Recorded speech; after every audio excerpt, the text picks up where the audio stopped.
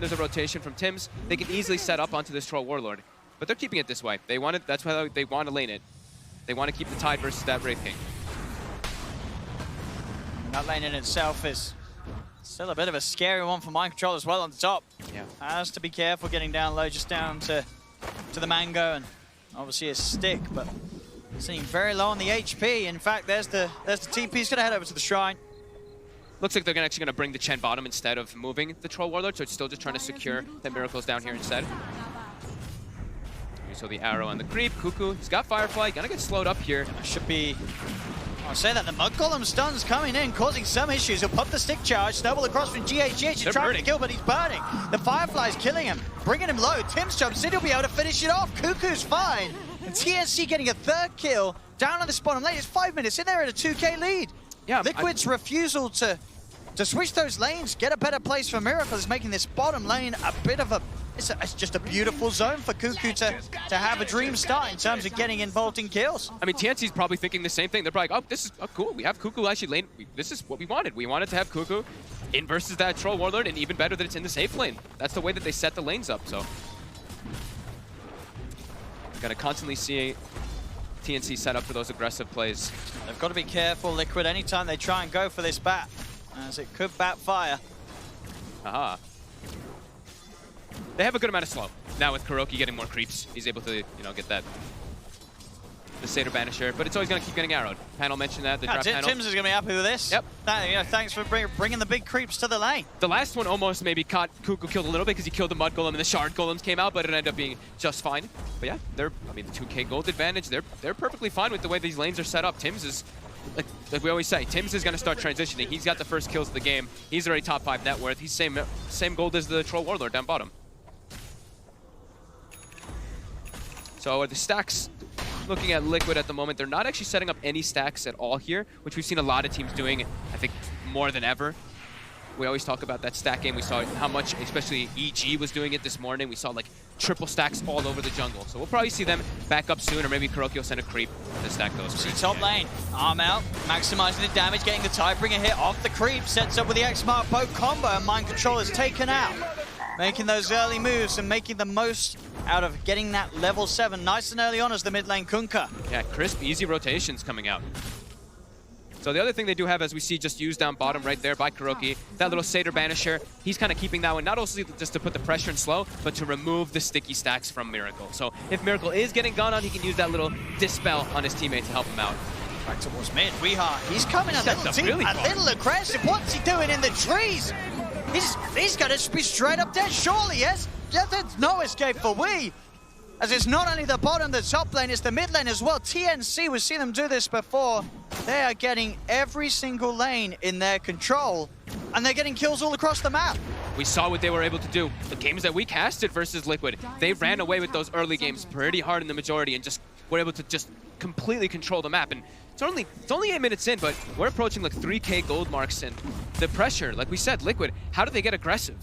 The Templar Assassin and the Troll Warlord, they're still doing okay, but who's going to make the move around the map? Wow, and which hero do you get aggressive on? Mid lane, another combo's laid out, and it's another kill for TNC, just finding any opportunity to outnumber and make the pounce happen. Because looking like free moves for them. They're just making it pretty simple with their rotations. And I don't know how Liquid can make a move at this moment, because not only, as you say, it's hard for their heroes, it's also hard to do it on the heroes of TNC. They've got a mid lane Kunkka. He's very tanky. If he gets a poke down, now they're trying, but a good disruption. Saves him from the initial combo. Tims is coming in with the wraparound armor. He's trying to run himself away, looking to get to the high ground. He's still alive. The poke's out. He's getting back to the tower, but they will kill him off. They'll get the kill, but now the turnaround comes into play. Tims turns, finds GH. We are trying to dive for more. One more hit on Tims will do it. Has the salve, taking him back up. Kuro's looking to dive. Tims underneath the tower will be closed upon. We are get the meld strike in, and finally Liquid are able to get some kills in their favor. That's massive for them. Just able to set up, you having all these traps set up, Weehaw with that aggression, actually able to get Armel when he pushed up too far this time. So that one, Liquid finally able to turn it around. That's a lot of space. Because it is a big kill to find. Yep. As I was going to say, the 3 cores, they're not easy. You got the Kunkka, who's, when he's got the boat online at least, I believe didn't have it available in that attempt. He's going to have that rum on him. You have a Wraith King with that second life when he's willing to put a skill point into it. And you got the bat down bottom, as we've seen before. You try and chase this bat, you don't kill him straight away. Next thing you know, you're walking through the fire and the flames, and you're dead. TNC immediately smoking up. They know they can keep putting this pressure on here too. They still have, every time they do have boat available, they will make that move. See in the river. TNC heavily outnumbering Liquid here. Miracle and GH have to be careful. They're able to get, yeah, they're able to back up there. Kuroki also getting some deep vision during all these last few moments. GH tried to come across a little closer to the rune. Arrow is going to be whiffed, but GH is going to end up rolling himself in pretty deep. TNC still a little careful about how they go on him. They don't want to try and force too much on a support kill. They're losing their mid tower because of it. That rotation, they left to go bottom to gank, and Weeha's like, oh, thank you. He comes in and does 1,700 damage to that mid tower. Very important for Liquid, that map control that they can get if they are able to actually get that mid tower. So much vision and opportunities they can get from just putting even down TA traps deeper. So they get the charge. Cuckoo. He's got the Fireflies, who will try and get himself over the charge, but with the Troll Summon, they've got the control. Cuckoo trying to escape. They have the damage. It's Miracle. Those axes will find the kill. Liquid now to start to even that net worth difference. Back off. GH, even though he's 1-4-1, he's making the moves around the map with the team to at least bring them back with that. That tag team bonus really coming into play there versus Cuckoo. Can't actually get away from them as he's constantly getting hit and slowed and hit and slowed. And that allows Miracle to be a little more enabled too. That tag team bonus giving him that extra damage. As tanking the arrow there, keeping that catapult alive. Nicely done by GH as well. They'll look to try and outnumber Mind Control top. They know that the pressure's on bottom from Liquid. Mind Control. He's left. Very, very open for that play to happen, and they'll try and get a bit of a push on themselves. But Liquid, as it is, should be able to finish this tier 1 tower. No interest in TNC coming down here and trying to deal with the Chen Troll push for now. Tower will go Liquid's way. Diffusal Blade starts to get built into by Miracle. That cuts the gold lead, the experience lead, completely back to 0 after that early game. Small rotations coming into play, but they're able to also get a lot off the map from Weeha. As he backs up, takes the mid tower, goes to the jungle, completely recovers. It's the TA who was having a little bit of a disadvantage matchup in that Kunkka, and now almost level 12, and the Desolator's about to come online. Look at these heroes. Quick. TNC's heroes, they can be pretty squishy versus that early Desolator. They can indeed. Even Wraith King, not that high of an armor hero. He only has the 4 on base and then your 6 extra with that phase boots. But still, that's a lot that's going to be coming out from Weeha, as he pretty much has it done. Yeah, they'll have a good shot at being able to kill that Wraith King twice when they go on the hunt for Gabby. It's Gabby. Midas and 1,400 gold as he works towards the Radiance. Just a bit of a timer to see what point of the game he'll be able to get that online and how it's going to correspond with some of these core items on Miracle and Weeha. Armel's really acting as the ganker here, walking through the sentry ward here. Can he get the X? He will get it on Miracle, and the Bat Rider boots of travel on the creep wave. There's the setup. Torrent Poe will start to lay down some of the poison.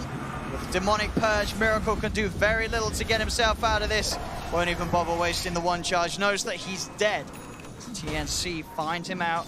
A little too far on that bottom lane and a little alone. But it is on their side of the map, so that's the one thing for Liquid is, you know, they killed him there, but can they transition into anything there as they have to bring 4 heroes? And look at Liquid. They are quickly running to the pit with that Deso finished up with the tag team. Are TNC going to expect this? We have, what, the smoke up arm LAU. They're heading over. They seem to know. Illusion's going to be sent out first to start to scout any possible maneuvers, but they're still under the cover of the smoke. Oh, so it's not a ridiculously fast Roche. It's a good time with the Deso. They're starting to figure it out now. Can they get in the pit? The shards have blocked them off from getting in. Armel, it's a big torrent. They're going to try and interrupt this. Liquid, they'll get it, but they get the kill.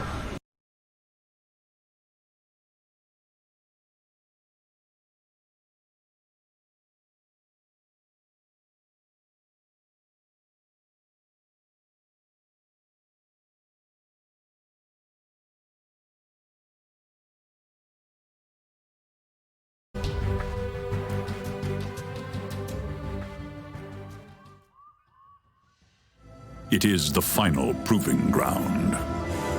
The arena in which true legends are born.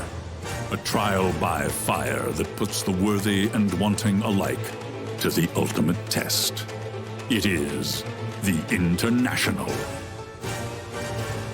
A tournament that summons the world's finest Dota teams to wage battle for the Aegis of Champions and carve their names into the chronicles of history.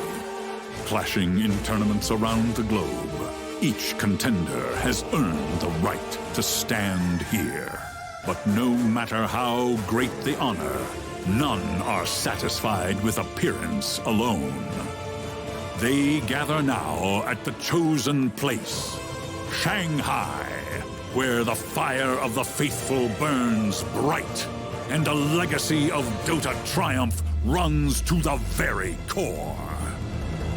The legends of the past have shown us any team can transcend the moment to forge a path to glory and turn the trials faced on the road to victory into eternal stories waiting to be told. 10 teams compete for ultimate glory. Only one can claim immortality. Who will emerge victorious?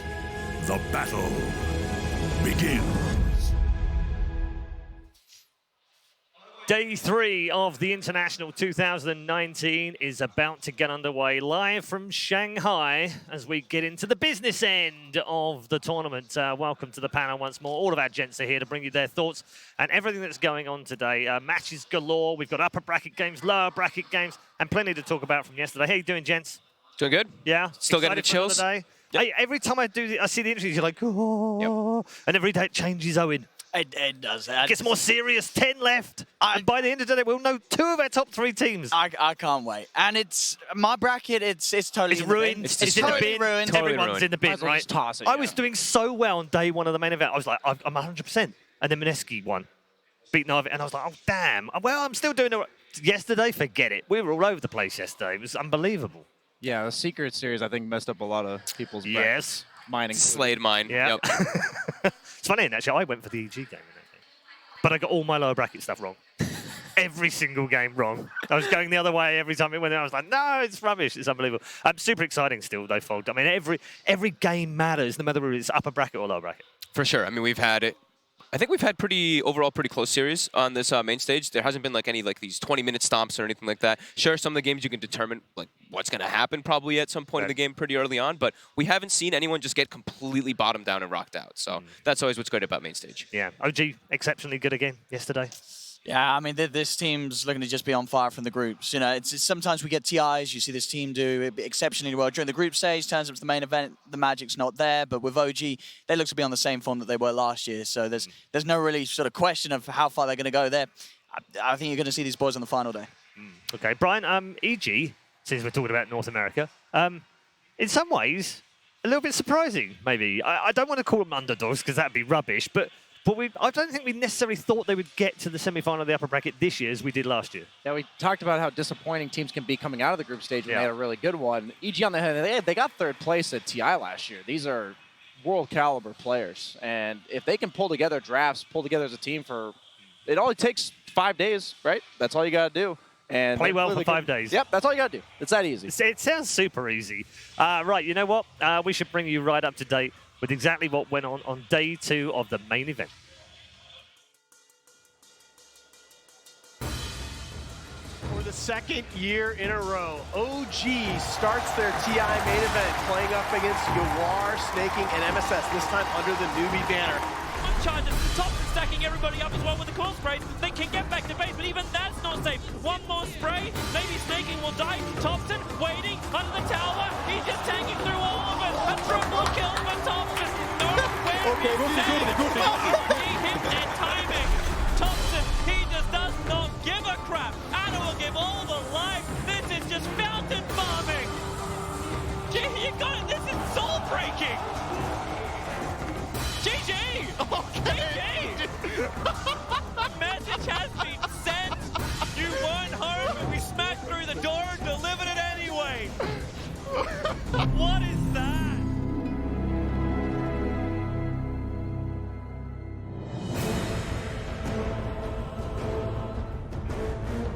Martizi gonna get stunned. Nisha throws out another chronosphere, but that's more there with the Ravage. They show this one back around. They have the chronosphere, but can they get it? Oh my god, the cataclysm! And the 2nd refresher. Epicenter, 4 staff, trying to keep them all survivable. The turnaround, Martizi almost able to get get brought down, but not quite there. Disruption save yet again.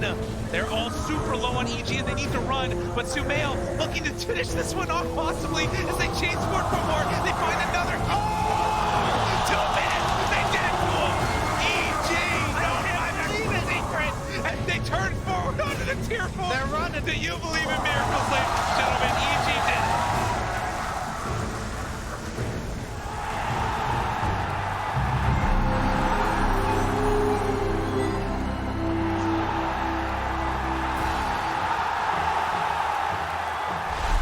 Towards the tier 4s with the initiation coming out from Ramsey with the avalanche over the top, mechanic offering as well. They get the fatal bonds on top of that, but the time block allows Monet to stand strong. He's got the chronosphere on top of the gyrocopter as well, half health, but no one laying out the flag cannon. Damage is going to be enough. No, he gets first down. They're so tanky. It's not RNG taking through everything. 3 dead on the side of Furnace Pro.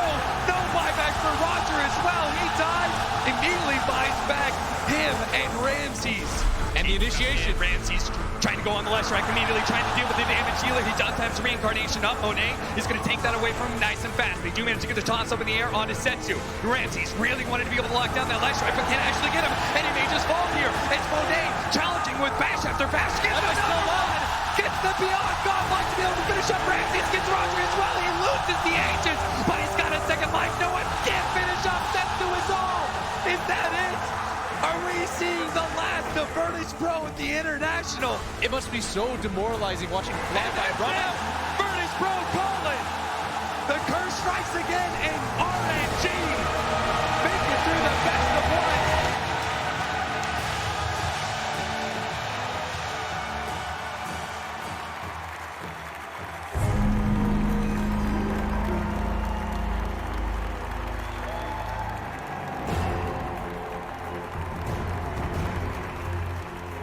Snowball comes out, they'll turn quickly, looking to burst him down the first, and in fact he's out of mana, he's dead without a chance. Arcana. They burn his mana, they burn his life, Ravage is out from mind control. They're all dying again on TNC as Liquid will push Armel back to the base, and GG Miracle just diving past tier 3 onto the support, running down AU, jump forward again. It's a triple kill for Miracle. He's just slowly dismantling TNC. Armel is dead without buyback. AU's dead as well. GH is in. Stolen Ravage out onto the 3 of them. They'll lift up the Bristleback, slam him back down. Gabby's out of the game. Miracle's moving in. There'll be a buyback from Gabby. Gabby, the final hurrah as he'll step forward. Mana's burnt out. Miracle finishes him off. Godlike on the anti-mage. GG. And there we have it. They'll tap themselves out of this. GG is called. TNC are out of the competition. And Liquid, with this Game 2 victory, will move on 2-0.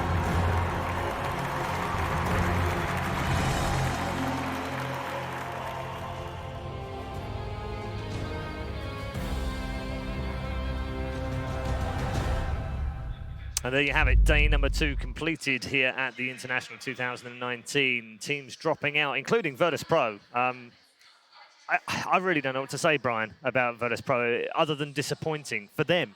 You know, that's not the standard that they set for themselves. I don't think anybody knows what to say. It's insane to watch them all year be so dominant. Each individual player is so good, and the team's been playing together for a long time.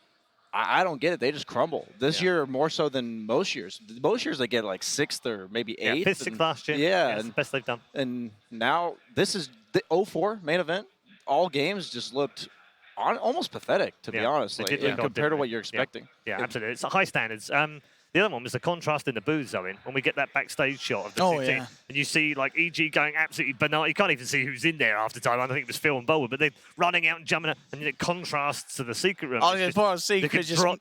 I mean, it's just horrible to watch. Matt and somebody sitting at the back, you know, somebody reaching for the chips, like, kind of, you know, resigned to their fate. I mean, you can see it. They were surprised, I think, because a lot of the viewers would have been in that series. I think a lot of people would have said, Secret EG, look at how Secret was doing in the groups. Look at how EG had sort of a very rough day on pretty much the first day of the group stage. Yeah. You had to favor Secret going into that matchup, but EG just pulling it out on the main stage. Yeah, if anything, somebody and Matt, they're probably a little bit impressed there. At the same time, they're like, wow. Yeah. How did they come did here? it. Yeah, absolutely. We're going to change pace a little bit before we get to our first game of the day. I want to talk to you. We've got 2 top players and a guy who is quite good on Ember Spirit occasionally. But He'll take it. Yeah, you talk to me about families, because I know that a lot of you struggle or struggled at some point with acceptance and mum and dad giving you a hard time. What was it like for you? Because I think you missed out on a really big tournament in your start of your career. Well, for me at least, I was a little bit lucky. My family was a little bit more open to me trying and stuff like that. They were always really supportive of me my entire life. But for the TI1 era, when I was playing Han, and then Dota 2 like started getting announced and stuff like that. My mom did not actually let me play. I got forced to go to work for like a year or something, and I was just watching really begrudgingly while I'm at work every single time, watching TI, and I'm like, man, I have to get in there. And yeah, that's when we formed Pound and Bottom and everything, and we started to do that, and I quit the job. My mom was super, super pissed at me, but we formed together. TI2 rolls around. We still missed that one, unfortunately, but we had reached that point, and it really is, it is kind of soul-crushing to watch, like seeing this TI1 like missing out on that type of opportunity. I know I probably wouldn't have made it anyway, but if I would have at least had the chance to try and like push forward. Yeah, talent. It's not an unfamiliar story. Actually, we've heard this story plenty of times from Western players, and you've heard it from talent yourself as well. But one of the great things about being here in Shanghai is that we get to learn more about the history of Chinese Dota. It's played such an important role in the world of Dota, and it's great to be able to figure out who got where and how did they get there. And that's exactly what we're going to do next. 对，怎么才来呀？约你这么晚才来？有点挤。我们现在在哪儿啊？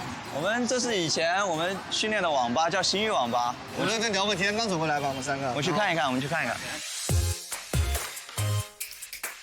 感觉应该是这里啊，但是这里摇身一变，感觉可能网吧都没了。我问一下，我问一下，网吧还在不在？哎，我问一下这个楼上的星域网吧。 他说怎么拆了？他说什么？他说拆了。拆了？对。你们以前在这儿训练吗？还是？对，我们在这里训练。那个老板是一个 Dota 玩家，爱好者，他人很好。啊。他知道我们就是没有机器训练的时候，他就给我们提供了5台机器训练。他说你只要想过来上网都可以，我给你免费。还可以管我们那个吃饭，网吧都不见了，那个老板也不知道去哪了。 本来还能回来感谢他一下的，是的。实际上，这个网吧也是我们的一个 Dota 职业生涯的起源地，可能很多人不知道。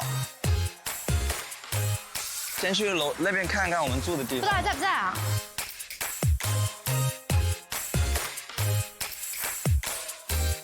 哎，他还在啊？是这个吗？应该就是住在这里。我们有5个队员，有一个是长沙的，然后我是在长沙读书的。当时只有1张床，真的挤不下，他们3个人挤了1张床。 有时候没钱了，都是打太累了，就在网吧趴一会儿，真的是熬不住，就会在酒店开个房，然后他们洗完澡，睡一觉，第2天再去网吧，然后去网吧再熬个4小时也没问题，或者说甚至打完通宵之后在网吧睡也是有的。你家里知道吗？就是你那个时候还在念书的时候。我家里知道，我家里是不同意我打这个的。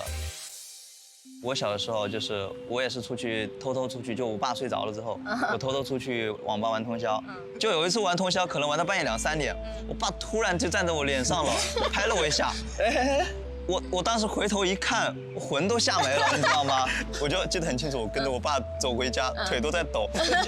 我那时候就直接晚上等我爸妈睡着了，然后就塞个枕头塞在被子里，然后就假装还有一个人在睡觉，然后就溜去网吧玩一玩，然后。 早上，然后再回去，然后再去学校。后来家长什么时候会态度有转变？当父母的也会尊重孩子的选择，不像以前就是说，他可能觉得你是纯为了玩游戏而去玩游戏的，比如说你还有梦想，还有目标。待到以后我工作赚了钱之后，基本上是已经是可以说完全认可认同我了，知道我当年选的这条路没有错，我的坚持，我的努力是有回报的。 其实 Dota 这个游戏给很多人带来了一种凝聚力，就把很多不一样的人聚在一起，让他们相识认识。我觉得这就是这个游戏真正的魅力。 Couldn't have said it better myself. This is the real charm of the game. It really is, Brian, isn't it? I like we often talk about rivalries and what have you, and that's great. But actually, Dota's such an internet. I've done the pun thing. It is an international game. There we go. Because it is. You know, we all seem to suffer the same kind of struggles and fights and everything else to try and play a game professionally. I think the one similarity that we all have through all the struggles is no matter what, we try to figure out whatever it took to play. Yeah. We just wanted to play, and that's what it's all about. And for me, it wasn't all relatable, but the fact that he's like, yeah, I wait for my dad to go to sleep, and I sneak in and turn the computer on or go to the internet cafe. I just love that. Yeah. We all had our own excuses on our mind, telling ourselves we just want to play, but it is you. It is who you are. It's a defining trait. Absolutely. And it's just beautiful to see how everyone goes through that same struggle, and now they're here. Not too different, Owen, for casters as well, isn't it? Because, you know, we get in and we start commentating, and our parents are a bit like, what the hell are you doing, commentator? You're talking about video games. That's not a career. No, Go get a job. It's very strange, right? For certainly sort of the older generation. This is just something entirely new still. It's still in its sort of early stages of infancy, this whole esports idea, when you look at the grand scheme. Because you know that esports, it's here to stay. It's not going anywhere. This is a career, and as a whole industry, it's just going to continue to grow.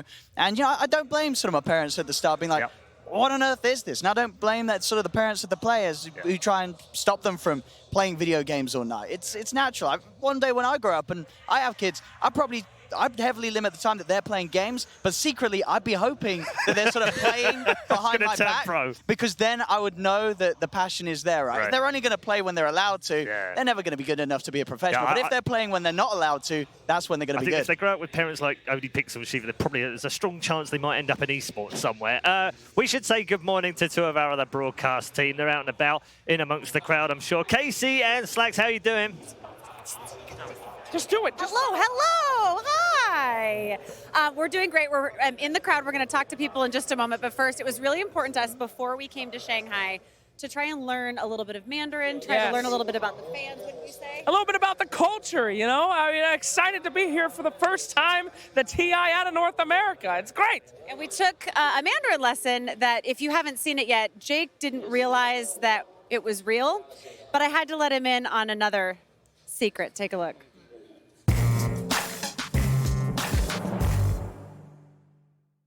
I have to tell you something. Wait, what? About what? What? What? I've been taking Mandarin for a long time. What? How long have you been? Are you serious? Yes. Buhao! Buhao! How long have you been taking Mandarin? Are you kidding me? I feel like you're asking how long I've been cheating. How long have you been taking Mandarin? How long have you been taking Mandarin for? A couple months. A couple months? This has all been a sham. This is ridiculous. Yes, hilarious. Very funny. Very funny time. You know, I felt so stupid in that class trying to learn Mandarin, and I thought you were a genius, or I was just super, super dumb, and I know you're not a genius, so thank you. Wait a minute. And that was Vicky that you saw, our teacher. She was amazing. I'd been doing once a week lessons for 2 hours with her and didn't tell you. But you were still supposed to take it seriously when we actually had the lesson. I was taking it seriously. We do a lot of bits, okay? I didn't know that it was a real class. You were taking class for a long time. It's been a long time since anyone's taught me anything. That's okay. I know that we're all about learning new things here and getting excited, so I'll let you talk about something that you're excited. Getting excited. Ladies and gentlemen, who cares about our class, all right? Today is Arcana Day, baby. The time has come to see who is getting the Arcana, and I want to talk to the audience. Okay. Do we have any? What? We got switched out here. I had a guy all prepped, and they switched. Right person here. What is it? Yes, he's not. Sir, who did you vote for the Arcana? I'm not very sure. Maybe Og? You know, we prepped this with a different person, and he ran. Ogre Magi or Wind Ranger? Who's going to win?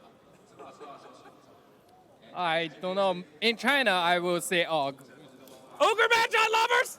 Raise up! Wind Ranger lovers? Oh, no one. What a surprise. Well, let's go back to the panel and see who they think might be winning this year's Arcana.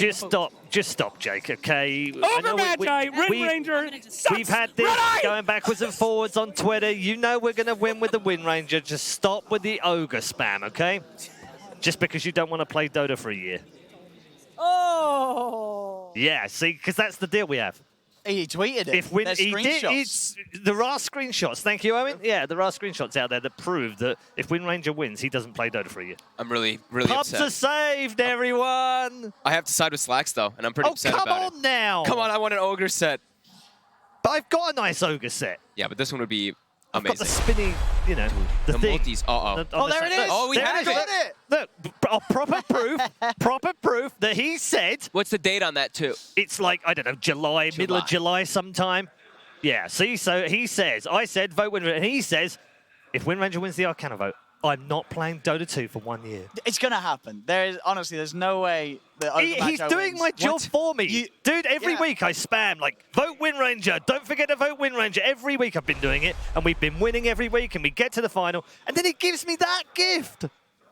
I feel that he almost sabotaged his own plan here. If you want to Wind Ranger to win, that's what he should have tweeted. Because if he tells people he's not going to play if she wins, suddenly everyone's just going to vote for Wind Ranger. See, I'm with you. Brian knows logic. Yeah. Knows logic. We're going to move on. Huh? But Ogre. Yeah, but whatever. I've watched your Ogre games. You're pretty beastly on the Ogre, I have to say. Pretty good hero. Yeah, he is a very good hero right now, proving it in the pro scene as well as the pubs. Yeah, let's move on. Let's talk about our day ahead.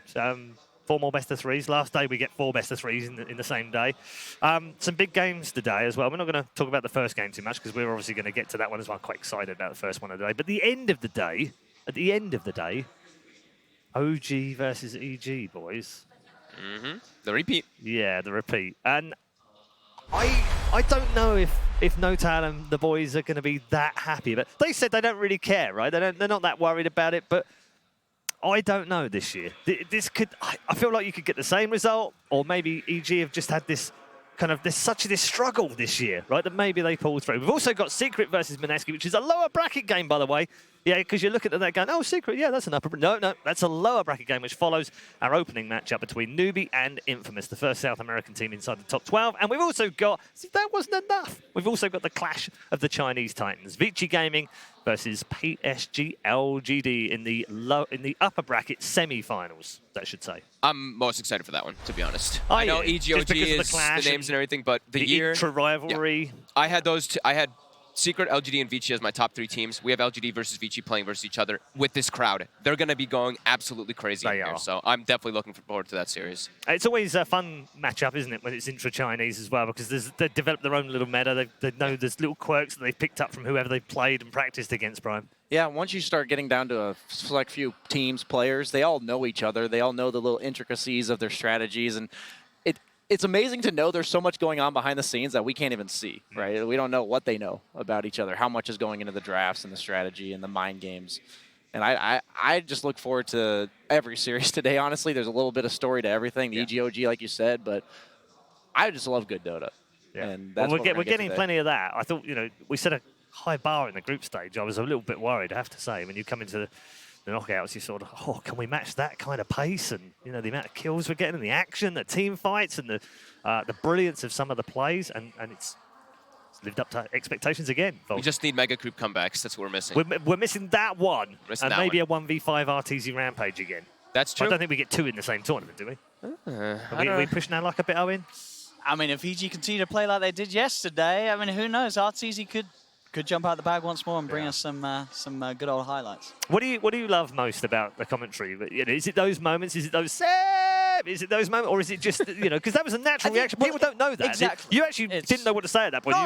It was just a natural reaction. I was kind of just dying in that moment. It was a very long series. It was a long I had no series. sleep the night before. There was this whole sort of run of events going on up to the Seb moment where I was doing my stuff. I was running out of breath. I was ready to pass out. That was my dying breath there. Me shouting Seb was a plea for help. And I mean, it worked. Everyone loved it. Those fights were so chaotic and hectic, right? We were like watching and we're like, there's like, I think in that one it's like the 4 illusion battles going on at the same time. We're trying to keep track of stuff, looking back and forth at each other. I'm just looking at Owen. It's been like a 2-minute, 15-second fight, and he just keeps going and going and going. And not slowly, I mean, either. It's 100 miles an hour for 2.5 minutes. So you have to take a break. Yeah, you do. And that was me, sort of checking out for a bit. My mind just went and bam, one word, see how long I could go. I remember at the time I was like, hey, I'm still saying the same name. Let's see how long I can stretch this out before I just run out of breath and sort of keel over. I'll just keep yelling this name. It worked out. It worked. I mean, that's all the best ones are like that as well. But yeah, team fights have been fantastic. We should also take a look at the brackets and bring you up to date with where we are in terms of bracket play right now. I know a number of you are tuning in for the first time, and you're tuning in for the first time watching TI, perhaps. So this is the story so far of both the upper and the lower bracket, as you saw in our recap earlier on. LGD and VG in the upper bracket alongside each other. That'll be the all-Chinese face-off this afternoon. And OG versus EG, a repeat of last year's semi-final of the upper bracket. In the lower bracket, however, things have got very spicy indeed. We've lost Virtus Pro incredibly in only the second round of that lower bracket. And RNG, congratulations to Royal Never Give Up. In their very first ever TI appearance, have made themselves at least a top 12 team. And that's a fantastic performance from them. Liquid are the team, however, that they will face up against. Newbie versus Infamous is our opening game of the day, of course, today, and Secret versus Mineski. Obviously, we lost Keen and Na'Vi in the previous rounds, alongside Fnatic and Alliance. 6 gone from the main event already. 2 from the group stage. They drop like flies at this time in TI, Brian. I get a bit worried. I'm like, who's coming next? Yeah, who's the next to fall? And whenever I watch the lower bracket series, I just can't imagine what's going through their head going into this. I mean, so much on the line. It's not just the next prize pool that you're making. We saw TI7, Liquid drop to the lower bracket and then made it all the way back up. You can still make it. You can still win the tournament. And if you drop a series that you don't feel like you should have dropped, there's so many what-ifs, could-have-beens. I mean, that's a story in its own right, isn't it, Liquid? I mean, they started in the lower bracket. No one's ever done that before. Yeah. No one's started in the lower bracket and gone all the way back to win TI.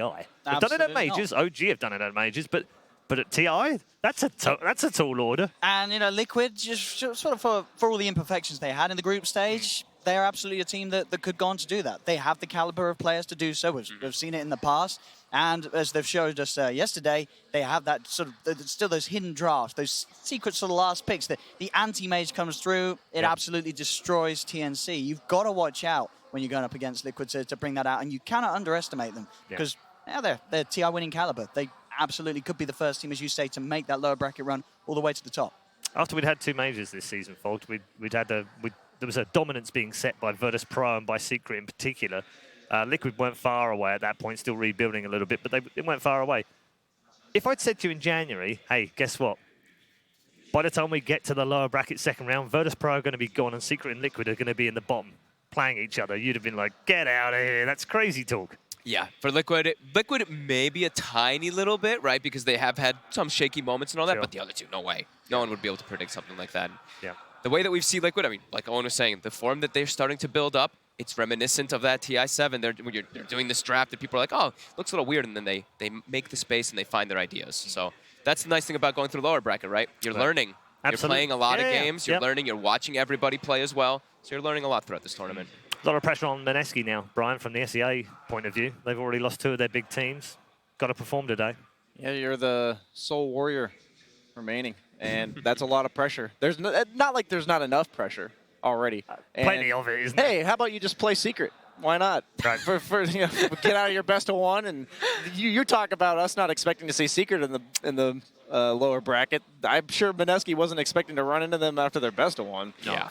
So I think they're quite capable of taking the series. Obviously, Secret Do you think Mineski can win that? I'm saying that Secret has shown vulnerability. Right. I don't think they will. The odds are against them. Sure. But the thing is, at TI, I've talked to a lot of players and managers, and they just talk about how almost the tier of Dota at TI is just a step down from the rest of the year because everyone's making mistakes. There's so much on the line, and mistakes honestly make for really good Dota, and I think that's part of the reason why TI Dota's on its own tier of caliber. Kind of sticks out, doesn't it? Let's talk Chinese teams as well, because LGD, Vici, they've lived up to that hype. They've lived up to the pressure that they were under, and we all talked about how do they perform under the pressure of playing in front of home fans, because generally speaking, in previous majors and big tournaments out here, Chinese teams haven't performed that well. They've done fine in the upper bracket, and RNG yesterday showed us they've got plenty as well in that lower bracket. They're definitely impressing. I think I know Kyle was the one who was really on about the Chinese teams. He's like, they're all gonna make it to the top. Keen didn't really make it so much, but these teams, we're seeing how well they've done throughout the year and how much they've been practicing. And I mean, LGD, terrifying team, kept together for the entire year, and we're seeing why. We're seeing that they always will have that spike come toward it in this tournament. You still think a Chinese team wins on Chinese soil, Owen? Not in my bracket, but then again, a lot of things were wrong in my bracket. So Mine too. We're all for pros when every it comes to reason, brackets. going from what's happened so far, apparently, yeah, a Chinese team will probably win. As I actually ended up having my finals being Secret versus OG, which could still happen. But China has got a good chance this year.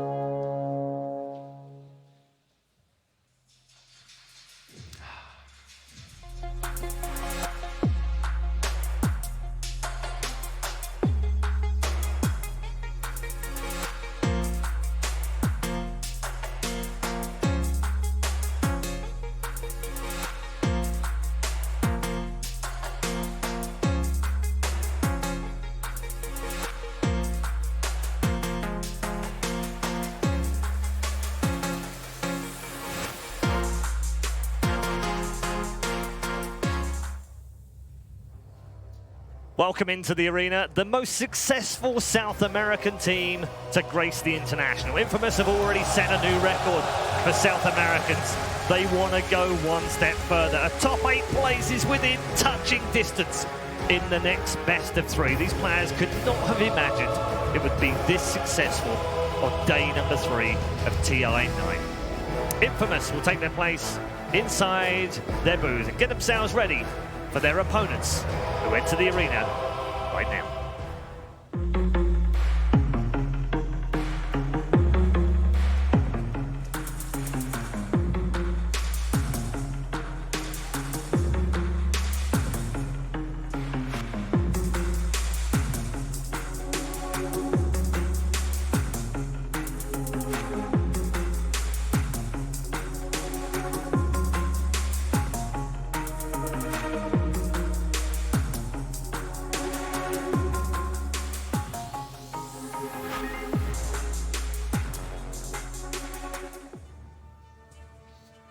A Chinese name with a North American twist. Newbie enter the Mercedes-Benz Arena to rapturous applause, no doubt about it. The Chinese fans, of course, getting behind their hometown team with a slightly different look this year.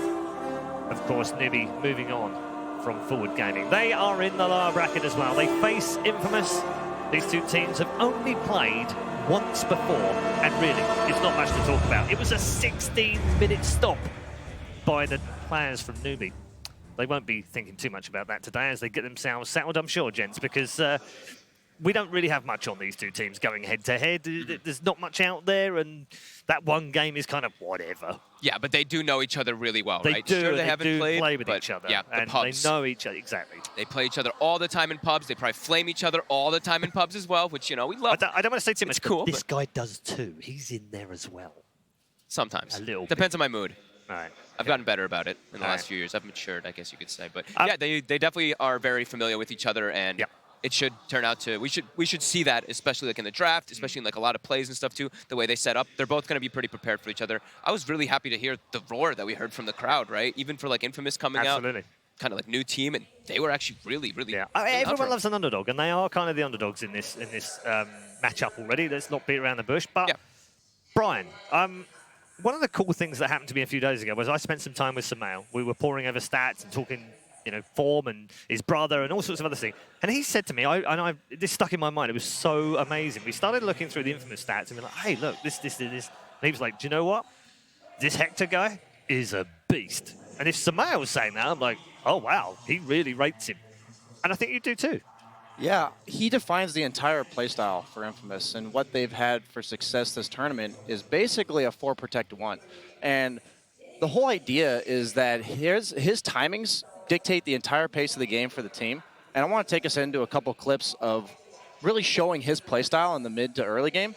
That what it basically is a lot of carries will hold their TPs after farming to TP to their team if any fights in the mid game. Hector almost always TPs from farm to farm.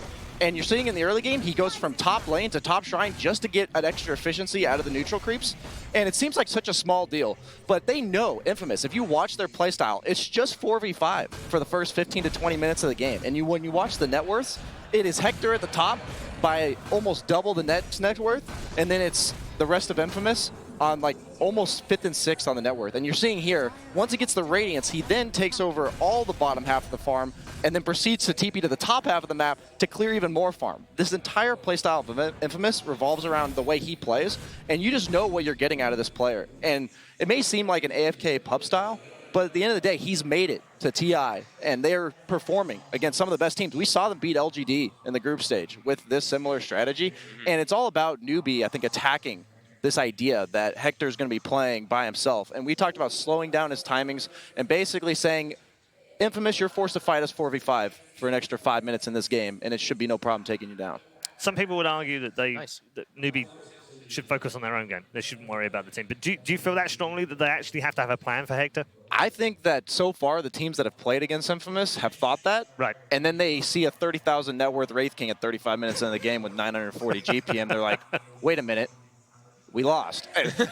You look at the net worths in that game that I showed you, it was so funny. You just see 35,000 net worth Wraith King, and the next is like 21,000 in the game, and that's just how they play. That is, I mean, it is pretty insane. You do have to find some way to address it, but also, like you said, a lot of the teams here have been saying, stick to your style. Right. Don't worry about what they're going to do because we're better than that. We know how we play, and they're going to be playing with 4 people. So if you're playing your own strategy and they're playing man down, you could just run over them. Let's turn our attention to Newbie. I mean, how did you rate their group stage? Because I felt like they were probably the biggest overperformers, weren't they? Absolutely. I was incredibly impressed. I mean, the whole group stage, they only lost a series outright 2-0 against Team Secret. And it's like, okay, fair enough. It's Team Seems Secret. right. Everyone else, they're able to at least draw the series with.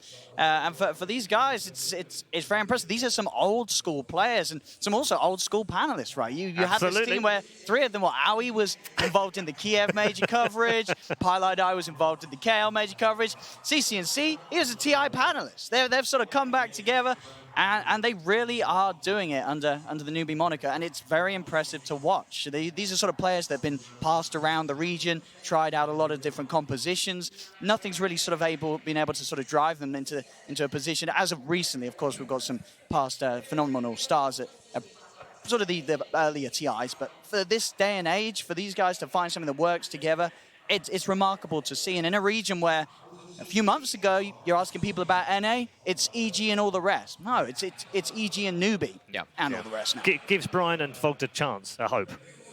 They might be able to return to a panel team. Well, look at this. I've played with most of these players, Paul, excuse me. I played with MSS. I played with Snaking, my boy the King. And then we even have Curtis, like you said, Owie. So they've all got that. There's no footage in black and white that exists of those games. It was so long ago. Yeah, and also look at them. They're all successful now that I'm not playing. So I guess we're finding the extra. You rubbed off on them a little bit, maybe. Think about it that way instead. You're digging your own hole. So let me bail you out. We'll go through a few of the players. We'll start with Yawar, and I want to bring up his brother as well, Samael. Many people obviously tune in. They're brand new to the international. Yawar is on Newbie, and Samael is on EG. And obviously they find themselves in different teams from the North American region. They go head-to-head with each other very infrequently, it has to be said. They have played each other in games, but never at TI. And that's what we're waiting for Hassan Bowl in the international. And it didn't happen last year. Could have happened in the upper bracket. Didn't. Newbie now need to win for that to happen and carry on. But what I wanted to bring up more about Yawar is that he's very much been in his brother's shadow for the last couple of years. I feel like in the group stages, he put down a marker. He said, no, I can play just as well. I can carry this team too. Kind of becoming your own individual when you have a brother like Sumail for Yawar, I think is really difficult. And I think he's handled that whole dynamic of the way the community's almost flamed him, saying you'll never be as good as your brother, these types of things. And he's just he's a quiet guy. He's kind of sat back and said, I'm going to do my thing. I'm going to get better. 3 years ago, kind of an iffy tier 2, tier 3 NA player. And now you're seeing him at TI 2 years in a row, putting up a solid performance. I think he looks way better this year than last year. And it just shows how much hard work goes into it. And I think playing together with similar teammates, discussing the game, has a lot to do with it, like his ability to progress as a competitive player. Because a lot of it's the mindset, the strategy, the cohesiveness of a team aspect. Yeah, I remember when we first started to see Yawar coming up in the pubs and everything, and we were all playing. We're all playing in the NA pubs, and people were very impressed with some of his farming patterns and stuff. So now that we're seeing him, like you said, develop on all that, he's really starting to find his best form, he's I think he had average 460 last hits or something across games. That's insane. Yeah. That type of that type of farm. Like he's just he's playing at absolute top form, and now you're looking at damn, he's really bringing it to Sumail. Yeah, highest average last hits during the group stage of any player, and highest average GPM as well, which is slightly blown out because of the out games and what have you. But but still, he's in the top 5 or top 10 for almost every stat you can dig out from the group stage on an individual player. So he's up there. He's doing it. He really is. And you sort of looked at the day one, and this, I think, was the first LAN ever where you're watching sort of Yawar with Newbie, Sumail with EG, and you're saying, well, this is the LAN, this is the time where Yawar, he is going to go further than his brother. Obviously, yesterday, then EG did beat Secret. All right, okay. Sumail is kind of cranking it back up to 11. But for the most part, there's absolutely every reason to believe that Yawar could certainly make the run here with Newbie. One of the other players that's often been criticised, Brian, CCNC. You've been given a lot of grief over the last few years about being a bit of a flamer and maybe hard to play with and maybe not as high skilled as he should be. I think he's had pretty much everything thrown at him. Another one answering the critics here because he's played fantastically well again in the group stage. Absolutely, at the highest level, the players they talk about other players, and a lot of times you hear about CCNC. You heard about his inability to win the mid lane. Right. He was like a solid mid game player. He knew what to do. He played around the team, but he would almost always come out at some sort of disadvantage in the mid lane. And now I think that's been solved. I think he's come together as an early game skilled mid laner. He plays 1v1s all day. And that's the dedication. They know their mistakes. They recognize their shortcomings, and they just bring them all together. All right, good stuff. Thank you very much, guys. It's time, ladies and gentlemen, to get into game number 1.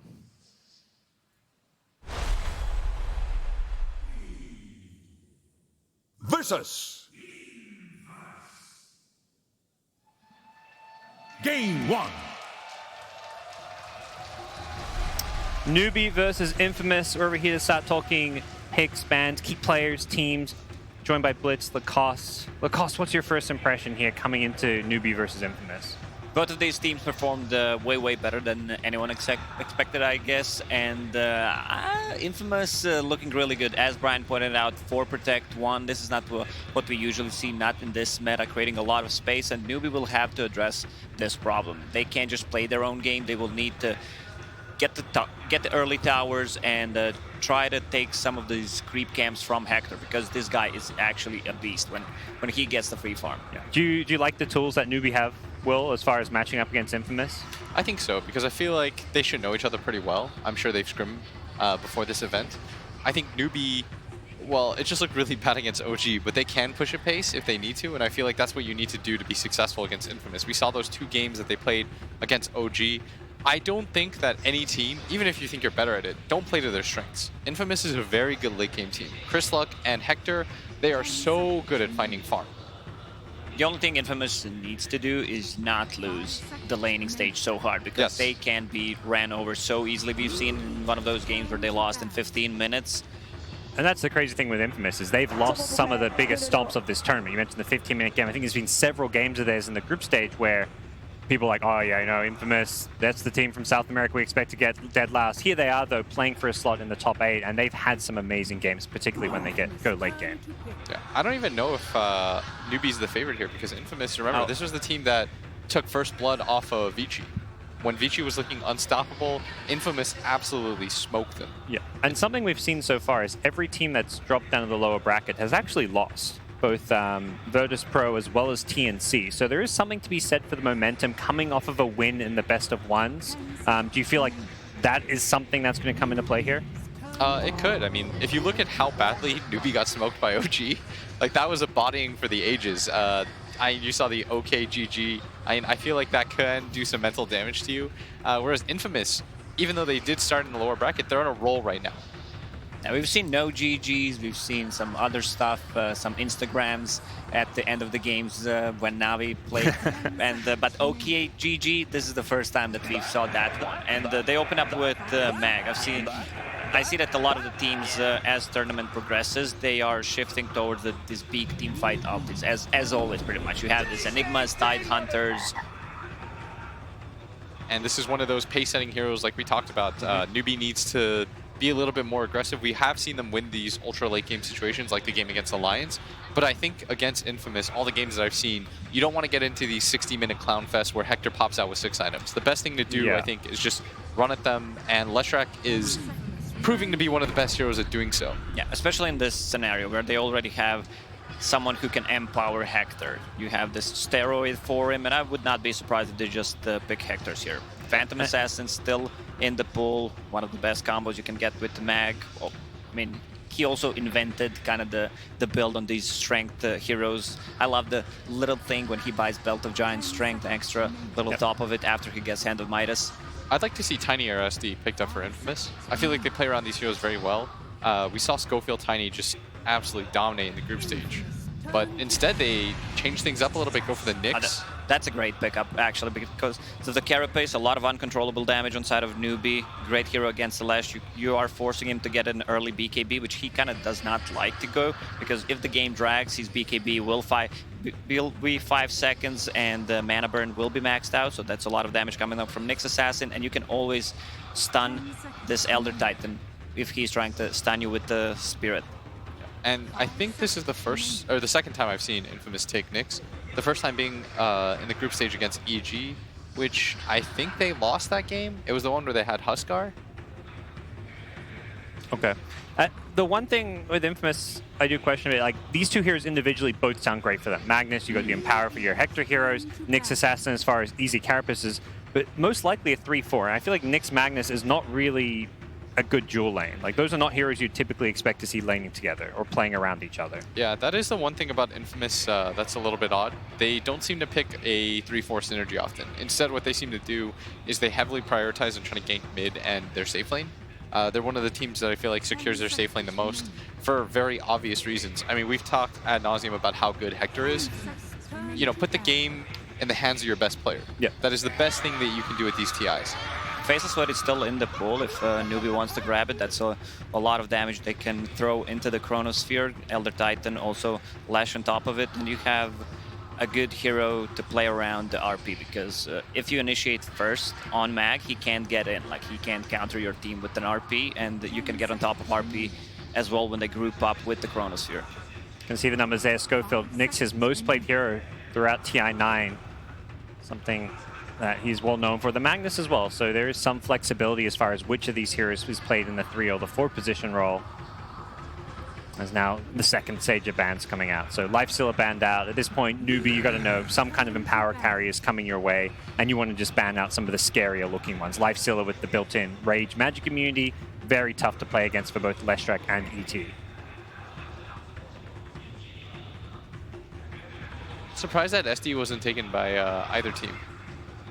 That has been like one of the most contested 5s for sure. Yeah, it's just so value. The Disrupt is, the Disruption I feel like is just straight up one of the best 5 position spells that you can get, because it doesn't just act as a save. You can use it offensively. It's so unique and versatile in that regard. Plus your Purge, the slow going through BKB, makes you such a great anti-carry. I've seen so many situations where teams try to jump the 5 position SD, and he lives for way longer than he should. He gets his entire toolkit off. If he gets Soul Catcher off, that's one of the best burst spells in the game too.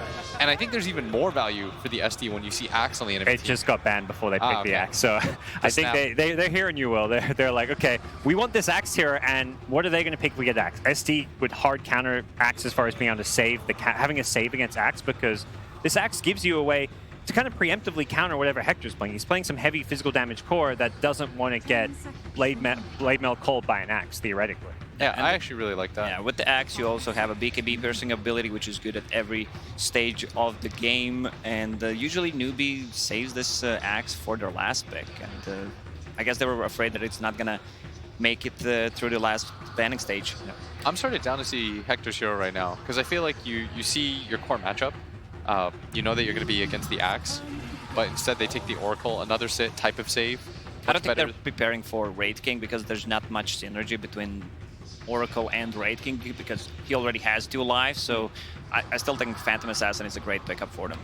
Even the Empower on the Wraith King is obviously fine. He'd get benefits from the Cleave, but he doesn't need the Cleave to farm. He's got the Skeleton, so he's not a hero that gets amplified by having Cleave the same way like a Phantom Assassin does. Plus, you're going to get Radiance, so you already have a Flash Farm mechanic. You're going to go Midas Radiance oftentimes. I feel like it feels a little bit redundant. Yeah. Any chance of just the classic Mag Jug as well? The only thing is, I hate playing Jug against Axe. I feel like every phase of the game, it just hurts you. You're so easily killable. I don't know how good it feels like with Oracle as well. When you get low, you're naturally just going to pop your ult instead. and you're it makes playing it hard. any carry against the Axe, and if he's having a good early game, which means that he's going to get that good timing on a blade mail, it always feels bad. Yeah.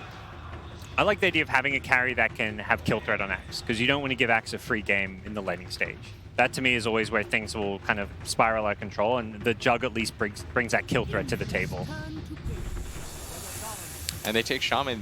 They're continuing the trend of being very aggressive and running at the lanes. I feel like Infamous, what they really lack right now is wave clear or some way to push things out. They're going to go for the Wraith King anyways. I feel like this is one of those situations where it's because it's a Hector hero. Yeah. It's not maybe about picking the best hero to fit in that draft and play with Magnus and the rest and the Oracle. It's just like, hey, this is Hector. This is comfort pick. This is his best hero he plays in Dota. Let's pick it. I will say, I think even more so, they need wave clear. Like, when you have this kind of lineup, it's important that you have the ability to instantly push out lanes so that your Magnus doesn't feel super pressured. As a Mag, what you want to be able to do is just max out in power, but it does mean that you have very little team fight. Since you decided to go a 4-position Mag that gets 4 points into power, you have no levels of Shockwave, you have no ways to really kill around the map.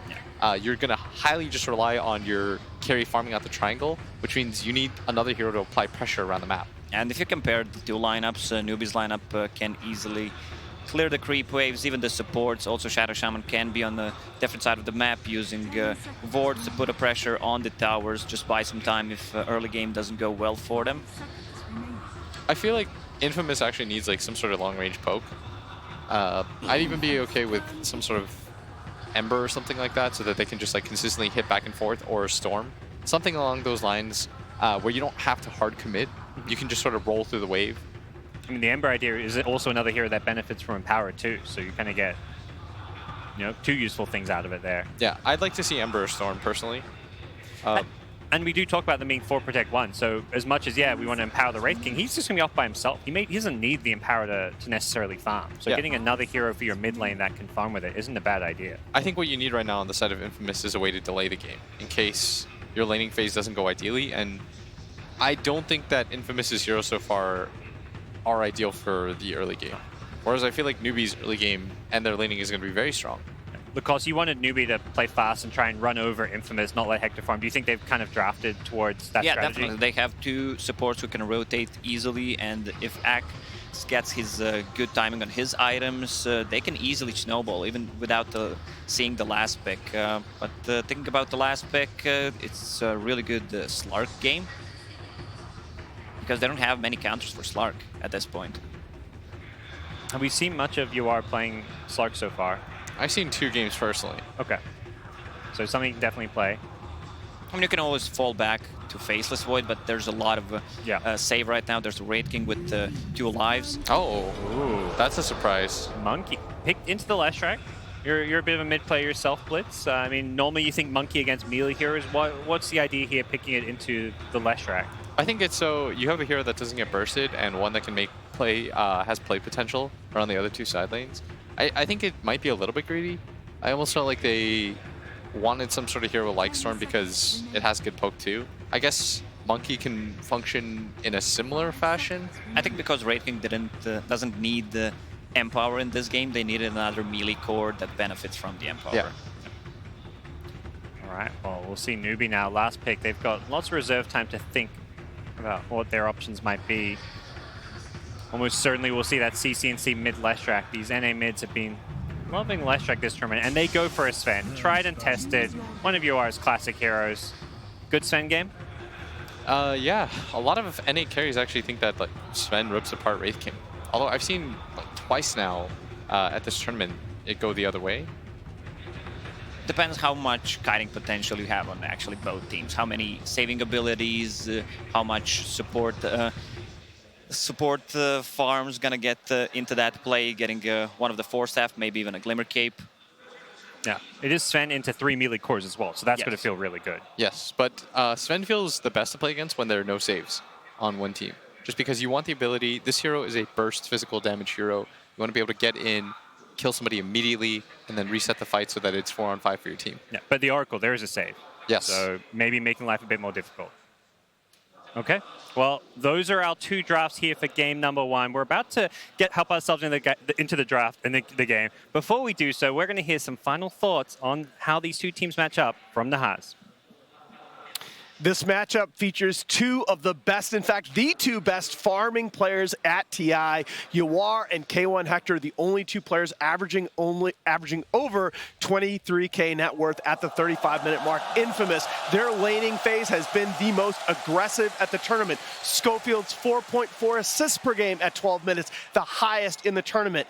Whisper's 2.2 kills per game at 12 minutes, 3rd place behind Thompson and Sumail, and Chris Luck's 87 CS at 12 minutes, number 1, just barely ahead of Sumail. To relieve the pressure, Newbie's counting on Elder Titan. He is 17-4 before the 35-minute mark, only 17-20 in games that go longer than that. And Snaking's axe is going to be key in this game, 7-1 over his last 8 games, 8.5 kills and 13.3 assists per game. An NA versus SA showdown with their TI9 lives on the line, brought to you by an NA casting duo. Here are Lyrical and Trent.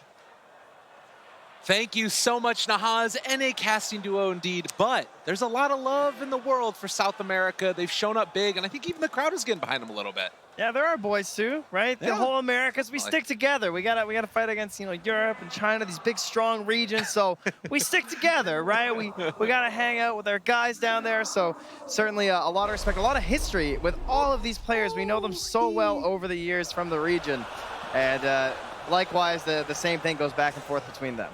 Absolutely. Well, and already into this game as Newbie facing off against Team Infamous. I gotta say that it's been really a revelation, I think, for a lot of people out there. And the panel talked it to death. Hector having an amazing year. I think that Newbie has looked revitalized as well. Both of these teams, I think, are coming in as a surprise, you know, potentially top 8 win. I don't know many people would have had them in their picks for that high of a placement early on. No, certainly sounds pretty unlikely. Other than like the passionate fans, of course, right? You know, you got yourself a little bit of like that TNC flavor when it comes to Infamous, where they just have like an entire region sort of on their back. It feels like they have to carry from there, but nice and fresh here, right in the mid lane. Chris Luck, he's feeling pretty good. Yeah, he's laying down those little sprays. You got to find ways to tilt your opponents, if at all possible. Goes for a ward check too, and oh my, what have I found here? Yeah, it would appear realizes. There's an observer ward. I'm not sure if they're going to quite realize where the placement is, but I think that they might have an inkling, yeah. And again, for anybody that's wondering, you can't get the extra vision. Chickens racing themselves back to the fountain. CU gets out on top, but Newbie going to pick up 2 of the bounty runes. Looks like Infamous also going to be able to pick up 2. Yeah, so the reason he brings out the courier like that is so he can guarantee the instant change to the courier so he gets back as fast as possible for the body block here. And this chicken's putting in work. Oh, yeah. That is actually, the crowd are watching the same thing here. They're a little dismayed by the effort here by Chris Luck. And CCNC, the big block, but now it's under the tower. Yeah, a little bit unfortunate there for him. But yeah, Chris Luck, maybe a little bit of nerves on the big stage. Again, one of the earlier rounds for these teams. And obviously the furthest that a South American team organization player is made in the International. So the draft's moving along there, and I have to say, I was getting a little concerned for Infamous. I did like the last pick in the Monkey King. I felt like the Ember was maybe going to be the option there, but perhaps Chris Luck just feeling more comfortable. You can see he's spammed quite a bit of Monkey King in his pubs, and maybe just the matchup versus the Leshrac can have some issues for the Ember if things get out of hand. So they're going to rely on that instead. But it does a lot of the same stuff. It's got a very long initiation range for when you're playing from these 4 hero group ups to give all that space to Hector to farm. So Chris Luck going to be looking to abuse that in power and give all the space in the world for his carry. Nicely done, man. He is just laughing. That's not even all chat. That's just to himself. He's enjoying the playing here on the big stage. I wonder if his teammates have him muted. Well, we do see down here bottom a tri-lane versus a dual lane coming from Newbie, trying to absorb that pressure that's being placed onto them, onto Snaking, and Snaking already in a little bit of trouble as the Impale is going to come out, looking to try and find the finished highlight. Significant interrupt. In fact, he turns on the Stinger, gets the refresh on the damage from his Spirit. It's almost enough to dodge through, trying to hide away in the trees. The Juke coming through another round. Stinger still in trouble, and looks like Pi, the great Impale coming from Schofield. They draw first blood. Stinger still trying to run away and is barely able to make the escape. Oh, Stinger, he did it. Oh, an instant tip there from Whisper. He's like, I know you guys are still busy down there, so I'll handle the tip for you. very well played. I mean, I appreciate what Pi did, right? Because he saw all those heroes and he just says to himself, yo, I can get myself an easy kill, so much damage, but with the body blocks, with the juking the trees, those spells come back off cooldown, and big saves there from the tri lane from Infamous. Most definitely. So it is still always a little bit of a funky thing because it's not just, you know, what is going on in the tri lane as far as kills, but it's also how much farm are you getting. And Wraith King already 9 mid lane is. Chase forward, regen rune available. Who's going to go for it? Dodges away from the stun, able to walk his way out, and now CCNC in a lot of trouble. Does get the salve off, needs one more touch. But even if he doesn't get the kill, that's CCNC out of lane for a while. And I feel like they're both losers in that one, though, right? Salve canceled, regen rune canceled. It's like, oh, I'm glad we can just both agree to just stay where we are here. True enough.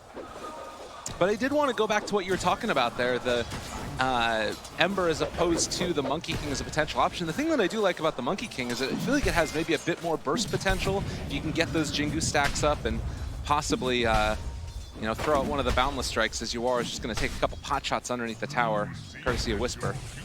Yeah, and the burst can be kind of nice in combination with the Nyx Assassin too, right? He might be able to just help scout out for the Monkey King, pops the Vendetta damage into the stun, into the Boundless Strike, and maybe a double tap from an Echo Saber or something after that from Chris Luck, and can burst a lot of heroes with that.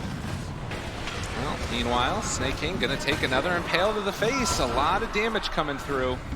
But Paladai able to be the one up in everybody's face, keeping Infamous back, and putting too much pressure onto the off lane. Yeah, stealing some of these last hits here too. Scopefield forced to carapace that punch. Oh, it's a fancy set he's got there.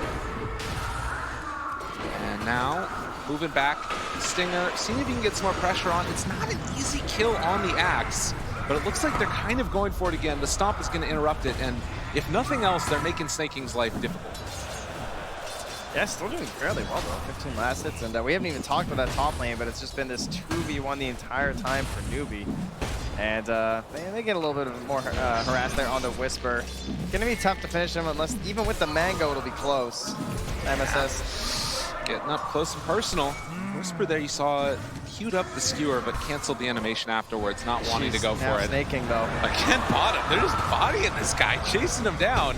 And Hector is taking a lot of damage from Pi, but no more mana, not another Spirit there for the Elder Titan, so he has to back out, and Hector's just going to salve up right in front of him.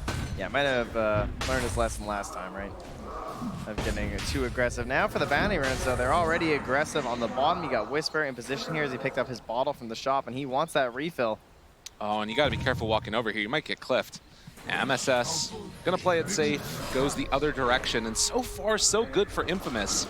What feels like are getting a nice little bit out of this laning stage, but need to be careful. Chris Luck in the mid, gonna take some of that Diabolic Edict, and CCNC thinking about diving for that. Yeah, the wave's there though, so very unlikely you're gonna be able to find something.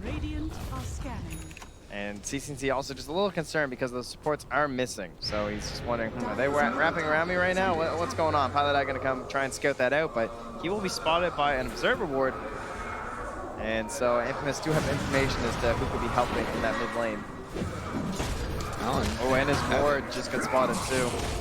Yeah, that's a little bit unfortunate. Still the battle rages down bottom. But yeah, that ward will be scouted out by the one up on the high ground. And immediately Stinger walking over. Let's see if he gets that D ward. Yeah, and he's going to drop it down. So given the damage over to Chris Luck, and CCNC looking to find a snipe, but not going to be able to get it there. As again, CCNC maybe in a little bit of trouble. The Boundless Strike, the Purifying Flames gets the kill. Have they gone in a bit too deep, Newbie, as they rotate in Schofield? Chris Luck, a lot of damage at this point as they're going to go for the jump forward, find the Impale, get themselves another round of kills. Man, Infamous are just cooking. Yeah, hands kill over. Yeah, he did take the first one with the level 2 Purifying Flames because that's what Oracle players do.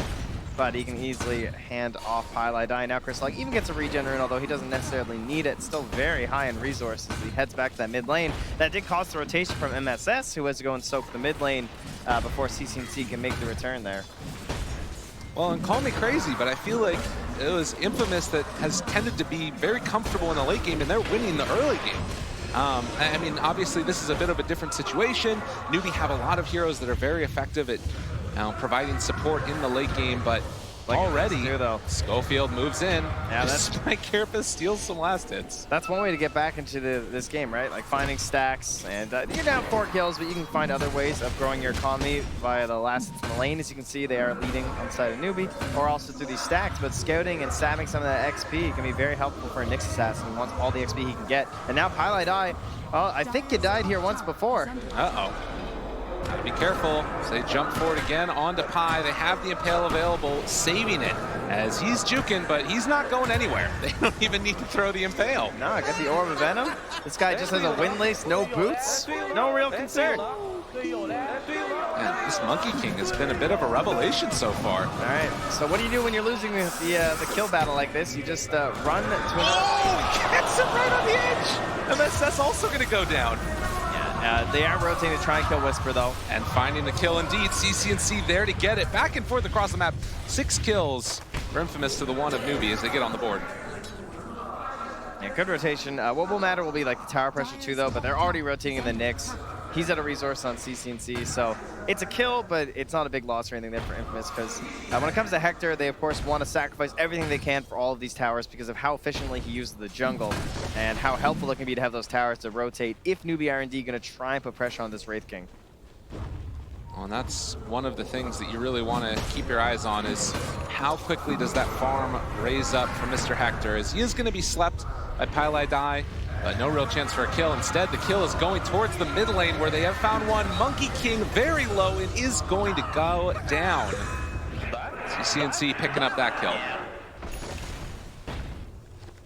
So that'll be some killing spree XP handed over as well there for the recovery of CCNC. Now ahead of the Monkey King in terms of experience, thanks to that. To level 8 for him. And Hector, in the meantime, has just been living down here bottom, and he's thinking about chasing snaking into the trees. Yeah, he's got this Observer Ward here, too, to help spot rotations in behind. And likewise, though, there are Observer Wards here from Newbie spotting out what Stinger's up to, so Snaking using these for optimal positioning underneath this tower to try and stay safe and try and absorb as many resources as he can. Up top, though, nice Hex. Should be an easy follow-up here for CCNC. Yeah, it's all too easy. Farming while getting kills, that's what you want to see out of the mid player. CCNC wouldn't work. Meanwhile, not again. Oh God, Pi. This is not for you, my friend. Get out of there. And they do manage to get the Jingu stacks up while also getting the kill. Do not enter. No Pies allowed. Just gonna rotate bottom now. Yeah, Snaking needs to get the hell out of Dodge. Hector chasing in, see if he can find somebody, but nobody's home. And it's gonna be the trade-off of the tower, CCNC taking top, while simultaneously Infamous and K1 Hector pressuring at bottom tier 1. Yeah, same thing with the Bandits, right? Just another trade-off because of the force positionings from the tower pushes. Now you got Whisper. He has the point here saved too, and now he has a bottled haste room. So potential for a nice kill with the early RP, something that can tend to be a little difficult. Oh, this looks like a nice little stack stolen away by Infamous. So clearing out the jungle and now going to jump on a Snake King who has been kind of closed down on this entire game, and another round of Impale. Schofield doing so much on this Nyx Assassin, and now he's also got level 6. Yeah, I would say it's surprising he only has 2 deaths on the Axe, considering the amount of pressure. He actually had a pretty good last hits there too, but still going to be a good target there, and needing a sleep from Pi. There's that haste. Coming. He's coming for you, Pi. Just giving him the business all game long, and they have another round of Impales. Going to connect it, see if they can punch him down, skewer back underneath the cliff, and can they finish off this Elder Titan? Yes, indeed. Stinger's going to take that one. Pylai is not exactly a stranger to this style of play. His name, of course, letting you know that for a fact. And he understands the mathematics, right? By far the lowest net worth in the team. He's half of that of the Oracle. Ooh. This is kind of interesting here from Schofield. And could they make something happen? Yeah, they are making moving up. Carapace play off this last creep, right? See if you can find it. Carapace comes out. The Impale is going to connect, and the jump forward. Find the kill with the Primal Spring onto the Sven. Man, Infamous. They just know where Newbie's going to be. They're prepped. Perfect. He's even keeping left a couple of the big creeps there for his Monkey King. And the thing that the panel talked about was, this is the way Infamous play. 4v5, Yep. They're winning fights while Hector just keeps farming. They are the vanguard. They play up ahead. They are across the river. And you go, where's Hector? And you just kind of draw a line between Newbie And then where are the 4 players playing, and then extrapolate further. Oh, there's Hector. Far away from anyone messing with his patterns. Spamming the skellies, and oh, everything respawns. Here I go again. He's back, another round of it. Gonna be about halfway to that Radiance now at just 12 minutes with Empower. I mean, he was already look farming what Whisper's fast. doing. He's just walking left and right in the mid lane, empowering Chris Luck on the right. Go farm some camps. I got some stacks over there for you. I'll have up some ancients, Chris Luck. Don't mind. Oh, where's my Wraith King? Then he walks over, gives Hector the Empower too. One job for Whisper, and if he can keep spamming with the mid lane at the same time, you've got 3 cores farming excellently for Infamous. And how did Newbie deal with this at this point? Because it does feel like they're getting their jungle invaded and they haven't really been able to respond. Well, that's a good play, right? They do take the mid tower. That's going to help close out some of these areas, give some opportunities for ganks from the side of Newbie. And they're still waiting for Yawar to really get somewhere. He's close to the Echo Save, then he's going to be looking for a BKB after that. Their initiation will be reliant upon Snaking, who is not that close to the Blink Dagger, but he'll be working on it in that bottom lane. If he can get into that item, obviously start to take some fights, and if you win those 4v5s, that's when things feel a lot better. But right now, CCNC gonna go for the walk around, gonna get caught out. The Edict is there, and I think Chris Luck realizes it's time to let my support die. Yeah, no potential save there from Chris Luck. He lets him go. But that Monkey King right below Hector, also very close to Yawar though, in terms of the net worth. He is a scary guy if he wants to start playing with Schofield. Schofield being spotted by that Observer in the top lane too though, so this is giving some freedom to Newbie right now, right? Where they can, you know, as a Nyx assassin, you're trying to play off map. You don't want to be seen, you want to be giving this threat of the Vendetta, and every time he walks past this ward, it's just like one more camp for a Newbie hero.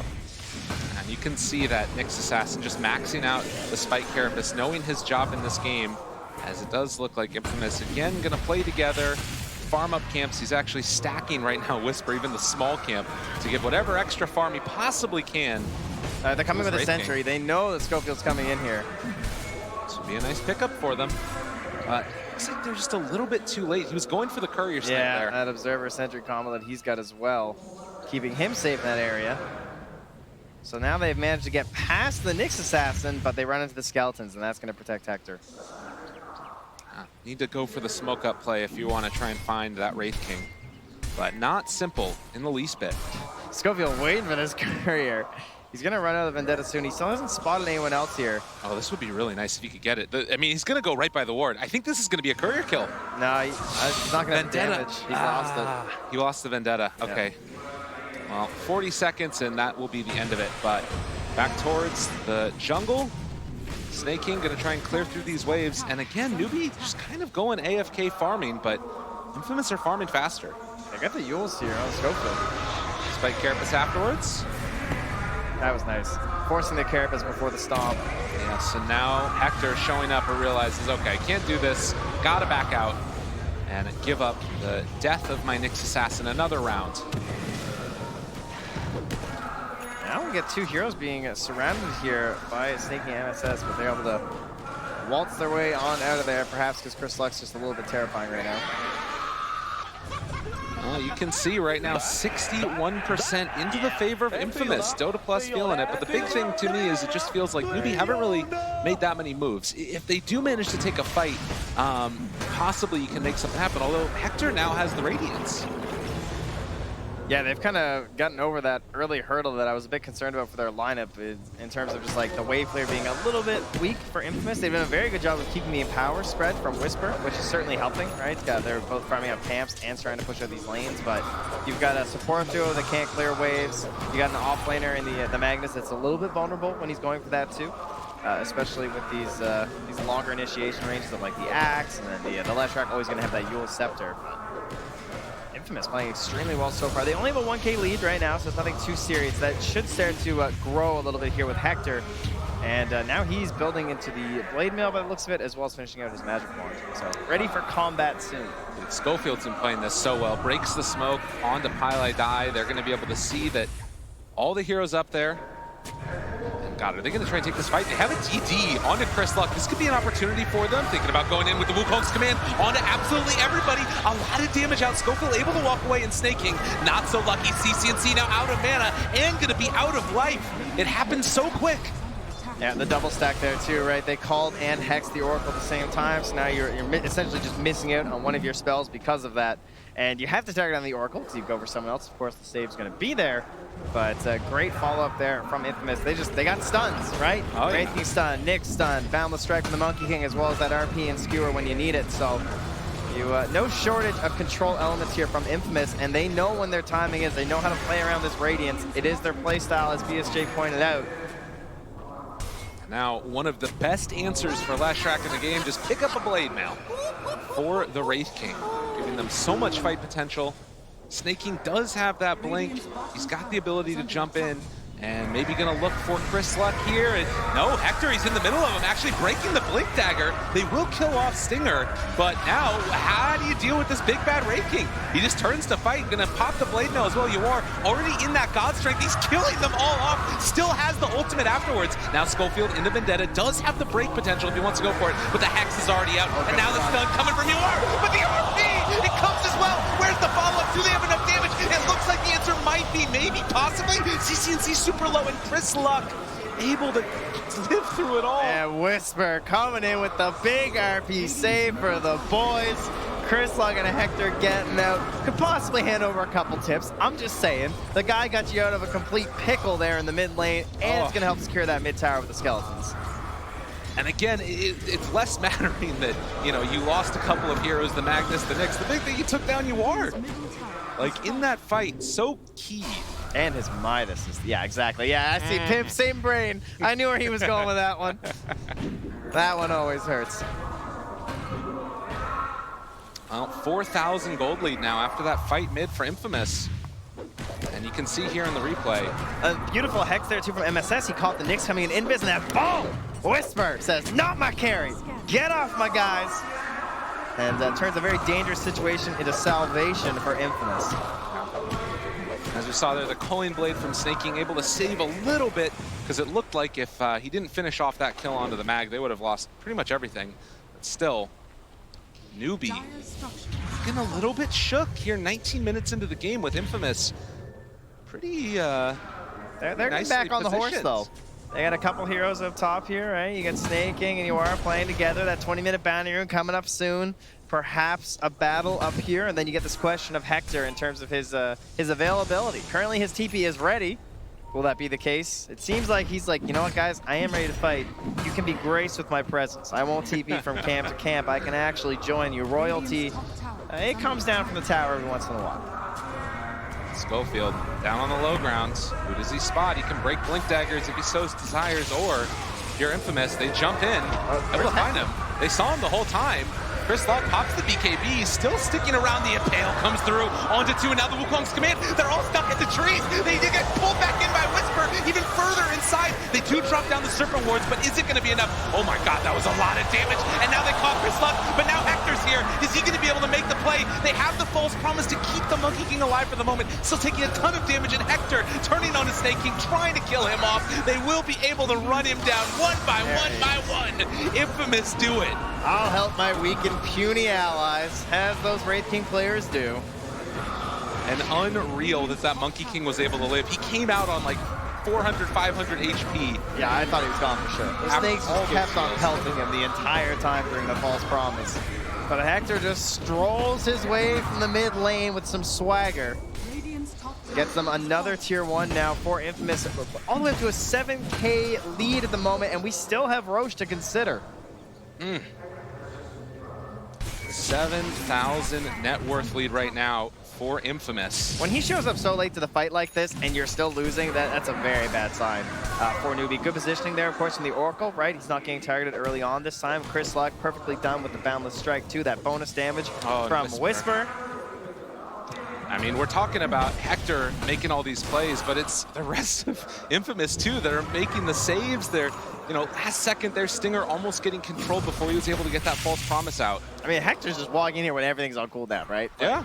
You know, this is what they do. They know how to play around it. Unreal.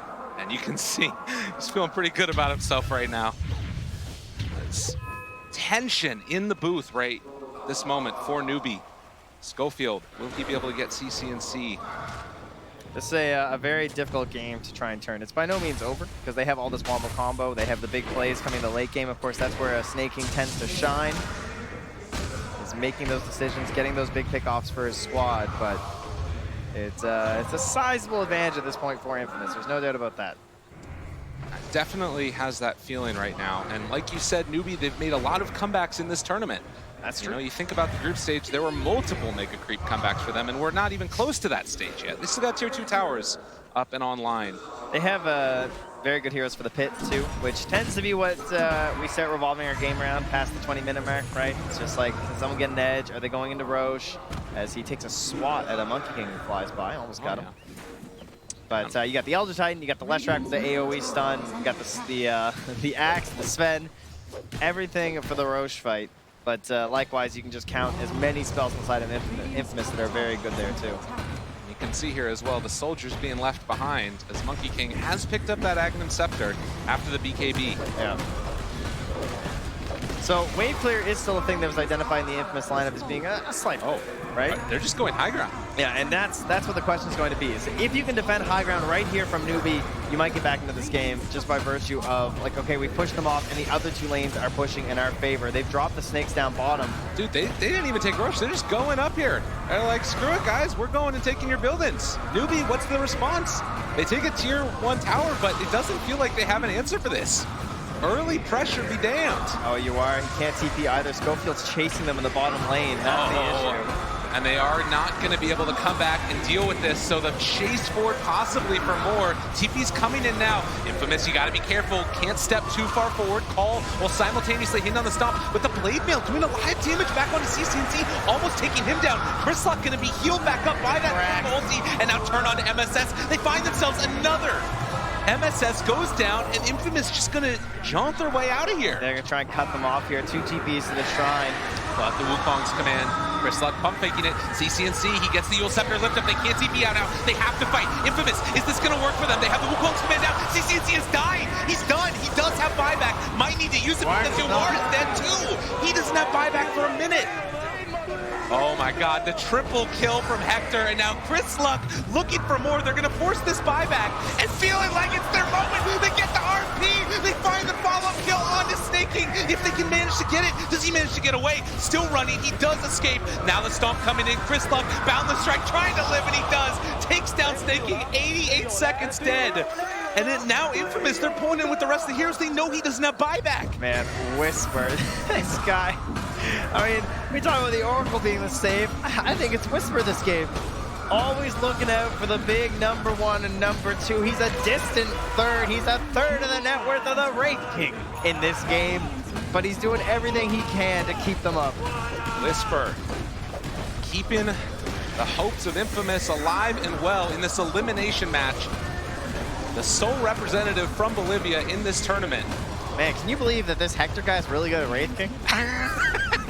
I mean, I did not think they'd be playing Wraith King.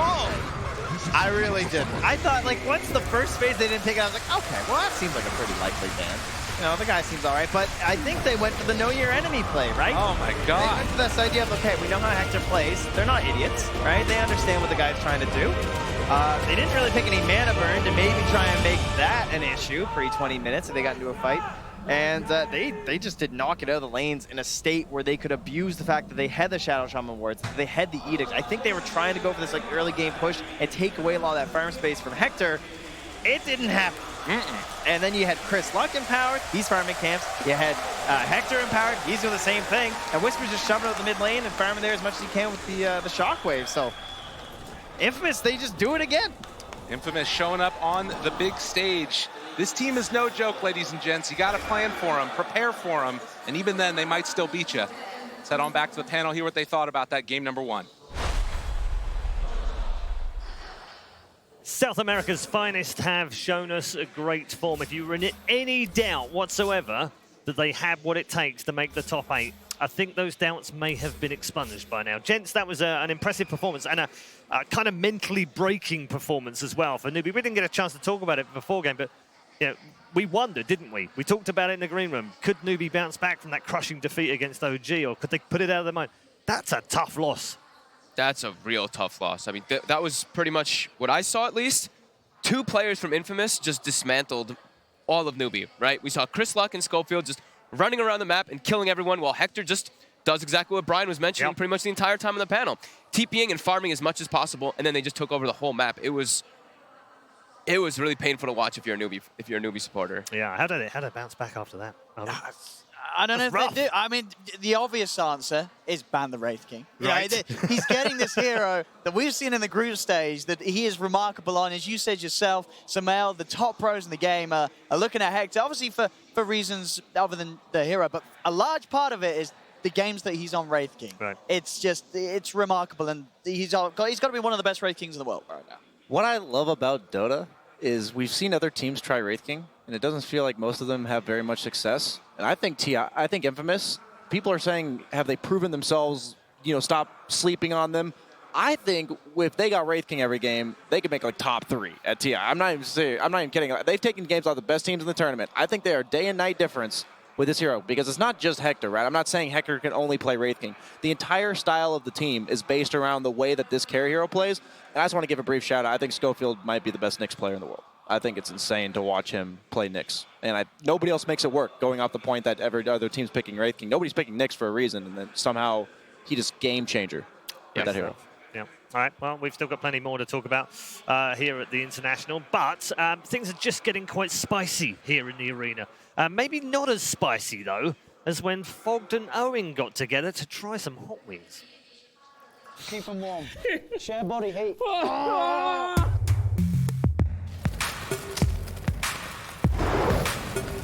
don't know. I'm smelling something funky over here, and I'm a little worried.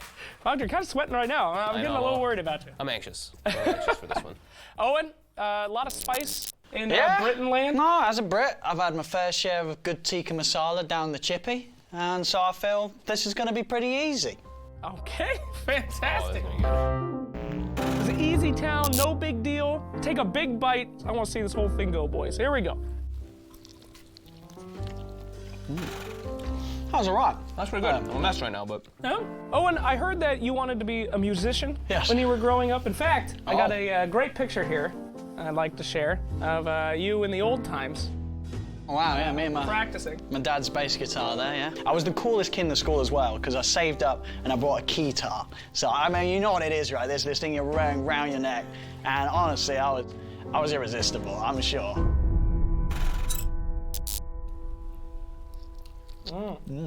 I'm licking my fingers. No, look at you. I told you guys, you're going I'm to be fine. sweating my ass off already. Fox, I want to know about your childhood. When did you start getting into video games? And I especially want to there it know is. about Battle of Olympus, I believe it was called, Oh, look at on that the one. NES. What is that? It was a game that was, okay, that one's building up a little bit, but it's just a sweat. It's a sweat. Okay, Battle of Olympus was a game on, Well, you're suffering. What's wrong? These weren't even that hard. I shouldn't have licked my fingers, I'll be a little honest right now. What's up with you? He did look like a badass. I when he licked did all it. my, yeah, I licked every single thing, but it's fine, continue. You've handled it very well, but it's go time. Okay. This is the big boy. That one looks really red.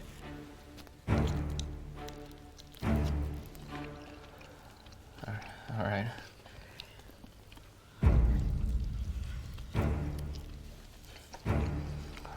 Oh yeah, it's unpleasant. Immediately. Oh, that's nice. It's got like a Oh no. almost licoricey sort of aftertaste. Oh yeah. Oh yeah, the sweat's gonna drip in my eye. I'll have some milk. It's okay, Fox. Get that milk, buddy. That one has the most flavor. The nicest of them all so far. What is happening right now? Guys, I got this little friendship bowl here. This is the laning partner bowl. Owen? Am I going in? You seem to be fine. Hit it up. What was the last thing? It was a bit hot.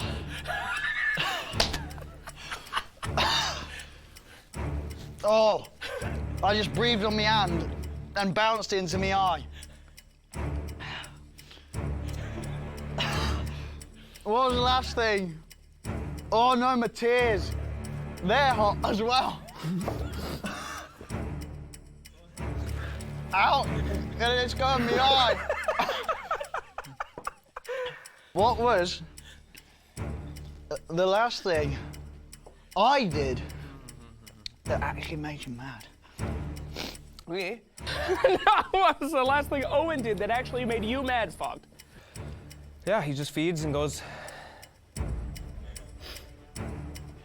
He goes multi-battle fury on Sven. That's pretty bad. That gets me kind of annoyed. I think when he kills Aegis, when we're losing games. Yeah. Oh, I'll do that. Yeah, that's probably a good one. I need to refill. Okay, can we get some more, You should stop playing Invoker, because you're horrible at it. You don't know the spell combos. I have a 27% win rate. Over about 50 games. Still trying though, right? It's getting better? I win the lane. I win the lane.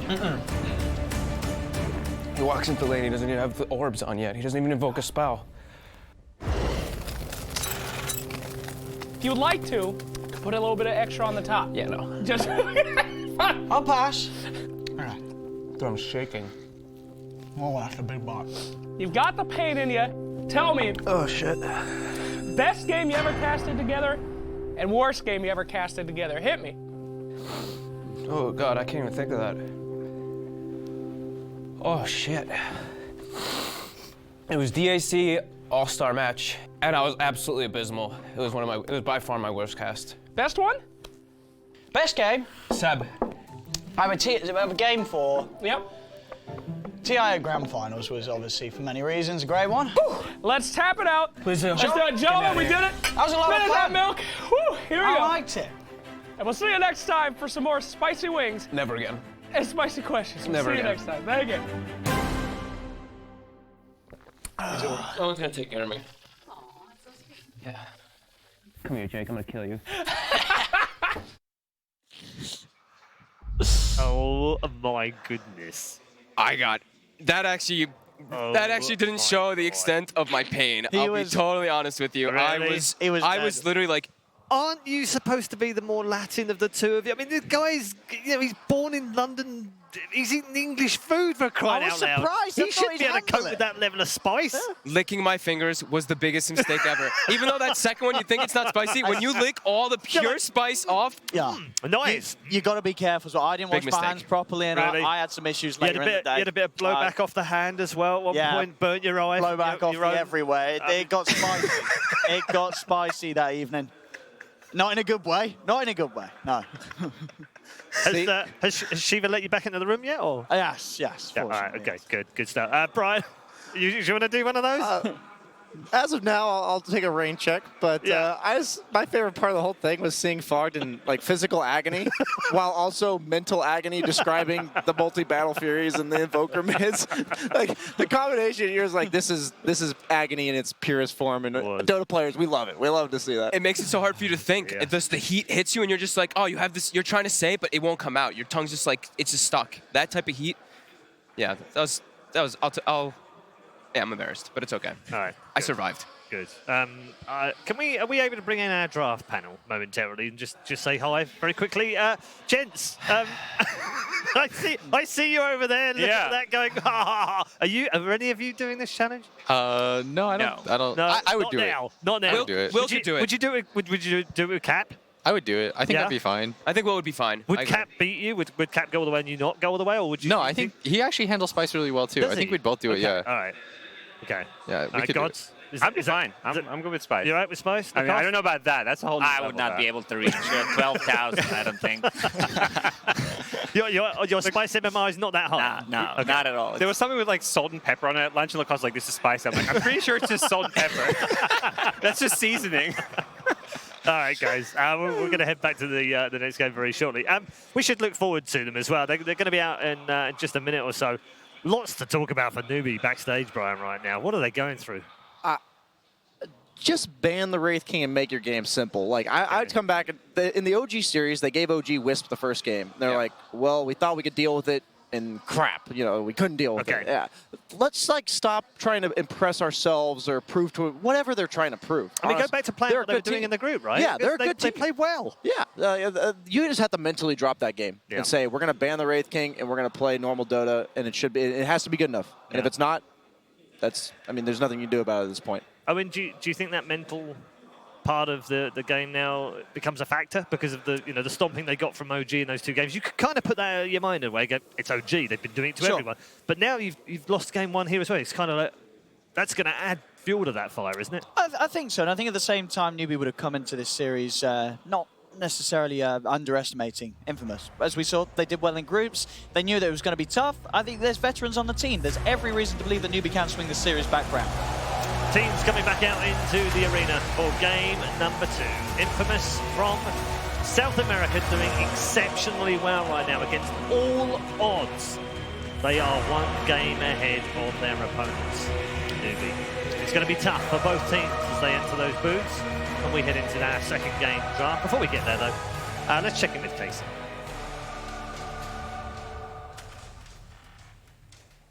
Snaking and MSS. Good to see you guys. Hello. Hello, hello. I'm just going to start with this. Your manager, Jack, came in. Yes. And a lot of times this happens, and they say, hey, just, be nice to my guys. Of course. Jack came in and said, really go in on them. What can I say? That's our manager. And not the greatest. What is Jack like as a manager?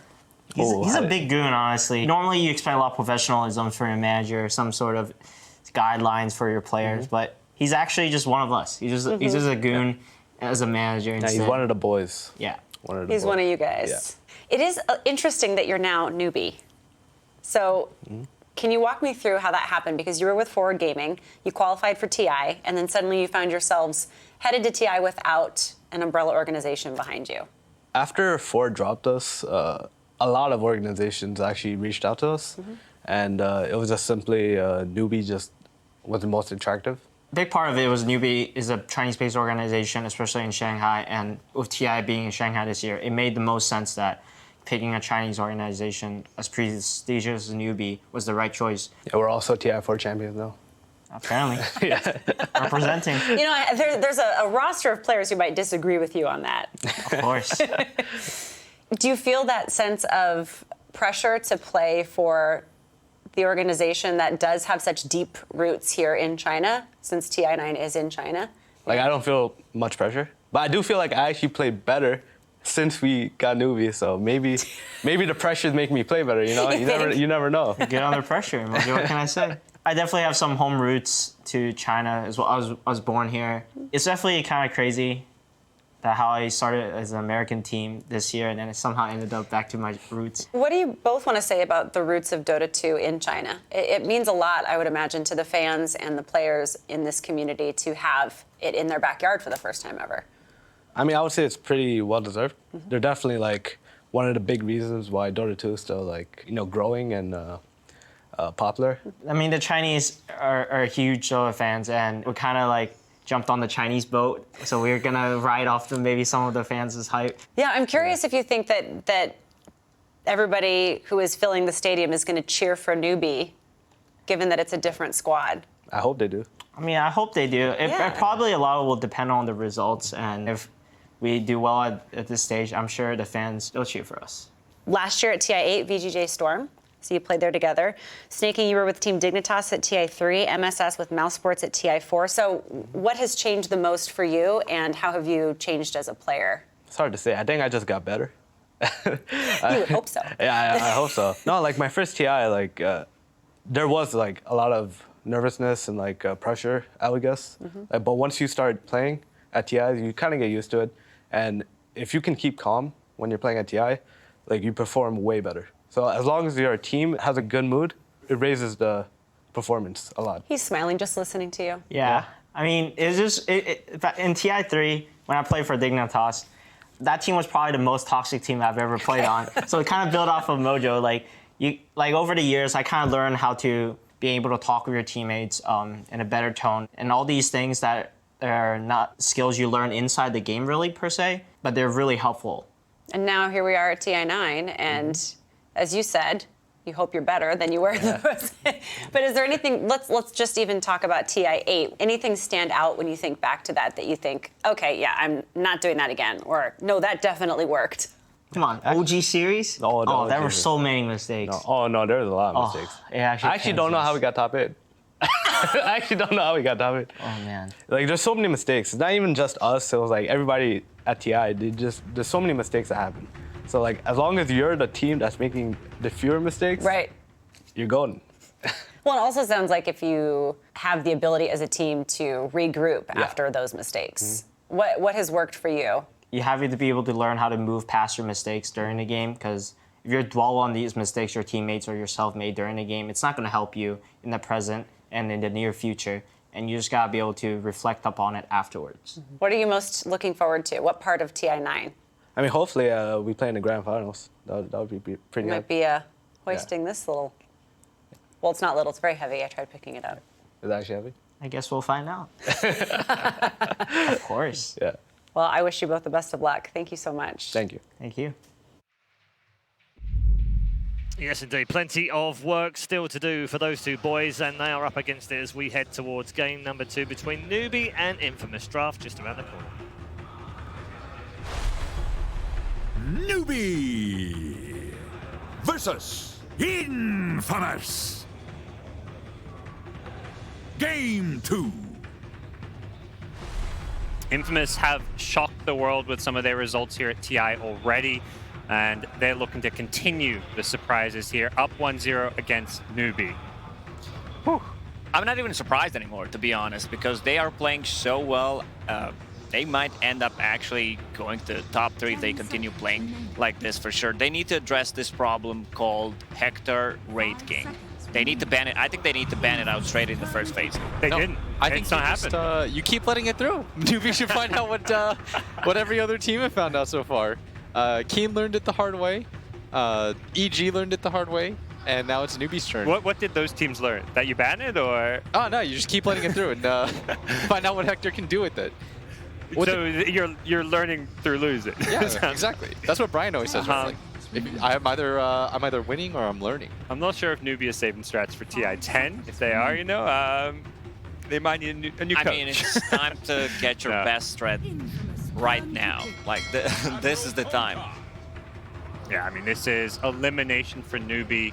They drop down from the winner bracket and find themselves on the brink here, but it's not a first 2 Raid King. I think that's something Infamous have at least been somewhat consistent about. They like to prioritize getting some of their 3-4 positions in the first picking stage, or at least picking up one of those flexible heroes like Kunkka that can play both mid as well as off lane.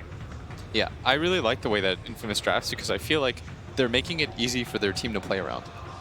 They work around the core concept. They all play the same 3 or 4 heroes. They actually remind me of like OG of last year, where they simplify Dota for themselves. And that's such a scary thing when you have a lot of other teams that overthink, that try to purely outdraft, try to counterpick. You have this Infamous squad that's like, no, we're good. We're going to play what we want to play. I love their confidence, the way they're walking on the stage. It feels like they don't care what happens. They don't care what you're going to pick. We're going to play our own game and we're going to win. Yeah, they have cat ears on. Can we talk about that for a second? How do you guys feel if you walked on stage and your opposing teams come up with cat ears? Is that not intimidating? It's like the reverse, you know, when Secret came in with the sunglasses. Yeah. TI5, it's like that. But it's actual confidence. Sunglasses, like, oh, you know, they're making up for something. But at the same time, I don't think Newbie is out of it quite yet. I feel like this is still a very gifted squad. During the group stage, they were so good. They had the misfortune of running into that OG squad, where, you know, OG flipped a coin. And unfortunately, it landed in a rough position for them, but this is still a talented squad. This is where you need to dig deep, try to ignore the other games where you've been blown out. Yep. All right, so with this Nyx Assassin pick, they were trying to bait the Newbie into picking Lesh once again. A lot of uncontrollable damage, Nyx Assassin, good for setting things up, especially with the X mark, even though Schofield played extremely well in game number 1, moving around the map. You don't expect Nyx Assassin to set up so many early kills because it's hard. You're basically one stun. That's all you are. Yeah, I am so surprised at how well their laning phase went. I looked at the heroes. I thought it would go okay, but the fact that they started like 4-0 to begin the game, that was kind of crazy for me. What's the idea behind the Omni Knight pick? What do you guys feel? Is this just Newbie switching things up a bit? I think it's really nice actually against like both the heroes that are picked up. when I have seen Omni in this tournament, he looks really strong. It's just hard to kill. He allows you to just like continue to run in. It's a sustain hero against a hero like Kunkka, where I feel like the Coco's Rum is so hard to deal with. But if you have a hero like Omni Knight, being able to GA reset a fight is so important. One of the few offlane, classic offlane heroes who has GPM talent built in, so he's always going to get his items and he can reset the fight so easily. Every time I've seen Omni Knight, he looked extremely good and pretty hard to take down in a team fight. Yeah. And I mean, in that scenario, if you're dragging out a fight against Kunkka, the run wears off, suddenly everyone's taking that extra damage and the fight looks a whole lot easier. We'll see what Infamous get now going to the next stage in response to Omni Knight. When we talk about Newbie, stepping up in game 2, going for, their best strats, their comfort picks, is there any individual player you feel like needs to, put this team on their back or whatever, or at least, really play better to stand out as far as Newbie is concerned? Pilot I had 0-5-0 at one point. Usually he's the one who dies the most. Even though he is position 5, I think he needs to lower the deaths, especially early on, because he does not have boots early on, especially on the hero like an Elder Titan, which is crucial, so you want to set things up with the Spirit. For me, it's King. That's what all the North American Dota players call him. Not even the King, just, King. He needs to step up because when they have been successful, it's been on his shoulders. If you recall during the NA quals, when he got that crucial solo kill that just sort of broke the spirits of VGJ Storm when he catches Mu off one-on-one, like this guy throughout the year I feel like has really elevated his performances. And remember how bad this squad looked before he rejoined? I feel like he is sort of the linchpin for their team. He might not be their best player, but I feel like he's their most important player. Okay. Well, here's a look at some of those heroes he's played. Beastmaster and Axe. He's going to be on the Omni Knight this game. Not something he's played a whole lot of, but the 2 wins there, at least under Newbie's belt. And Infamous, again, going to go with the Oracle, that 5 position, giving them that save, giving them also a Dispel against Omni Knight, something you kind of have to be looking at whenever you're playing against Omni because of how powerful Guardian Angel is in team fights. And Infamous is looking for these prolonged team fights with the boat, with the Oracle ulti. They can sustain so much, go back into a fight even after 25, 30 seconds. Where did this hero come from? Wind Ranger, that was like a moment of silence where... Are we seeing CCNC play this? Is there a chance of a support Wind Ranger? Position 4 Wind Ranger is really viable because she scales with the items. The only thing you need to buy early on is kind of Javelin if you're having a good laning exchange. It's the same principle as when you're playing Pango position 4. Once you get to that, you can easily transition into being the 4th core of a team. Yeah. I like it, as a 4th position, you've got Omni as an offlane. He doesn't bring some of the conventional things out of the offlane. Normally you're looking at stuns, initiation, team fight. Omni has the team fight aspect of the, the heals and the GA, but Wind Ranger brings something the Omni doesn't, which is that initiation, that lockdown of Shackle Shot to the table. Right now, Newbie's lineup's really vulnerable to any elusive heroes because they don't have a guaranteed stun. Shackle Shot and Elder Titan Stomp is really hard to get off in a team fight. And the Brewmaster pickup, this is what I like, even though we've seen only a couple of Brew picks. It also brings a lot of team fight, and you have a hero who can control this Omni Knight, and he is gonna bring Newbie's lineup together. Like, you want to have that Guardian Angel off in a fight, multiple heals and the second abilities, but with the Brewmaster, he's gonna be the one controlling that Omni. Yeah, plus I think right now he can't really get bursted by any of these heroes. Yeah, like that as well. 1+1 right now on any of Newbie's heroes. I don't think they can go 2-man gank this Brew. I could very easily see him have a really nice laning phase. For Newbie, I'd like to see like another form of catch, whether it's kind of hard because I think with the Kunkka pick, what that was really trying to dissuade was actually the Ember Spirit. That was TNC's counter 2 to the Ember. I think the idea is they don't want CCNC to play a hero like that, where it's just difficult to catch out and it extends the game. So you first 2 this Kunkka, and you have this Nyx in your back pocket too, that just gets rid of like a large amount of CCNC heroes. Because when I think of CCNC heroes, I think of like these in-damage dealing cores. So they do take the OD. You are picking it into the Nyx, which I think is a little bit annoying. It's very easy to set up stuns. So whenever he casts the Astral, you can wait around the area. You can always counter that. But it is a really nice lane matchup against the Kunkka, and it's a save against the X combo.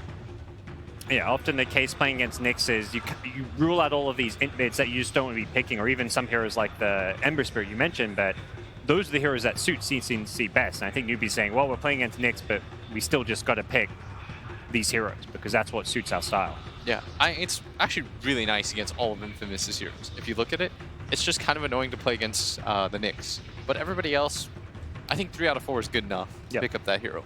It is extremely good against Oracle. If he pops the ulti on someone, you're going to be just free intelligence for OD. And they have multiple layers of save right now in Newbie. You have this Omni Knight, you have Astral to rely on. So we're going to see a lot of these prolonged team fights for sure. Once again, Newbie will be saving their last pick for Yawar's hero, as we saw last game, but it's going to be Infamous with the final pick of the draft this time around. Infamous looking for that Hector hero.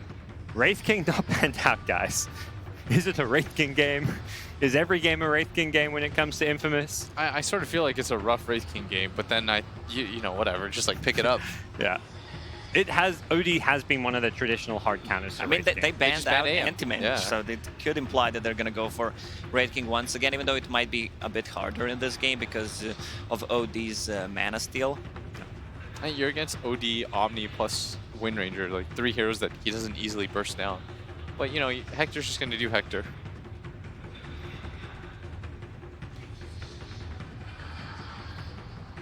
Well, we'll find out that last ban and pick here from Newbie soon. Is there either team that you feel is drafting themselves in a more stable position that you feel more confident about so far?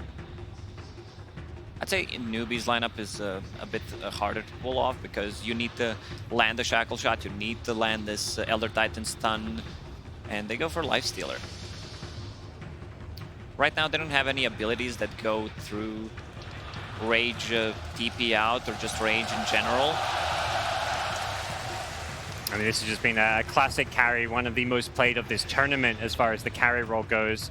Nothing totally new coming to the table with the Lifestealer, but it still feels like a very stable pick, and that seems to be, at least for the most part, what Newbie are doing in this series. They picked the Sven in game 1, now they're going for the Lifestealer. I think that Newbie sort of lacks catch. I think that's part of the big problem with their lineup right now is the best thing that their team does is they just 5-man and run at you. It could also be a good game for Phantom Lancer, but they go with Jug. Jug, traditionally played a lot against the Lifestealer, having that Omni/physical damage, not something Lifestealer easily deals with some of the time. And Infamous, you liking their last pick, Will? Yeah, I mean, they have no catch for it. Like, whenever he spins TP, what can you do about it? I mean, same goes for Lifestealer, right? Yes.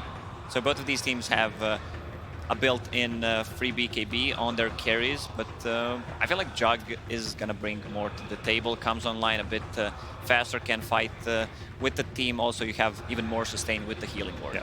I mean, with Infamous doing so well, the South American team, there's a bit of a catchphrase that you've seen called around this team, Will. Would you like to give all together? Yeah, let's do it. 3, 2, 1, go! That is the Infamous war chant, and Infamous are going to be looking to take a 2-0 here. Newbie, you know, they're down 1 game. We're going to see if they can bounce back. Newbie, they have it in them. We saw it in the group stage. They were the one in the upper bracket here. Do you think these are the picks that are going to work from the cost? Newbie tends to go for their 10th pick, a comfort pick. Usually it's for Yvar, of course, or CCNC on the mid lane. And I think the both drafts are kind of even. Okay, well, you kind of agree. It's going to come down to the play, the execution, more so than either team having a draft edge? Oh, for sure. That's what it always comes down to. Like, you can always talk about things like outdrafts, but something I really liked what PPD said once on a panel was, it doesn't necessarily matter if you have the better draft. The better draft doesn't always win. All right, well, we've got Casey on the stage with Newbie's coach. Let's hear from them. All right, Aoi, I wanted to ask you about Wraith King. It was such a big choice for Infamous in the last game, but I noticed you didn't bother banning him. Do you think that the reason you lost had nothing to do with the draft first game? Is that why? I mean, I don't think our draft was particularly, good. Like, it was fine, it was playable. We could have done better in draft, but I don't think draft is why we lost the game. After the game, we sort of just said, we had a little bit of first game of the day jitters, and we just need to focus up and play our game, and we're going to be fine. How do you feel about the way you drafted for this second game? I think it felt good because we were pretty confident in some heroes. Like, they picked the Nyx Assassin to try to block this OD, but we're confident, we can play it anyways, And whenever your players are feeling really confident with heroes and matchups like that, I think you feel pretty good. All right, thank you. We will see. Best of luck to you, Aoi. Thank you. Back to you.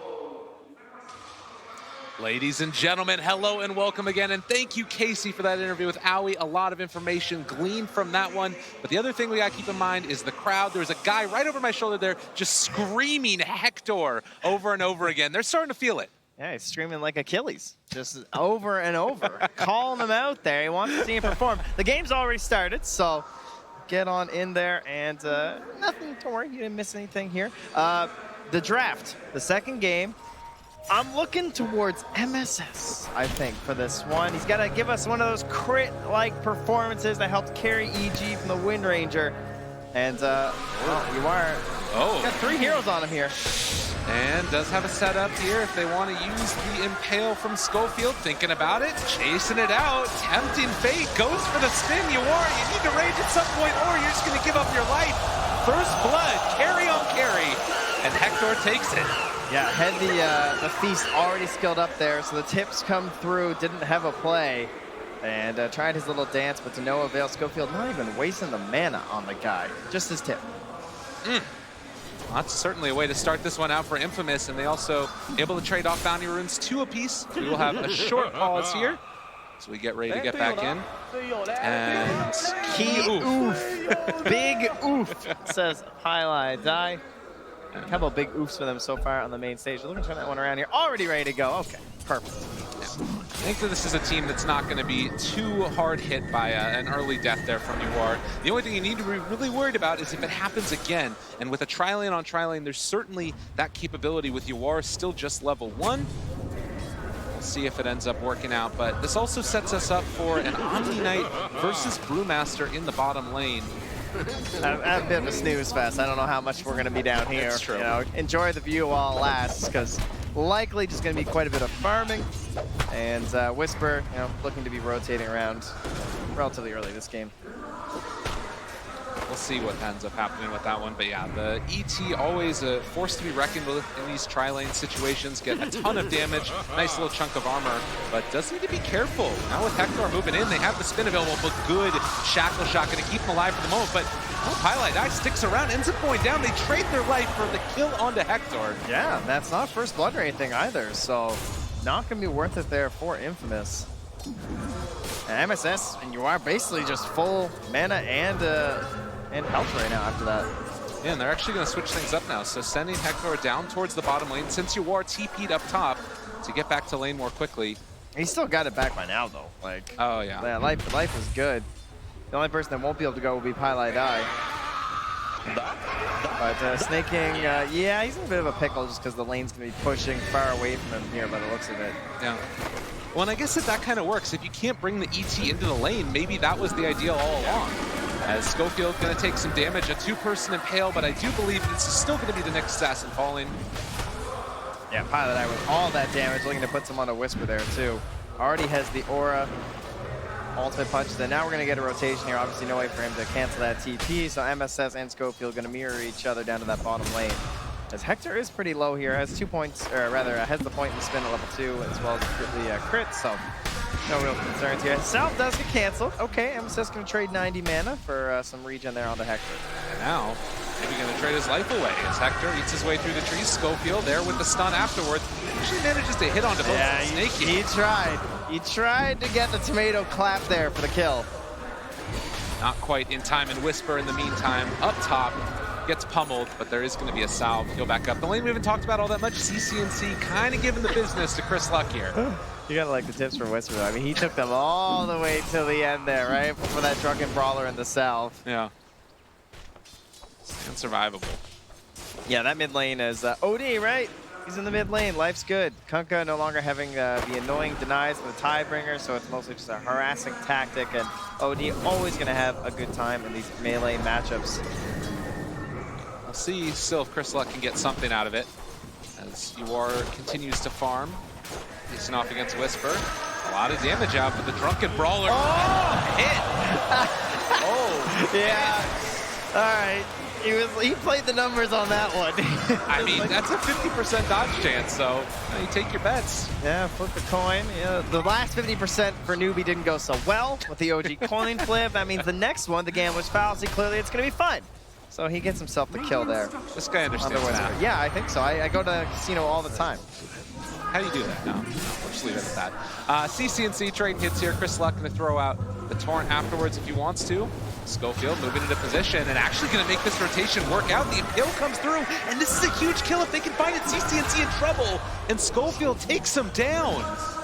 Yep, couldn't find anything with the salve there, so great rotation. Usually it's the OD that puts the fear in the enemy mid laner in terms of an easy rotation setup with the Astral, but Kunkka, of course, can do just that with the help of the X and the Torrent. Particularly when the Astral's down. No way to try and outplay the Kunkka on the Torrent pullback. Hector going to get shackled, but not really any follow-up here in any fashion. Just trying to secure the bounty runes, where it looks like Infamous are going to be pressured back away from theirs. Unless Schofield can make some type of play. We'll have to watch and wait. And still up top, you are getting the better end of the deal as Whisper's going to be forced back and actually gets the open wounds now. I mean, clearly Whisper's having fun. I don't know about anyone else. Now you get the bounty This guy's tipping, getting bounties. Oh, the chase down for the kill onto Schofield. Hector needing to back out here. And it will be a trade-off of 2 bounty runes apiece as Whisper was capable of picking up both. I know China calls Lifestealer the dog, and Whisper, he's taking him for the walk. Just from one bounty to the next, he gets both. And you are now back to his tower, finally getting some last hits. Schofield not able to connect quite there in time on the Impale for Snake King. But yeah, very active early game. So far, 8 kills in just 5.5 minutes. As these tri-lanes often end up this way. And the movement was going over towards mid by the Wind Ranger, but not a great chance for a kill onto Chris Luck, who does have level 6 now.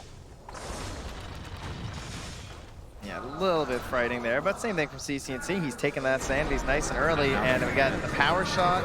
Oh, he's got Shackle off the catapult too early. Yes, misses the chance, misses the power shot, misses everything, and now the Torrent, but they get the kill. The boat's coming afterwards. CCNC not going to get hit by it. They try to go for it without it, right? Because ideally you'd like to save it for when he respawns, maybe get a secondary attempt with the Sanities, but was forced to use it there.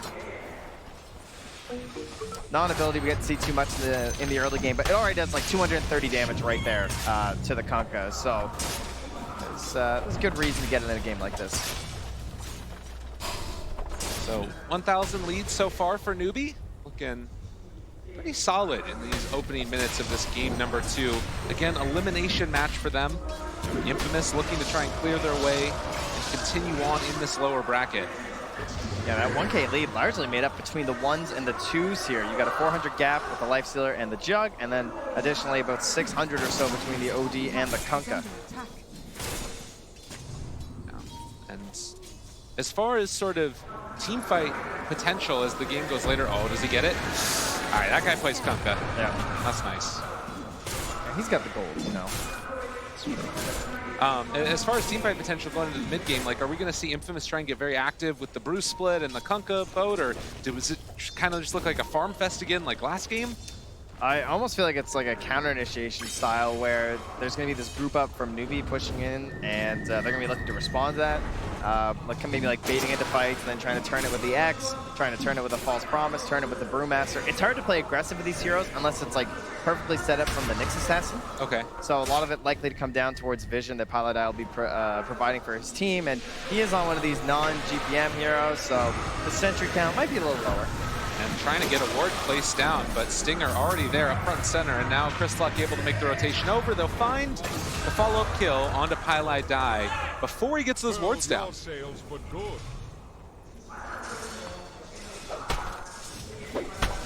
And top rune Arcane for Chris Luck, so those rotations possible for him if he'd like. And the courier is also bringing through his parts of the phase, not quite complete. Actually, that's not even his. It's gone all the way up to Whisper, who is also near to completing his phase boots here. Stinger's wrapping around behind Uwar, but no real offensive potential onto this Lifestealer. And Uwar is sitting very comfortably at the top of the net worth this time in the early game, not so much like last time. He's just kind of been beaten away at this Brewmaster over and over again, and in the meantime, Whisper needing to head on back a couple of times. Here comes that Arcane room bottom. Looking for it. Boat, it's going to connect. Nice combination out onto Snake King. Can they bring him down in time, though? Looking like the answer is yes. So they get one more punch from Chris Luck. And now looking for MSS, but not going to find it. Still, that rotation, so key. He did get Omni under the tower. Oh. Yeah, so Hector really went for it there, but MSS shrugging it off easily. Now Whisper getting chased down a little bit with CCNC nearby. They do have the Primal Split if they need to use it, but it doesn't look like they want to commit for that. Instead, just going to TP away with the Brewmaster as Newbie pick up the kill onto that Oracle. Oh, Hector, kind of in no man's land. Shackle not going to connect, and no level 6 yet for MSS. The power shot will be dodged away. Yeah, he likes living on the edge there. That thing moves pretty fast. To go for the spin that late was quite scary. I'm pretty sure he was low enough to die. This guy's crazy. No concern. It's like, whatever. Have to go all the way home for the regen, though. So some space to Schofield, who, of course, has just been playing masterfully on the Nyx Assassins so far in this tournament. 1, 2, and 4 to start things off. 5 of the 6 kills. And get some easy XP heading in towards that 10-minute mark with the bounties, the tomes. Everything gets, like, leveled up a little bit across the map, right? Oh, well, also some more gold for UR with that Midas stuff. Well, they do entirely abandon, it looks like, the other side of the lane is the Kunkka made the rotation top, scouted out by the ward that was just dewarded now by Stinger. Have an inkling that that's where they were at. And that does mean that Infamous likely looking to try and do the tower trade-off that we've seen so many times. Sinking, just gonna run down the Schofield Nyx Assassin, and should be a kill yet again. Snake King able to pick it up with the Purification. Yeah, no real chance there unless he manages to get himself level 6, but not enough XP in the lane, so goes down, it's gonna get that trade. And I don't know if they might have thought he TP'd to the bottom lane too, right? Because of how short it was to go into his own jungle, so they might have been more feared of that rotation in the bottom lane anyway, but it'll just end up being MSS, and yeah, they say, yeah, I think we can respond here, guys. Pi gets hit there by the Tidebringer, but it doesn't look like they want to try and go for the kill. I mean, there still is this Nexus Cassin skulking around, as well as the Brew who's holding onto the tower, and Snake King moving in. They're going to try and maybe go for the deny. Snake King in some trouble. Impale can come out in a second here as they pop the Primal Split, and now going to find the finish onto the Omni Knight. Nope.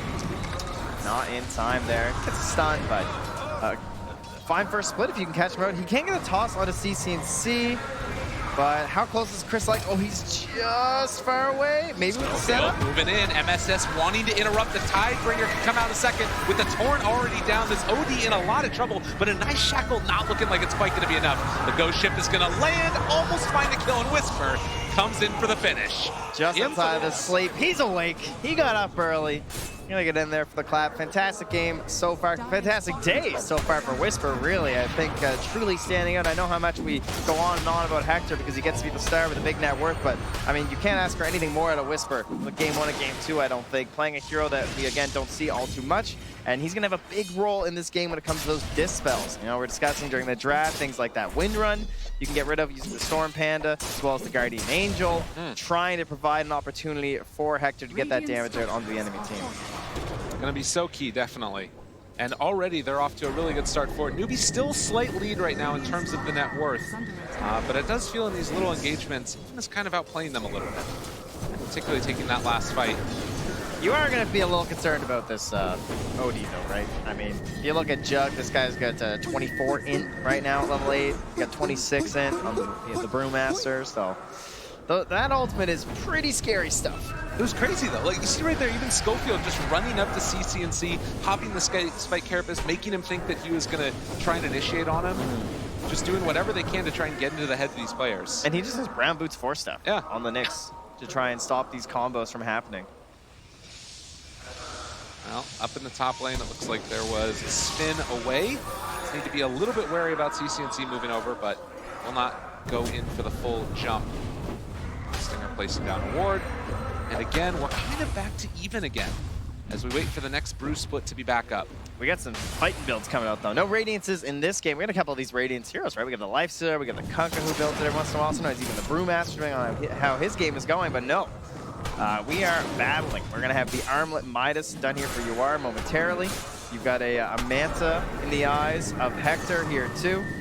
So both these teams prepped to clash around that 15-minute bounty run time. Are we dropping the hammer, CCNC? Oh, no, good save there. Knew the Oracle was nearby with the Fate's Edict, so does not want to waste it. Yeah, one of the cooler answers for the OD, obviously Sanity's Eclipse does give that big AoE ability, but if it's just dropped onto 1, you've got a nice save there with that Edict. Not to mention, of course, all the other save that Oracle brings to the table. And you look at the side of Newbie, and it's kind of different versions of Save, really. Save coming from the offlaner and the Omni Knight with the Heavenly Grace. Not quite the same level. Same thing with the Stomp from Pi too, right? Like, I feel like the team who initiates is almost at the disadvantage in this game. Schofield going to be under vision here as he does scout out the Ancient stacks. The pings come, Snaking realizes that he's in the area. They know exactly where he's at as they drop down the Sentry Ward. Going to get the Astral. Should be able to get the Spike Carapace out of this one as they get the walk away, still living through it. Stomp's going to connect there onto one. 4-step though, keeping the Oracle alive.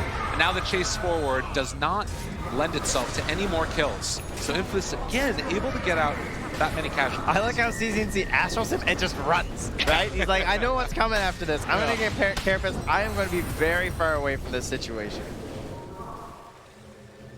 It does mean that they don't manage to find another kill afterwards. And that's going to be both bottom bounties for Newbie and CCNC TP top. So he's going to beat Hector there too. So they'll get themselves 3 easy bounty runes. Well played, well played. Now 3,000 gold lead after the fact. And look at that totals there. 2850 on the bounties from Newbie and only 1,200 from Infamous. So creating quite a bit of that gap that you see in the net worth. 8-8, but it does feel like that doesn't necessarily resemble the score of where this game sits. Are you feeling like there's one team that's kind of more comfortable with the state of the game at this point? Well, that's what that thinks. Yeah, I would tend to agree. I don't think I'd lean that hard. Yeah. I'm waiting for that Solar Crest on Snake King first. Then I'm all in. I mean, it feels really good that he can just walk in and do this and not be that worried. And all the Spike Carapace out, but they have the X already used. He's pumping. He's thinking about the hammer. Himself, but waited for that Astral to wear off, and then they're going to have the boat land down on top of the CCNC afterwards. Whisper still trying to control several. A really good stomp, though. They're onto a couple of it. The Shackle manages to land, and that Nyx Assassin dropping very low, but the Spike Carapace afterwards keeps him alive. Stinger manages to find the Invis room, but still will be run down by UR as they do get the ultimate off. A 3-person torrent, but where's the damage? They don't have anything left in the tank right now from Infamous as Stinger manages to heal back up. The short TP from Snake King too. And they're all away. The level 1 D-Gen. Want to take down Chris Luck. Stinger's still dodging around UR. Pops the rage to find the kill. But in the end, it's kind of just a weird little trade-off there. If you take that much time and that ends up saving your Kunkka, you are completely fine with that, I am sure, as the Oracle player. And in that time period, I believe the net worth lead for Newbie actually dropped. Yeah. He had Whisper just rotate bottom for some farm. Hector was farming up there too after the Omni Slash, so. Well, and the other big thing is Newbie kind of playing off of their ulti timings here, and GA on cooldown for another 2 minutes. Still the Sandleys though, with the Veil.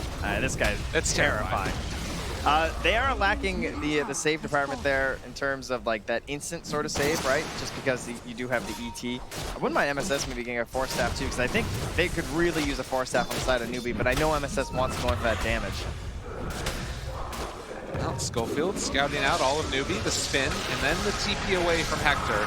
Does not want to take part in this anymore. Yeah, but him leaving just completely ditches Schofield. Like, there's no concern of, all right, well, if he TP'd out, they're probably not fighting us. Yeah. I think we can take our free pick off here. In the bottom, CCNC getting very aggressive onto Whisper. Now, Stinger is nearby to keep him alive and does have the TP away. The Astro already being used. Whisper's out of there. Giving his appreciation to the team. Yeah, he's got to play a few more games, get the all chat lines. I'm sure if he had those, we'd never hear the end of them. And sneaky TP out there from Stinger too, doesn't want to go down again. So still sitting at about this 2,000 to 3,000 gold lead for Newbie, who I think have to be feeling a little bit better about this game, certainly than they did last one. As Pi is holding on to this haste rune nearby. Let's see if they want to make something happen with it. Meanwhile, up on the top lane, Hector with Maelstrom completed. They spot by snaking. The ward dropped, immediately taken away. That always feels good. Might have been 8 clicking for the other camp and just happened to get it. Yeah, Hector doesn't have the TP quite at the moment, so had they gone in there, could have been a bit hazardous for him, but he now has the spin TP back up, so very unlikely they can take him down, which is just something we're just going to be seeing the entire game between the Lifestealer and the Juggernaut. Should give them pretty free reign to farm across the map here. Even when Hector's in such a dangerous looking spot, he has to essentially get shackled in order for the chain stun to occur. And even after shackle, what's the follow-up that he can't dodge, right? Like, if you go into a sleep, the second the sleep is broken, he's just going to spin TP. So you got to make sure you get all kinds of damage in that shackle. True enough. Chris, all right, MSS is going to get this man. I should. This one's easy. What if he torrents MSS, though? He tries. I appreciate the effort, but MSS gives him the kiss. See you later. So things to keep our eyes on in this game. We've got the armlet already done on the Lifestealer with the Midas, but we talked about now going into the Radiance afterwards, giving him that late game scalability. On the other side, you've kind of got this Kunkka that's gone for a more mid-gamey oriented build with the Halberd early, obviously amazing against the OD. Yeah. A Stinger is just going to get run down here, but it does sort of raise some questions. The other ones we've seen have been the Radiance build that takes him to the later stages. Does look like Oro lives through that one, virtue of the False Promise. But you can see now that Infamous trying to gear up for that late game as they finish off the hand of Midas for Whisper. And Highlight Die jumped on, Hale comes out, Shackle 1-2, well played by the Wind Ranger. Can they find any more? They managed to get the Bruce split off though.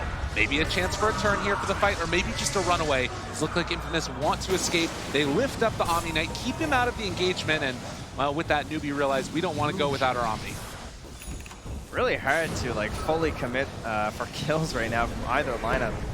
And you can see that in the itemization of CCNC, who was thinking about that Scythe right after, so some good blink initiation there. But yeah, you were mentioning going back towards the Radiance here, is they're probably feeling good about this game. It can often be difficult to read like exactly what position you're in relative to the enemy team, but considering the way that UR's been farming, I'm sure he feels like, yeah, I got a really good game here, guys. I can get up to that Radiance. I can really do a lot of damage in these team fights. And going to try and maybe get over that hump of the BKB from Chris Luck, because he's going to be very scary when that comes out right on the Kunkka. He's going to have a lot of opportunity to turn these team fights and turn the tide in their favor, trying to halberd CCNC as much as he can, and then just kind of waltzing on through there with the BKB, maybe trying to force a bad Sanities or bad Shackles, etc. Well, and oftentimes what goes hand in hand with that vision, or rather the lockdown, is also the vision to find that lockdown, and that feels like it's going to be so important, because obviously if you can get the Halberd off on CCNC before he gets his BKB off eventually, makes all the difference in the world. You just end up wasting your BKB. Yeah, and they have two different tools on each team, right? We got the Spirit on the side of Newbie, and then you've got the Invis on the Nyx Assassin there to try and provide those moments, either for that Blink Scythe that comes out from CCNC, or that initial initiation out of Infamous. And you know, a lot of people probably coming into this, they're looking at this matchup. Some might not have watched in a while. They're thinking Newbie, China team, you know, and then obviously South America team against each other. But this is actually kind of an intra-regional matchup that we've got going here. And things get super weird when that happens, because these players, they play against each other all the time. And that's why you're seeing so much chat wheel spam. And you can see the that's very actually unique his face. Standard playing style. That's just for what CCNC does. That's usually what he looks like. He tries to emulate, you know, that like screaming bubble from the Dota TV? That's basically CCNC all the time. I love that. But yeah, this is often what happens in these matchups, is you kind of anticipate the movements because you play against these players so often in pub matches or what have you, and then things get funky. Hector gonna run into CCNC now. That's the Solar Crest though, because when you're playing as OD, the thing you always want is attack speed buffers, if you can, right? Oh, the splitter, that was nice. Yeah, so that makes it so he can't TP right there. And we'll be able to still finish the TP out, but really heads up play from Hector not to just spin TP immediately. Yeah. Meanwhile, on the opposite side of the map though, they did get another kill between UR and MSS. They catch that scouting Nyx Assassin, so the damage build so far from MSS working out there with the Javelin to help secure that one for UR with his Radiance, and man, he's already on his way towards that AC too. What a monster. He's getting up there. Yeah, and Hector just can't get enough of those Javelins. He wants another one. I got a Mjolnir, pop another one in my inventory. I'm gonna go for that MKB. Well, like, makes sense, right? Like at first versus the Wind Ranger, it's like, it's just the support, but once the Radiance comes out, it's like, okay, I'm gonna get some good value out of this, plus it's a high damage item anyway. They do manage to find the X Torrent onto CCNC. The pullback comes that much quicker, but because of the status since coming from the Heavenly Grace, they're going to back out. Again, UR takes down the tier 1 tower up in the top lane. It's Raid Boss CCNC mode, right? Pretty much. He reveals his exact item plan, though. He buys the Mystic Staff and the Void Stone, so if they had any doubts if they want some Lincoln Spheres or not, they know now. Definitely. But you pop the Solar Crest on him, put the Heavenly Grace on him, it's going to be very difficult to do very much to him at all. Nice blink away from CCNC, anticipating. I want to pick. They don't want to let Stinger just freely push his way through look at here. him. He knew the spot. Yeah. Stinger. Use of the Observer Ward there made that pretty free for him. Like that. And the rotation coming from Schofield, but Newbie again going to back out, make sure they don't get caught out of position, and just playing around that vision consistently well. Schofield had the force staff if he really wanted it, but didn't see a good moment. And 8-11 to 4,000 gold lead. Slow and steady rolls the tide. That's a Kunkka line. Maybe it's something from Pirates of the Caribbean. I don't really know. But thank you. We're getting closer to those 25-minute bounty rooms. I always appreciate the Dota lore. All right, can they find him here? MSS. And that courier is flying for that site. And it's going to be ready for that 25-minute bounty room fight. That courier's got to hurry, though. It's like that short film. Oh, yeah. So he's not going to be there quite in time. It doesn't look like there'll be a contest anyway. Also doesn't have a rapier on it. True. It's a different thing. So yeah, they'll trade off 2 apiece, it looks like. Another round of it. Hector going to get the TP away. And this is really going to be a continual problem for both teams. Is how do you deal with this just spin TP away or rage TP away? It feels like it has to be that catch them out beforehand with the Hex that we now see. Yeah, you see Hex and you're like, well, that doesn't go through BKB. But, of course, it gives you way more time, and that's an additional follow-up to the Shackle. And the catch going to be there as Chris Luck is going to go down.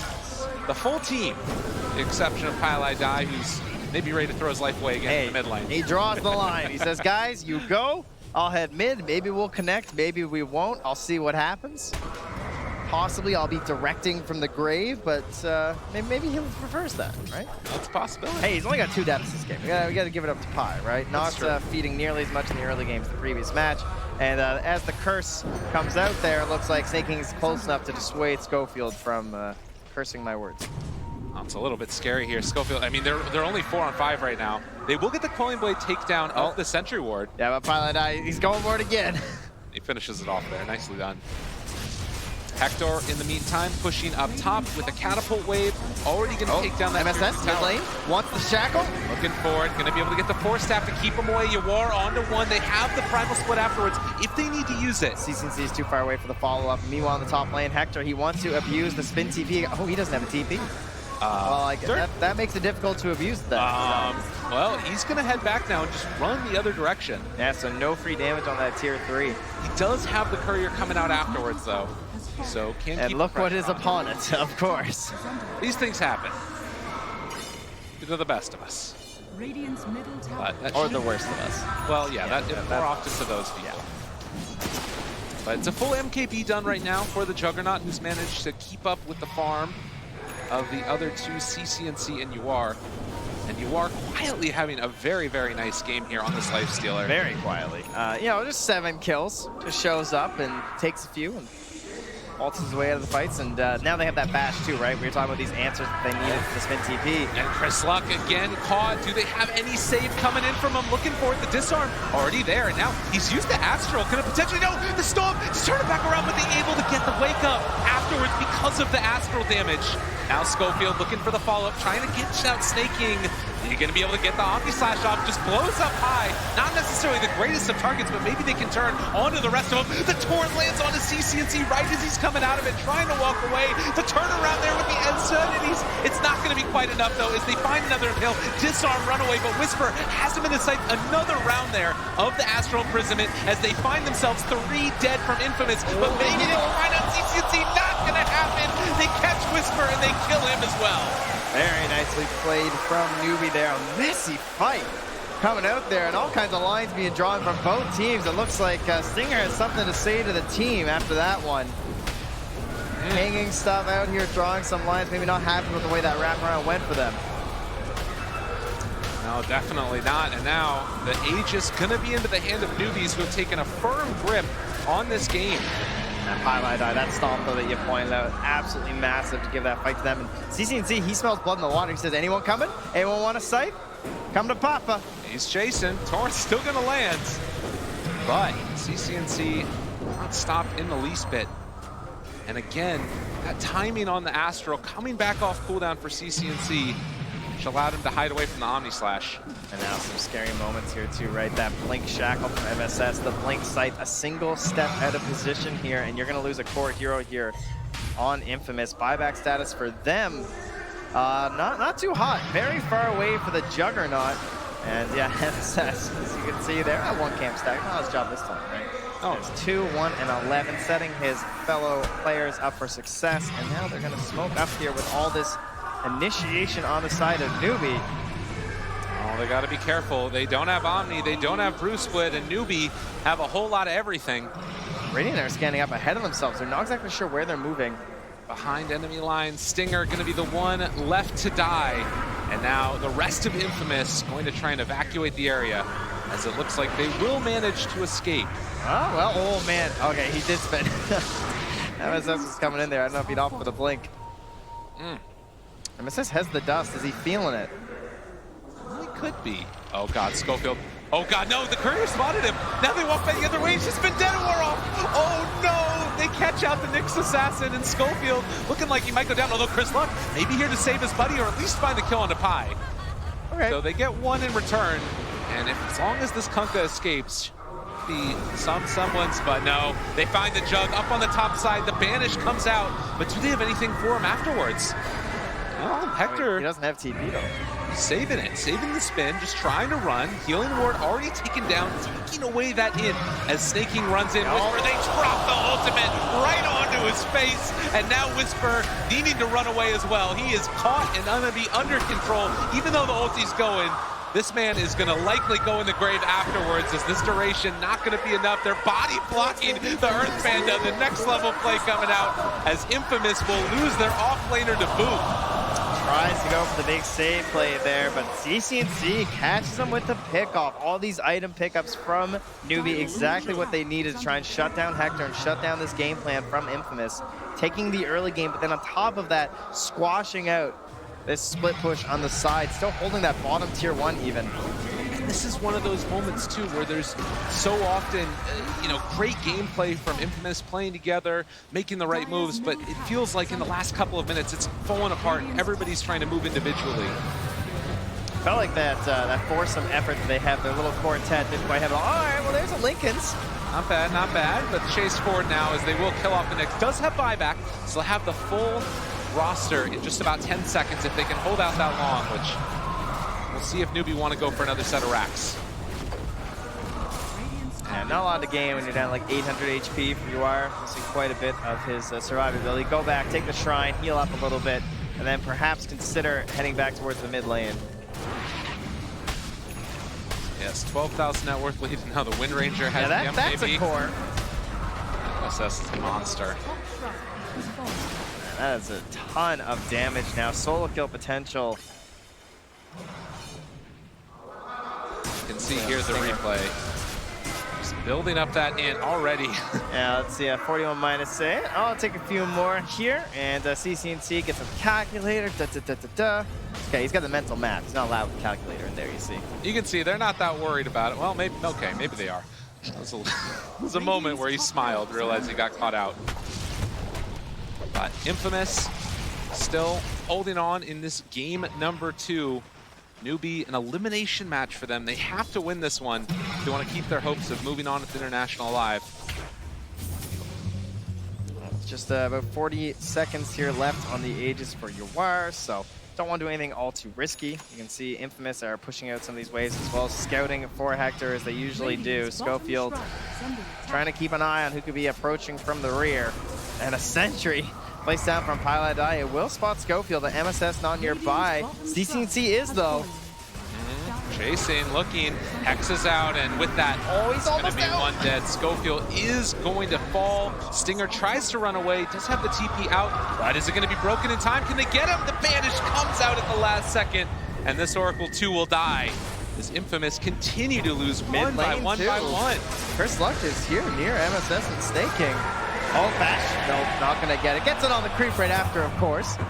And Observer having to work extra hard here because they're going on players all over the map. Down comes out as well as they have the control. Chris Luck, he's got Coco's rum, but is it going to be enough? MSS just barreling into him over and over with the MKB procs, but Hector's shown up trying to keep his buddy alive. And with that, Newbie going to have to retreat afterwards, or just run forward a bit more, because why not? They got the chase down. Spin trying to run Hector. Another still under fire. The Torrent lands there onto 2. And chase down more. Stomp, not quite going to connect there onto the Juggernaut. They don't land the Shackle. But Newbie, smelling blood, ready to go for it. The Torrents have been on point from Chris Luck right here. The Rum, no hangover from that. He is hitting them all. But does escape here, keeping their hopes of a high ground defense alive. I'm sure if one of those two go down, they're going to be knocking at the mid door there. And again, thinking about those buybacks, you do have it on the Kunkka and the Brewmaster, as well as the Oracle for Radiant. But at this point in time, if Jug dies, it's feeling very hard to hold your base. It does feel like Infamous kind of have decent-ish high ground. Like the Kunkka always feels pretty nice with X plays and then being able to pull people back. They have massively upgraded on the side of Newbie now, though. That courier that died, it has now returned with a Lincoln Sphere. They've picked up a gem. They've got the AC done for Yawar as well. So Newbie, I mean, they can wait a minute and a half for potential Roche spawn. But I would be fine with them starting to move into Radiant territory and try to take a fight. Yeah, making full use of that 13,000 net worth lead that Newbie have built up. As you can see, only 2,000 of that being the disparity between the bounty runes. The rest of it mainly off of kills, better farming. And now the big old wraparound coming. Snaking and Yawar up front and center. And Schofield, again, trying to be that force in between them. Yeah, they got a ward up on the high ground. It is pinged out there by Arcana, though. He knows. Yeah. Out of the heroes not in base right now for Infamous, Brewmaster just picks up his TP, didn't have it a second ago. And they can go for the defensive plays. Rage going to be able to dodge away from that Torrent. The pullback keeps the Kunkka alive. And Schofield now trying to play intercept. Throwing out the Cinder Brew. Chris Luck goes in the Shackle though onto 2. They don't have the save right now. Splitter coming through. CCNC went bottom to try and catch Hector, but didn't get it in time. And now he spins TPs away. Infamous looking for Newbie. Quite in a position to catch them yet, and Yawar turns off the Radiance so he won't get hit by the Spike Carapace. But Schofield still could try and free-handed impale, but doesn't quite manage to get it. So, 13,000 net worth lead still going to be maintained by Newbie, and they're waiting for that next Roche, which is going to spawn in about 30 seconds. Relatively short timer. Yeah, in favor of Newbie, say there, I think, considering the state they're in, the items that they've garnered over Infamous. And very collected play here from Newbie, not really dropping anyone alone, no one getting picked off. Pilot Die only 4 deaths this time, which I think was the same as the first 5 minutes in the previous match. Keeping things nice and tight. And as Aoi pointed out when he came out of the booth, just trying to play their own game, right? Yeah. Oh, he's in. Oh my god, jumps forward, finds the Hex, Spike Carapace was out, but the Torrent lands afterwards. CCNC still thinking about chasing. Rooted, but immediately taken off. Heavenly Grace and Newbie, as you said, very calm, very consistently reserved and not making an overextension. Yeah, and snaking with the Aghanim on that Omni-Knight, very helpful. Hector goes for the TP away, and oh no, he didn't get it in time! Dead for 80 seconds! Oh, he moved off to the left before he spun TP'd. Is that what it was? It looked like it. Yeah, I don't know if it was the TP or the spin. Either way, something went wrong, right? Well, with that, it is now a very easy Roshan for Newbie. No chance of a contention at all. And Juggernaut still 1,600 gold away from buyback. Yeah, that's not happening. Nope. The possibility of marching in the mid lane is there. They have the ever-present Guardian Angel now that Whisper is going to have to be concerned about because that thing is global on snaking. He has very short cast range in the Heavenly Grace, so he's going to have to be up and in the front lines there. Doesn't have an Aether Lens or a Blink Dagger, but with a Pipe and a Solar Crest, I think he'll be fine.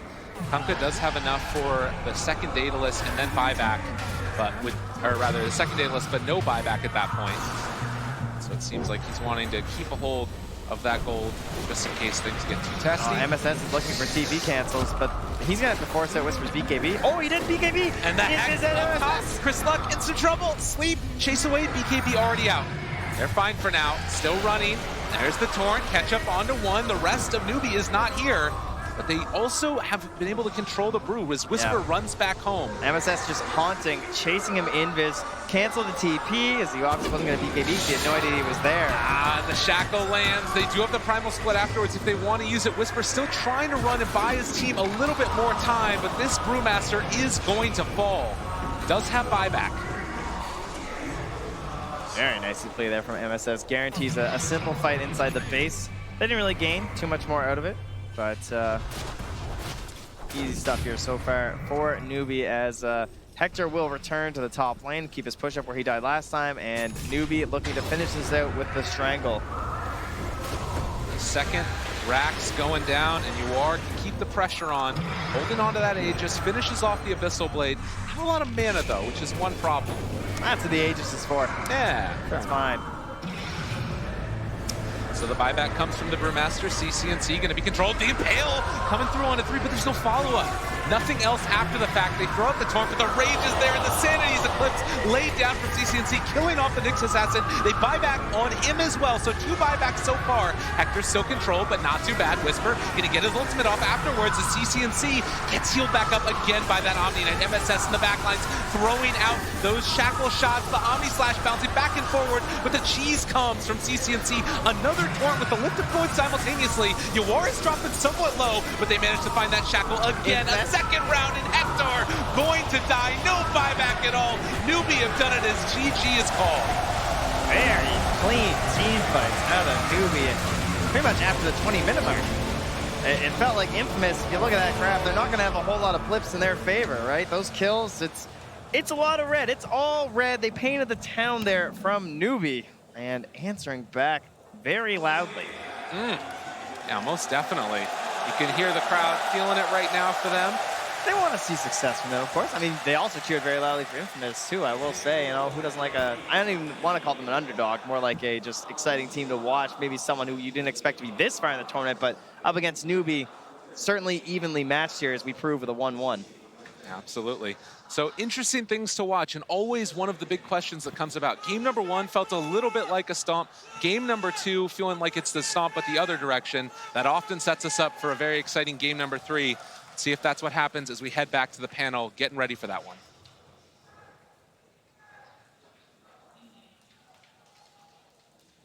You can see right now as well that Hector and the rest of Infamous heading back to the locker room. They are going to be a little bit favored going into that third matchup as we get ready to go into that third game. You can see here a very full crowd, and we'll head back one more time.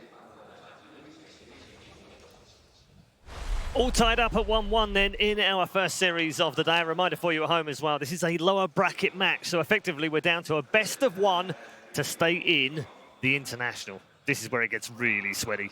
Sorry, I had to get one, you know, it's okay, spicy pun in there. So I'm glad you guys survived, by the way. That's a great result for Newbie, obviously, to get back into this game. Tough game, though. Wasn't straightforward. There was plenty to do. Very comfortable draft, though. Like they said, Curtis, Aoi, when he comes out of the booth, even when they do the interview, they're like, we don't really care if you have your Nyx Assassin. We're still really comfortable with the OD. CCNC had a spectacular performance in this game, making moves all over the map. So they played to their strengths, and they played against, I guess in this one, a little bit of the weaknesses that Infamous did have. Right. And also, Brian, back to where they were playing before. It seemed much more like the group stage version of Newbie. Yeah, they felt comfortable, I think, with those last 2 picks because the first 4 heroes of Infamous offered virtually no burst. They had a lot of disable, but the fights were going to last a long time. And I think the last 2 picks by Newbie basically said, we're going to have OD that hits you a lot, punishes you if the fight goes on, and we have a lifesteal with Radiance. And that made it so that the Hector pick, I didn't think there was really anything in the game that made him the best late game carry out of everyone in the game. And that's Infamous's comfort zone. And I think Newbie did a really good job that game of leaving the Wraith King on the pool, but not really giving them that pick that they needed to secure the late game. Okay, OD Pixel, just quick words on a comeback from Newbie. Yeah, I mean, as I said, you cannot write these guys off from making these sort of comebacks. They've got a lot of veterans on the squads, and their group stage results, they were drawing across the board. You know, 1-1, 1-1, how to believe 5 draws at least in their group stage matchups. And the way that they came back into this, it was smart. You know, Aoi, he got his big brain plays out with the drafts. He says, we don't need to ban the Wraith King. We're just going to draft in a way that makes it impossible for them to play it. Forces out Hector to go on a Juggernaut, which is, it just always feels like this bit of a meh carry. It's like, well, there's nothing else better to do. Jug it's a safe pick. it's not going to have the same impact as a draft where Infamous is able to just slam out a Wraith King. Yeah, definitely didn't have the same impact as we saw in game 1. We'll see how that pans out in game number 3. But first of all, you're probably wondering what this box is on the desk. Let's go over to Sir Action Slacks and Casey to find out exactly what's in the box. What is in the box? Well, we'll tell you, Red Eye. We've been having some adventures in Shanghai, and we got to do something very fun. Yeah, and by the way, nice 7 reference. I really appreciate that. Yeah, we decided that when we came here last month, we asked Dev to kind of show us around and perhaps take us to something that they love to do in their spare time. And something artistic, right? Yeah. Something beautiful? Yeah. Something where we could really spread our wings. All right, just toss to the piece. All right, check it out.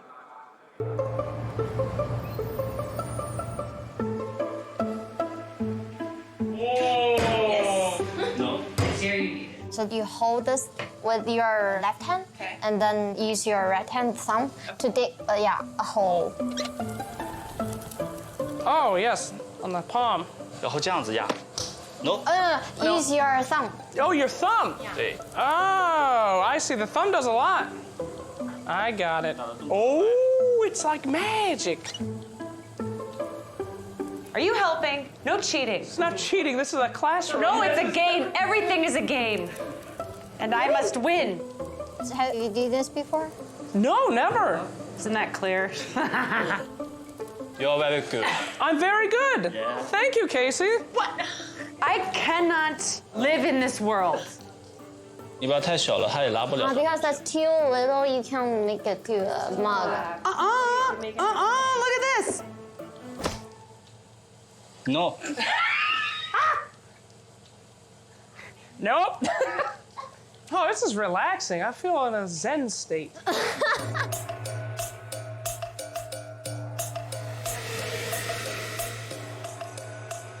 I don't know where the front is. You can decide. I know that sounded stupid, but I mean, there's got to be a best side, right?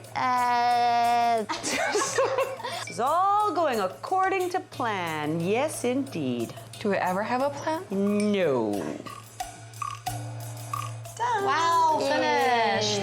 All It's set. very good. It's very cute. It's very nice. Perfect. Oh,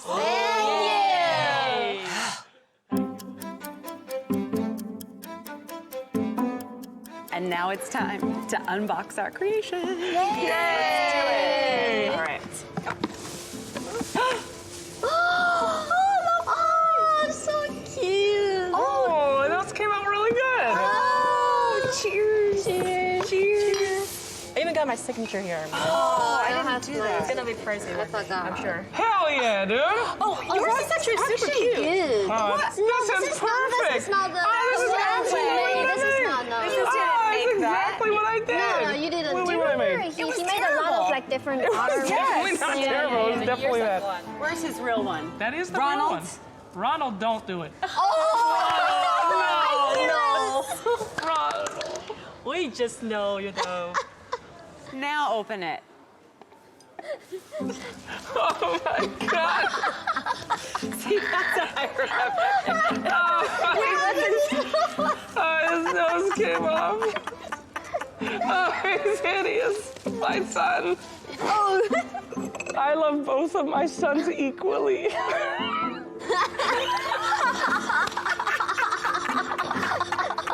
Stop. What is this? That's his nose. What happened to it? No, you can't have it back. Give me back my nose. It was too good for this world.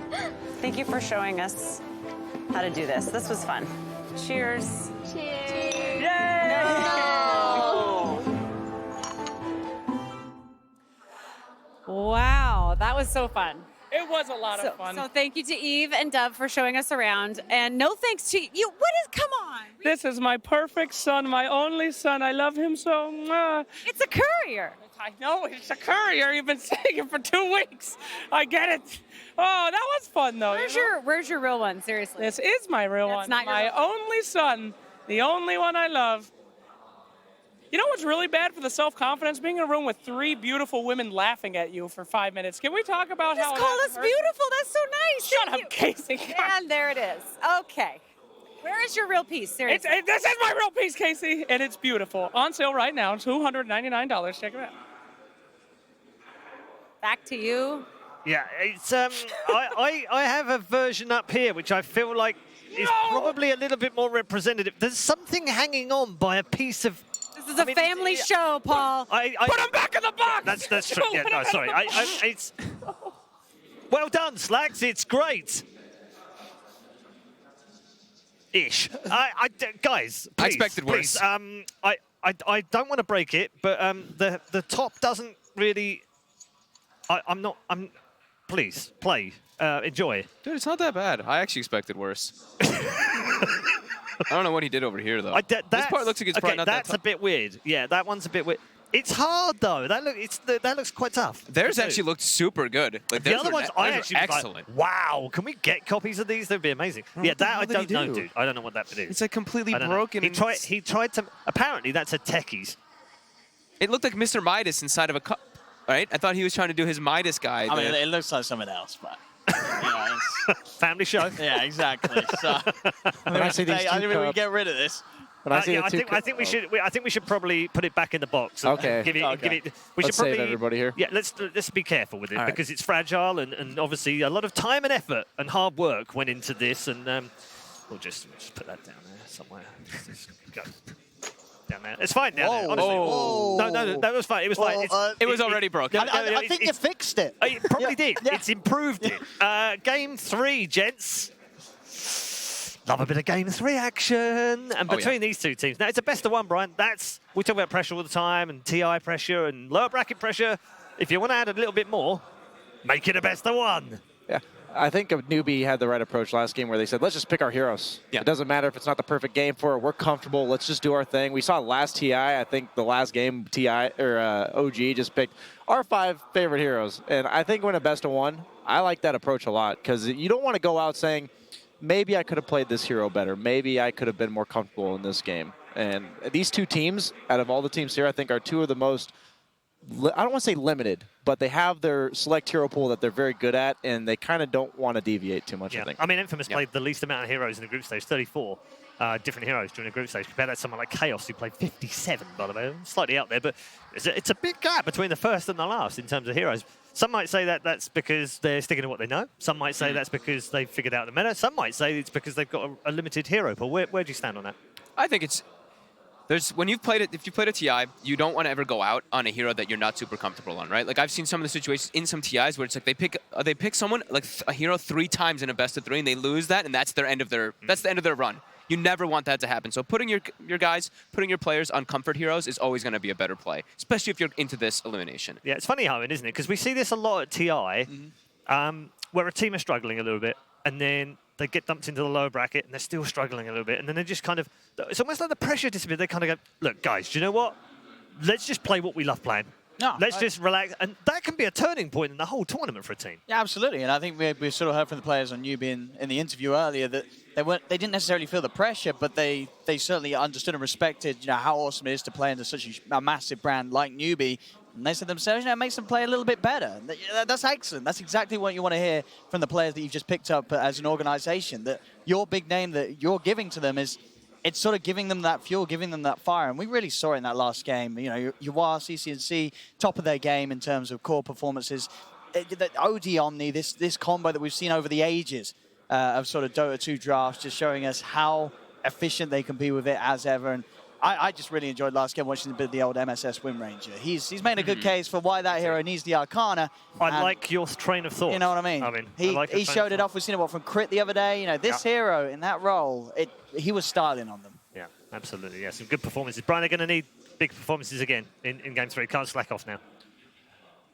I just want to see comfort from Infamous mainly on the result of, I think Hector is unrecognizable when he's not playing FaZe Midas. And if they have late game, I think they'll give the performance they need to take this. All right, teams are re-entering the Mercedes-Benz Arena here in Shanghai. If you're just joining us, welcome to the International 2019. The lower bracket is sorting the men from the boys, and we're going to find out over the next hour or so, maybe, which one of these two teams is guaranteeing themselves a top 8 finish. Remember, the South Americans from Peru, Infamous, have already set a new record for South American performance at the International by reaching the top 12. Can they go one more magical spot better? We're going to find out very shortly, of course, as the two teams get themselves settled. We'll look forward to the draft. Of course, head towards our draft panel very shortly as well.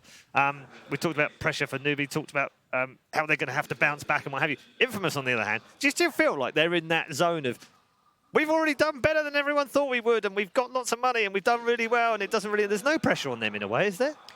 No, I mean, they still want to prove a lot. They still want to keep going. Like, we even saw their interviews like with Schofield and stuff. He's just like, wait, there's pro players? I don't even know who the names of these guys are. I don't care. I'm just here to play some Dota. Like, we're just here to crush it. And I think that they're not satisfied still. Sure, they're gonna, if they lose the game, they're gonna be like, we did pretty good, but these guys want it. They really, really do. And I'm gonna go back to what Brian was saying, and I think coming into this one, talk about specific heroes and stuff, I really think that they should look to address the late game, right? You said this team, they should really pick maybe like a void, something just to go for that super late game, just to have that insurance policy. And I think when you're in these type of situations, when you could just get knocked out right now, you have one more game, you have to draft for the late game. But isn't that their theme, though, gents? Isn't that, you know, they want to run at you, they want to be aggressive, they want to win in 25 minutes. That's their thing, isn't it? I think so, and I think you, as Newbie, you do have to be aware of them trying to go for that 25-minute play. You know, Hector, I'm checking his profile, his most played hero, it is the Husker.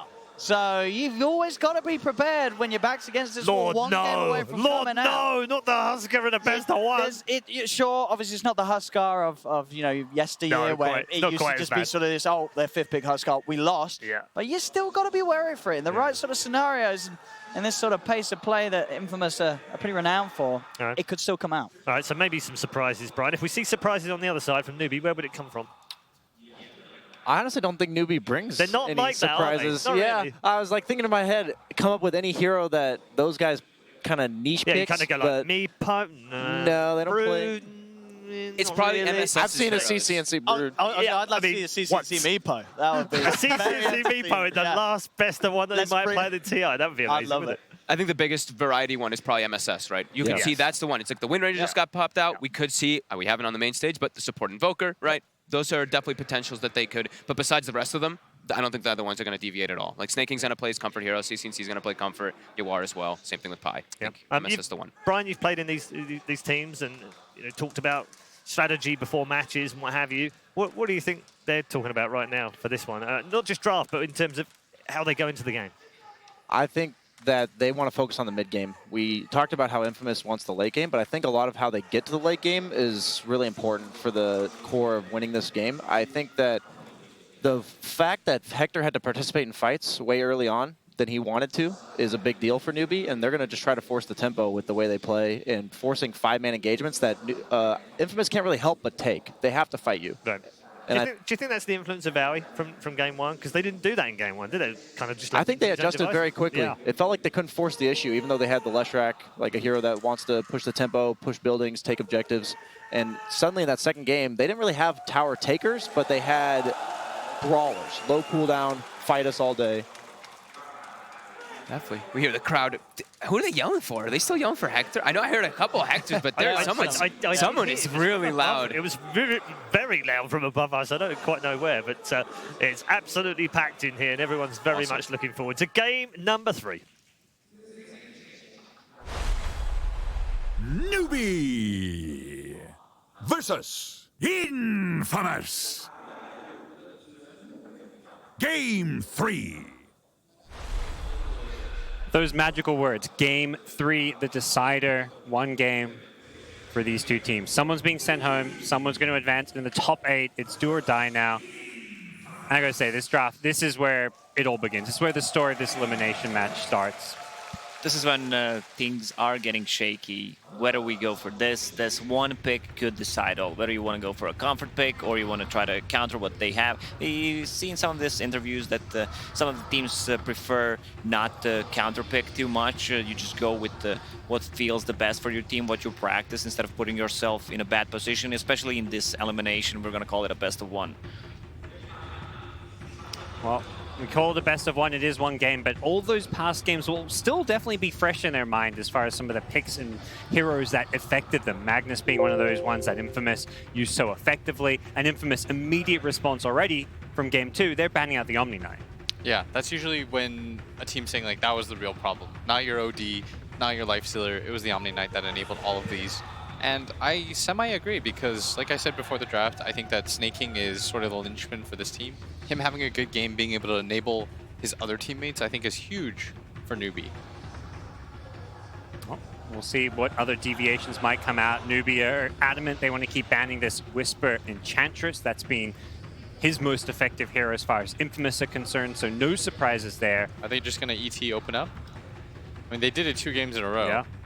Win-loss. It reveals so little when you just first pick this ET. Like, you can go so many different directions. It gives you team fight. It gives you strong lanes. And the reason why they banned out Omni Knight was because there were 2 saves. You have OD and you have Omni Knight, and they itemized so aggressively. On Newbie side, you had this fast blink hex OD, which got him a lot of the kills on the side lanes. And Lifesteal also went for a basher. He has a free BKB built in, and they could play aggressive. No need for early BKBs or anything, because you have these 2 saves. And they open up with the Tidehunter.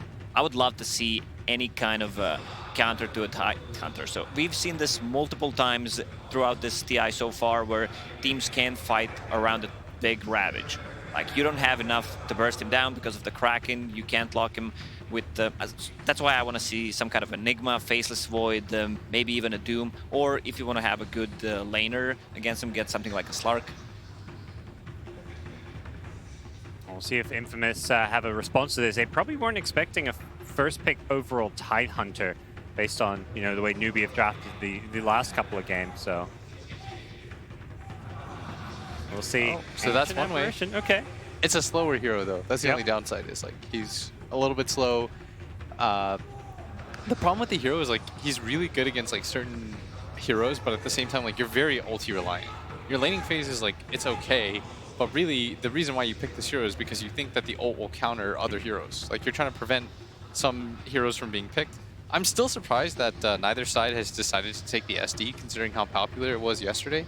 And I do think it's like one of the best anti-carry cores. Yeah, but having SD and AA for Infamous, you have 2 supports who don't have enough lockdown. You don't have the control. I'm down with like not taking SDAH. I just mean SD in general. So Infamous is going to grab the Wraith King, which you talked about. I really like that point you said, like, what hero are you going to go out on? You're not going to regret, I feel like, going out on this Wraith King of Hector's. Yeah. Look at Hector dancing. He's about to style on these kids. Ooh, boy. And this also, now the AA pick makes a bit more sense, because this is one of the best laning supports to pair with Wraith King and lane. I would not be surprised if they just go straight for OD, because I believe it's not going to survive the second banning stage. Would mean you're most likely picking up 2 cores in the first stage and revealing a lot as far as your draft's concerned, but you maybe don't care if you're revealing a lot if you're really content with the heroes you've got and the way they match up against your opponent. 8 wins, 3 losses on the Wraith King, only behind the Lifestealer as far as success at this tournament goes. Instead, though... That's a different approach. They're going to go for a mana burn, probably position 4. Invoker, they can still swap things around, but the position 4 Invoker right now seems like the best role for him. And this was one of the kind of out there picks that Fog mentioned that Newbie brings to the table.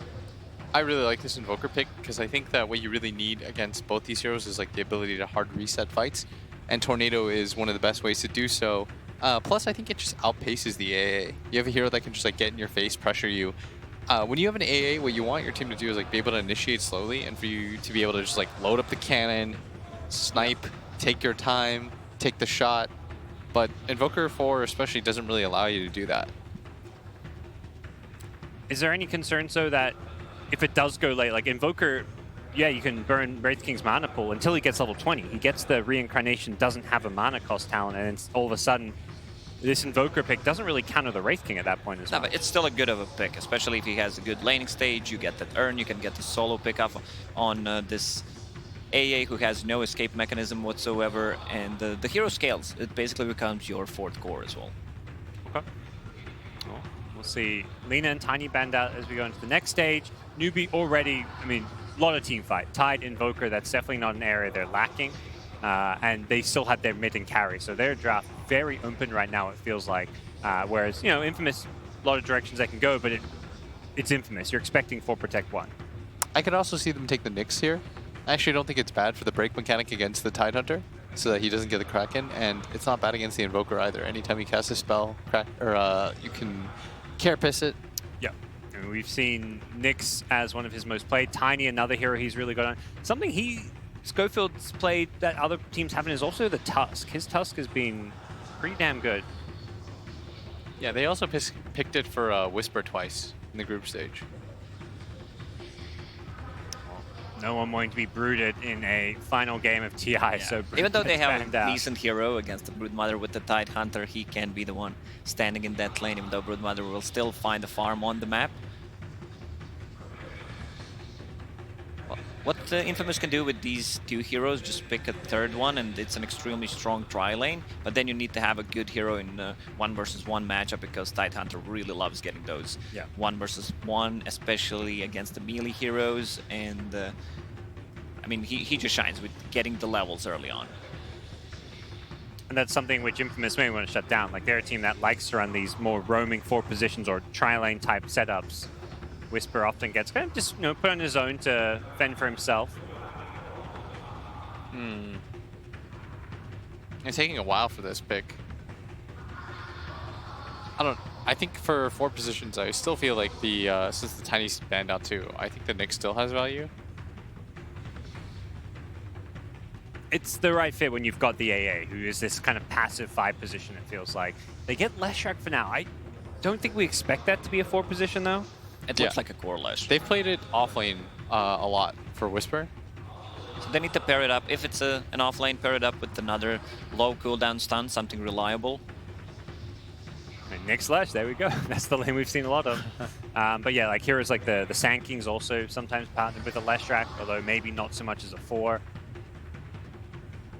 You guys like the Leshrac? How do you feel like it matches up against what Newbie have picked so far? It's a flex pick, so it can fill basically 3 roles right now, so they're not revealing anything.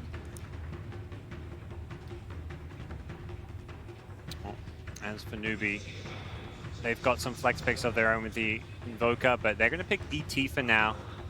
Typically played in that 5 position role.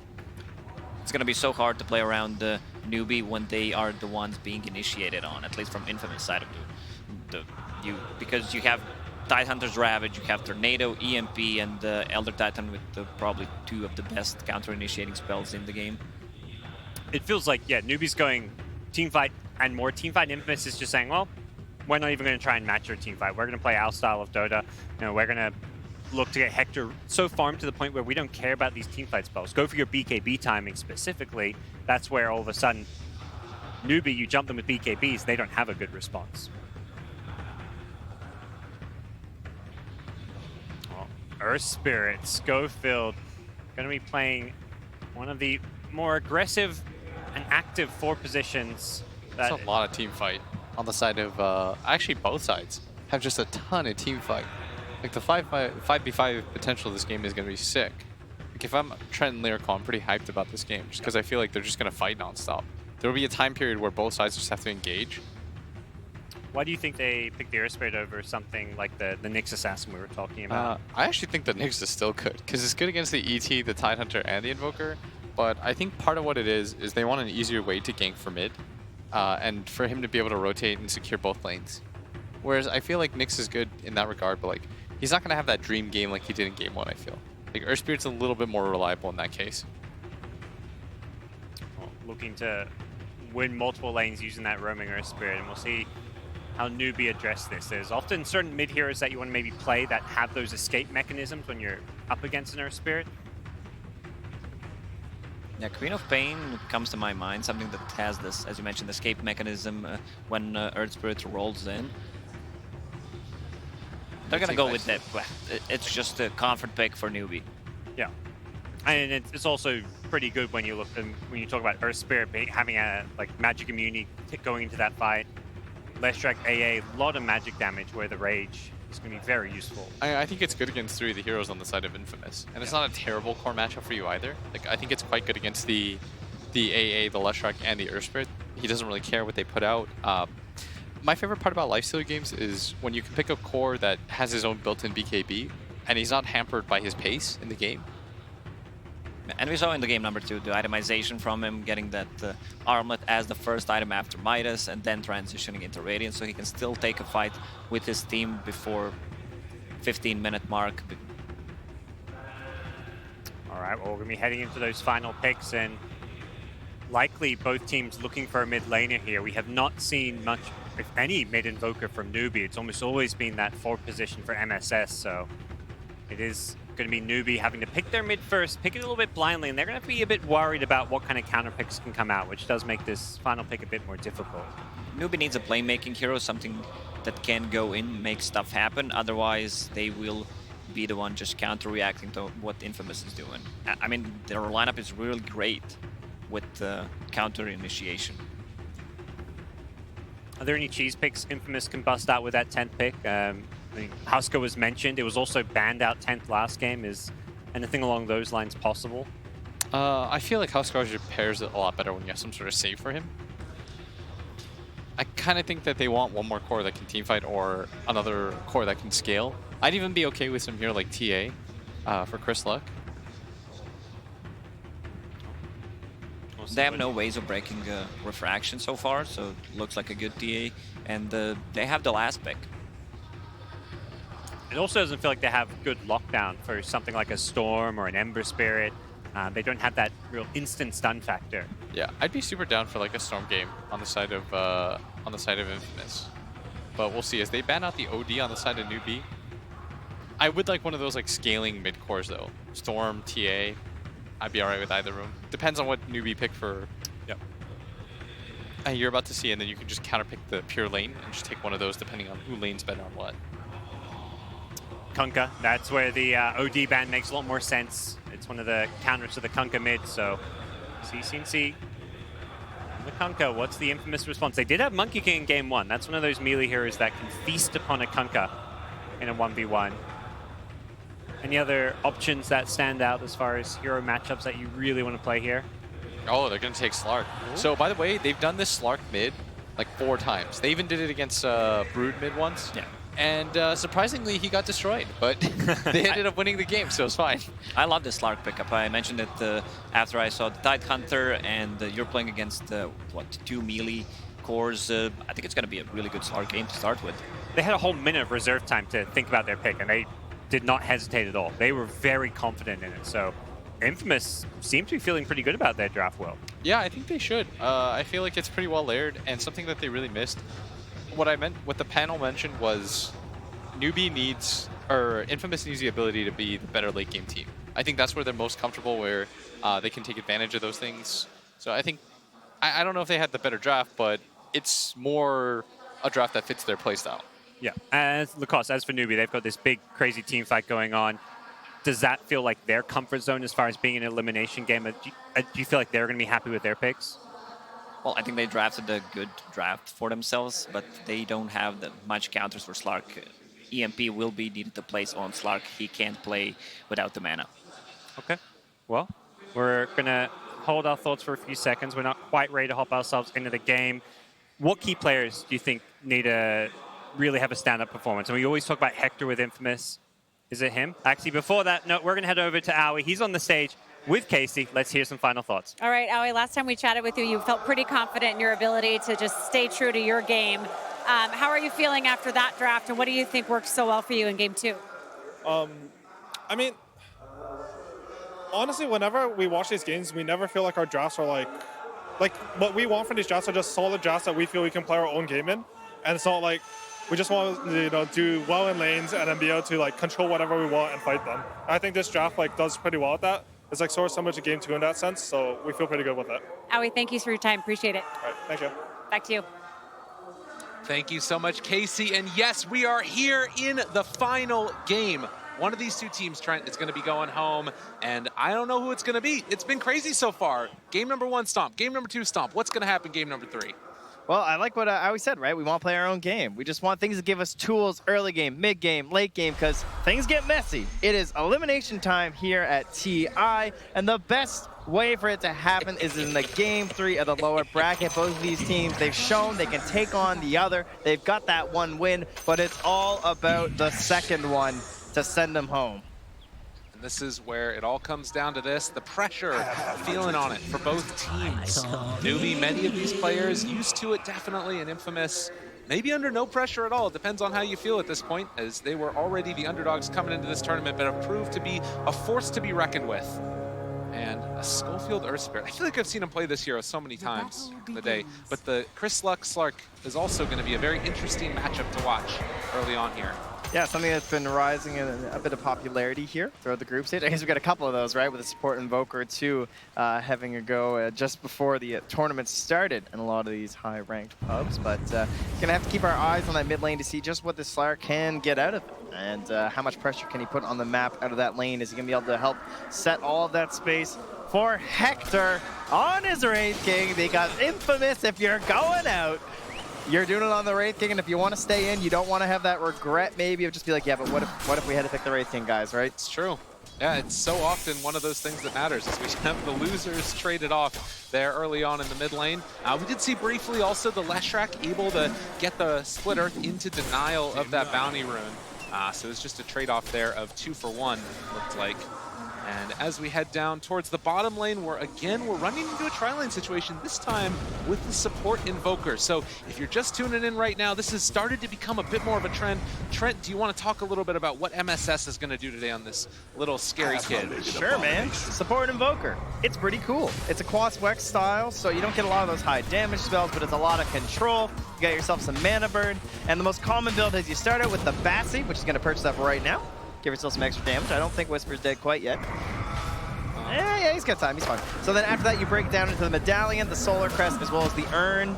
It's a lovely build. It's just tons of team fight, and essentially forces all your opponents to buy BKBs in the core roll. Highlight die. The body blocks came in for a second, actually from Yawar, and that's going to spell the end of the aggression, at least for now, as both teams getting very low in that bottom lane. So yeah, the support invoker, very annoying to play against when you get the cold snap points up, and as you can see already, MSS going to try and get a little bit of a side pull work in there, able to pull the cold creep wave off, and we'll see if Infamous are going to be able to come and contest as they are simultaneously doing their pull into the small camp. It's a really interesting build too, because it has different peaks as well. Like even early on, it's very annoying to play against, and then you get the level 10 talent for the Ghost Walks, you're scouting everywhere, and then the 15 talent when you have a 5-second cooldown on cold snap, which is just ridiculous.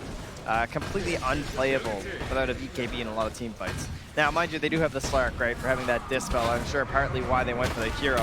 They'll take that off, but there's a stun. Potential first blood here. Down bottom, Highlight Die trying to trade hits. Schofield very low and goes down.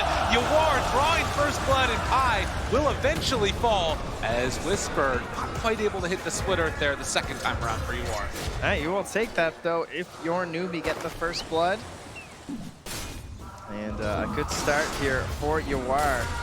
Gonna send out a clarity to Pylai Die and say, could you bring that down to me? Thank you very much. Handy supports dying to play Courier for their core players. You can see mid lane so far. This Slark having a very nice time of it. 17-7 versus 8-1 on the Kunkka. And Chris Luck really not. Oh god, he's gotta be careful though. Yeah. And CCNC, he's trading hits, very fire, still trying to live through this one. Pounce away, my god, Chris Luck, you're crazy. Yeah, he's just doing the math here. He's like, all right, I'm fine. Breaks the south, CCNC, okay. That works as well. I'm not sure what's happening in this mid lane, but Chris Luck does not have the regen that he needs. Does have a salve on the Courier, but it's still not back at the base yet. He has to go pick it up from the fountain. Yeah, so CCNC is going to get a little bit of control on the wave here to try and catch back up in the CS, perhaps even bully Chris Luck under the tower, but no, he's a bit too busy at the moment. Looks like I'll get a little bit of free space there. You can see the Earth Spirit sort of bouncing back and forth between. They both have vision of that at bottom area, so CCNC well aware where Schofield is, and likewise rotations will be scouted as well for our Slark. So Slark will come back in the lane with full HP afterwards. Still seeing one of the problems that Slark can run into against the Kunkka is, even though you can't use the Tidebringer for denies, very solid for harassment purposes. But if you miss that torrent that CCNC threw out and get pounced, he was probably dead. True enough. You know, it's the stats stack up pretty quick for the Slark, giving himself lots of armor to trade hits with the Kunkka. I think Whisper's just doing fantastic down here, though. Going even versus the Lifestealer and the Elder Titan lane. I wasn't sure exactly how difficult it would be for him. Obviously, he saved up for the boots relatively early on to give himself some survivability, but the fact that Schofield's making all these rotations hasn't hurt him in the lane at all. Schofield dropping a rock just onto the head of Highlight Die as they continue to trade hits. And I mean, Infamous are just crazy.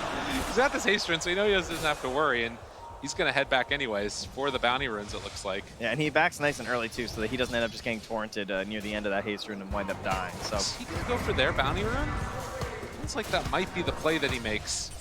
You are in the meantime keeping control of it. In the mid lane, Chris Luck is getting real low here. Dude, this guy is so crazy. Fairy Fire, another round of it. I think he got him. And CCNC with the outplay, and that's the tip. Proud of his mid laner there. The boy's growing up here, getting kills in the mid lane on the main stage. And yeah, he has been playing very dangerously in that cycle. Almost felt like that was destined to happen at some point here. I mean, that's the flavor though, right? Like, that's what they add in. That's what you love to see from time to time, because when it works, it's beautiful. Well, that's fair enough. But when it works, it's beautiful, and you demoralize the opponent. I feel like that's part of the strat in a way, as you are going to get rolled on down their bottom. And 1,000 gold lead for Newbie, but still very early goings. Oh, up top, the mana burn on the Hector there too, so hard for them to really continue that harass onto Snake King. And 6-minute rune gonna be coming up here very soon. Paladai looking to secure bot. It'll be an invis, so I mean, not the best for an ET, not the worst though. As he'll pass right by Schofield, just gonna make sure he doesn't tag him up there. The call is we're gonna go on to Whisper now, see if we can find him out. Split Earth down, and Whisper going to back away.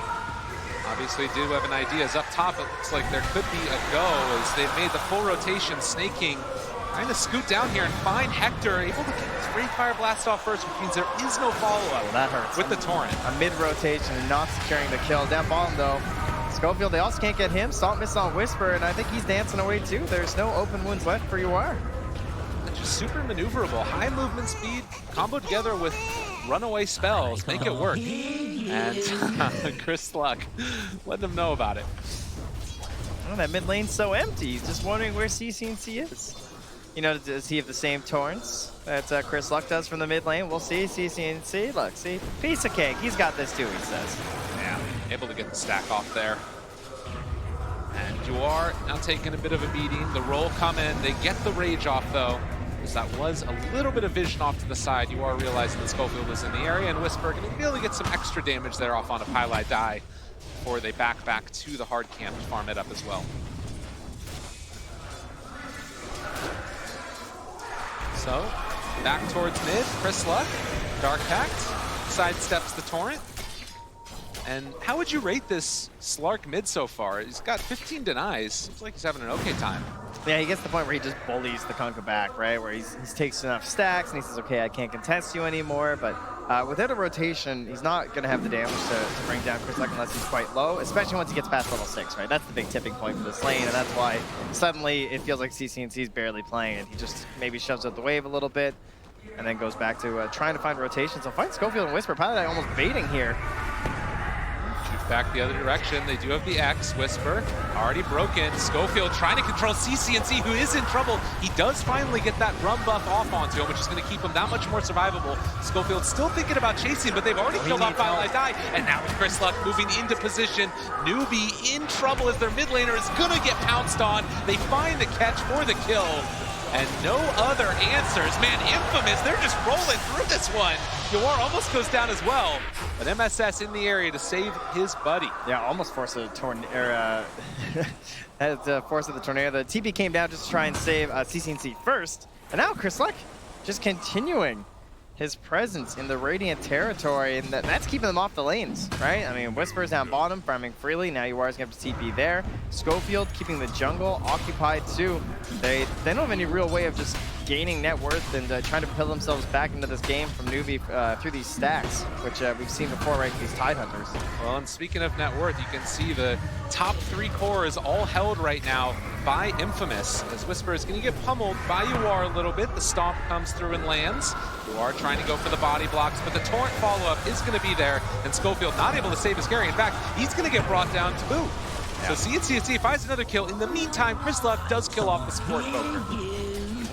That was with the Ghost Walk, too. Looks like he had just gotten off, I guess, as I don't see any detection there from Chris Luck. Oh, there's Sentry on the high ground. Aha, I see it now. He got it. Blocking off that camp to stop the constant stacking from the Kunkka. Yeah. So now I talked about stacks in the bottom lane because it's occupied by Schofield. They do have a lot up here actually near Snake King, right? He's got that camp, another camp, got the Ancients too, so the whole Radiant triangle looking quite stocked. Chris Luck Going to get the pounce away, just barely. Doesn't have the mana left over for Shadow Dance. And he has slept. They got eyes on him. Now in some trouble. Chris Luck able to walk away for the moment. The tornado is going to be there. Does he get the Dark Pact off? He still doesn't have mana. A huge problem for Slark. He decides, I'm just going to turn and fight.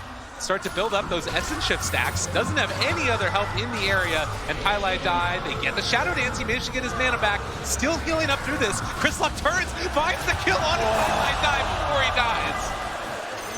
All right, the 4-on-1, fair enough. But top lane, they're going to Ravage Whisper here and give UR plenty of time to make this rotation. They don't want to trade one back this time on Snake King, so it will still be a 2-for-1 and favor Newbie here. Plus, they are at the gold disadvantage, which helps some of those bounties a little. Absolutely.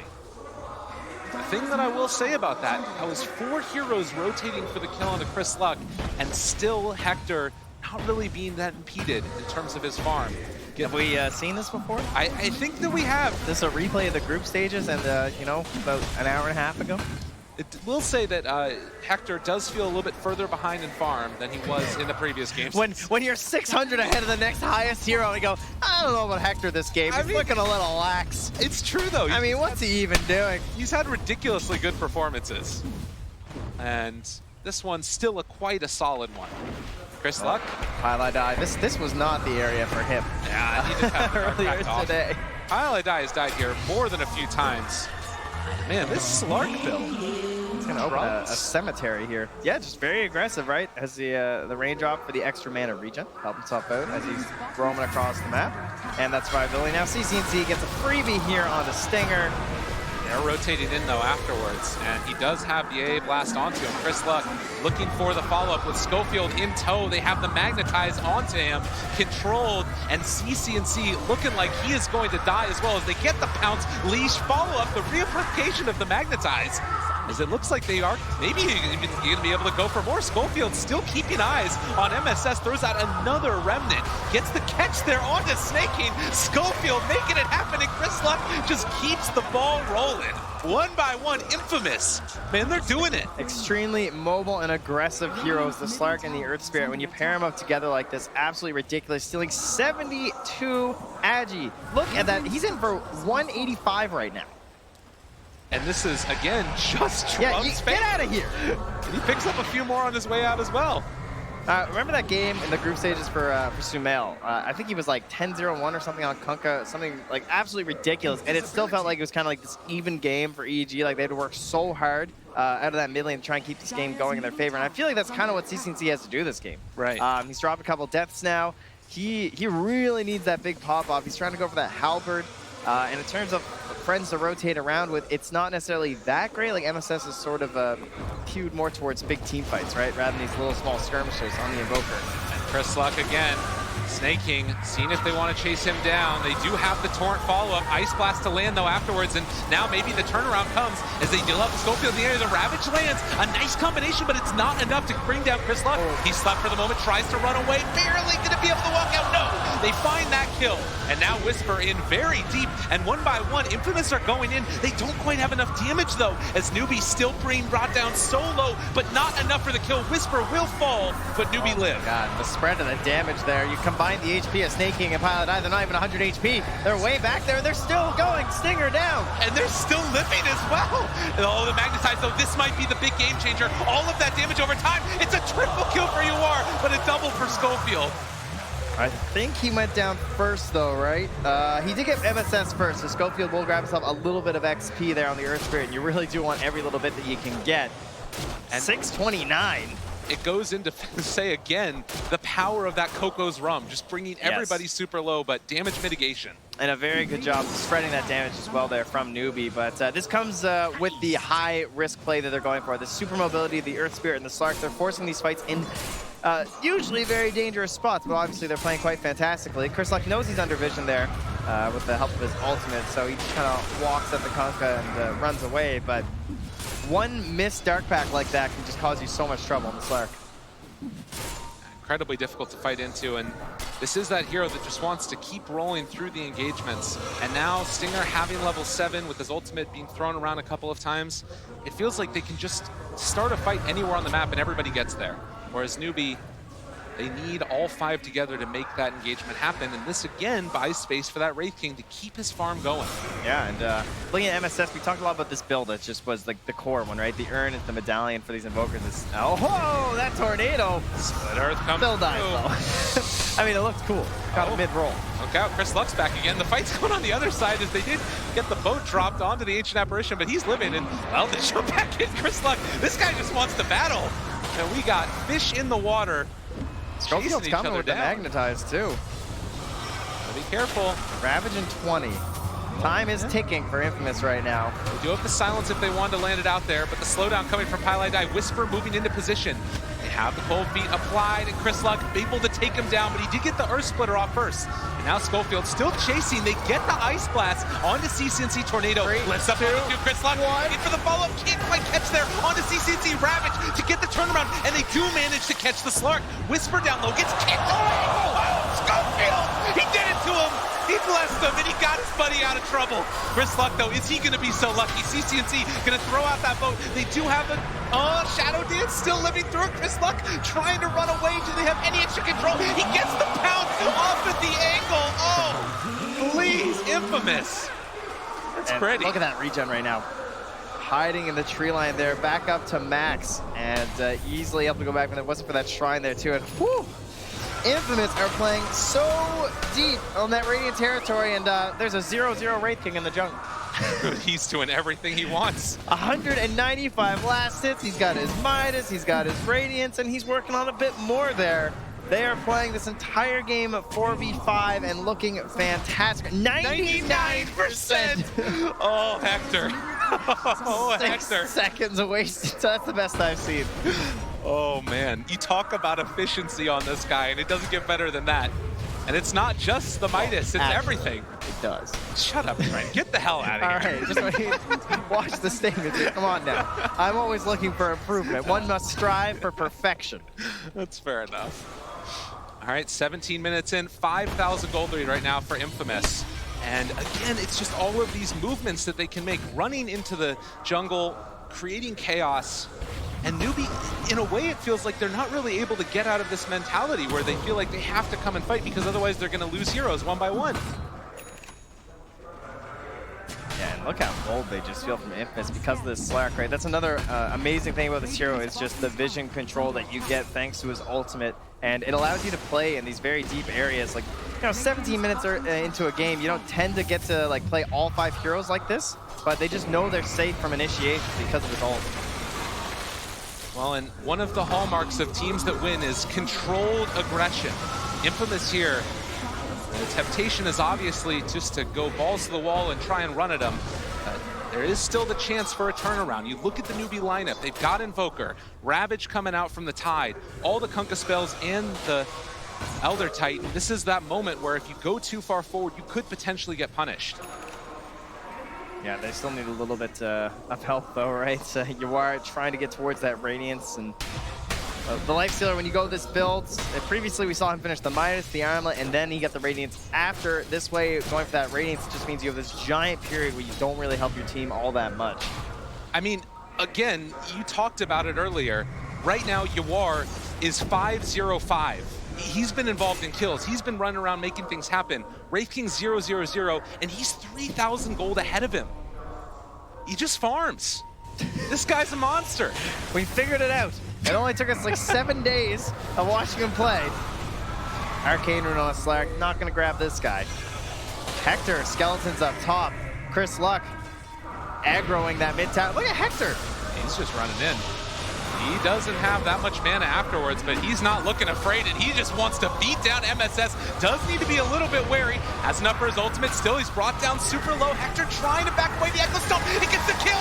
He bleeds. Hector goes down, and he didn't have his ulti available because of the mana drain, and now the kick away Whisper still living through it. Infamous realized we need to get out. That timing was terrible. He just threw out the stun, and just perfection there from Paladin. Just like, oh, the stomp. I got him. I got him, guys. He's dead. So yeah, all that EMP adding up there. I thought for sure he was going to be fine, but not able to get the reincarnation there means that they at least have thoughts of backing. Whisper now going to be the next one that's targeted here. Good They silence. decide to go. Good play there. Yeah, Nice stops the Skillful. combo from CCNC, and they're even going to smoke for the additional move speed to try and get themselves out of here. That's mostly Stinger trying to live, I'm sure. Oh, yeah. Does not want to get caught out. Do not feed away kills one by one by one. And Newbie, signs of life here for themselves as they get that Radiance completed. And are going to be able to pick up 2 bounty runes as well. And now find Schofield. He will have that silence again available. 1,580 HP as well. Just throwing out the Magnetize. Okay. Are they chasing for more? Whisper is super low and in trouble as they catch him. And the Lesh is going to go down. So Infamous losing hero after hero these past couple minutes. Pop down there, very nice. Things still looking very good for Infamous though, right? I mean, 5K lead, Hector's terrifying. He's got that blade mail. He still wants to force another fight. And Chris Luck, probably the BKB is that big thing that they're waiting for. Seems like it. Obviously, Wraith King, once he gets that level 20 talent, does make a huge difference, having the no reincarnation mana cost. But at least for now, there are still ways for Newbie to deal with them. Man, they're considering double Halberd here. I like it. One on Yawar as well as the one onto the CCNC here. So, I mean, they understand where all the damage is coming from the Slark as well as that Wraith King. Of course, the Radiant's frustrating, but you can negate a lot of that AoE because of the run buff, as you pointed out. So just stop them from attacking us. Sounds good. Yeah, absolutely. One of the things that Slark cannot take off of him. Yep. And in the meantime, 21 minutes in, 5,000 gold lead. Newbie trying to play for the later stages.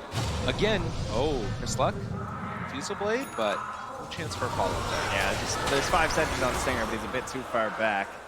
MSS even currently under a sentry, actually, but they have some lingering vision in all that area they've been controlling on the side of Infamous. And some beautiful wards too, right? Like this one in between the tier 3 and the tier 2 in the mid lane. Same thing in the top lane, also between the tier 3 and the tier 2. Trying to spot exactly where they're rotating out of the base from Newbie, and that helps you pick these good team fights for yourself. Caught. Chris Luck going to be able to back off the Dark Pack, keeping him survivable. And Chris Luck keeps on spamming it out. All the chat wheels. You love to see. Illusion. And now you are... Where does he go next after this Halberd? I mean, he's got the AC queued up next. Are you feeling like he's in this game? He hasn't really been able to make that many plays, mainly just following up with what the rest of his team is doing. I guess the question is, like, what is his role in the team fights, right? Yeah. Trying to add on some burst damage, I would think with the Infest would be great to try and bring down the Slark. If they manage to get some sort of a stun, that's the big question to me is how are you going to find that currently if you're playing for the side of Newbie? How do you kill this Slark? Like, when he goes in too deep and the fight gets really messy under a tower and stuff, they've been able to get him, but I feel like these fights that if they're initiating it on the side of Infamous, Chris Luck probably has a very good chance. And then if the BKB is out, I have big concerns for trying to kill this Slark. Might have got a glimpse there of This is the pretty Ghost good. Walk. Yeah, I like this. It's dangerous, and Infamous, not sure if they saw the debuff applied to them, but now with the Radiance hitting there onto those creeps, will pop out of the Invoker. Yeah, the tower being hit in the top lane by the creeps, probably something that's tipping them off on the side of Infamous to maybe back on out of there. And it feels like right now, Infamous, they're just going to wait for that level 20 likely of Hector. Hey, look, well, where's Hector going, guys? Oh, he's TP in a farm. He's TP in a farm. No, you guys don't want these camps? No, it's fine, I got him. This guy knows what's up. In the meantime, they're also stacking up other camps on the other side of the map. Hector getting very close to that level 20, which completely changes the way he can play in this game. They have the BKB already there for the Slark. I swear, I just saw him skeleton, and now, again, it's just, every time it's back, he's got the max charges, right? Like, he's farming so fast at this point. Those other skeletons are still going. Well, Chris Luck, a little bit of a bother, but he has the BKB, and that's going to make it absolutely fine. The leash is out now. The boat going to not connect because of the BKB. Now nice Schofield still chasing. They're all grouped together from Newbie. What else can they find? Hector walks forward, wants to get a stun onto one. And Force Staff keeping Schofield from getting stomped there. Yawar, is he going to be able to get out of this one at a time? The splitter timing right after the Rage Warp, and Yawar's down. Oh, they got him. Off to the side. They're keeping him controlled. Chris Luck will fall, but Hector is here, and he's just going for it as they find CCNC. The splitter lands after the Yules. They find themselves another pickoff. Infamous take 3. Yeah, Snake King and Pylai died. They're hitting those big ultis that they need with the Ravage and the Earth Splitter, but they're still only able to take down that Slark. A big kill nonetheless. I mean, that was his first BKB. But Infamous still taking charge in these engagements here, and so much XP across the board for them now. 5,600 from that fight. Very well played indeed. Look at this nice balance on the Wraith King from Hector. 50% physical, 50% magical. Snake King does have the pipe to try and help with that now. And now an 8,000 gold lead. Infamous on the verge of moving on and continuing to be the furthest placing South American team at the International. Stinger is going to get caught here, though, it looks like, with the Ice Wall follow-up. The force staff coming from Schofield, and he's fine and dandy. They back out. Does not feel like the kills are even. No. Oh, we get ourselves a replay here, too. Schofield so close to going down and living on the absolute edge there, but taking down Uar. He still had the infest, couldn't quite get it off, probably because of the Ice Blast, of course. Didn't have any sort of a moment for it to get the final kills there, and just the run down after from Team Infamous is Chris Luck, you know, taking his time in the grave to ensure the tips get out there. Ooh! You can see they're feeling it right now, knowing they're on the verge of moving on. Unless Newbie can do something about it. It feels like it has to be around these big team fights from Newbie. Draining the mana, causing chaos, but BKB's such a good answer to this lineup. You can see the disparity, more than double the amount of bounty runes taken by Infamous in this game. They're about 2,600 gold to the benefit. Oh, Chris Luck DD, this is scary time. Yeah, they've been waiting for this Roche for quite a while here. Didn't necessarily have the best items for it, but a DD will help. Fortunately, they are respecting the side of Newbie and their team fight, right? Just 20 seconds away from the Ravage. The Earth Splitter is already back and available, so they know it has to be kind of this perfect moment. They need good scouting here, and what's the Newbie plan? Still waiting on 15 for MSS and his talents. Looks like they won't even have to approach the pit. They'll still leave it here, as the Spirit will confirm their suspicions that Infamous has left. Meanwhile, some confused skeletons will hang out with Roche. So a little bit of again, reset. Where did we get to this point? And it feels like it's, again, been those 4 heroes from Infamous making space for the Wraith King to farm up. Hector is now online with level 21, has the talent, and he's just running walking. He literally does not care. He's going to farm their Ancients in front of him and dare Newbie to come and fight. Stun already out. They have the sleep. Slowdown coming with the boulder smash. Hector popping the blade mail, still thinking about chasing. This is now all of the run buff onto all of Newbie, but they've committed everything to kill off this Wraith King one time. Can they get him a second time? Chase forward. Chris Luck with the BKB, wanting to find himself a target. Hector also pops the BKB. They've gone in really deep. Snaking does have Ravage. If they're able to wait this one out, have Infamous gone a bit too far, or are they going to turn now? The run buff is going to wear off, but Snaking with the Ravage jumps forward, hits it on a 3. Chris Luck able to escape. Now the follow-up coming from Whisper, who runs back into all of them. They find the damage. All of the heroes of Newbie starting to drop down. Whisper will fall. And meantime, the chase forward coming from more. Magnetized onto everybody. Chris Luck, he's on such low HP, but this Magnetized being reapplied. Finding CCNC. Another round of kills. Hector he doesn't have ulti. 1 second. Oh! And he's coming back again. Turns it now onto Snake King as the run comes. Need to get out. They've gone afar as the buyback is there as well. Another kick from Schofield, trying to keep Hector alive as he turns, throws another stun. They don't have another ulti this time, but the walkway is coming as Chris Luck finds space and time for his team. He will give his life for his carry as Hector and Schofield escape. Man, this guy has just been dark packing everything in these big fights. So Infamous, they take a victory in that one, forcing it to the buybacks overall. I guess, obviously, Newbie, they have sent them back, but Slark perhaps forced the buyback if they can potentially peek into the Roche pit, but I don't even know if they can do that from the side of Newbie. That fight looked so good for them, too, like the way they were drawing them all back in there. It looks like Infamous are still going to be the ones gaining on that gold, thanks to the fact that Hector lives. Hector lives. I can't say anything more about it than that, but Newbie, now with Chris Luck dead for another 30 seconds, feeling confident to try and pressure this mid-tier 1 tower. The silence does come out and Hector shows up. They find the Ice Blast afterwards. Force Staff trying to escape, but now Uar trying to TP out. That means the rest of his team is potentially going to be caught out here. Hector chasing. They find Snake King, get the kill, 70 seconds, no buyback. And the question is, do they run to Roche right now? One would think so, with the dieback confirmed. Now, he did pop a Skellies down the mid lane. Oh, actually, no, those are the old Skellies. I'm sorry. These things just keep on coming back. So Hector heads to the pit. He will be a very disappointed because, look, did you see that? Midas was ready. He's like, oh, yeah, Oh, wait. almost went back. They don't have the Lesh here, and they're going to lose the AA. Infamous, they're still thinking about fighting this one. They don't have Earth Spirit or Lesh for this fight as of yet, but they still want to go in and take Roche if possible. Buyback is there for the Ancient Apparition. Oh, and 30-minute bounties. DD spawns right outside the pit. Well, I mean, they probably have it anyway, to be fair. As that's not a courier, it is a forward spirit heading in there. I would get confused by that. Stomp comes out, able to dodge away, just putting Roche to bed.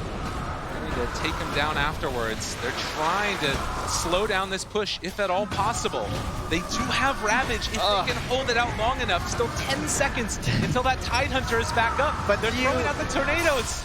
I think you gotta try and steal. I don't think you can fight this. Dispel the DD. They still are moving in. 2 seconds until the Ravage is back in online. Hector, they're throwing everything that they possibly can, trying to keep it down, but there's gonna be the Aegis picked up, and a little bit too late. Snake King not able to get there. Yeah, can't quite find even the Roche kill. I think is pretty much what they were angling for at that point. I think going into that battle was not gonna end well for Newbie, and they knew it.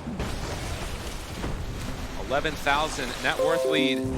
CCNC just trying to hold these lanes back, slow down whatever push they possibly can. It feels like they need more time. Yeah, lanes are definitely the name of the game right now for a Newbie. They just have to try and stop the ball from approaching their towers as Schofield bringing Snaking far out. Let's be forced back here by MSS. I believe the only one on the team with the Force Staff. Indeed, very useful this game versus the Slark, versus the combos of the Earth Spirit, even just the Wraith King, the follow from the AA. They could use a couple, but Paladai far too poor for another item on this ET this game, really hurting them out of the support roles. And you compare just the relative value that you're getting out of these other heroes. Whisper, well, he doubles back, pops the BKB and deciding to run away. In the meantime, though, look at Hector. He's inside the base, pops the BKB, turns on the Snake King. He can't afford to die. And now Hector in very deep. Yuar is going to try and chase the Ice Blast. It comes in, it hits him. Oh, they took him down, no buyback. 50 seconds with no tie. And Infamous ready to walk in at this point. They didn't dodge away from the Ice Blast that came through. Disarmed, Wraith King.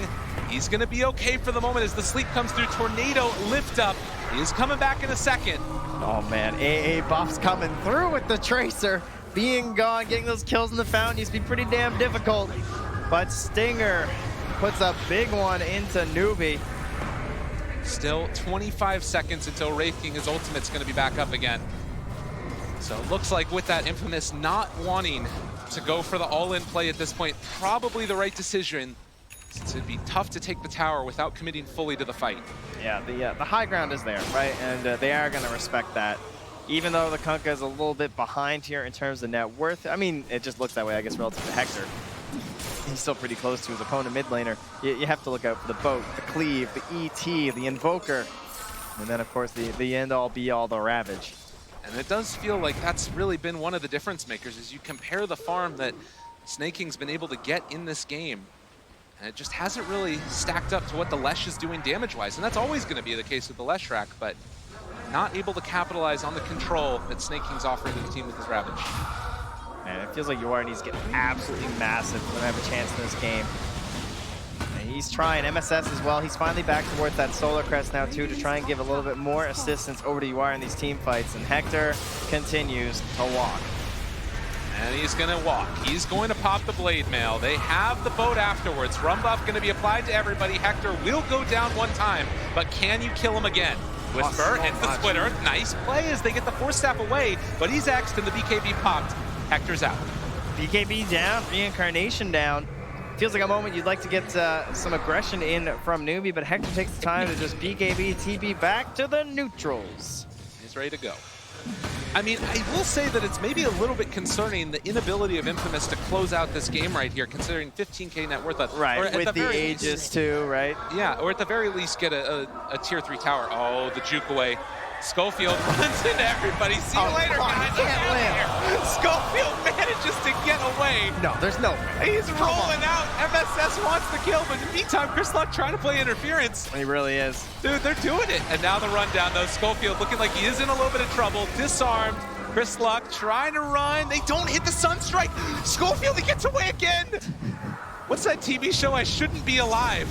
That's Schofield right now. All right, well, consider that smoke dismantled, and at least one attempt there from Newbie to punish the aggression of Infamous will go unsuccessful here. 35-minute bounty runes pop up. They will at least get 2 of them. Chris Luck. Dude, every time we look at this guy, he's just punching somebody. He will back out now.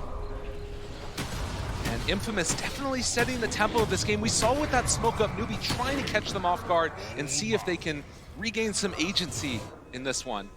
But it is still 4 heroes that run around, make things happen, and now Hector again picks up another item, the Silver Edge this time. Yeah, and I like the Shiva's Guard too from Whisper, because if they're going to try and play these side lanes from the side of Newbie, that vision is super helpful for going for these gank plays, as well as even just going up high ground, trying to spot out something like Highlight Die, get that last bit of vision. Oh, they spotted him briefly. The night vision, Snake King, he revealed himself, and Chris Luck, the Aegis just now expires. He's got to run, he's got to hide. Snake King chasing, looking for the follow-up. The disarm is there, and well, it's going to get the Dark Pact off as well as the BKB. They're in trouble as they're taking down that tier 3 tower, but Chris Luck running away, gets the pounce out, Shadow Dance, and away again. They can't keep doing it to them, and look at your base. Tier 3 towers down, the barracks are starting to fall, Hector is here. And on the other side, they're still keeping control. Up north, they're keeping his eyes on him, and Chris Luck playing with the other heroes. As they've got the Ice Blast follow through onto Snake Thing. Newbie are being pulled left, right, and center. They finally force out the BKB TP from CCNC, which means he isn't going to have it afterwards. Yawar jumps inside. They do have Hector controlled. It was a good and fast play to get Yawar back, but Hector will have his ultimate available. Snake King walking forward, looking for the Ravage. Doesn't quite get it, though. They manage to get the X back pull onto Whisper, trying to kill off this pesky Letrak, but he will not go down idly either, as Hector gets the Shadow Blade walk away, and Whisper, he's just dancing on him as he tries to escape. Sunstrike coming through, still not enough for the kill. He's literally just walking away. They have the Ravage available, but Snaky, he doesn't want to pop it. They give him the tip. Oh, have mercy. Please, no. Another disarm. Snaky controlled. They have the Ravage, gonna finally throw it out now. He outran it. Able to catch it. He just runs away. They have lost Chris Luck, and with that, Infamous will retreat. Oh, Whisper, get on your horse and ride. They have just pulled Newbie apart. They've torn their base asunder, and I don't think Newbie know what just happened. Literally styled on. Why go high ground if you can just make them leave their base and chase you endlessly through the tree lines?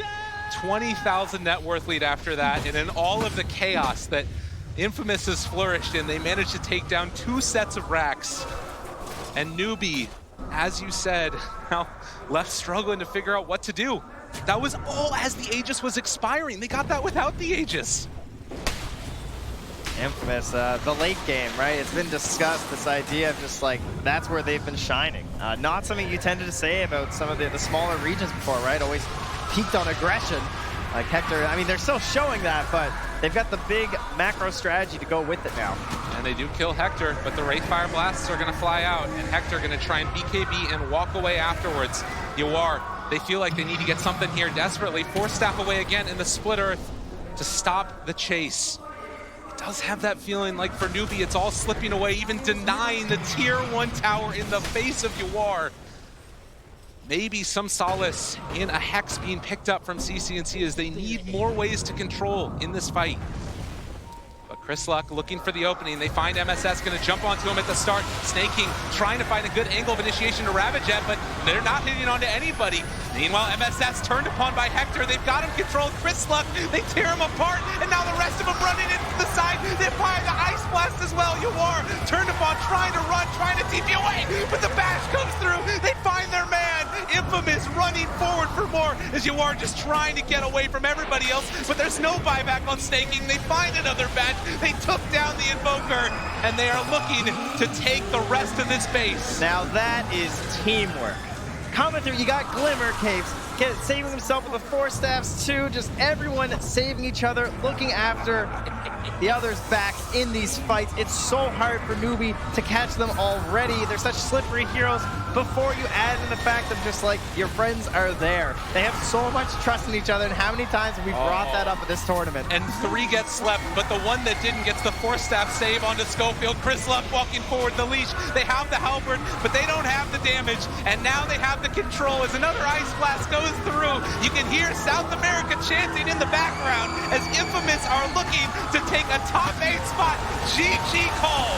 The first time for South America to have a team in the top 8.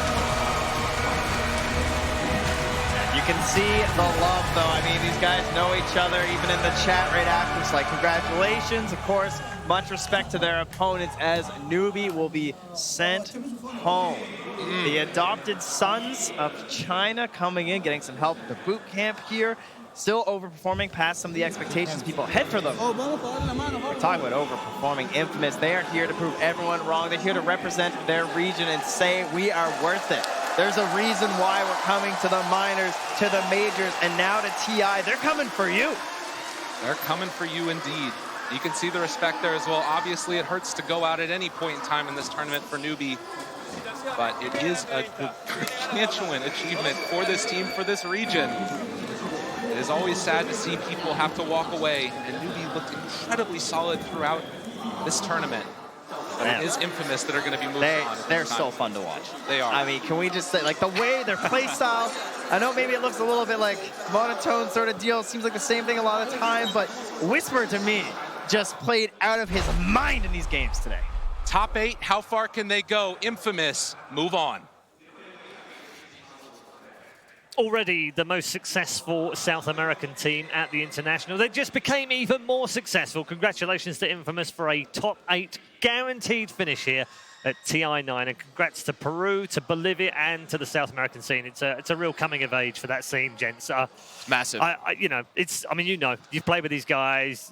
You know how much they've sweated for this, and they've wanted opportunities in the past. They've wanted these qualifiers, and then they finally get their own region. It's been building for them, isn't it? Yeah, one big thing I do want to give credit to them, like massive credit, because I think a lot of the players, people look at South America, you look at Peru, and they've always been overshadowed. Elite Wolves, everyone always talks about Smash, the guys that got banned, of course, for the stuff that happened, whatever.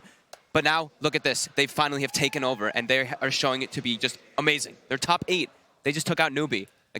And they did it in such a style. Yeah, I'm going to get more from all of you in just a minute, but I'm hearing that Casey is currently on standby and waiting with Chris Luck, who I'm sure is absolutely thrilled. Oh my gosh, absolutely. Thank you, Paul. Yeah, we have Chris Luck, and Bruno's going to help us with the translation. Congratulations. I can't tell you how much everybody has enjoyed watching your run here at TI. How does it feel for you right now? Felicitaciones. No te puedo explicar cuánto que estamos disfrutando todo tu camino aquí en TI. ¿Qué se siente en este momento? Se siente un placer estar acá y enfrentarse a todos los jugadores y poder dar lo mejor de nosotros, ¿no? Que hemos venido acá para ser lo mejor en esto del Dota. It's a pleasure to come here, get to play against all these teams, and be able to, show up here and try to be one of the best in all of Dota. One of the storylines has been that you've already passed the point of doing the best that any South American team has done at TI. Now you're guaranteed top 8. Are you allowing that to sink in, or are you just able to focus on playing your Dota? Una cosa que ha sucedido en este torneo, que es la primera vez que un equipo sudamericano llega a los mejores 8. ¿Y qué se siente? ¿Te sentís que estás en top 8? ¿Se siente distinto o es lo mismo? Bueno, nuestra mentalidad es como cualquiera, ¿no? Poder ganar un torneo grande y dar lo mejor. Yo siempre he querido ser uno de los o estar en uno de los equipos que hagan historia en el Perú, como poder llegar a un lugar donde nadie lo ha hecho antes, y creo que me siento satisfecho, un poco, pero me siento satisfecho. The mentality of the team and every one of the players is they want to be one of the best, and they want to make history for Peru, like for them to be one of the Peruvian players that are here for the first time. It's really exciting, and they're kind of satisfied with the results so far, but they want to go for more. Más o menos. We saw Hector play Wraith King twice in Game 1 and again in Game 3.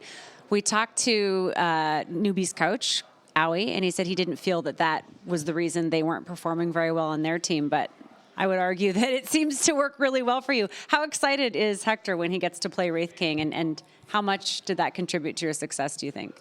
Héctor jugó Wraith King en el primer y el tercer partido. Durante el segundo partido hubo una entrevista con Aui, el coach de Newbie, y ellos dijeron que no pensaban que Wraith King era algo particularmente difícil de combatir. Sin embargo, en los dos partidos Héctor ha sido una figura clave en el equipo. ¿Qué se siente jugar con Héctor cuando a él le toca jugar Wraith King?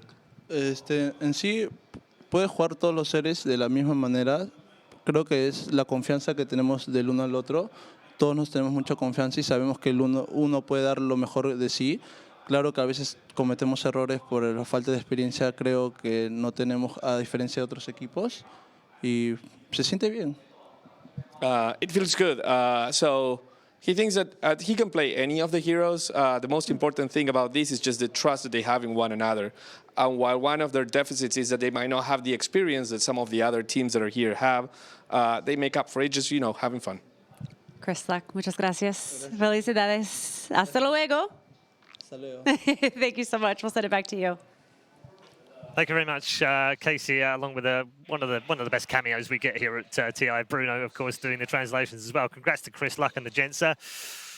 Owen, South American Dota. I mean, absolutely. This is why, that you give all these opportunities to SA. It may take some time to build up, but you know that they're going to get to the top. And the whole region, it's one of the craziest. Yeah. The fans, they absolutely adore the game. They absolutely adore the players. Even through the tough times, some of these players, Whisper, Stinger, Skullfoot, they've been around for a long time. There've been a lot of different iterations, different teams. The fans have stuck with them, and it's finally paying off. You give the region this time, this space to grow, they'll show up. And they absolutely are here. It also continues, Brian, the rivalry down there as well, because we've got the Brazilians. There's a couple of Argentinian players that are at the top end of the scale. We've got the Peruvians, got Oblivion here for the first time ever. So it's really starting to come together. I'm just glad that a team that's coming out of SA is all SA players. I think that's been a big part. Yes. The region's almost been invaded because people have viewed it as no more Kyle in South America. Exactly. Yeah, Kyle. He wasn't even close to qualifying. Nobody even remembers that. But yeah, it's just nice to. It's like pride and it's respect. I think is what this is earning for the entire region. Well, with every positive story, of course, there is a negative side to it, and unfortunately, it does mean that we lose yet another team. Rich is with Newbie. Yeah, I think one thing when you look at the entire year that these guys played through, a lot of very tough schedules when you get to groups early on, and that's going to be the same story here with TI. How does that tough beginning to the tournament, even with you guys doing well, affect you when you get to the main event? I mean, personally, it affected me a lot, I think. I took it more as a sprint than a marathon, I guess, like that stupid analogy. And yeah, that's kind of how I'm feeling at this point. Like, I'm just feeling tired. Having to go so hard early on kind of drained you. How are you feeling about your performance overall? I mean, you had to overcome so much to even get to the main event. I mean, I'm really proud of the team and how we played. We had 3 Mega Creep games that we came back from, and that was really because we weren't playing very well at that point. But we really wanted it, so we got it. But after that, I can only talk for myself, but I'm really disappointed in everything I did, basically. I mean, with that disappointment, though, you did accomplish so much to even be here, and I know everybody watching definitely sees that. Is there anything that you want to say to any of the fans who are watching right now? Thank you. Thank you for supporting us, the Dota scene, Team Newbie. And thank you to Team Newbie, too, for picking us up when we were left without a sponsor. That was... It turned out pretty good. And I'm sorry we couldn't do better. I really thought we would do better than this, but, I tried. And you did a damn good job. You really did. We're going to throw it back to the desk. Thank you. Thanks very much, Rich. Yeah, always difficult to talk to people and players in particular. This tournament means so much to them, and they put so much effort in all year round as well, gents. It's not people tuning in now for the first time. If they tune in once a year, they might think it's a once-a-year tournament. What are you talking about? There's plenty more opportunity. But this is what matters to these players. They start literally next week. They'll start thinking about next year. Yeah, that was. It's quite hard. Yeah, that was hard. That was hard. Brian, let's go back to some more positive things because I know that you want to break down. You could probably break down 20 minutes worth of clips from Infamous, but a key part of what made them so great in that series. Yeah, we talked about the fact that their goal is to create space for Hector in the mid game. And here, the first 2 clips we're going to see are some 6 saves and barely surviving. It's all inches and seconds in the mid game here, and you're going to see him kick Whisper over the cliff to save him and then roll out. This is all a 4v5 engagement, and you're going to see Chris Luck. This is seconds later, the same exact fight. Looks like he's almost certainly dead. And he's going to take the one direction that he can barely escape from. And meanwhile, as all this is going on, as we pull up the next clip, we're going to see Hector farming some neutrals and TPing to farm some more. This looks suspiciously like black. Yeah. And that's just what they're all about. They know their job is to create space for him, and they're doing it so well. And this is the fight later on in the game where Hector has 1 second left on his cooldown of his ultimate, and it barely comes off cooldown, and you're going to see one more save ends up happening right after this clip. And these deaths are what these saves, prevention of deaths, is what makes the difference in their ability to just take over the game. Their net worth lead always goes from like 20 minutes to 30 minutes. It always you just see the graph just shooting up. I mean, it's crazy, isn't it? Just how well they played in those. Like you said, there's little minuscule moments of saves. I want to relate a little bit because there's a reminiscent moment where I'm seeing Chris Luck diving into, there's tier 2s up, there's even tier 1s alive, and he's right outside their base, kind of like scaring people. I saw Thompson doing a lot of that stuff last year. Even this year, we've been seeing him diving. Chris Luck is showing some immense amount of confidence, and he's putting the pressure on. He's literally just running at them and forcing so much reaction. It's top notch. All right, let's get some quick final thoughts on the series as a whole, Owen. Well, Wraith King is obviously going to be the hero of topic when it comes to the conversations between teams and coaches who are going to have to play against Infamous down the line. Will they sort of take the road that Aoi did and try and see if they could tackle the rest of Infamous, leave the Wraith King in, or will they play the safe move and take it out? I think they might have to. We saw in that game, you leave it in, you feel that you can sort of deal with the rest of the team. It's not going to be the case. Whatever happens, if Wraith King's the hero, the Infamous, the rest of the 4 of them are creating the space for, Hector's just going to do so much more with that space when he has Wraith King than any other carry. He's just going to get so much out of it, and you're not going to be able to deal with him as the late game comes in. Brian? I just think they look flashy. I love watching them. You said it looked like OG. That's the first thing I think of. They're just having fun. You know, they're spray painting the ground just like OG, and it just looks like confidence, and it's crazy to see. They're all non-experienced players, and I just love it. All right, thanks very much, gents. That is it from this particular panel. It's it from me for the day. You'll be in the good hands of Rich when we come back for the next series. But first of all, let's catch up with some old boys and find out where they are now. 其实主要感觉是大家都从那种感觉，就从年轻人变成就是成年人了嘛，对吧？大家本来一开始都是比较青涩的少年，现在一个个全都结婚了，是吧？就感觉时间变得过得好快，全是老逼啊！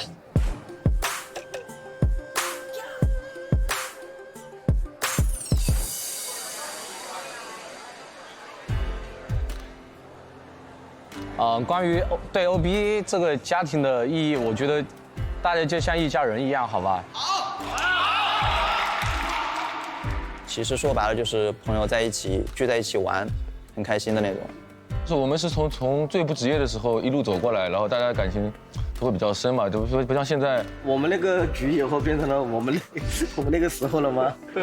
我们也是心中放不下这个游戏，也是想继续打 Dota 的。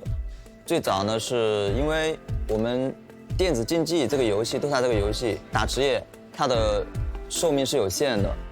我说我们组成一个队伍一起解说搭档怎么样？他们说好，我们就进行了。然后接下来之后，我就会说我们就变成了 OB 战队。到后面再人员扩张，就扩张现在是10个人。每天也各有各的欢乐，各有各的项目，对不对？但是也是在围绕着 Dota 这个游戏在转的。 我觉得其他的都不重要，大家只要能开心、能生活，这样就够了。然后，因为打职业嘛，每个人都想赢，所以你想赢的情况下，你往想赢，你肯定会有争吵的。但是现在以这个娱乐为主，以这个开心为主。就是现在来 OB 这边人轻松了，而自己不用去打，但是压力会少很多。但是同样的心情还是会比较激动的，就是在看着他们打。然后我们等于说4个寝室10个人，对不对？ 就像大学宿舍一样，但是我们就是那种，大4的学生没什么课了，他看我们的同时，他也找到了这个感觉，所以我们 OB 就是因为我们 OB 就像以前那种一群人啊，10个人啊，5个人啊，网吧里开黑啊，相互嘲讽啊那种，就氛围特别好。蓝包小号，红包死了，拿一个拍拍球。就会经常龙生一到了就会问老毕你怎么还没起床？今天又划水又不直播啊，说什么的，就是叫你一起就嘴巴上这么说，其实就想叫你一起玩游戏嘛，就是。就 OB 是一个大家庭嘛，然后如果是每个人有困难啊，都会互相帮助啊，就有种家的感觉嘛。没有坚持，可能就现在就没有我们了。这么多年为了直播或者说为了 Dota 这些付出都值得了，因为有这么多人欣赏我们这个 OB 嘛。真的也是比较感谢外界的粉丝们对我们的一些一直以来的支持和评价，这样的话我们才能越走越远。然后今年的话，肯定是在上海这边，就是感觉终于可以去 TI 了，终于不用熬夜了。今年应该中国的黄河声肯定是更大的，我觉得。吹啦！多一下的海选，我们俩游进去，好吧？问题不大，好吧？有一个名额，我们 OB 战队要了。考虑一下，我万一拿到冠军了，要求很高，先定要求很高，我先。没想到怕是人。GAAAAAAAA, also pronounced as Ga. We have already a new record set here at this TI. And the question is, when we start to look at this next series, are we still going to keep that potential for another new record? Are we going to have a 2-time champ? That's something that we instantly need to be talking about when we're talking about Secret versus Mineski, Kyle. Yeah, definitely. This is probably the team with the highest expectations coming into the tournament. Probably the favorite to win and be the first repeat. And they're in the lower bracket. And I got to say, they looked a little shaky yesterday, and I can't imagine that they feel any better today. I think they feel better today because they're not going up against EG, a team that's often had their number. You know, Secret for the whole year has been very consistent. You look at their losses, the turns where they're not winning, they're losing to VP, they're losing to Liquid, they're losing to LGD. The only time they haven't won to one of the best elite teams was back in October when they lost a series to Na'Vi at Maincast. Navi's not a bad team by any means, but Secret consistently beats all the teams they should. And Mineski falls into that category. And now we need to actually start talking about why we're actually going to take a look at the teams before they take the stage. Let's take a peek at the rosters.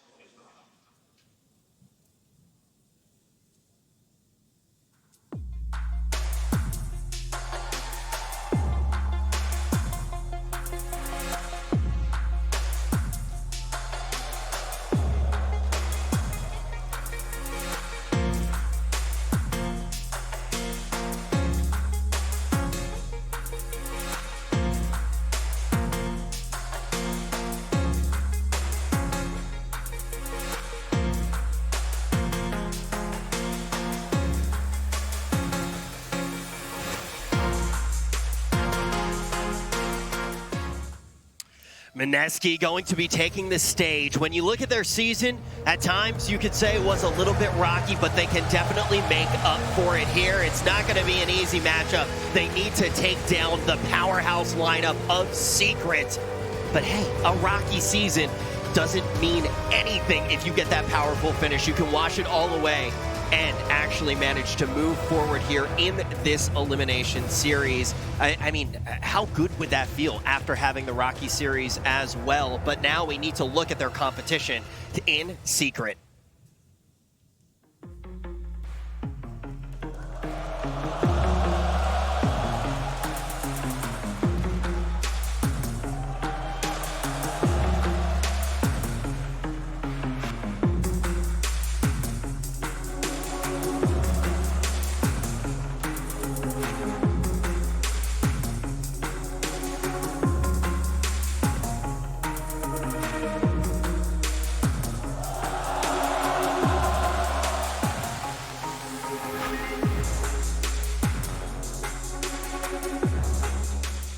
And taking the stage right now, we have Team Secret. They had already a tough road in this competition. in a lower bracket matchup, they had to go against, or in that upper bracket matchup, they had to go against some very tough competition. Now, into the lower side of the bracket, facing elimination much earlier than we would have expected. It is going to be Secret taking the stage. Puppey going to be leading this team out onto the stage and also going to be that strong leader in the game. What do you think they're going to be able to do in this series, Lacoste? Team Secret definitely a better team overall throughout the season. They showed better performance, but once you come to TI, it does not matter. Mineski, I think they're the second best performing team of the underdogs. Infamous, definitely the first one, and Mineski, they were just one win away from the upper bracket. This to me is reminiscent of the TI7 EG run, which ended with a 2-0 in the lower bracket when they lost to Team Empire. You've got one squad, underdog, limited expectations. Like, I hung out with Boogie and Potato for like the first couple days of the group stage. They were memeing about, you know, hey, we just don't want to be last, you know? As long as we can play at the main event, we're fine. So they're coming in, they're just going to play some Dodes and have a good time. Secret, they're the ones actually feeling the pressure. They're supposed to win, right? It's so funny when you actually look at how everything does start shaping up with this TI in particular. I feel like this matchup is such a microcosm for the overall story. You have so many of the underdog teams going into teams that have the potential to be two-time champs, which has never been done before in history. And that's really the story of this one. Yeah, I mean, Secret have a long way to go finding themselves in the lower bracket for Puppey to be a repeat champion, but it is a possibility. And for me, Secret, as much as the talk around them is often they underperform at TI, they're not VP. They're not a team that completely crumbles and has this internal instability and chaos and teammates who, you know, maybe aren't getting along too well. Secret team is just so much better right now. Yeah, and you remember they were the one team, like the lower bracket, that could take a game off of Liquid. They were the last Western team outside of Liquid in that TI7 tournament, and you can argue that they didn't have nearly the same amount of talent. This is a squad that expects to win. And what the cool thing about this specific series is these are like sister teams. Secret threw a party yesterday to launch a new beer that they just created, and Kenshi and Oren and a bunch of the Mineski staff were there. You know, it's they train together. They're scrim partners. Like this is a very comfortable matchup, which to me just leads me to favor Mineski even more because of the beer. What? No. It sounds like... I mean, if he's saying Mineski's favored to win this series, then yeah, I think it's the beer, Lacoste. Look, Kyle, how was that party? Were you at the party? Yeah. I made an appearance. You know, I had to see. It's secret. It's quite good. Doing research. Yeah. Man, for research purposes only. Raging Potato, his secret ingredient. Every night he's got to have a Long Island iced tea. And that's like what gives him that comfort. And he definitely had one yesterday. So he's going to be in a good headspace. This man right here, Ninja Boogie, I've never heard good headspace and Long Island iced tea in the same sentence, but Kyle always bringing first to the panel. But it is true, right? I think one of the first things, because we actually talked about this on our ride over, and you were kind of talking about the fact that there is a relationship between these two teams, and you kind of did use that term, they're sister teams in a way. I want to go back, though, to the idea of comfort, because we saw them. I know you can't base everything off of looks. Been told that quite a few times, but when we look at these guys inside of the booth right now, when we're looking at Secret, I mean, we saw Puppey, the first thing he's doing is laughing when he's sitting down here. It doesn't seem like they're feeling any of that pressure, especially when Kyle just said he favors Mineski in this series. Puppey he does not care. I mean, he's been to a lot of the tournaments, pretty much every single major throughout the season, and one thing I love about Puppey is that he says it's my way or the highway. Yeah. It's how it is, actually. When you hear them talking to some of his teammates, and this is the thing that I like about him, but it can also be a double-edged sword because they can be the victims of their draft as well. Because he's so stubborn, he's going to pick a lot of the same stuff, even if it's not working. I'm the guy who's going to make it work. Yeah, I remember there's a story about we had a talent sitting on a scrim that 6 months ago. Yeah. And there was a point during the draft, like Midwin was memeing around, and Puppey was just like, shh, talk, I'm thinking. Everyone's quiet, he's into the draft. Like, this is very much his team, his baby. And I agree, if both teams play their highest level of Dota, Secret would take it, but it's TI. This is not the same. And I gotta think, like, Secret, where their confidence at Epicenter, they finished last. This is not the same team necessarily. There are a lot of truths in what you're saying right now, but the wide truth is the fact that this isn't just a regular tournament. Like, this is TI. That's a big true W there. But I do want to kind of continue talking about Puppy and the leadership style, because when you talk about all the different leadership styles, right, I think the most important thing, which they definitely do have, you bring up the potential weaknesses to any leadership style. There's going to be weaknesses. But if you have a squad that rallies completely behind that, that is the leadership style, and everybody is going to be able to either contribute in the way they need to contribute, or on the opposite end, follow when they need to follow, I feel like that's a really big plus. Yeah, and Dota is so unlike any other professional sport or even esport, where you're often building a team around a star player, that superstar. You know, you're LeBron James. Dota, you build around the star captains. They're not the star player in games, but it's such a strategic team game that it's the Puppies, the Kuros, the Zhao Wei's, these captains who are the guys you build a team around. ROTK's nickname is Iron Fist. Zhao Wei is the director. You know what PPD's reputation is. We've got to know Kuro through the interviews. Like, the best teams often have a leader that is in charge, and that there's a lot of good, there's a lot of bad. It's definitely a tough job. It's much easier to sit in this chair, let me tell you. If we need a nickname for Puppy, what would it be, Kyle? Top Dog, obviously. Top Dog. Makes a lot of sense. Kyle had been thinking about that one. He was It's off the cuff, baby. Come on. I'm working with you all week. It starts to rub off a little. Oh, well, thank you. I'm going to take that as a compliment due to my incredibly strict leadership style. I do want to kind of continue to talk though about Secret, because we talk about the fact that yes, they're going to be comfortable here, but it's not like Puppy hasn't had his own dark period, right? Like, there was that dark era. For anybody who hasn't necessarily been following as long, God's really, what has his journey been in professional Dota and TIs in particular? I mean, TI, the results just haven't been there. They started, TI5. Secret came in as the heavy favorites. They were the team everyone looked at. That was when Arteezy was on the squad, as well as S4. That was the team that was meant to win it all. They won every tournament leading up. They fell short. And for Secret, the expectations have always been high, and they just haven't quite fulfilled it at TI. Yeah, and now on the side of Mineski, when we talk about that potential underdog performance, what would we need to see from them to be able to take down Secret?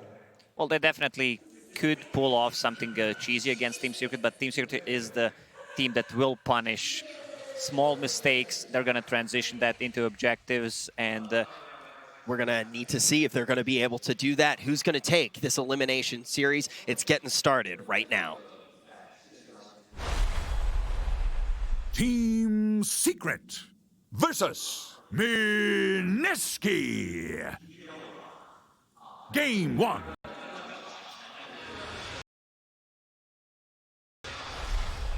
Team Secret, the DPC points champion and multiple-time major winners, came into this tournament on a roll, whirling off 10 straight wins in their first 10 matches, only 7 wins in 10 matches since. They find themselves up against the last hope of the SEA region in Mineski here in a lower bracket elimination match. I'm joined by Gunnar and Febby here going into the series. Febby, I want to cut to you quickly here before the game.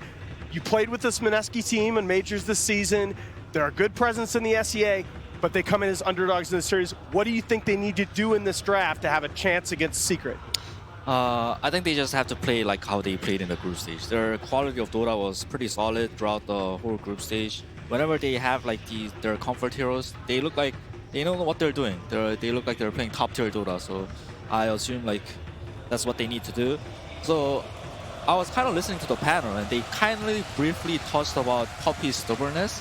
And I was wondering if Puppy was going to be so stubborn that they're going to open Race King, because last series we saw Infamous another underdog team, a similar position where Mineski is in right now.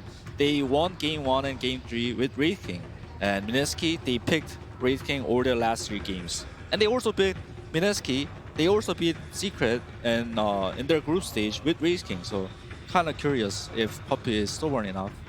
And Gunnar, as we move into the first picks here in the draft, I wanted to briefly touch base with you. Mid1 is a player that Secret has counted on all season long to create so much space. He's won so many disadvantageous lane matchups. He has struggled in this tournament, and he finds himself up against Moon, one of the best technical mid laners right now. How do you get somebody like that going in a draft? A lot of times, mids, when you're laning, it's kind of a confidence thing. So if you are winning a lot of lanes, you're going to win more lanes in the coming games if you feel good about yourself. a lot of players have been getting a lot better at the laning stage. They've been practicing 1v1s a lot more than in the past couple months, and they have, a long time. People are buying more regen in the lanes. These bracers, these wraith bands, people are kind of mixing up the builds. There's, Shadow Fiend's going bracer as their like first or second item.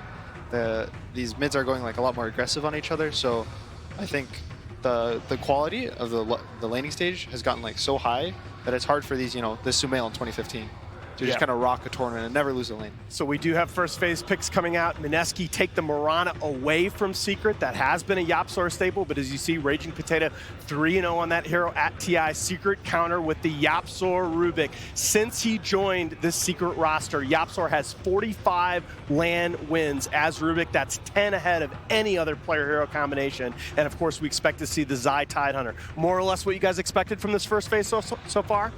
Yeah, the Tidehunter has been kind of a staple opening of the tournament. Usually it's Elder Titan Tidehunter, but it was banned by Secret, so they can't do it.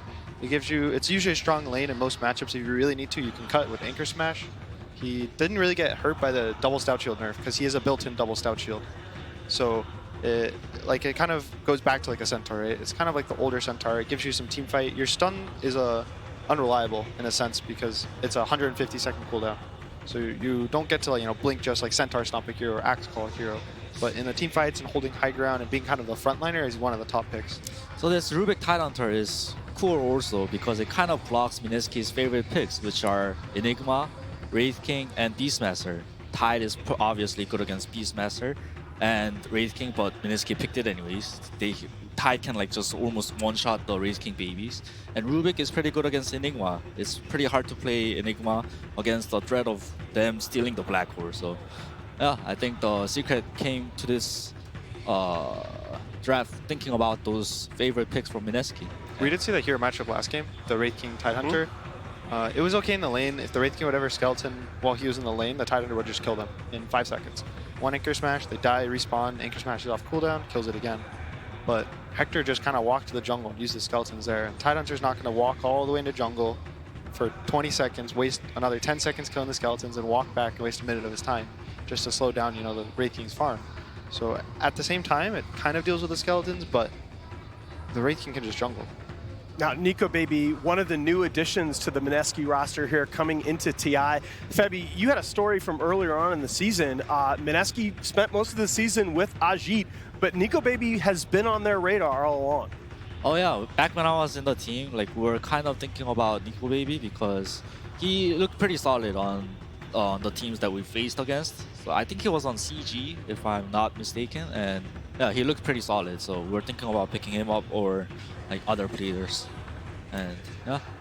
One of the nice things about him as a player on this team is that he is versatile, going from a position 1 hard carry to a position 1.5, this Juggernaut type of hero.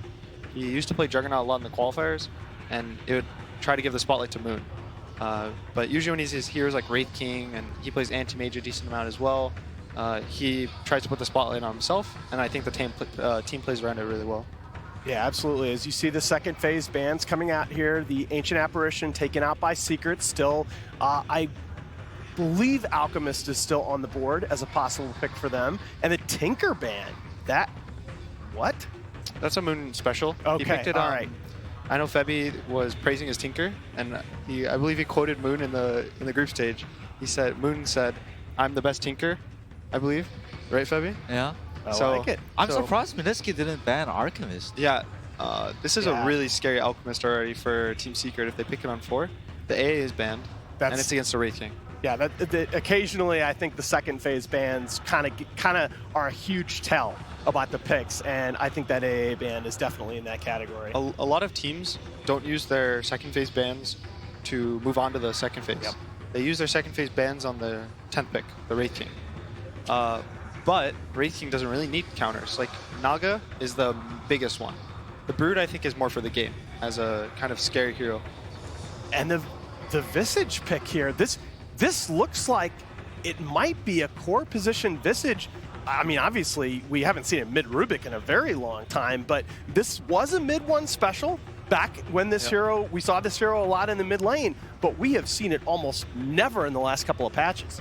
Oh, right now, Team Secret wants to deathboard Mineski really hard because Mineski's heroes, they're pretty slow. They have I don't want to say no deep push, but it's pretty hard to defend when Team Secret's heroes are all grouped up. Arrow is not going to do anything. Race King's just going to want to farm. You know, Witch Doctor, he's just a Witch Doctor. Right now, Mineski needs some deep push fast. We also talked about how if Secret is going to give it this Wraith King, how they're going to play around it, around this Midas Radiance timing. Before this Midas Radiance timing, Wraith King is going to hit jungle, and he's going to TP to Tri-Camp, and he's going to hit Tri-Camp, and he's going to walk to his other jungle, and then he's going to farm that. And if the other team is taking all of your outer towers, you start to lose your jungles. You start to have to push out lanes and expose yourself. And if you don't have this Radiance, you push out lanes really slow as the hero. Yeah, this Race King hero, it's like a baby Alchemist. Its farming speed is crazy due to its babies. And like, sure, like the other teams can pick counters to one-shot the babies, but they are not going to have any interaction because only Race King's just going to farm the jungle, right? So. Yep. Wraith King, but the downside is like it's very slow. So I think Team Secret is abusing that by picking Visage, and they're going to want to up the tempo.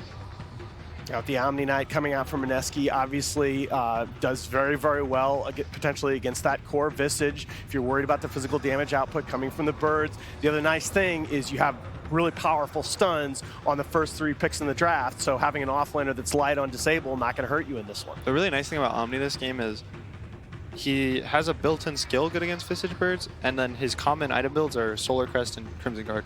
So he has like already, without even having to think about your build, you're going to counter the Visage. Yeah, they needed a Crimson Guard, natural Crimson Guard getter, because Crimson Guard is that good against Visage, and Omni Knight is that hero. Right now, Mineski needs some melee frontline fighters, brawlers for Moon. I can think of Tiny, Ember, those kind of heroes that can fight with Mineski's heroes. This looks like a really nice Ember game for Mineski. He's going to have the Heavenly Grace from the Omni Knight. He can go in. The stuns are a little limited on Secret. They have a Root from the CM, which is much stronger against Ember now, but Rubik's stun is kind of, you know, low duration, and then the Ravage is an ultimate, and you're not just going to want to be worried about an ultimate every fight. I wonder if Team Secret is going to pick Troll, because Troll looked really great against Wraith King when Liquid played it. Sniper, that's one of the better heroes against Visage. Yeah. His range is so far, and the Shrapnel it kind of burns down on the Visage's passive. His birds get a little squishier, and the birds can't get onto you. You just Shrapnel in front of your base if they go high ground, and he's one of the better physical damage base defenders in the game. His attack range is so far, he can sit there. If they ever try to come in on the Sniper, the Omni Knight would just brace him, and then the fight would be really hard for Secret to take in the base. Absolutely. Do you think Mineski possibly look to punish the Visage in lane with Moon's pick here? They could, but at the same time, it could be a dual or tri-lane in the safe lane. And Secret does run Nisha in the mid sometimes. That's true. With his like Morphling, and I believe even Medusa. Medusa, I think he also arc warded. Absolutely. So Absolutely. yeah, they both of them. I believe he actually played mid before Secret on one of the teams he was on. And look at the sniper ban coming out from Secret. Yeah. Yeah, I think that was a bait. Like Mineski's probably going to pick Ember, and then Secret is going to pick something like a Nisha Morphling, like Connor mentioned. Mineski take away the Alchemist. Oh, and that is the first Alchemist game for Mineski in the last 2 patches. With Wraith King too. I think like these 2 heroes kind of collide together. I think one of the Wraith King or the Alchemist is not going to go the Radiance, obviously. Sure. I think the Alchemist, if they put it mid in a favorable matchup, he can go this Medallion Armlet Blink build. And he kind of plays a lot faster pace with the stun. He'll get 2 points in spray, you know, 2 points in your Greevil's Greed for the early lane and some jungling. But once you get this max stun, you get a short cooldown at level 10. You can run around, set up stuns for the arrow on the Mirana. But don't you think about, like, as Secret just switching up Visage in the safe lane like a Monkey King against the Alch mid? I mean, mid one is 18-1 in his last 19 games as Monkey King. I think this is a very good Monkey King game. It's really good against Wraith King. If you ever kill him once before you ult, you drop the ring around the Wraith King and he's instantly dead the second time he's alive. Only scary one is the Guardian Angel from the Omni Knight. It kind of counters your ult in a way. You still like Ember, you were saying, Fabian? Yeah, I think Ember or Kunkka looks pretty good for Secret too. Okay, both of those certainly in the hero pool of Secret. Yeah, because I think like Team Secret's draft, they can't go late game. I think they have to try to end it early mid, like get a really huge advantage going. What about a Timber Saw? Oh, the mid one Meepo, they're pulling it out. Yeah, so I was telling you about if they were saving strats or not, because the last few games, mid one just played those like normal mid heroes. You know, they weren't as unbelievable. Yeah. All right, we have a Meepo in the hands of mid one. He looked good in his debut on this hero, but this is the TI main stage. And to give you the last word on the draft, here is promo code BSJ. I think the best way to deal with Alchemist is to invade his jungle. And what better hero to do it than a hero that can farm while also invading his jungle at the same time. This is a high-paced lineup from Secret. They have no real scaling damage, though, and they have so many beefy cores on the side of Mineski.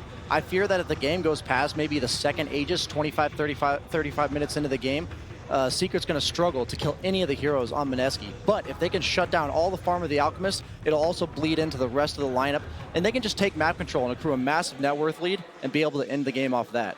So let's just find out. There's only one way to know. Take it away. That's right, there is only one way to know, and that is in the game. Everybody has predictions about this matchup, and most of them are siding with Secret. It is, just no other way to put it, a David versus Goliath matchup. This is Team Secret, the top DPC points, the best team coming into this international, who faltered against Evil Geniuses, but are they going to lose to Mineski as well? Have they lost all momentum, Blitz? They have not, because the team they lost to, EG, is absolutely surging, and there were very many moments in that game that Secret could have won. But who knows? This is a TI. You genuinely don't know. Maybe Secret is similar to VP, where their trajectory, unfortunately, is just to like make it to the top 12, and there's like. It might be. We'll have to see. As Mineski, they certainly have. Well, I'm sure they was feeling good about things with the last pick, Alchemist, but that Meepo has got to be a cause for concern. What's really funny is like most times in this tournament, you have not been able to last pick Alchemist. Like this is not a 22 pick that you normally see. And it's just funny to see, like, we've trump carded you, and Secret was like, no. Do you think Mineski was sitting there going, like, is this real? Is this a trap? You know what it's like? It's like, it's too good to be true. They're looking around, and they're saying, like, that's free money? You want us to move on in the tournament? It's like the stage could explode or something if we pick up this Alchemist? Like, what's happening here? This has got to be a booby trap. And they, you know, they're fine. They're happy about it. All right. This is good. So the mid one, Meepo. And we're going to see Secret immediately smoke up and trying to get advantageous laning set up. What are our lanes that we want to see from Secret? What are they looking for here? I think they probably want to... Okay, it looks like Secret anyways is going to, for the time being, aggro for the Tidehunter. I could very well see Zai just go for the Gush level 1, just so that they can set up the first blood. What they're trying to do here, Cap, is secure bounty runes, but KP is going to get real suspicious once he realizes that nobody's in this top lane. And this should alert Mineski, don't battle over this bottom rune. Yeah. This is death right here for you guys. That's why Raging Potato puts himself a little bit farther away from the bounty rune, tries to scout out, and they see Zai running forward, just trying to establish that dominance. He's going to go for the Gush level 1, as you said. Yabzor is going to be nailed by the arrow. Nico Baby doesn't feel good about this fight, though. He's going to stun up Puppy instead, and Ninja Boogie. Mineski chose to take this fight, and they will choose to watch Ninja Boogie die. Fade away first blood to Yabzor. And didn't I just say, don't take this fight, you're not going to win this fight. And look at Raging Potato, he's trying really hard to get the bounty rune, but he gets caught by the telekinesis, now body blocked as well. He went for the level 1 arrow. That's 2. Okay, obviously I'm not in the game, but at the same time, I feel like once KP scouted at that top area, I feel like that should have been like a clear cut, okay, we're out of this. There's no longer a fight that's happening here. Odd situation, but Mineski, I guess, feeling pressured because they have an Alchemist to get that extra bounty rune. The weird part was is they were guaranteed 2 at top. KP got both of those. They do swap the lanes up. He's going to be laned against Nisha, trying to give Nico Baby a more favorable setup. You have to be careful in those like tri-lane situations. I mean, Tide Gush level 1 is actually such a sick spell. 110 damage, 4 armor reduction when nobody has armor at that point. This is something that the Chinese do a lot too. You know, when they go for the dual aggro offlanes with Tidehunter, they used to do it a lot when Monkey King was a thing, if you recall. Yeah. They would bring like +2 heroes, you just get Gush level 1. Monkey King thinks he can just trade hits with you, and it's a free kill.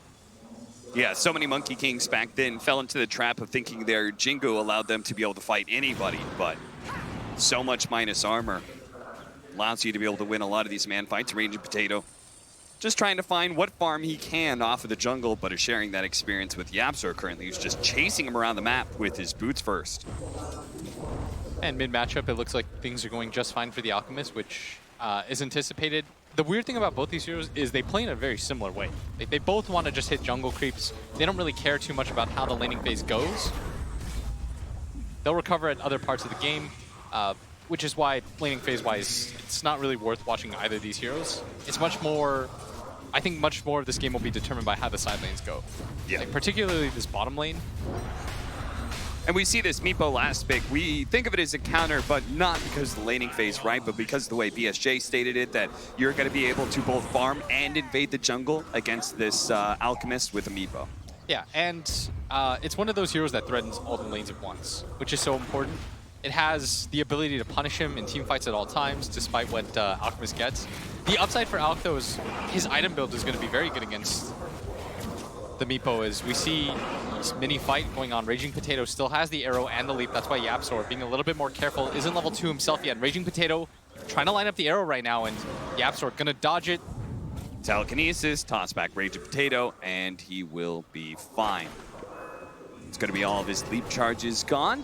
It does leave our Tide versus Omni Knight in a 1v1, which I'm thinking Omni Knight should eventually win that because of the Purification nuke, but we'll have to keep our eye on it.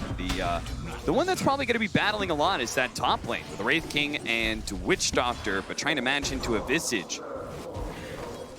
Visage tri-lanes are always just really, really strong. Yeah. You never feel bad about playing a Visage tri-lane. This is a hero that we haven't really seen often, and it's really interesting because you don't normally see Nisha play these types of heroes. When Secret has had success at this tournament, it's been when he plays more of a hard carry. That's why I feel like mid one's also been struggling, just because they've been putting him in a little bit more of a sacrificial role as of late.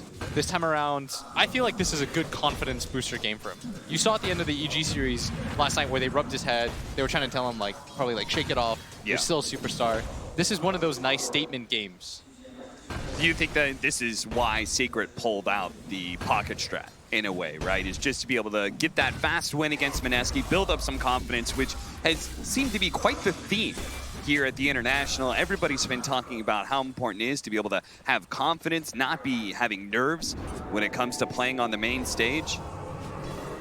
And a young player like Nisha certainly could suffer from it. I feel like Nisha has actually done quite admirably here as top lane. Arrow's going to be able to follow that up, and Nisha is in big time trouble. No levels to the Gravekeeper's Cloak, which means no armor with which to work on. Ninja Boogie's going to be chased away by the 2 supports of Secret, but the damage is already done. First kill, rather, for Mineski. This is going to give them a slightly early gold lead. Of course, things are a little bit offset considering there is a Meepo and an Alcana game. That's why I don't know if like the gold lead is deceptive. Yeah, maybe they're both kind of the same in that way. Puppy's going to be found out just a little bit off base, but Nico Baby is going to be threatened here. And if they trade out carry for support, it's well worth it for Secret. They need a few more shots, and there it goes. Nisha, with the double rounds of Soul Assumption, is able to get the kill, blowing every bit of his mana. But as he said, does manage to get the core for support trade-off. Now Mid-One's going to rotate over with one of his Meepos securing the bounty runes. That is, I guess, something we didn't actually talk about. The movement around the map from a Meepo and being able to pressure the side lanes also leads into better bounty control, which is crucial against an Alchemist. Secret do pick up 3-1. Bottom lane just feels like we're going to get a trade of farm.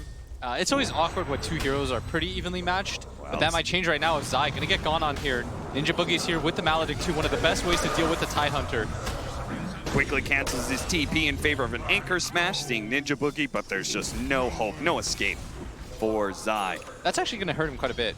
The fact that he had to use his TP too. Yeah, he's going to have to do that walk of shame back to the lane, and where's he going to go? Because now it seems like Mineski had the level 6 on Omni Knight. He's got those high levels of purification.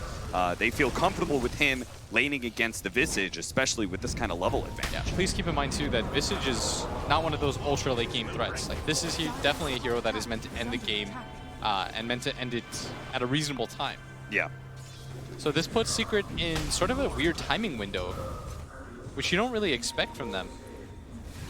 The 2 levels of Heavenly Grace, it's certainly a value game for it. Whether it's the Grave Chill that's going to be coming out or slowing down or taking away some of the slows or stuns coming out from the Crystal Maiden. So KP should have a relatively free lane here, but he always has to be careful of that Meepo rotation. Mid-1 is well placed right now in the jungle to do just that.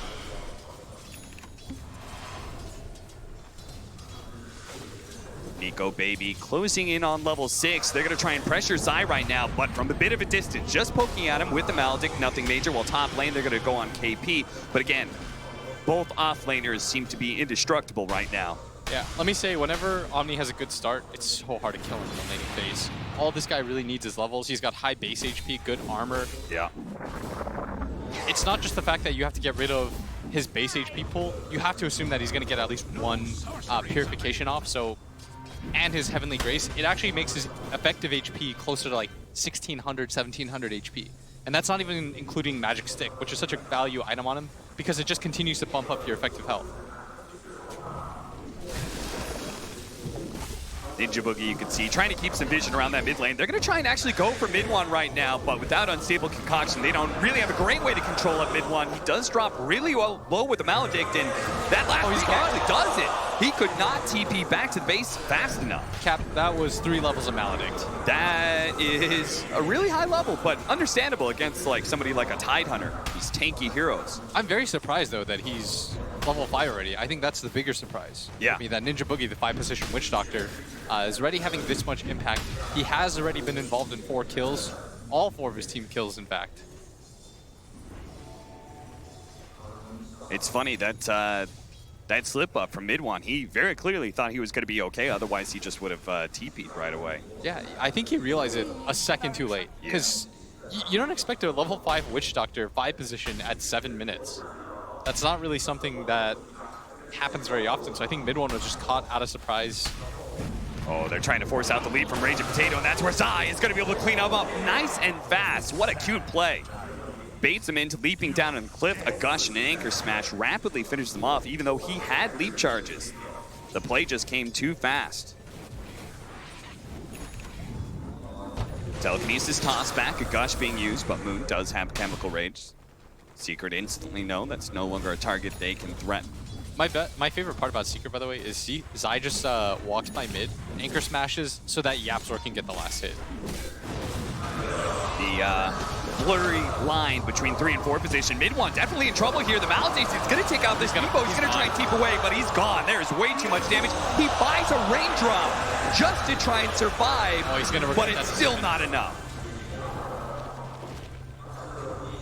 That was so much damage that they pumped out onto him. Yeah. It was like 800 instantly, and Ninja Boogie, he's really putting on a show right now. Level 7, putting up deep wards for his team. He's doing all the right things right now. He's putting pressure on the map.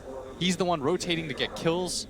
And Ninja Boogie has been integral to Mineski's success, has played a leadership role, a loud voice in the booth, and guiding Mineski. And this has opened up so much space for Moon. If you look at his Radiance timing, we always talk about what's a good timing. Anything below 12 minutes is usually ideal. Is Zai just dead here? The Maledict is going to do so much damage. He picks up the phase boots on his way through the side shop, and the Maledict does finish him off, but Ninja Boogie spots him, and the Ray Fire Blast from Nico Baby will get that kill. KP trying to pick up the bounty rune, and he does. Very important here. And now he's actually going to try and kill Puppy. Look at this with the Heavenly Grace. Okay, that's now gone, so that slow is going to last a while. He does have stick charges. Another round of Heavenly Grace, a purification coming up in 1 second. He's going to finish off Puppy, and will he make it away too? He doesn't quite have the mana for a TP out with the birds chasing him as well. It's going to be different. But with a Soul Ring and all this regen, they just can't chase this Omni Knight down. Oh, net after net, but Raging Potato not held long enough. He's able to leap away. You called it David versus Goliath, but Mineski do not look out of place whatsoever right now on this main stage. They're bringing the fight to Team Secret. I feel like Ninja Boogie is outplaying them. This guy is very farm for support at this point. He doesn't even need the tome. Yep. Like normally you have some level 4 Witch Doctor that didn't have the best laning phase. He has a point of heal. He's trying to buff up his safe laner. None of that has happened in this game. It's just all offense, 3-0-4. And you saw at top the issue with going on a farmed Omni Knight. Yeah. You're just not going to do it. The amount of HP that this guy has, they just don't have like the greatest burst either. No, this is a sick Omni game. If you look at Secret's lineup, what you really need to deal with an Omni is burst. You need the ability to get in, just blow him up. Look at this. Raging Potato sitting on the high ground just perfectly. They do manage to get a scan on him, so they're going to run around, but Mineski simultaneously got a scan onto Secret. Now, Nico Baby's going to be spotted here. He does have stick charges. That'll be enough for the reincarnation, so he should be fine. If anything, he's going to turn around and Fire Blast with the arrow landing onto Puppey as well. A smoke leading to a death for Team Secret, it seems. The paralyzing cast, still not enough. One more shot for the Marana. Is it going to do it? But Deathward very rapidly changing targets there from Ninja Boogie. Smart play by him. He's going to die to mid one for sure. And that's going to be a dominating streak. That is actually quite concerning, giving that to mid one. All that gold and experience. Look at Nisha, though, being bullied by KP. Just doesn't slow down. Pops a Heavenly Grace on himself. That's 4 levels. That's going to last a long time. Has a ton of regen to it. Look at him just run. Mid one. Do they need the rotation? Is anybody going to help them out? They're going to bring more heroes to the Tika. They're going to blow the Ravage. They have Puppey TVing in as well. They use everything they have to bring down the TI finalists in KP. But during this time, Moon has just been farming away, and that gank was really expensive. If you notice, they dropped 1 ward and 2 sentries. All of it is gone. That was 300 gold that they laid out. Their Observer ward instantly got dewarded. That was not the typical 1-for-1 trade, and that's why the gold lead didn't change whatsoever. 8-6. 4,000 net worth lead for the Alchemist lineup. But how deceptive that is with Amiibo, we're yet to see. We're also yet to see this Alchemist make his first move, but it's happening now with that smoke up, heading into the enemy jungle. Puppey is there. The captain trying to function as a smoke breaker right now, as actually going for wards. Going around. They know where he is. They know where Puppey is. They don't care about Puppey. They want to be able to get a kill on mid one Meatball. They found him. Thanks to that deep ward they had, they're going to be able to get the paralyzing cast with the Maledict and an arrow to be able to finish him off. Now Ninja Boogie tossed into the Alchemist with the freezing field as well, but Ninja Boogie's pretty tanky, but here comes the birds to be able to lock him down. The Stolen Death Ward is able to finish off at least one of these supports from Moon's. Quite tanky, especially with KP behind him. Secret can no longer fight, and if anything, maybe with Nico Baby, they can pressure that tier 1 mid tower. And that's such a smooth move. They know that they can't split up the jungle that much, so they're waiting for the Meepo to come. They're being patient. They let the Crystal Maiden walk by them, and more importantly, they also saw the ward get placed down. Yeah. That is, again, an ideal situation for Mineski. They see the ward get placed down, they get the Meepo. All it really costs them is the 5-position Witch Doctor, who has been so valued at his position. Just the pure amount of damage that he's putting out so far. Yeah. Whether it's the warding game or it's the rotations, Mineski seemed to be 1 move ahead of Team Secret. Yeah, Secret need to wake up right now. Yeah. This is...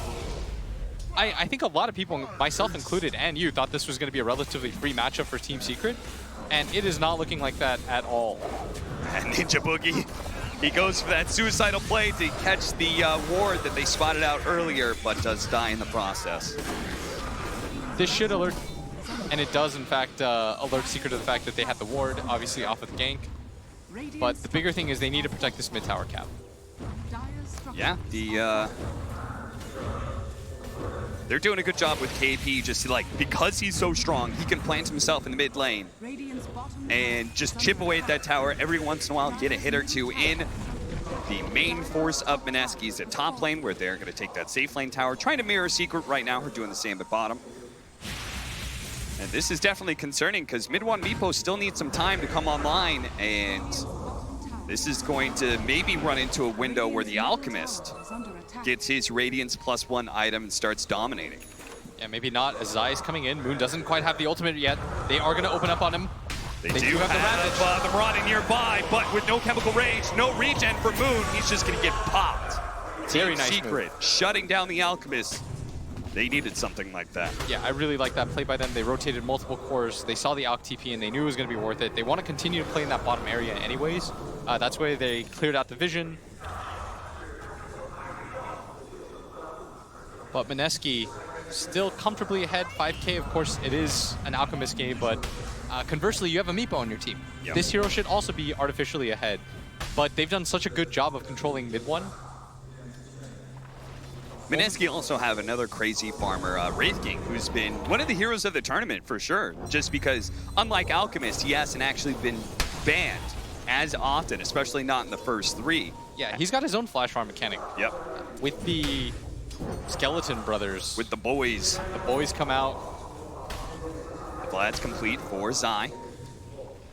Doesn't have Ravage, but feels he's tanky enough that he could sit and challenge KP's Omni Knight in the mid lane, making sure he doesn't get any more damage on that mid tower. As you said, they need to protect that. Look at that win probability, heavily favoring Mineski right now.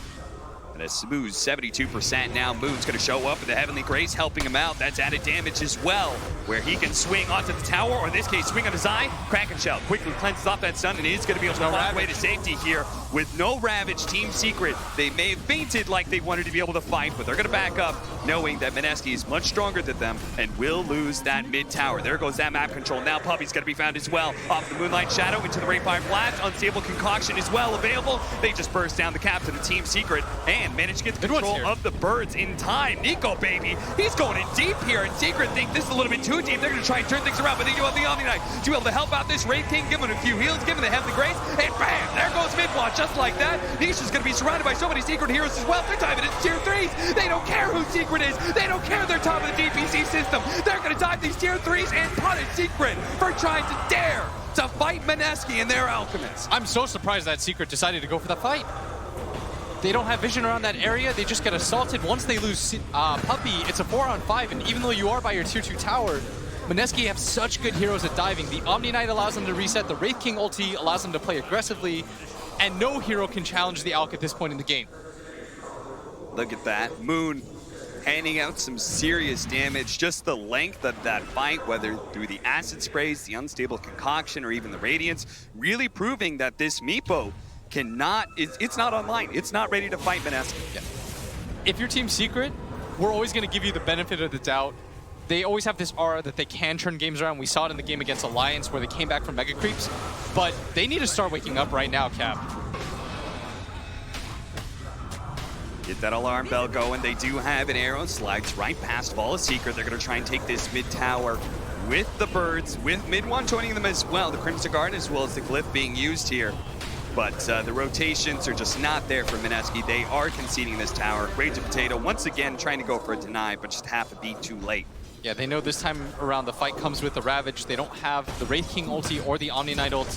That's a good move by them to reset things. And for Secret, I really like this move. Ooh. They know that they have the cooldown advantage. Yeah. And they're taking advantage of that. They need to make plays like this to try to get themselves back into this game. This is where it starts. But Mineski, they may choose to take the fight even if they don't have the cooldowns. They're going to show up now. They do have the arrow, unstable concoction, ready to go. They're trying to focus down KP, but there goes that Ravage, controlling him up. KP almost dead, gets off the purification. That last nuke from the Visage wasn't good enough. Rubik managed to seal purification, but doesn't save Mid-1 in time.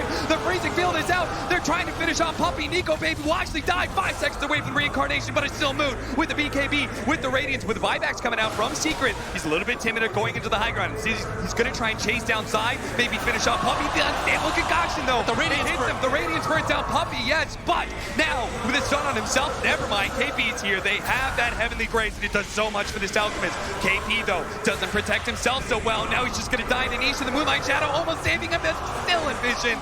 And just the high ground hits as well from Secret will finish him off with buybacks. Now Secret should be able to secure Roshan and maybe get the kill on Raging Potato as well as he tried to run through vision. Played out by Secret in the river. Finally, Secret gets themselves the W that they desperately needed to get some control of this losing game. Yeah, they committed 3 buybacks for that. They're not going home without that Roshan. Bounty Runes at bottom Zai. The stolen Moonlight Shadow allows him to just get in, get out, grab it for free. Ninja Boogie gonna battle Zai over this rune. And Mid-1 pressuring top lane. He does have this Aegis, and they need to do a lot with it. This is where you get as much map control as you possibly can. Because the next fight in, you won't be so lucky. Mineski will have all those P ultimates up. And I think in a pure 5-on-5 fight, you're not winning. Yeah, we're going to see this again. Look at that. KP they ignored barely able to walk away. Just a huge freezing field that does manage to finish off Nico, baby. Look at him. He was just 5 seconds away from the reincarnation.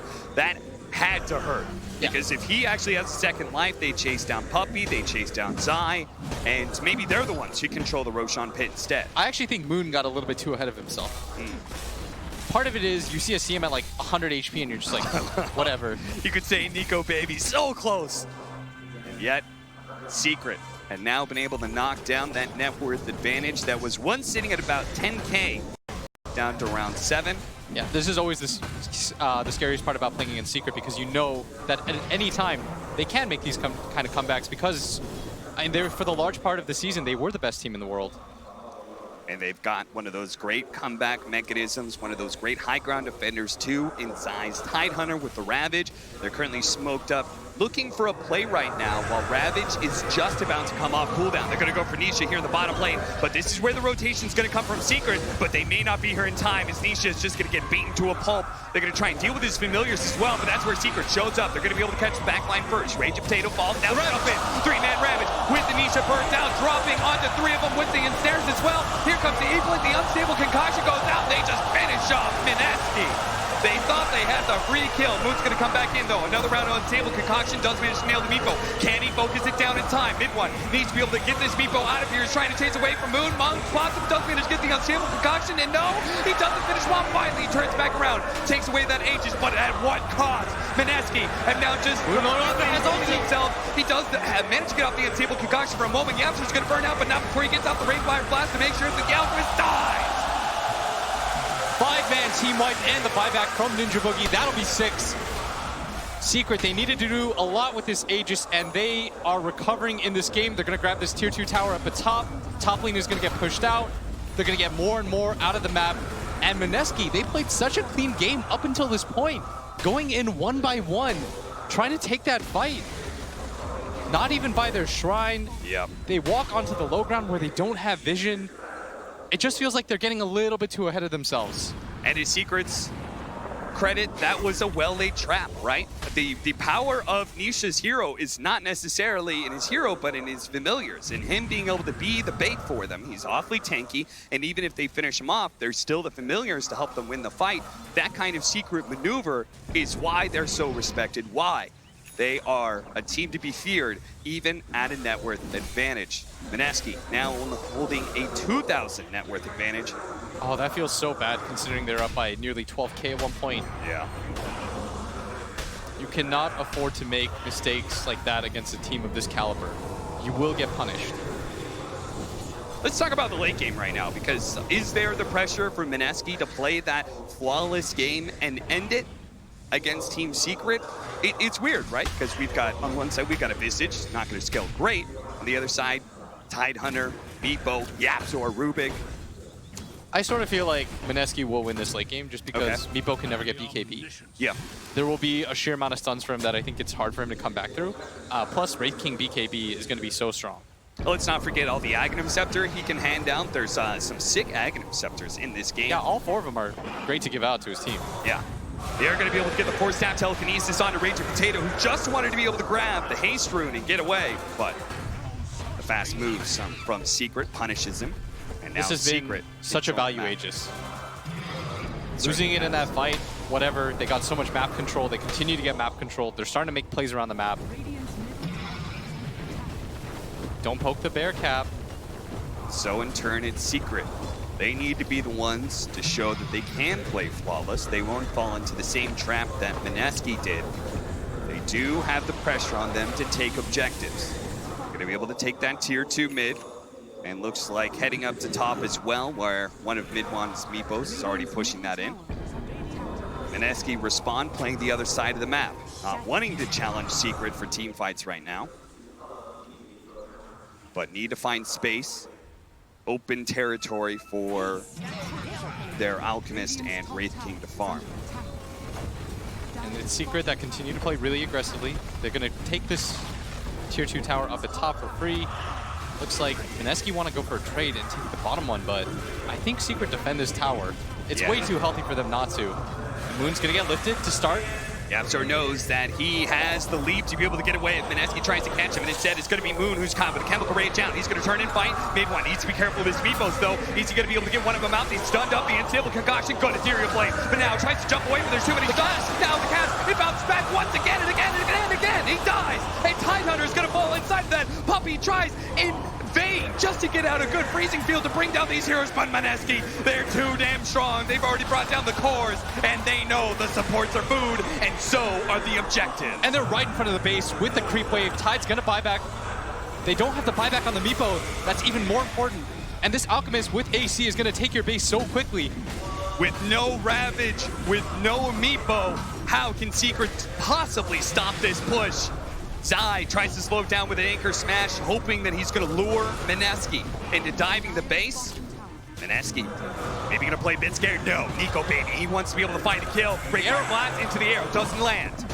Had to throw it around the birds there, and as a result, just a slight sidestep, was able to get out of the trajectory of that arrow. But Mineski going to be up one lane of barracks here, 35 seconds. They're probably realizing, hey, mid one cannot have buyback, otherwise he would have blown it already. Let's keep it going. The Solar Crest trying to slow him down alongside the anchor smash. The physical damage definitely being hampered here. Uh-oh, Wraith King, he's going to lose his reincarnation for free. Not sure if it matters though. As Mineski, they should back out. They're going to back up. You say it, and they do it. No Chemical Rage, no Wraith King ultimate. You still had 15 seconds, but I don't think it's worth it at that point. Yeah. You can still get shrines, you can still reset. Learn from Navi's mistake. Yeah. Do not overstay your welcome. Yes. Mineski were gifted a comeback opportunity. Don't make the same Navi. exact mistake. Don't go for the throne. Just secure one lane of barracks. Get maybe another objective, take shrines out, but control the map from there. And I feel like that's what a lot of the meta has been about this year. It's been breaking the enemy, so at some point you're stronger than them and they know it, and then just trying to control the map as best as possible. And for a lineup that has an Alchemist and a Wraith King with Midas, they're gonna benefit from that control. Slowly extend your lead. Mineski, this fifth pick Alk, Secret thought they had the answer. With this Meepo, they looked excited, but mid one. Are they going to make this mistake, though, that they leave the Alchemist alone a bit too long? The Moonlight Shadow goes out. Do they know? Do they know? He's going to pop the BKB and Chemical Rage and Secret. Oh, shit, we got to get out of here. Zai, he's going to be slowed down by the Unstable Concoction. Pop for a moment. Defensive Force Staff's going to be able to get him away. Look at Nisha defending himself against that Moonlight Shadow, but he's going to be Yule Scepter at the same time. It looks like Nisha's probably going to fall, but Moon, if they trade this out, it's going to be well worth it for Secret. He's going to be able to get off another round of Unstable Concoction. Do they have any more disables? There's the Ravage to be able to finish off the Alchemist. And now, Mineski have stumbled into a fight that maybe they can't win, but they feel confident about. They're going to go for the watermelon first. Rage and Potato controlled up. Immediately Yule Scepter, Force Staff out of the high ground. Zai's going to be able to get away. Yaptor to get on the heel. He managed to get protecting Secret. They're going to be able to get more Force Staffs out, but they need that one Meeple to be able to get away. And that's why the Familiars drop, trying to get him out, but he doesn't make it. The poof is not in time. Secret fall, losing their Meeple, activate their shrine, but on full retreat now, as they know Mineski, they're going to be able to clean up whatever they can get their hands on. That's going to be the captain of Secret. Puppy will fall. Zai shows up, trying to slow him down. A Force Staff to help him get away, and a TP out. Spawns him. Great Fire Blast. That'll catch him. Even as the arrow slows down the damage, Puppy can do little with this kind of respite. Nico baby, not going to lose his reincarnation either. And they know that the Meepo doesn't have buyback. They just saw him buy the Hex. He can't possibly have the gold for it, and this could just be Mega Creeps right now. This could be Megas. Mineski, they see their opportunity. They say, you last pick Meepo us. It doesn't matter. We've got an Alchemist. We've got Moon on our side.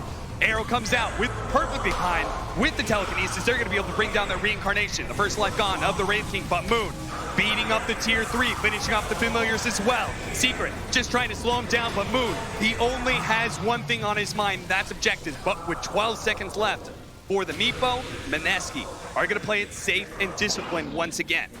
And they're going to reset themselves off of the shrine, get control of this area. They still have to be careful because Moon did use his buyback there. That leaves Secret some opening. Meepo does take the base very fast, but mid one has just not had a good game. 7-7-7. You're the last pick. I heard some of the other analysts talk about this. They say mid one's had a quiet tournament. Would you agree with that? I think in the group stage he was fantastic, but on the main stage so far, it's not the mid one that we've seen throughout the year. They need him to play like the superstar he is, but Team Secret smoking up. They gave him the perfect situation. They gave him the last pick. This was the hero that he wanted, the last overall pick. They're going to walk into the high ground here. They've got to be careful. They've got the high ground advantage. They're going to be able to jump on a Yapsor almost immediately, but Force Staff immediately comes down. They're going to be able to cut him with the frostbite for the Meepo. He's in trouble with the Unstable Concoction. They're going to be able to bring down mid one, and look at Moon go. He is tearing through Secret. They are falling apart now. The Ravage to use defensively, but it won't matter.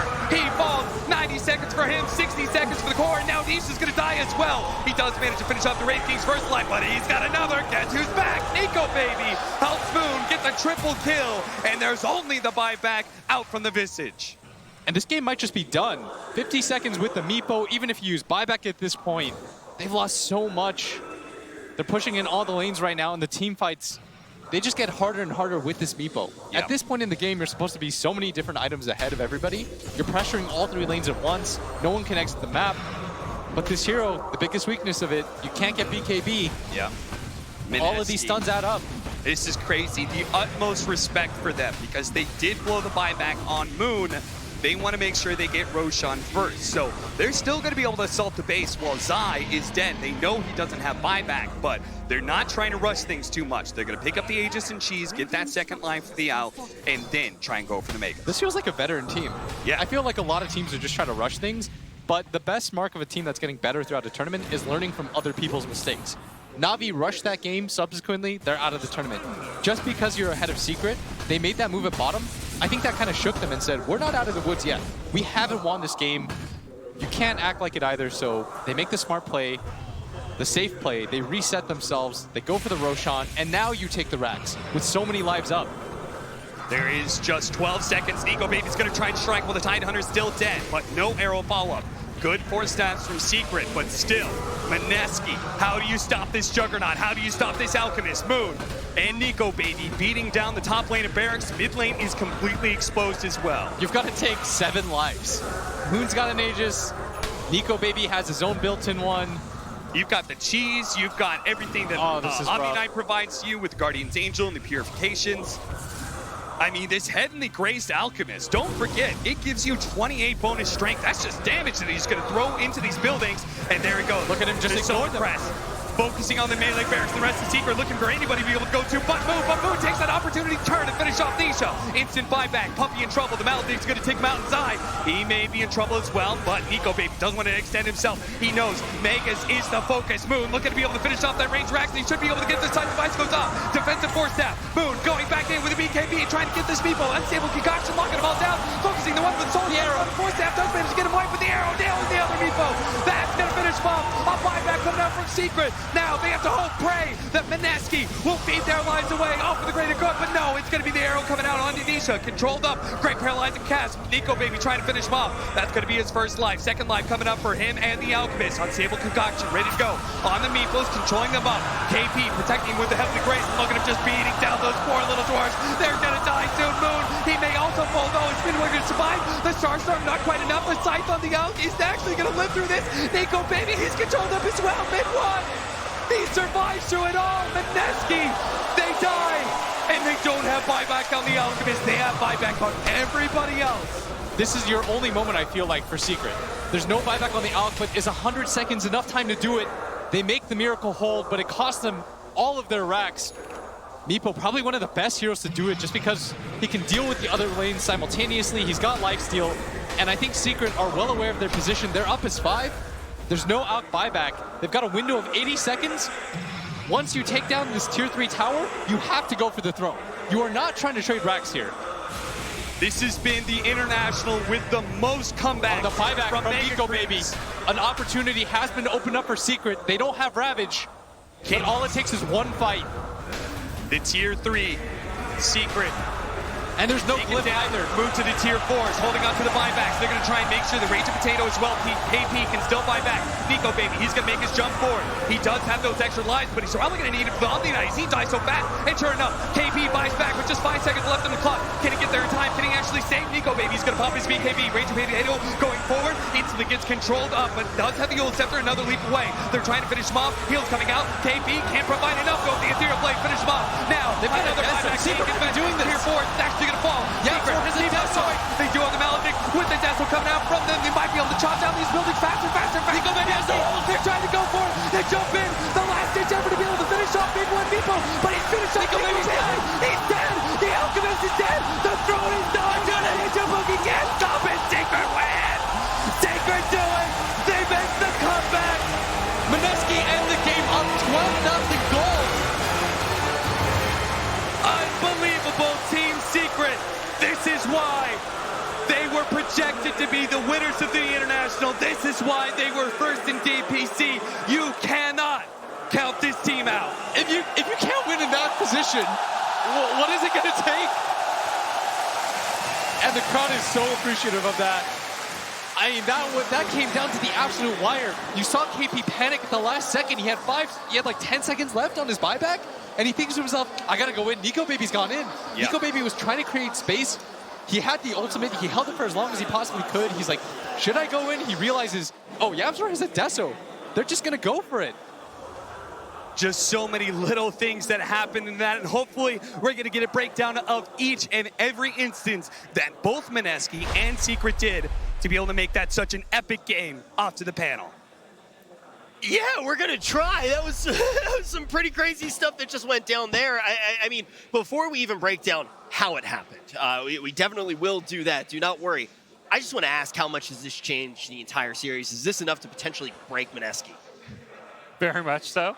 It's like a confidence booster that you were close and competitive and maybe could have won, but holy crap, Mega Creep's come back. How many have we seen this TI? This is 6, I think. And it was so close. The game was, Creeps were in their base, and I think they needed to be more careful about the timing. Even if they had Aegis and Cheese, they still didn't have a buyback on Alchemist. They should have waited another minute at least.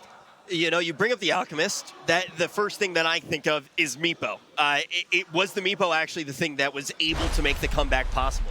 Yeah, in a way, you love, like, Meepo is the counter to Alchemist, but it didn't look like it was going to be effective for effectively the entire game. Like, here I am prepped to tell you why Secret lost, and they somehow pull out this miraculous victory.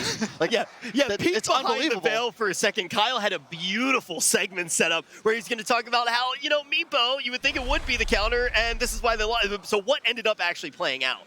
You make the first, really the cardinal mistake of Dota, which is when you have this one hero your entire draft is built around, and he doesn't have buyback, it does not matter how far ahead you are when you're playing against one of these heroes that is a base breaker. Like, Meepo will straight up just kill your throne. That's exactly what happened. It doesn't matter what Megas are. Yeah. Any other hero without buyback. It could be the Wraith King, your carry. They would be able to defend. Alchemist was the guy that had to stay alive, could not afford to die. Yeah, with the Cleave, with the Radiance, Acid Spray, it would be more than enough to take him down. And the Deso Rubik purchase at the end to have more damage on the buildings, it was on point.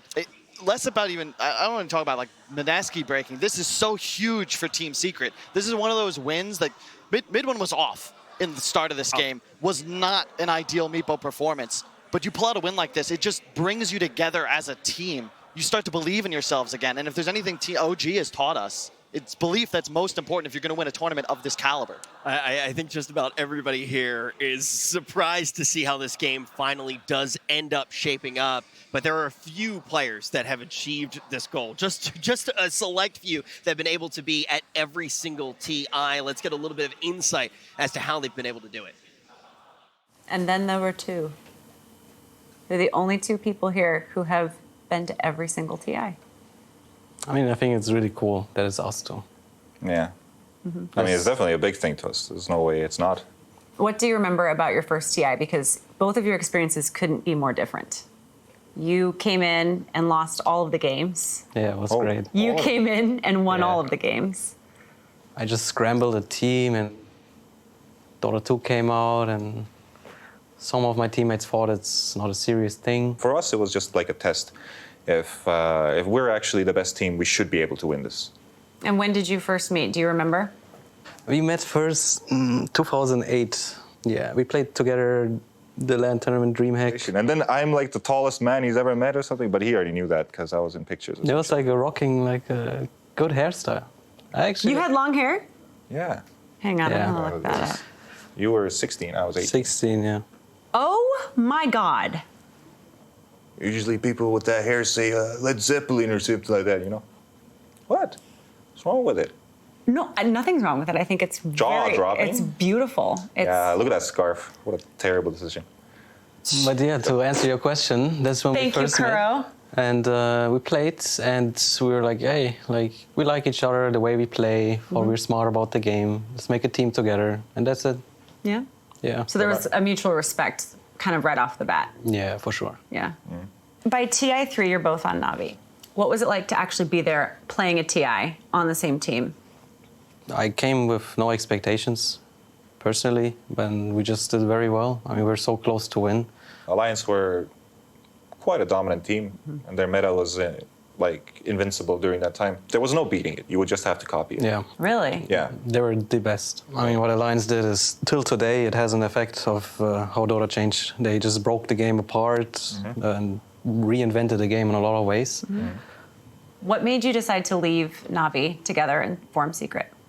You know, okay, we got like second place at TI3. We almost won it, but it wasn't a happy moment for us during the grand finals. There was a lot of conversation between players and stuff, and it was not nice. Puppy and I are just extremely ambitious, I would say. And when we feel like it's not being followed up by our teammates, you know, we'll go forward. We're going to keep going forward in this game, and just came to that point.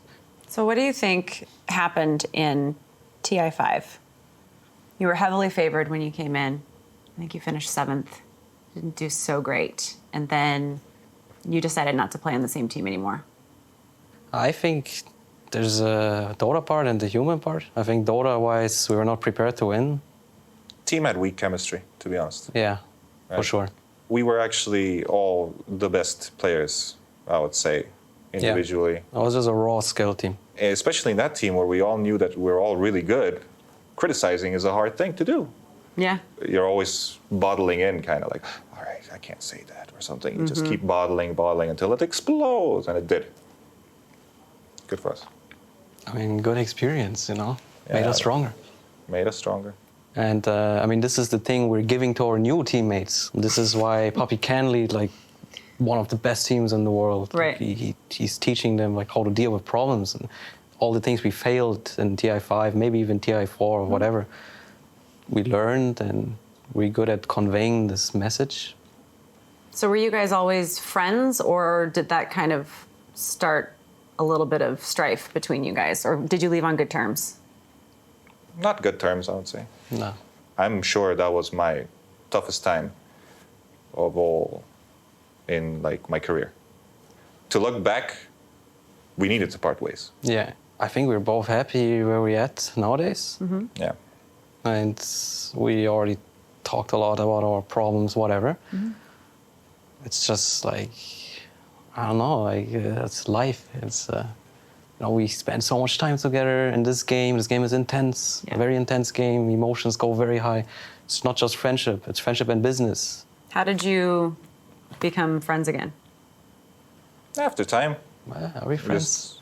We just go to yeah. Cut the camera, take that one. Happy to be here. Me too. And it's cool that we're doing this. Yeah, it is really cool. They talk about the raw skill that they were able to have on a team, but how do you refine that? And ultimately, we see them in two very different places. And the question when we look up on the main stage right now is going to be on Puppy. He's one of those players that we look at to not only be somebody who's made it to every TI, but to actually do something that has not been possible yet. Is he going to be able to have 2 championships? Is he going to be able to win 2 TIs? We'll see. I want to see the real Team Secret play first, because that game, I know they won, but that was a miracle. That was one of those games that it's unexplainable. It's the one mistake. Like I said it already, but the one hero that can't die without buyback dies without buyback. Like, I've lived it, and it's crushing. It's also one of those ideas, too, where, yes, we know that they are the team that is of a caliber where if there is an opening, they're going to be able to execute on it, right? But they need to be able to consistently create those openings if they want to not only make it through this elimination series, but make it all the way back to the good graces of the grand final. And I do want to talk just a little bit more about some of the things you saw in the draft, because I heard you two really going at it before we got on the panel, talking about all these different things that happened in the draft. For anybody who didn't get to hear the conversation like me, Lacoste, what were the main things that jumped off the page to you? Well, Alchemist had a really good early game. He was uncontested, 0 deaths. You do not want to be in that kind of position where he just goes that way, and they had a lot of sustain with Witch Doctor heal. Witch Doctor was extremely good pick in that scenario because he's good against the Visage Birds, he's good against the Meepo, Maledict, against the Tidehunter in the laning stage. It was a beautiful pick, but in the end, it really didn't work out for them. It's not about the draft here, it's about late game decision making. I got it. Like, it's hard to rationalize, but like Mineski won that game, except for the result. They don't get the W, but they won the game. It's just that it's Dota. Which is even more soul-crushing, right? Well, and for Secret, you could kind of see that a bit. As much as maybe it's a pick-me-up, they left that booth, and they did not have big smiles on their face. Yes. They had this look like, we got the win, but man, we're lucky to get that win. Yeah. Like, we can't do that again. Puppy looked pissed. Like, he downright looked pissed when you saw him walking off, and I did want to talk about that, but the thing is, as much as you're pissed, when you have the win in your back pocket, it's going to be a lot easier to swallow, is it not? You got to look at it from the perspective of Puppy, the perspective of a captain, all right? He knows what you want to be playing your best Dota at TI, and you know what that is. The results are not nearly as important as how is my team playing.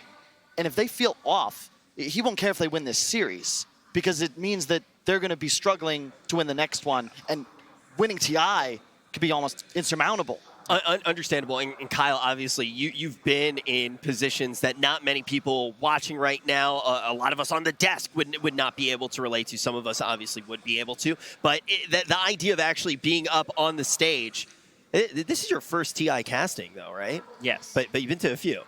I've been to first and the second one. First and second, and then, so I mean, ultimately, both of you guys can kind of answer this in some way. Obviously, every player is going to be different. When we actually look at the mental games that are going on right now, because both teams are in a very different mental state, but this almost seems like a mental battle at this point.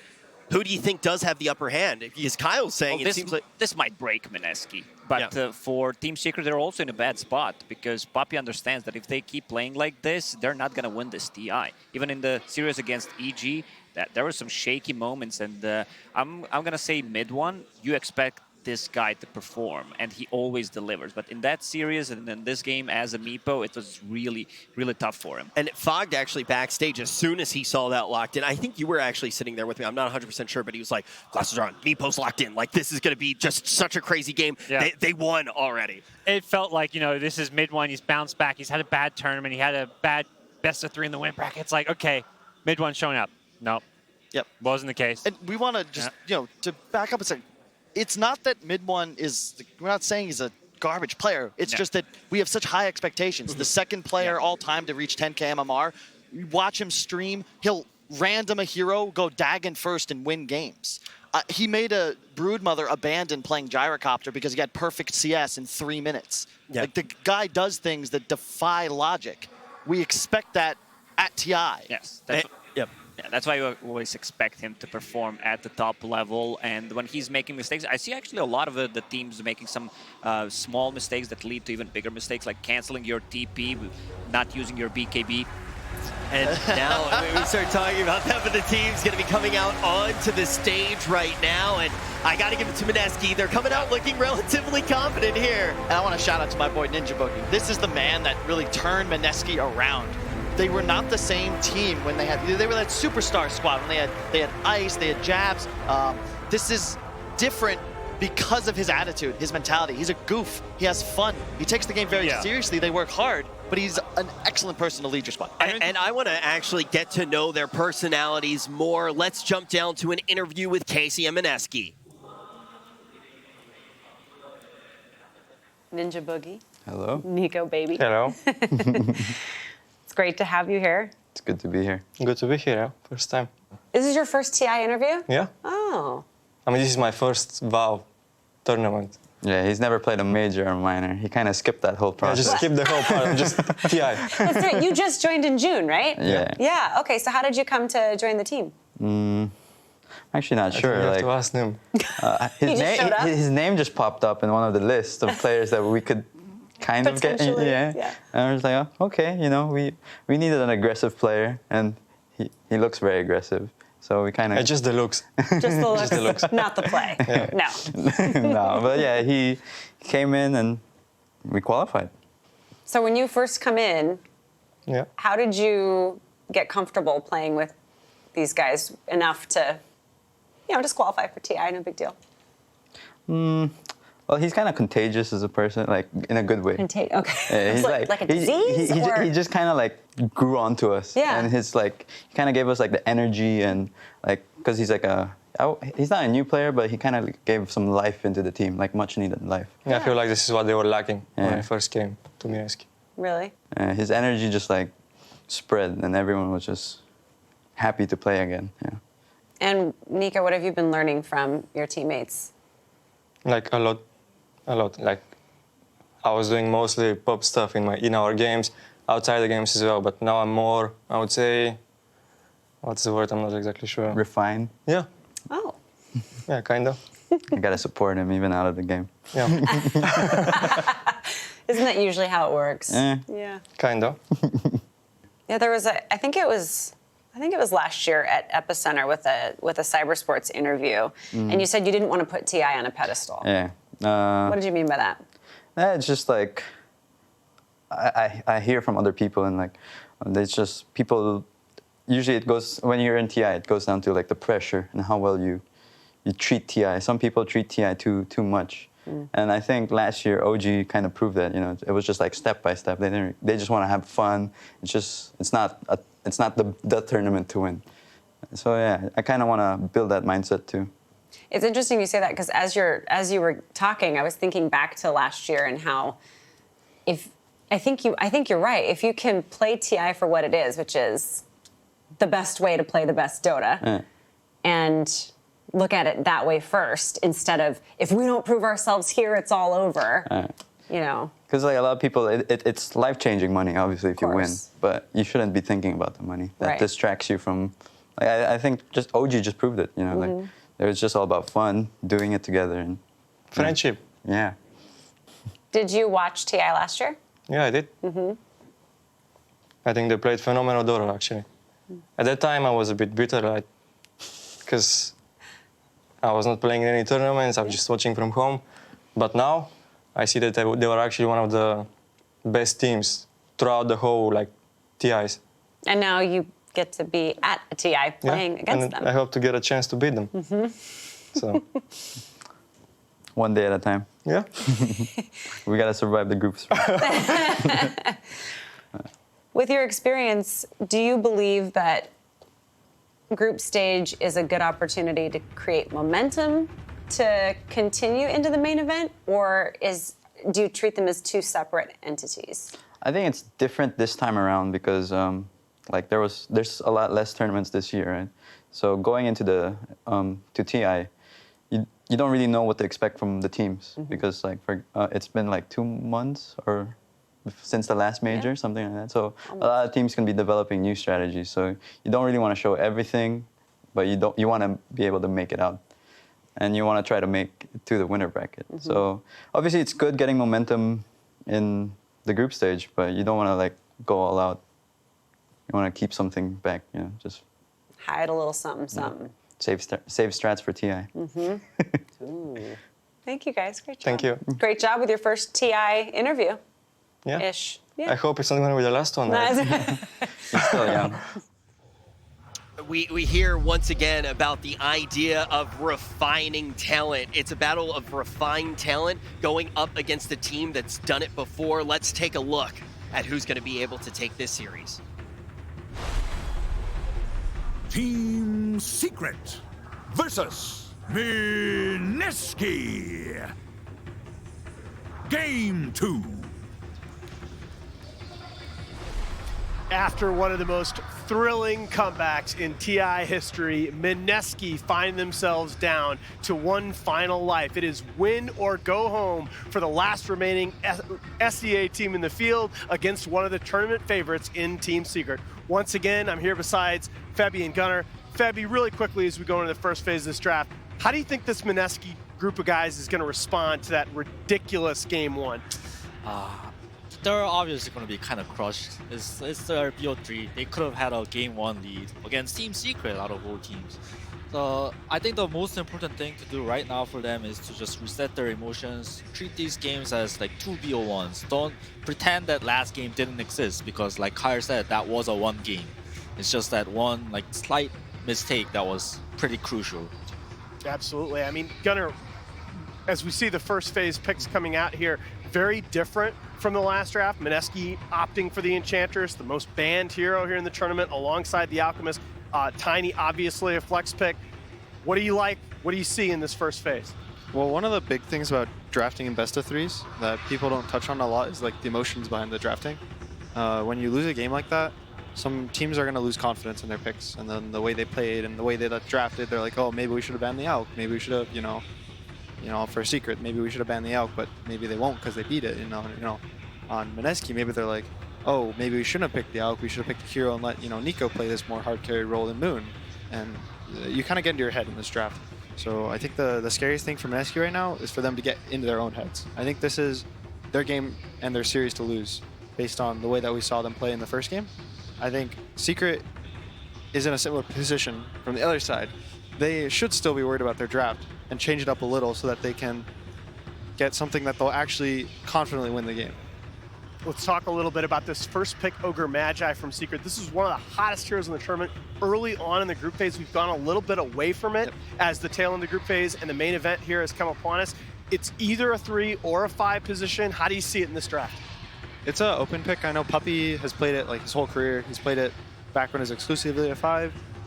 Zai, at the same time, he plays 5 heroes as 3 before anyone else did. He played Lion offlane before. I'm sure he can play this Ogre. I think they're going to kind of keep it as this open hero and see what happens. That's true, but I think because of this Rubik pick, it's most likely going to be a 5. Because if it's a 3 Ogre and 4 Rubik, those two, like, you want at least one team fight out of those two. And they have no team fight if it's a 3 and a 4 together. Yeah, one of the big questions on the side of Secret as we go into phase 2, that Enchantress. She has been banned first phase in over 2/3 of the games here at TI. She is so difficult to address in lane. How do you think Secret deal with that early game threat of that Ench dual lane? A lot of teams will run a tri-lane. They could do this Ogre Rubik tri-lane with maybe a Jug or a Lifestealer. These, the old counters used to be like Ursa would beat it. But you pick this kind of carry that you can kill at level 1, level 2. Even at level 3, he's not that tanky. Some people even skip Untouchable for Enchant at the first level or 2 if they want a good creep in the lane. So I think they should try to focus on that and shutting this Enchantress's game down. But the fun thing about Secret's ban is they've already banned the Alchemist and the Raid King. So last series we talked about Mineski really likes the Raid King. They picked it a lot. I believe that was their first loss recently on the hero. So now they're going to be a little more out of their comfort. They're not going to have either of those heroes. So I think it's going to be a little more on Mineski to try to pull something out that they're kind of confident on. Mineski's Naga ban was smart in my opinion because Archimist Raid King is gone, so Naga is a really good hero this game, and it's pretty good against Naga Enchantress because Naga just cuts the creeps against the Enchantress, and those two would have no interactions. The side of Mineski, the tiny pick, I know Moon really likes this hero. Oh yes. So I think right now I'm going to kind of assume this is more of a Moon hero than as a 4. He's really confident on the hero. He plays the early game really well. It helps him with his lane. Like his laning is so good that when you're this hero that gets free 20 damage on every other hero, you're going to have some crazy lanes that are one-sided. Absolutely. The stats agree with you there. It is Moon's most played hero over the last 2 patches. Raging Potato over that same time span only has 2 games on the Tiny. So we are a little bit biased toward the core Tiny going into the second phase of the draft here. I mean, I can tell you that too, because I have them saved. I have Nana saved, Moon saved as Tiny in my friend list. That's how much he plays Tiny. And KP, I have him on Enigma, because those two love Tiny and Enigma. Both Primordials and Underlords, and we will see that they ban the Morphling, another one. Spawn that those Eidolons.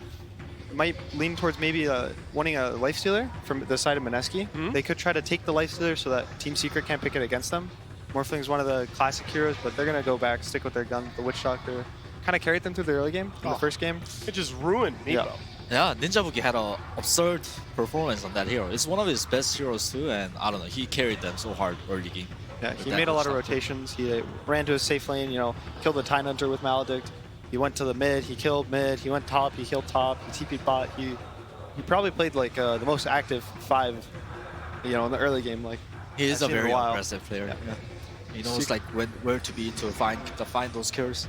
Now, Team Secret, looking like Ogre will be in that 5 position, but this is only the second Magnus pick for Secret in the last 2 patches, and it was Yapsel that played it in their only previous game, so still a little bit open here. Could be a Zai Magnus or then, right? Yeah, I think it should be a Zai Magnus. Could very well be a Zai Magnus. Or it can even be a mid-one Magnus. It's very less likely, but yeah. They used to be ran a couple, like about a year ago, I think, back when I do wonder, they changed strength. Are we looking at it now? Are we looking at a Jug pick even with the Void? Yeah, Jug's decent. If you get the spin off, his bashes are going to deal a little less damage. It's fairly good against Tiny Enchantress. Yeah, but it negates like the Witch Doctor and Tiny's damage by a lot too. Yeah, I asked that largely because earlier in the tournament we saw a number of teams go to Jug as that laning core. You talked about this earlier, Gunnar, against the Enchantress. I could also see Lifesteal kind of. It does the same role, and I think the hero right now is a little stronger.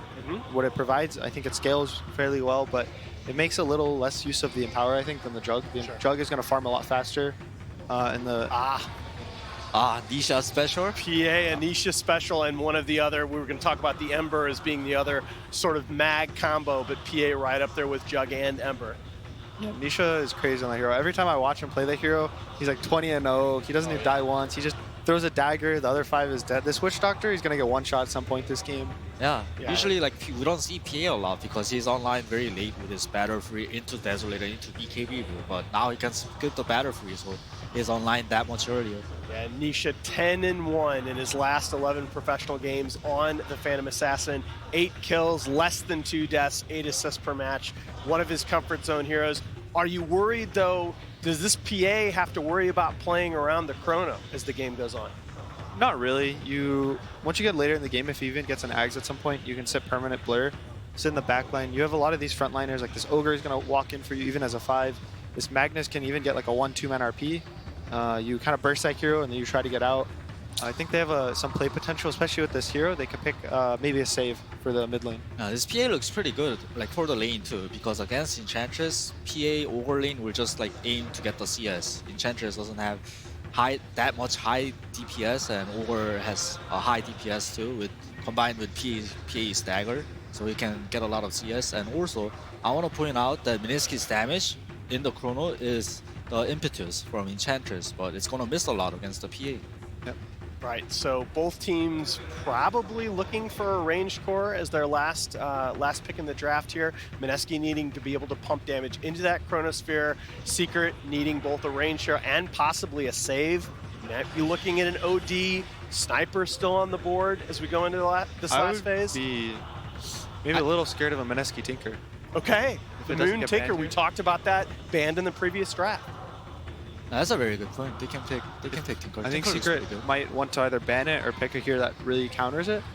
But like we said, Moon is really confident on the hero. He's played it a lot. DP's a very good ban too. Yeah. Another like classic combo with the Void. You can use the Siphon. As silence. Your spirits are still going to run around. Storm. So there's their pre-counter to Tinker, I think. Yep. He has really good jump. He can catch this Void, follow him. The only issue is they do have this like hard disable, and whenever there's a super hard disable against Storm, the Storm's gonna feel a little sad about his game. But at the same time, he doesn't have to carry this game. He's a PA with a Magnus. They're his carry. He is a 2. He can go in, maybe kill a support, kill the off lane, die, and he's gonna feel confident that Nisha's gonna carry him. Absolutely, and that's really goes nicely with what Team Secret has asked Bid One to do all season. That's when they've looked at their best in terms of play style. Mineski looks like they've already decided on their 5th pick. They're going to huddle up here before they complete the draft. Man, oh man, this is going to be tough as the game goes on, right? Because you got 2 cores in the PA and the Storm. Very difficult to catch both in the Chrono. Moon Lina is going to be the last pick for Mineski. Quick final thoughts, Febby. It might be a potato Lina, I think. You think so? Yeah, it might be a potato Lina. And Moon Tiny? Yeah, Moon Tiny. Okay. If they put the Lina mid, it's a really, really hard Storm matchup. I've seen that matchup snowball really, really far out of control. The Lina can kill him once, maybe even twice if the Storm tries to go up. But in the mid game, it's a Storm favored matchup. The Lina is squishy the whole game. He wants to go more like the more normal build we see is like this Yule's Aether Lens build. He doesn't really get health. People will go the damage talent. So it's a little scary for both sides of the matchup. All right, as we get into this do or die elimination game for Mineski, here is Casey with Coach Mushi. Moshe, I want to ask you before we get into this draft, was the Meepo pick by Secret a surprise to your team? It's not really by surprise, but because we understand Secret, we know that they want to drag the game, and we are confident that in our draft as well. Yeah, so just let's see who play better.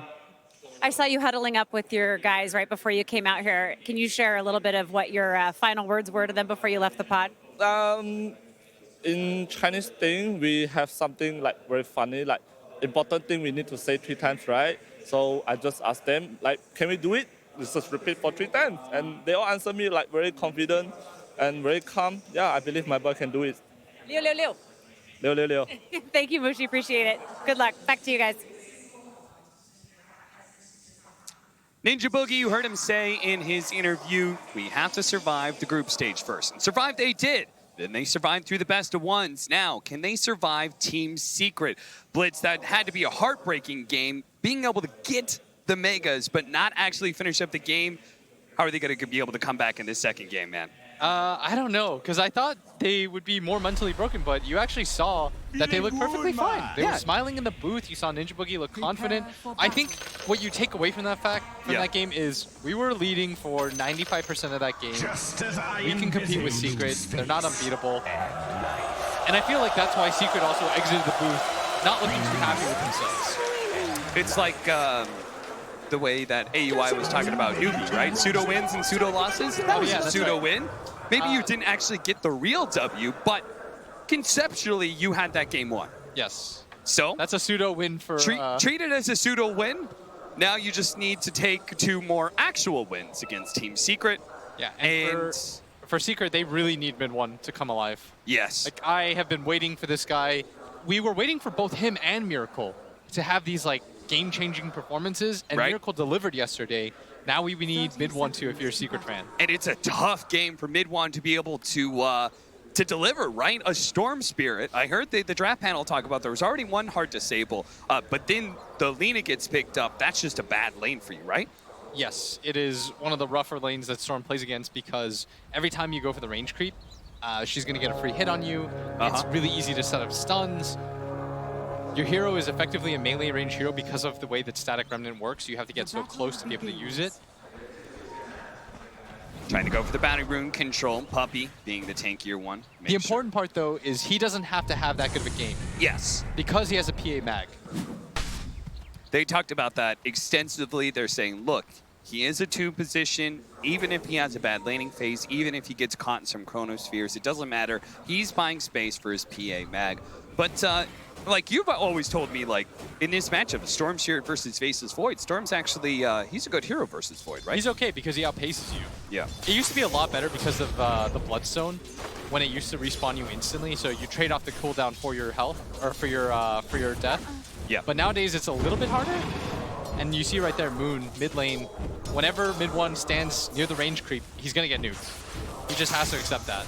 And he's going to have to sit next to the melee creeps in order to get that Remnant, and Moon's just going to take the opportunity to get shot after shot on him. We saw some of our side lanes here. It is going to be the Magnus sitting out bottom lane trying to get farmed against Nico Baby's Faceless Void. He's going to be paired up with Yapsor, so watch for any telekinesis skewer plays against Ninja Boogie that could lead to an early death. At the top lane, we do have Ragey Potatoes supporting KP's Enchantress versus Nisha and Puppy with the aforementioned Phantom Assassin. Enchantress has been like a very dangerous hero this tournament. A little bit surprised that they gave that one away to Mineski. I think after their series versus EG, maybe they rated a little bit less. Okay. Secret did end up losing that game where they had it themselves. And they actually lost to it too, but maybe they just don't think they understand the core concept of the hero enough. Sometimes it's one of those things where it might be a good hero, but your team just doesn't play around it well. Yeah. And they certainly have a really good matchup against it. Nice toss into the tower, of course. An Ogre with 8 armor and he's 760 health is certainly not going to mind a few shots from the tower. And he's got a stout shield. Yeah. This is one tanky boy. I believe it's thick, is what the kids say nowadays. 2 minutes in, no first blood just yet. The PA is really good versus the Enchantress, right? Oh, mid-1 taking a lot of damage here. Boone pushing him back, but he just had the courier deliver some regen for him, so healing cell This matchup gets so rough at level 2 once you have that first level of the Fury Soul. And that's a little extra damage, basically, by being able to cancel some of that healing south. Moon trying to push the pace. And the thing for Lina is, the Storm can never pressure Another toss back. This time around, they have a bunch of magic damage thanks to the fact they've got a Satyr ready to go, but they're not actually going to try and chase down the Ogre. Instead, they're going to keep the pressure on Anisha. Raging Potato make sure that Puppy can't get back. Whoa. Close call, bottom lane. Zai with the Maledict on him. Will survive 60 HP. He has plenty of regen to work with. And mid one almost got solo killed right there. Got down to 22 HP. The last hit was flying in. He fairy fires. But this time he brings himself 2 healing salves. You need to in this lane. Mid one trying to get aggressive right now. If he was just a little bit further in, to pop the Vortex. But Moon now has his bottle. There it is. The telekinesis skewer back, but not actually into the tower range. Paralyzing cast. Does a good amount of damage. Ninja Boogie gets pulled back in, though, and might be still chased down as they have the boots advantage. And Zai does manage to pick up the first blood. The bash from Nico, baby. Just happens a little too late. And he's got to be really careful about his positioning in bottom lane. Ninja Boogie, of course, had such a good performance on that Witch Doctor last game. Just couldn't really close it out. So it's a good start for Secret, being able to keep him down. But it is going to be a free farm for Nico, baby, it seems. They're not able to do too much. Puppy going to drop low here, turned around, stunning up the Satyr, but he's going to be slowed down by the enchant, and they don't even need the Satyr Shockwave to finish him off. And KP having completely free lane up at top. Raging Potato, he's found the angle right now. The stun flies out first, doesn't have a toss target. Toss away, they're going to be able to get Yapzor, but he does still have that haste room. He's going to play in the river, trying to get those high ground shots against Raging Potato, positioning himself. Good LSA. Now they're going to try and challenge him. Raging Potato knows he's dead. They're just hoping to be able to get a kill on Yapzor. The last shot chased him down. Yapzor falls. The supports get traded out. Mid one still has to be careful. He's completely out of mana. Does pop the mango, but the Lina will always favorably trade with you. And you're seeing some pings. He wants him to TP in to refill his bottle. That's what that ping was for. Saying, come over here. And then after that, we do have the bounty rune spawning up. But this could be one of those situations where the mid laner just camps mid, right? He already is in such an advantageous position against mid one. Maybe you don't need to help out for the side lane bounty. And you see what Raging Potato's doing? He's keeping him away from this area so he can't get the free level 6. Right. And he's pushing mid one towards this bottom triangle area, which is a lot less efficient to farm because when the creep lane pushes in like this, Cap, you don't automatically go back to the lane when it's safe. Yeah, you could see mid one already, like he just has to run back to his tower because the push happens so fast from the Lina. Top lane, Puppy, gonna be slowed down by the avalanche. They do also have that tornado up. Toss to finish him off. 3-2 now to the favor of Mineski with a 2,000 net worth lead. Top CS of the board, all 3 of their cores. And this ward has spotted mid one going into the jungle, and that's why Raging Potato is immediately gonna try to close that gap. What they need to do is Moon needs to push in the lane, he needs to go to the left side, and they need a sandwich. And that's exactly what they're doing here. Mid one. They know he's in this area. They can't allow him to get to the shrine or his level 6, but they have this angle perfectly. They spot him with the ward. Just catch him before he activates the shrine. They have a Laguna Blade, throw all your damage. That's it. Mid one's dead. Skewer on out. Zai actually gets very low, trying to go for the power rune. That's just about to spawn to refill his bottle. Ninja Boogie knows that though, and he's going to try and push him away. Doesn't spawn. Unlucky. Instead, it goes to top. Let me say, I've seen that move happen to me so many times when I play Storm. That's why I knew it was going to happen. Some support places a ward in your jungle when you're 5.5, and then they make that play and you always die to it every single time. Maledict, Zai gonna skewer him up into the high ground here. Ninja Boogie's just hoping to be able to finish him off. It's gonna be close call, but Zai does have the shrine activated. And now Ninja Boogie will slowly but surely die to Yapzor, who's even given the power to speed things up just a bit. Yeah, no boots on the Witch Doctor. Good attempt, but nice outplay as laning phase-wise, though, because of the top lane going so good, Mineski up by 2k early on, and this is the second time we've seen them lead the early game dance. Yeah. Setting themselves up with just really strong lanes, and PI is usually a hero that does well in the laning phase and kind of wants that early lead because of how farm heavy she's going to be with that Empower too. But now we do have the level 6 on the Storm. There's going to be their first Chronosphere of the game. Nico Baby's going to go for the straight up kill on his side. The paralyzing cast bounces back to him, and they have the bashes with the Maledict. That should be enough as he has no more regen left. Give him the walk away, and let's push down the tower. Moon makes his first rotation over just in time because they kept the Siege Wagon alive this entire time. This is a sick rotation. Yeah. And meanwhile, they're sandwiching Puppey up at top lane. KP is all 6. This is a very deep dive by them. They are going to get the Fire Blast out onto the Enchantress, but so much pure damage. Doesn't matter how much armor you have, Puppey. KP will tear you apart. I would like them to defend this bottom tower, though. If you can, as Secret, it's such a big tower to take, because it means that Nico Baby, with his next Chrono, can just rotate towards mid. Yep. It opens up the game. And it's an unusual maneuver because you normally see somebody TP to top, and they are, in fact, trying to defend this tower, but it's going to be too late. Puppey TPing in to no avail. This will waste his time a little bit longer. And now you have a situation where all 3 of your lanes have been pretty rough. Yeah, whether it's like controlling up all these power runes, controlling the jungle, getting the gank on Storm Spirit, taking down the side lane towers, everything has gone the way of Mineski. And Secret are going to find themselves left with less and less maps to be able to farm for this PA and Storm. You know what this means now? Once you take that bottom tower, because almost nobody does it in that fashion, you're going to protect this tower until it's dead. On the side of Mineski, yeah, your not safe give up lane your tower, safe you will TP and defend it. Yeah, from that's here what on out. has changed about this game, and it means that Mineski can now focus all in on trying to take this mid tower. I'd really like to see the next Chrono be used to set up for a kill around that area. Yeah. You take that mid tower away, and invading the triangle becomes a lot easier, right? That's what you've always told me. And then from there, that takes away some of the Ancients, which we saw, that gigantic stack that they had. Which is going to be cleared out some point by the PA, but just doesn't feel strong enough with only 2 levels of Empower. Yeah, and you see KP bullying the Storm out of the lane. He's going to go for the Atos early on, and that really messes with all Storm Spirit player timing, by the way. Yeah. Because you don't want to go Yules on this hero. At some point, you have to get BKB, so going for Yules feels a little bit redundant. It's such an expensive item for you to grab, too. And it makes it so that you don't have to just rely on the Lina or one of your other heroes. You, as a core player, can have impact against a Storm where you normally wouldn't.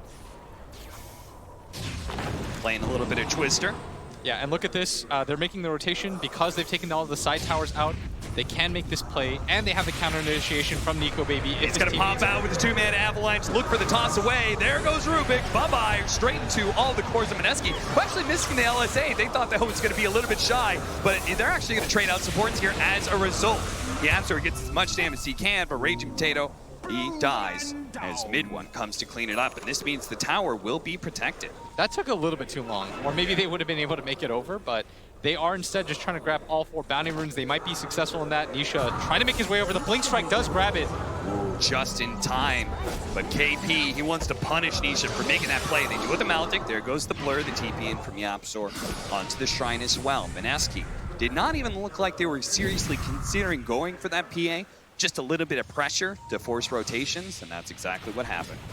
I think Mineski, again, they want to take this mid tower, but looks like they're content with just farming a little bit. A smoke even would be all right for them. Yeah.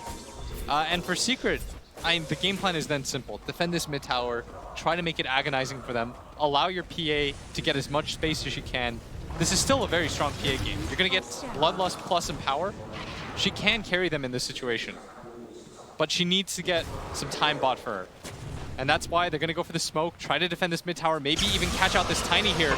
Raging Potato is going to die, but as Mineski runs down the high grounder, they're going to be able to get some sort of opening here. They're going to try and go for mid one. First, who actually got tossed in the air. The RP goes on the lead and make sure there's no follow-up on mid one, but Skewer back into the tower. But Mineski, they have control of this area. They're going to be able to take down the 2 supports. Maybe Zai will, as slowed down by KP. A little bit more impetus shots. He actually gets a little bit more vision. One last shot is not going to be enough. The magic stick actually keeping him alive, but it means Mineski do win the fight and do take the tower. Yeah, you saw that both teams had the same goal.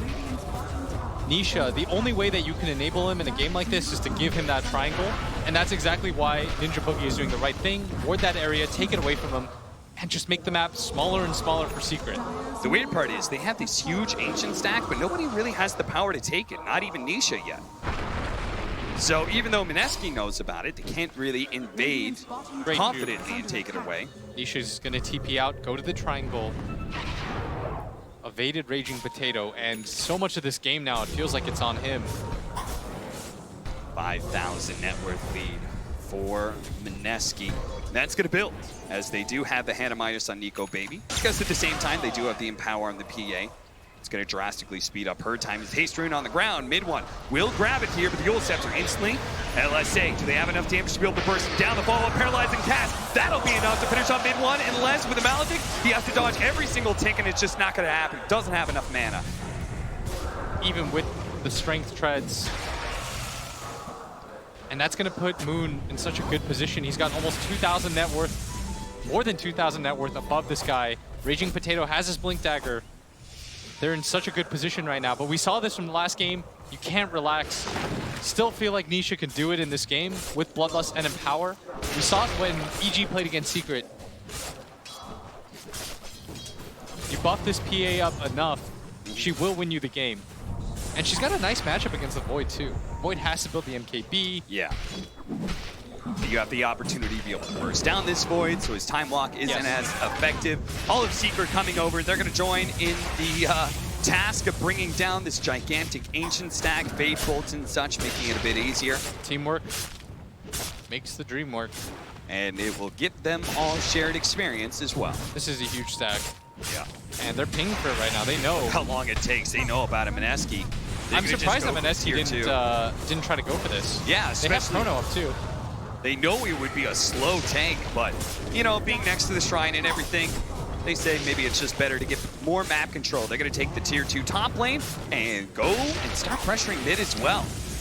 Mid one does have a haste rune, but he's got to be careful. Nico Baby, they're smoked up on this high ground area. It looks like they want to take this fight into the tower push. Secret, not showing any heroes quite yet. They know they're in that triangle area. This ward is still alive. Surprised that Secret haven't found it yet. They had to have known once that bottom tower and that mid tower got taken out, the triangle was going to be the next spot to ward. But instead, they're going to find... They know where he is. Nisha is going to be caught by the avalanche, even though he's blurred up. We're going to play to bring him down too, and he almost had the Desolator. LSA is going to be able to catch Zai, tossed up in the air to his death. That is rough. He was 400 gold away from that Desolator when he finished up the Ancient stack, and he remains at that number now. And what sucks about this too is whenever you have the mag on your team, every second that you're dead just feels even worse and worse. Because you know the amount of potential farm that you're losing out on is so significant, and they know that Puppey is there because the ward is still there. Haven't dewarded it quite yet. This is going to be another kill for Mineski as Puppey. He's really tanky, but will eventually go down. Moon is unstoppable. And he has delivered so far in this series, 6-0-3. Conversely, the other Southeast Asian superstar, 2-2-1, might get caught out here as well. Moon in the area, Raging Potato throws out the blind stun, isn't able to find a mid one, sniffs it out. And that may be 4 bounties. No, Nico Baby, I like this. He's playing it safe. He's not getting greedy and trying to get the other one on the right-hand side. He'll just take the one that's on their side of the river. So 3 for Mineski. As he almost has a Maelstrom complete. And that'll be another way to help out against that blur advantage that the Phantom Assassin has. Gunnar did talk about, by the way, that it was going to be a rough early game for the Storm Spirit anyways. Yep. The Lina is going to be so good against you, but as the game progresses, the Storm always has the option cap of jumping on the Lina. It's so much easier for him to gap close. This is just the awkward part of the game where he doesn't have enough HP and he doesn't quite have the items to be able to just go on her fearlessly. Win probability. Oh, they're going to be able to jump him with the Rod of Atos freshly picked up by KP and the Blink Dagger of Raging Potato, the last impetus. Brings him down as he skewers away. But now a smoke up from gold Team lead. Secret. They're going to move to bottom. Nico Baby waiting for the creeps. They still have a tower in this area. They're going to drop the ward. They see him. They're going to see him farm up the neutrals too. Do they have enough burst damage to do this? He's got 21 charges and easily the lift onto the creep. Oh no! He grabs a creep and Nico Baby blesses the stars and jumps away. That's a freebie. That is a freebie indeed. Mid one will snag an Arcane Rune, but certainly not worth all the trouble they made to move to bottom lane. And we were concerned about Mineski having their spirits broken. Yeah, doesn't look like it at all. We heard that from Coach Mushi. He said they were fine, they were calm, and confident even in their battle against the #1 DPC team in the world. Yeah, it's such a stark contrast from the interview that we saw with RZeke yesterday, where it looked like they were just like, yeah, Casey's like, it felt like you had the better job. He's like, yeah, we did. And instead, Mushi's all smiles. He's making jokes with her. He's saying our team's good. Team looks like they're fine. So far, 17 minutes in, they've got an 8K gold lead. They're not out of the woods yet. Last game, if anything, proves to them it's not over till it's over. The crazy part is that Mineski have been getting so many kills around the map without having to use the Chronosphere. So Secret remains scared of them at all times. In fact, so scared that they lose the tier 2 mid. Nico Baby hadn't shown himself until finally he does. He sees the Storm Spirit up in the top lane. They thought that Nico Baby was behind them at mid. That's why they didn't challenge, and that's why Mid1 showed himself at top lane, and where he gets caught, and where Mineski see the opportunity to push to high ground. They're going for high ground right now? They really are. Wow, this is early. No Rocher, anything. Zai gonna corrupt. Gonna be used. Nico Baby, they don't get the burst cast on the Fire Blast. He's gonna be able to time walk away while Zai sacrificed his life at a gambit to be able to bring down the carry of Mineski. A buyback, that's all Mineski wanted to be able to see. Raging Potato, he may be the sacrificial lamb, but no, Mineski will protect that little lamb. The Rocky boy will get away. He's got a blink dagger up. He's fine. And that was the buyback from Zai. This has been a rough game for Team Secret. There's just no plays for them to make. With the type of heroes that they have to continue to just buy time for Nisha. He needs a BKB before he feels comfortable engaging. Ninja Boogie grabbing the invis rune, drops the sentry. He knows where they have vision. Dude, they were just top pushing that tower, and Ninja Boogie gets the bottom lane in time to pick up the power rune. Is it just mirrors Mineski everywhere right now? And they're gonna run into potential gift, but there's 4 heroes down here. That's why everybody wants to rotate in. They have a TP on their Faceless Void. They want to bring in more. But Moon, he thinks twice about it. And they take the fight without Chronosphere. Is this Invis Rune going to be enough an advantage? He's going to break several smokes. He's going to be spotted by the Sentry. Radabatos goes out, but just on a puppy. That shouldn't really matter. KP, knowing that, retreats back behind this tier 1 tower. You said that Mineski would fight to defend this tower, but will they win this fight? Is they're going to have to do it without a Chronosphere? Nisha almost dying already. The infinite shot, the last one, and hits all the way, and it ends. It nails him, and Nisha falls. Puppy, he's going to be eliminated. The Laguna Blade comes out, toss away. Yaps are trying to hide in the trees. The telekinesis hitting Raging Potato means they can't find a 3rd kill for that. Well, Mid1 bides his time. I think he's looking to be able to cut some creep waves, because this is looking like desperate times for Team Secret. And you see his net worth right now is so low. He's behind the 4th position, Tiny. Raging Potato, he's had such a good game, but it just goes to show you how far behind Team Secret is. That is 11,000 net worth lead, about to be 12, building up, about 5,000 experience lead as well. That win probability, it's a harsh outlook. Mineski, we saw it last in that game, situation before, though. I feel like last game was easier, though, because they had the meatball on their side. They couldn't take the base fast. This situation is a little bit different because their playmakers have been slowed down so much. At this point, it does feel like Nisha has to do so much to get this win. And he needs that magic immunity. It makes sense, though. Really... They picked around it. Yeah. They gave him Ogre plus Magnus. That usually means that they think that this one hero will carry them in this game. Ninja Boogie probably going to get picked off once again. Ninja Boogie's okay with that. He's at the rest of his team. Oh, they were trying to give him the last hit. But poor Ninja Boogie only sitting there at 2,500. I really thought they were trying to give Nisha last hit, and both supports went for it. Nah, dude, they're trying to give the last hit to the real carry. Yap Sword. Yap God takes it again. Secret will manage to take this tier 1 tower, but honestly, like, they kept it alive for 20 minutes. That's still a huge success for Mineski. I will say, I think part of the reason why I think it's been such a harsh game for Mid1 is normally when you pick up this Storm or these like Embers for him, there's a side lane for him to rotate to. Yeah. But it's so hard for him to make a rotation towards a Magnus lane and conversely like a PA Ogre lane. Like they're not killing the Enchantress even with 3 heroes there. So it felt like he had no plays to make, whereas Moon, you know, every time he goes to the lane, he's going to pick up a kill. They're going to pick up another kill, not on a hero, but on Roshan. Give the Aegis to Nico, baby. And Mineski is ready for another high ground attempt. They immediately smoke up, too, just to see if they can get They're that smoking fast because initiation. Moon TP'd at bottom. So they're trying to fool Secret and saying, look, it's a 4-on-5. Yep. Especially considering this Moon Lina has Boots of Travel and Shadow Blade, so he can move his way around the map super fast. That's why they're going to try and catch somebody here, but it looks like it's only going to be Puppy if they can get the bash. Sadly, that's not the case for Nico, baby. And Secret, they need to take advantage of the time that they were smoked. Nisha needs to push in this top lane. He's almost got his BKB. That's when the real game happens, Cap. If he can win a fight with BKB, it changes everything. If he can't, I don't know if he has a space to farm another item after that. This BKB is make or break right now for Team Secret. Mid1 is so scared at all times because this Shadow Blade Lina, he's never quite certain when he can pop out and farm a creep wave. So scared, in fact, that he placed that side lane of the map and hides there the entire time before eventually deciding home is where he has to be. I will say this Lina, Gunnar is correct. She's got 1600 HP. Yeah. All it takes is one good fight for mid-1. But if they don't manage to jump him, he does have a plate mail now, so it's not in danger of a crit dagger kill anyway. It's going to take some hefty commitment by the PA, but she can die before a single spell is cast for sure. This Lina is so farm capped. She has triple the enemy mid's net worth.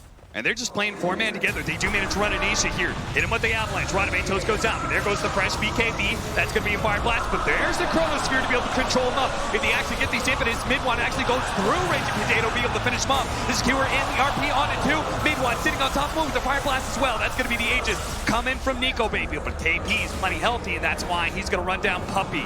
Secret, it was an okay engagement for them. Got the Aegis out of the hands of Mineski, but it still cost them a hero.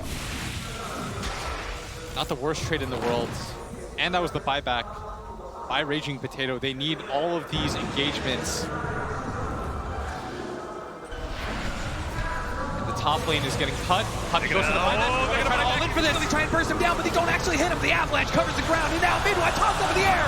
Raging Potato made the read. The Chronosphere coming up from the Absol is beautiful, but Mid1 going to get there in time. He runs them over. There goes the Lina before a single spell is cast, and now Nico Baby, he's trying to get the bash out. He's trying to finish up Mid1. Can he do it? The bash isn't good enough. Mid1 triple kill. Into the Trace they go. They find another kill. The PA dies. Actually, Mineski are able to get something out of this, but KP, he can stay alive for a long time, but it's underneath the tier 3. He will fall. Ultra kill for Mid1. Secret, you have to be careful against this team. Just a second of weakness, and they will pounce. And now he's almost got his BKB. That's what we were looking for. Storm in that situation so good on Lina because you'll always get the jump on her. You can get to the back line. She's decided to go for quite the greedy builds. The plate mail, no BKB, deciding to go for the boots of travel. She's very mobile on the map, but when it comes to just those straight up pushes, it's gonna be rough. And honestly, that all starts with Yapstar stealing the Chronosphere. Oh, absolutely. This fight does not look like this if he doesn't have Chrono here. You see that he locks down the entire team. He managed to get a 5-man Chronosphere. Look at how good Nico this Baby was. obviously is free to be able to walk away, The but zip just through. a zip that manages to hit 3 different heroes. Uh-oh, back into the game. Mid1, he's been caught out. He used his buyback last time. Maledict, he should be good here as the bottle hits. Combination of dodging the Maledict hits as well. That's flashy. Does it be one more time fine. just for good practice. Still a 12k gold lead, but a few more fights like that, and Secret are back into this.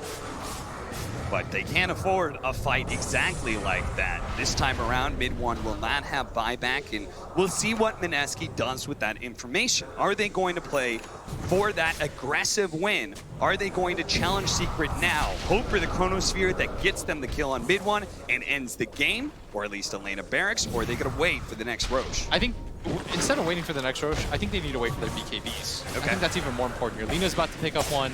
The Void is just the recipe away. That's what they have to reset off of. I'm Secret.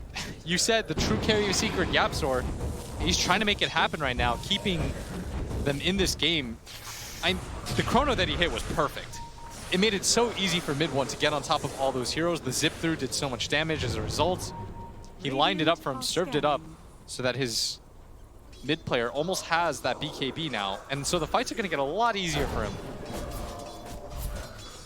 In which case, there's going to be a lot of pressure on Mineski to find the initiation, whether it's through a simple toss-up of the air and Raging Potato, follow-up LSA, or if it's going to be the Chronosphere to lock down the Storm Spirit. Is that who you focus? Is that you hold that Chronosphere for the Storm from here on out? I feel like you have to. When Nisha pops his BKB in that situation, it's kind of nice to burn some of the timer out, but you're not killing him. Yeah. The blur in combination of the BKB, your bash, for people that don't know, the time lock is magic damage.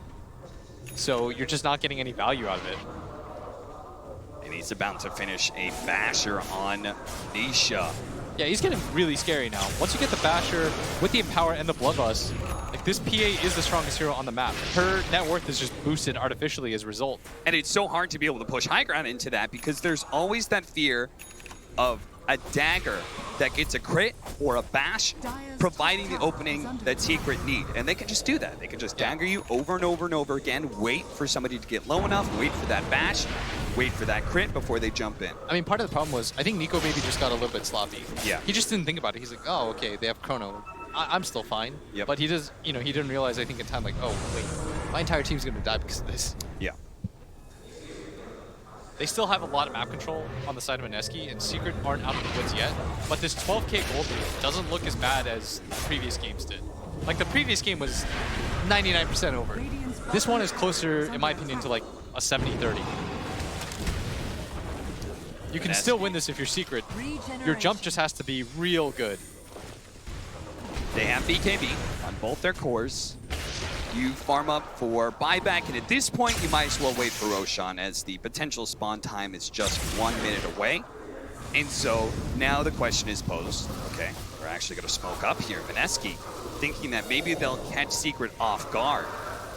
In part, maybe because it is so close to the Roshan spawning. Any sort of pickoff could lead into some big wins. They know Zai is somewhere out here. He actually ran forward through the ward and immediately TP's back. They need the MKB right now really badly. On their faces, Void, you saw when he was hitting Nisha, did nothing. Well, that's a ways away. Nico Baby, Actually, having no way just to deal with completed that. the Mjolnir. None of them are even close to the MKB. Yeah. So yeah, Nisha's game continues to look pretty good. He's 0-3, but I mean, they're putting all their hopes on him. Right. And he may soon eclipse Nico Baby's net worth. There is still Moon sitting at 16k, but as we saw from that last fight, it is very easy to take that hero out of the field without anything being done. Nisha also has to be careful of Alina hunting him down with that Shadow Blade. He's got 2,000 HP, but even just getting caught by an LSA at the start could lead to much, much worse outcomes. 21-12, 13,000 net worth lead for Mineski, 30 minutes in. As you heard Blitz say, feels like this is more like a 70-30 game, and the win probability does agree. If anything, it's even more in the favor of Secret. What's it say? Yeah, look at that. 84-16 is what it was at 20 minutes when we had that big fight, the big turnaround now, 64-36. Yeah, I'd say that's around right. Mineski is beginning to lose some control of this game. They do have enough to be able to get all the bounty runes, though. Oh, could you imagine if Mineski lost this game? 2 heartbreaking losses, it would be a story, that's all right. Mineski, they need to be able to pull out this win.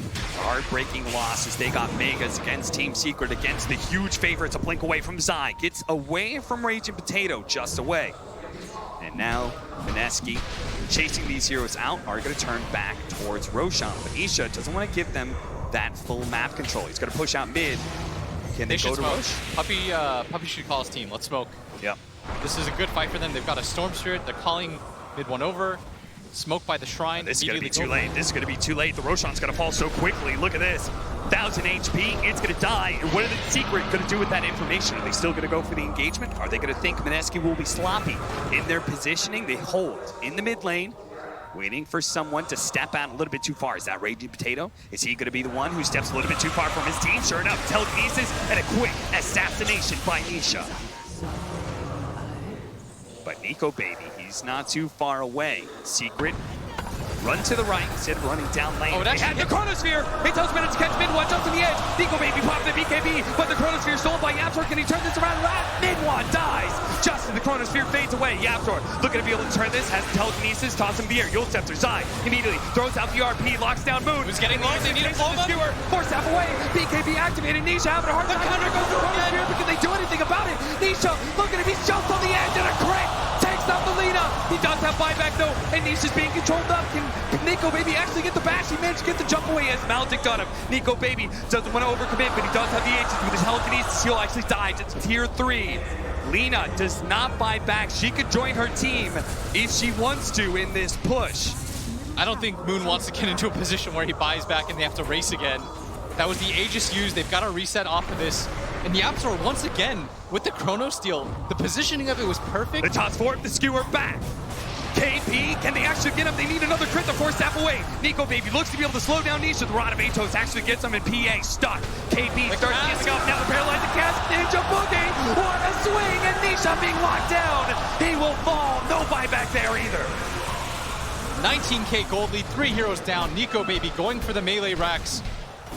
They're in such a good position right now. All they have to do, take the racks, reset. The Storm's about to be alive. Secret, they've got to be careful though. They've got no big spells to defend this with, no RP. And now, okay, now they've learned, surely.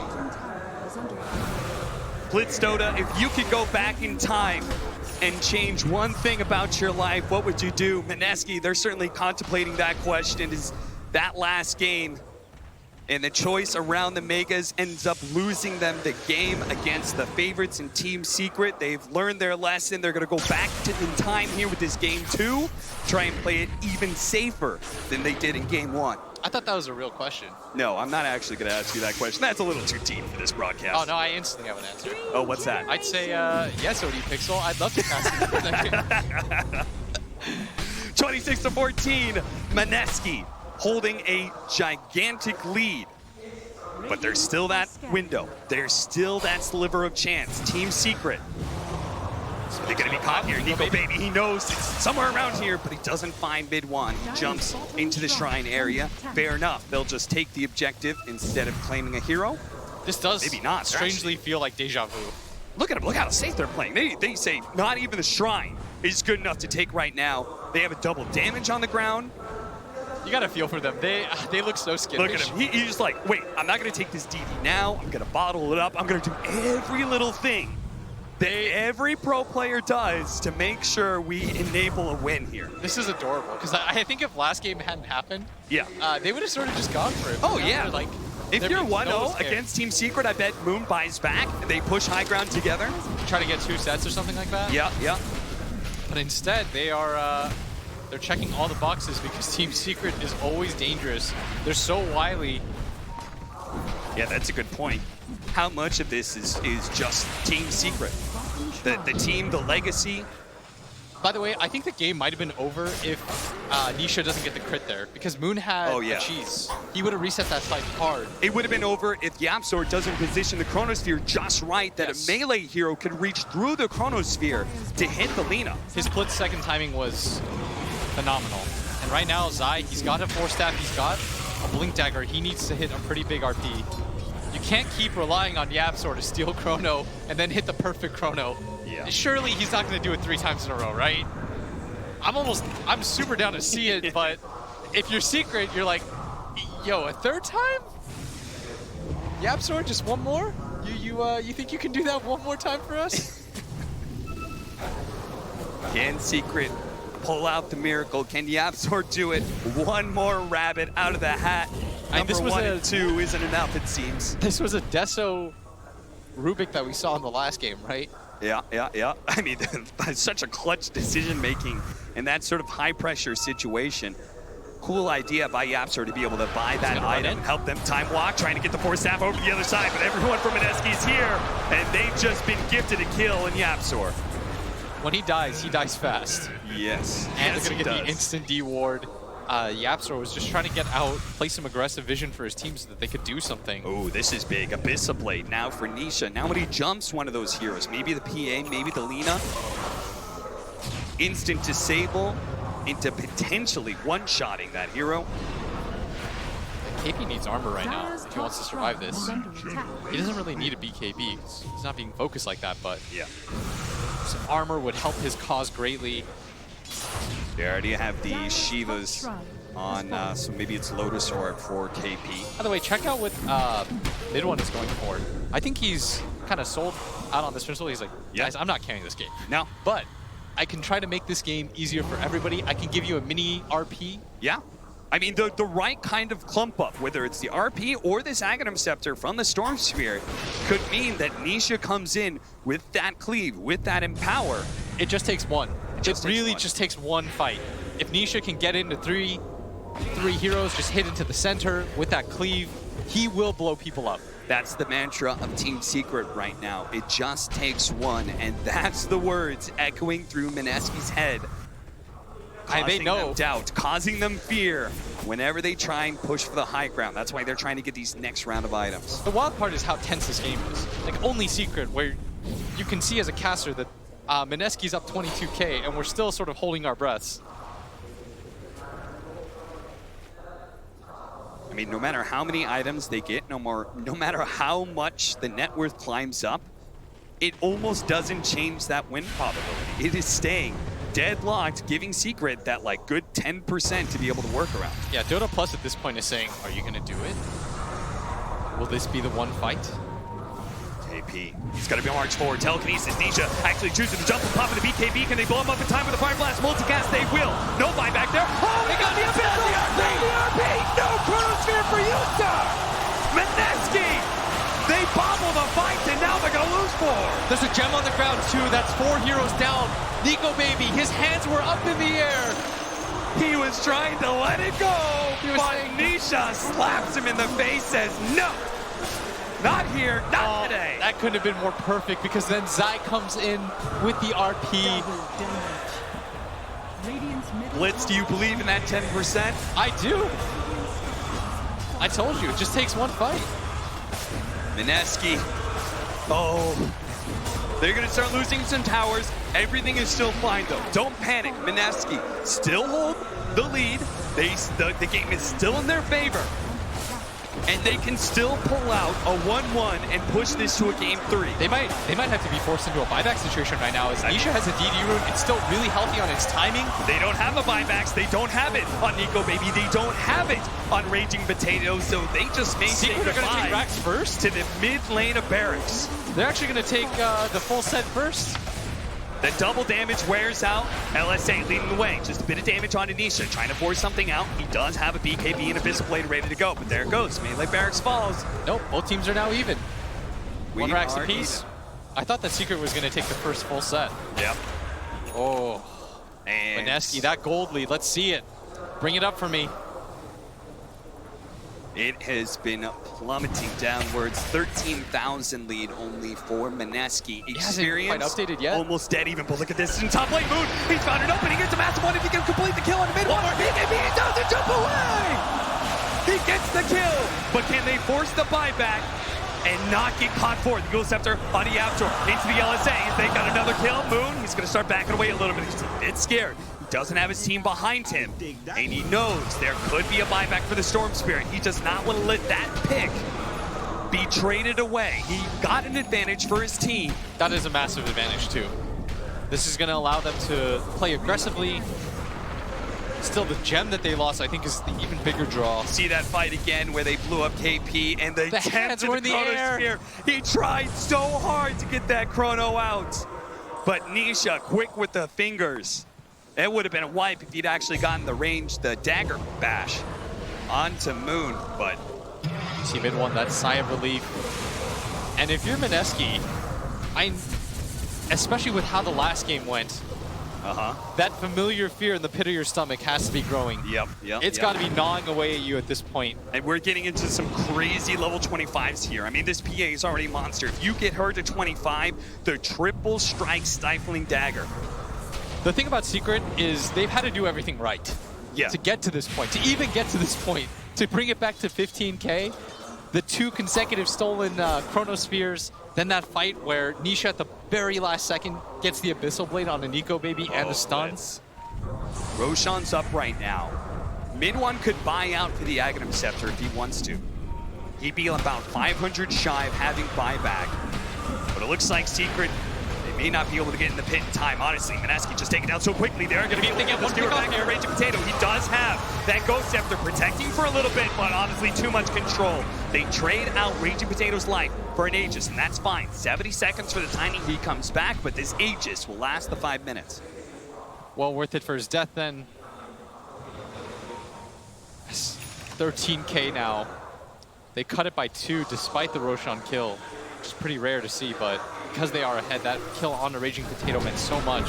He's almost even net worth with the Storm Spirit.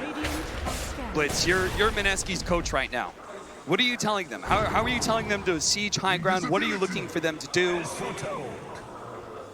I mean, first thing I'm telling them is like, why'd you guys hire me as coach? The second thing is, I'm probably telling them, you gotta calm down. Okay. The game is still in your favor. Yep. The same principle that applies to Secret applies to Mineski. They just need to hit a really good chrono. Yep. They catch 2 cores. The game is still very much in your favor. This is the time to calm down, breathe. Because Secret right now, they've got something scary. They've got momentum. Whoa, that total plus. It just decided that Aegis and Cheese isn't good enough for Mineski, and that the game is dead even now. Yeah, I think they've said like, okay, Secret is, they just teamfight really well. Let's swing it back a little bit. I think as the game goes on, it really favors that PA-Mac combination, and rightfully so. It's so strong. AP? Gets away, gets wards down too. They should have knowledge that there is vision there. There's no other reason that the Ogre is that far in. There's a lot of items on Nico Baby. He's got Aegis, Refresher Shard, BKB Satanic. All of these items, 3 of them being activatables, need to be used in this next fight because Secret will have the advantage of buying back when it comes to the high ground push, right? That's the super scary part, that PA and this Storm Spirit can get back into the fight super fast, and it's not simply going to be a 5 versus 5. Yeah, the weird thing about being ahead like this is you almost feel like you have to be the team that pushes in because you want to take advantage of your net worth, but Secret have such a good high ground lineup. It's so scary going through a high ground where you have to fight through BKB piercing abilities. That's a principle that EG held onto at TI5, you know, pick up Universe Enigma or something like that, so that you can always deal with when a team goes high ground. Even if you're behind by like 10k, you've got a Chronosphere, an RP, something along those lines where the other team thinks twice about just blindly going high ground. Yeah. Because in most situations, 20k gold lead, you're just thinking to yourself, okay, let's go for it. What are we waiting for? But in this position, Mineski's thinking to themselves, it just takes one fight. We've got to be careful. Radabatos on an illusion. Say, fine, we'll take that Storm Spirit illusion for ourselves. Smoke from Mineski. It's not going to result in any easy opportunity for them. Instead, oh, this game's stressing me out for both sides. They're going to have to do it the hard way. They just spotted Nisha. Not really, he's blurred up, but they know that he was in that mid lane mood. He's trying to find his opportunity. He's found a small one in Puppy. He's going to try and execute it real fast. He does have the gem. That's why Zion's going to pop his head outside the base. Double 4 staffs, and Puppy does get away. Oh, that's a Laguna Blade steal by Yapsor. No. These ultimates being stolen by Yapsor. They've already changed the fate of this game once and twice. Gonna do it again with this Laguna Blade. His Nico Baby not gonna live to see the light of his BKB and Satanic.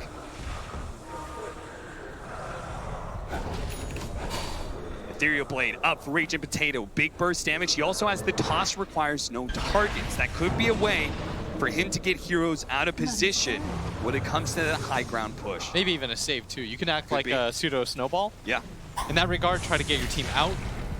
Oh man. Nico Baby is almost level 25 as well. Do you take that 25% backtrack? I mean, just imagine he backtracks a crit. I think the bubble is too good. The super bubble is so good.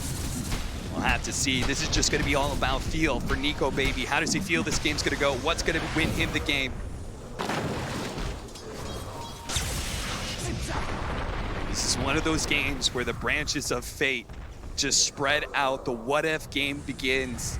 You ask yourself, Mineski, if they closed out that game 1, how would they be playing right now? Would they finished up the game already? Is the fear that they will lose this 2-0 against Secret? Causing them hero here. Out of position and dead. The execute by Yapsor. Trying to get to that Aghanim Scepter, that would be huge for him. Well, if they didn't know about the Laguna Blade steal before, they certainly do now. No buyback for KP, but everyone else in the game does have it. Secret, just to pick off on the Tiny. They know how disruptive he's been in these engagements. They feel confident to go outside their base. A little bit more free area to farm. The triple dagger is up. The Aghanim Scepter is here as well for the Storm Spirit. He's looking for Scythe next. Puppy, he's gonna play The bumbling fool who just goes into the high ground blind, but it's all an act. He knows the rest of his team behind him. He's super tanky. He's already survived through one round of Lina's spells. He could do it again. At this point, the farm is whatever. It really just comes down to the one team fight. Yeah. That's why mid one isn't trying to go back for anything like the Orchid or the Bloodstone.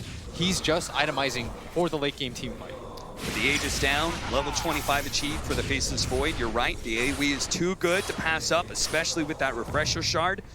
2 times of the gigantic AoE Chronosphere. And the only person that I've ever seen go for the backtrack talent is OD Pixel. Somebody did it actually this TI. Really? I don't remember who. Yeah, that's why. That's why the conversation was only way we would talk about it. The plus 175 is so good. Yeah. I mean, it makes it so that it's so hard to whip these fights. Yeah. And everybody has to be careful. There are a lot of melee heroes. Like, how do you get into these fights as a Storm Spirit, as a Mag, as a PA? There's a Nullifier Sphere is just going to be so big. Nisha's Nullifier could play a big part here with the double cheeses on KP. They actually stacked that regenerative item. This is such a killer build. 3k HP, the Satanic gives him the status resistance. It's not going to be easy to burst down this PA. They put so much into her. They gave her the perfect situation. Mid want to sacrifice his own game with this item build. He's saying, I trust you, Nisha. At the same time, if Nisha's the one that jumped on, they're going to have a Silver Edge soon for Moon. Looking to break that lure mechanic. The biggest issue right now for Mineski is they just have not been able to start fights. Yeah. It's always been Secret jumping them. We've seen 3 fights in a row now where Secret finds the jump. You know what? We don't know what's going on in the booth. Is it composure or is it fear?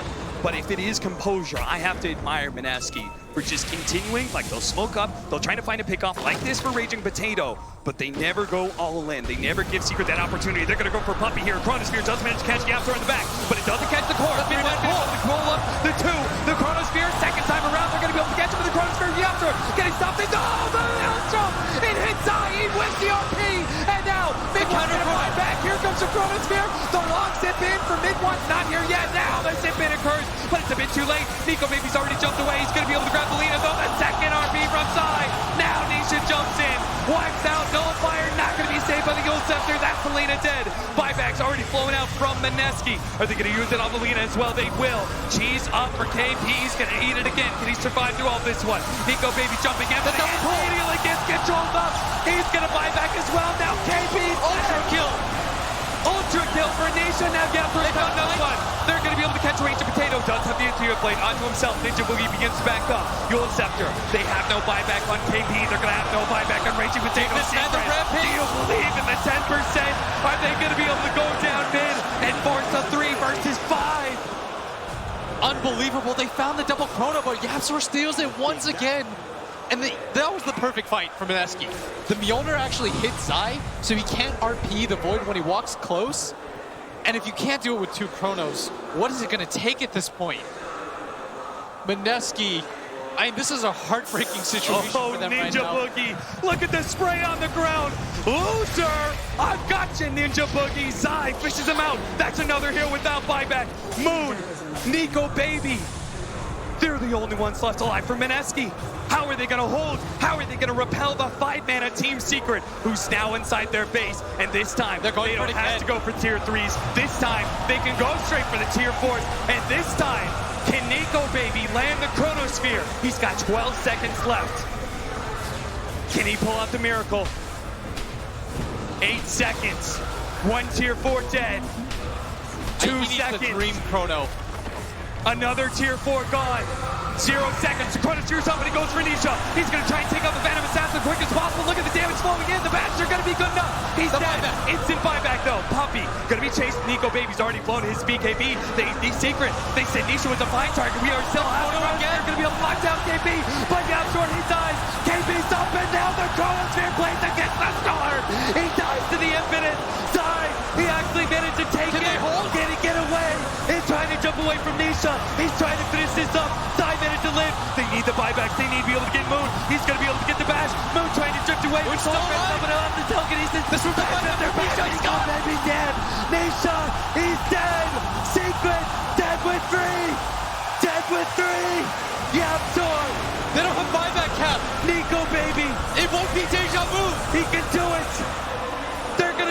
shut down mid. Unbelievable. They actually helped. Mineski. They're going to go down mid. And this time, Secret, they're left with Yapsor. Can they make their own miracle holds? They're left with Zai. How could these two possibly hold we just asked that against question. the course of Mineski? Could you hold 2v5?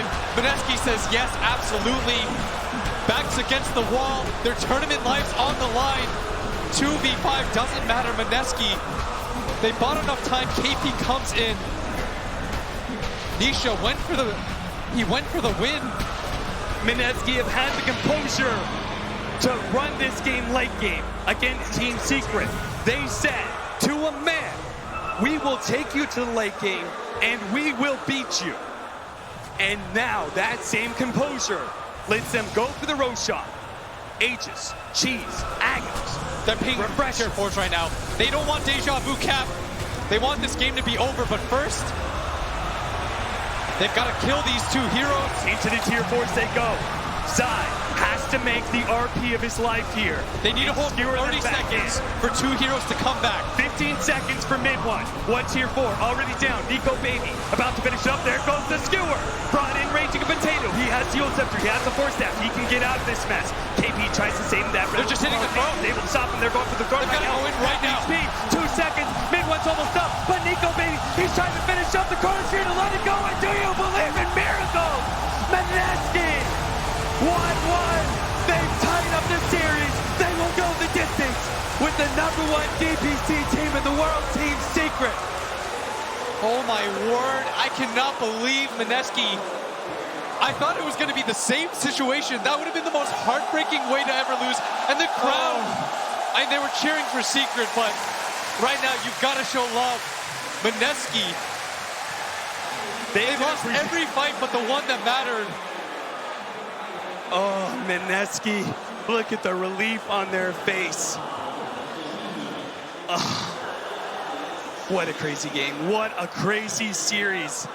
2 different rushes to hit the throne, to end the game, to kill the Ancient. That's the name of the game, Defense of the Ancients. Game 3 is coming soon. I cannot wait for more. But first, we have to see the panel. My goodness, I think going into that game, one of the biggest talking points that we had was, is Mineski just going to be broken? Well, I think we definitely have our answer after that one. Holy shit. Wow. What just happened, guys? I thought we were going to have a replay of game number 1. Yeah. Yeah. I don't even know where you begin. Like, mid one zips into the chrono, goes down. Like, dude, I have worn heart rate monitors playing qualifiers for my house, and I hit 160 beats per minute. These dudes, like... Yeah, it's like one of those things where us reacting to it right now, we're all going crazy. Can't even imagine what the players are going through. I actually want to take a look at Cap during that matchup. Will's just like, dog. Oh man, you know, I know a lot of Dota fans. There's a little saying we have in Dota, and that's "Cat makes us wet," but it looks like he makes himself wet as well. And I think that this reaction is totally justified in the moment. What do we think the rest of the series is going to hold? I think Cap should start selling his casting water for sure. Yeah. Okay. That's a good Write idea. that down. Sell Cap's fluids. Jesus Christ. In the end, I think that Mineski didn't even know if they have a buybacks or not because the game was so chaotic. So they instead decided to go for Roshan just to be sure. Me and Parker are freaking out. We're like holding hands. Where's the sense of urgency? They're killing Roshan. We know that the throne is going to be exposed. There's heroes dead without buyback, and Mineski are in the pit. It doesn't hurt them, but... And one of my favorite things about being at an event is actually watching Nahaz watch Dota. Nahaz was so angry. He looked so angry during that moment. I looked over, I actually took out my phone and recorded Alan. He was screaming at the heavens during that moment. But is that just one of those things where you want to make sure that you're crossing off your T's and you're dotting your I's? Well, because you're not doing that. That's the thing. Like, yeah, when you're doing that, you're making sure you get the win. Well, they could have lost them that game. Yeah. It was, whew. I mean, that's late game Dota. It's crazy. It's chaotic. We love it. And it's also a product of this being a BO3 series, right? Because the first game, Mineski, they've got in the bag, they've got Megas. Alchemist dies under tier force. You can't blame them playing a bit more conservatively in a similar situation. Yeah. And Kyle, I know you actually grabbed a little bit to put the microscope on this matchup and how it actually did go. I kind of want to take a deeper look at everything that did happen in that game. Oh, the story of this series, man. Ooh, hang on one second. There we go. So I want to just break down the early game edge that Mineski picked up in this series. You can see right away, 7 minutes into the game, 3K gold lead, Witch Doctor blocks the Ancients. They're already there, but they're aware of it. That's the key. Now, Storm Simpson, look at this target. Look who they're going for. That's a tiny. He's got boots and a magic stick, 1200 HP and 12 armor. All of a sudden, yeah, sure, you're going to collect this kill, but if we glance over to the right, there's this huge team fight going down that Mid One isn't a part of. 5K gold already. Now, those Ancient stacks, yeah, Mineski don't block them. They're there, but if you check it out, the map control, it is only 13 minutes into the game. You've got 3 wards placed all on the enemy side of the map. Mineski, they're spread out, collecting towers, jungle camps, gaining a gold lead. You have nearly all of Secret's heroes on this screen right now. They're taking 45 seconds almost to clear this Ancient stack, and Mineski, they're just taking map control. Yeah, there were some sick plays. You had Rubik RPs, the sick Rubik Chrono with the Mid One buyback through, but Secret have to make all of these big plays because otherwise they're just going to lose the game faster. It was an uphill battle the entire time, much like in game 1. Why do they keep getting in this position where it's an uphill battle? Because that's exactly what it is. We keep getting in both of these situations, it's somewhat like reliant on a miracle. Why do we find ourselves here? I mean, it's TI, you're in an elimination game, there's going to be some weird stuff happening, and you're going to rely on the late game Dota. Like, no one wants to make a mistake and be punished for it, especially after the second Roche. I also feel like Secret's maybe drafting too much for the late game because what Mineski have done is partly why they dominate. They pick good laning heroes. They have Enchantress. They have this Lina versus Storm matchup made. They have it Tiny. They have these heroes that can crush the lanes, and as a result, Secret playing from behind 2 games in a row. Yeah, I feel like I heard you saying that over and over again, the idea of, did you think that Secret was going to be able to catch back up, though? Because I think you knew that they were playing for the late game, but... This game more so than game 1, because this game, Mag PA, high ground defense is so scary. They lost that top lane of Rack. You still feel like comeback potential was there. Mineski really had to, fight hard before they could get that win. Even when they were up 15K gold lead, it still didn't feel like their lead was safe. I think Team Secret needed Eon discs, either on Storm Spirit or on Phantom Assassin late game, just so that they can die in the Chronosphere. I mean, Satanic is nice for the HP, but status resistant, it does not work in Chrono. And we're now on the precipice of a potential history-making moment. If Secret lose this game, it would be the first time in the history of TI, the history of all Valve major events, where the 4 upper bracket teams that get knocked down to the lower bracket would be eliminated as well in the first round of the losers. All of the underdogs that survive the BO1s would be top 8. At the richest TI, the richest tournament in history, all of the underdogs, that'd be insane. It's crazy. Dota, there's just so much parity. The playing field is more even than ever. These teams coming out of BO1s, yeah, maybe they're slight underdogs when you're playing up against likes of Secret, TNC, etc. I mean, maybe Liquid less so, but Dota is just in a great place right now. That means that lower bracket teams are saving strats for TI. That's confirmed.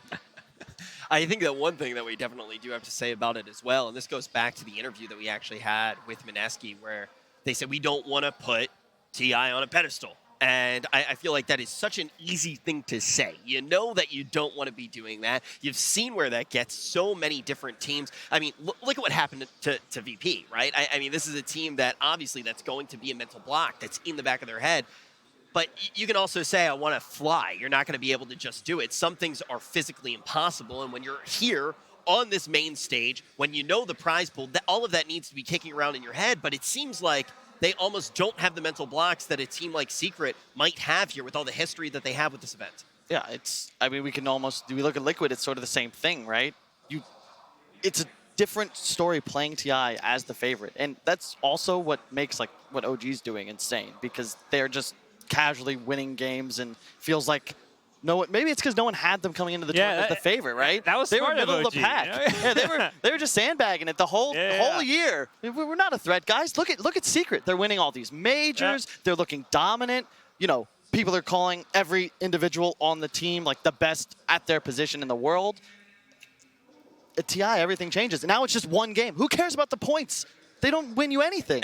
You keep coming back to the idea of absolute insanity, and that's exactly what the crowd is as well. We are surrounded by insanity right now, and luckily there's one man who knows insanity better than anyone else. Slacks is in the fray right now. What's going on, Slacks?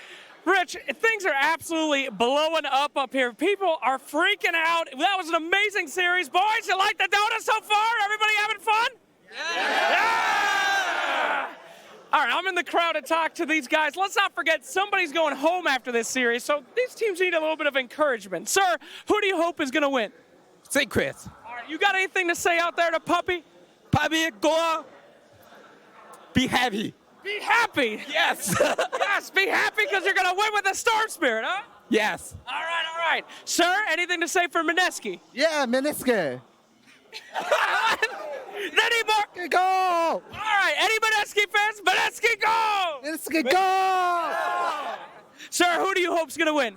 KPI. Go for KPI. Go, Mineski. Go. Mineski! All right, boys. Are you guys ready to see the end of the series? Someone going home? Let's give them one more yell. Boys, let's go!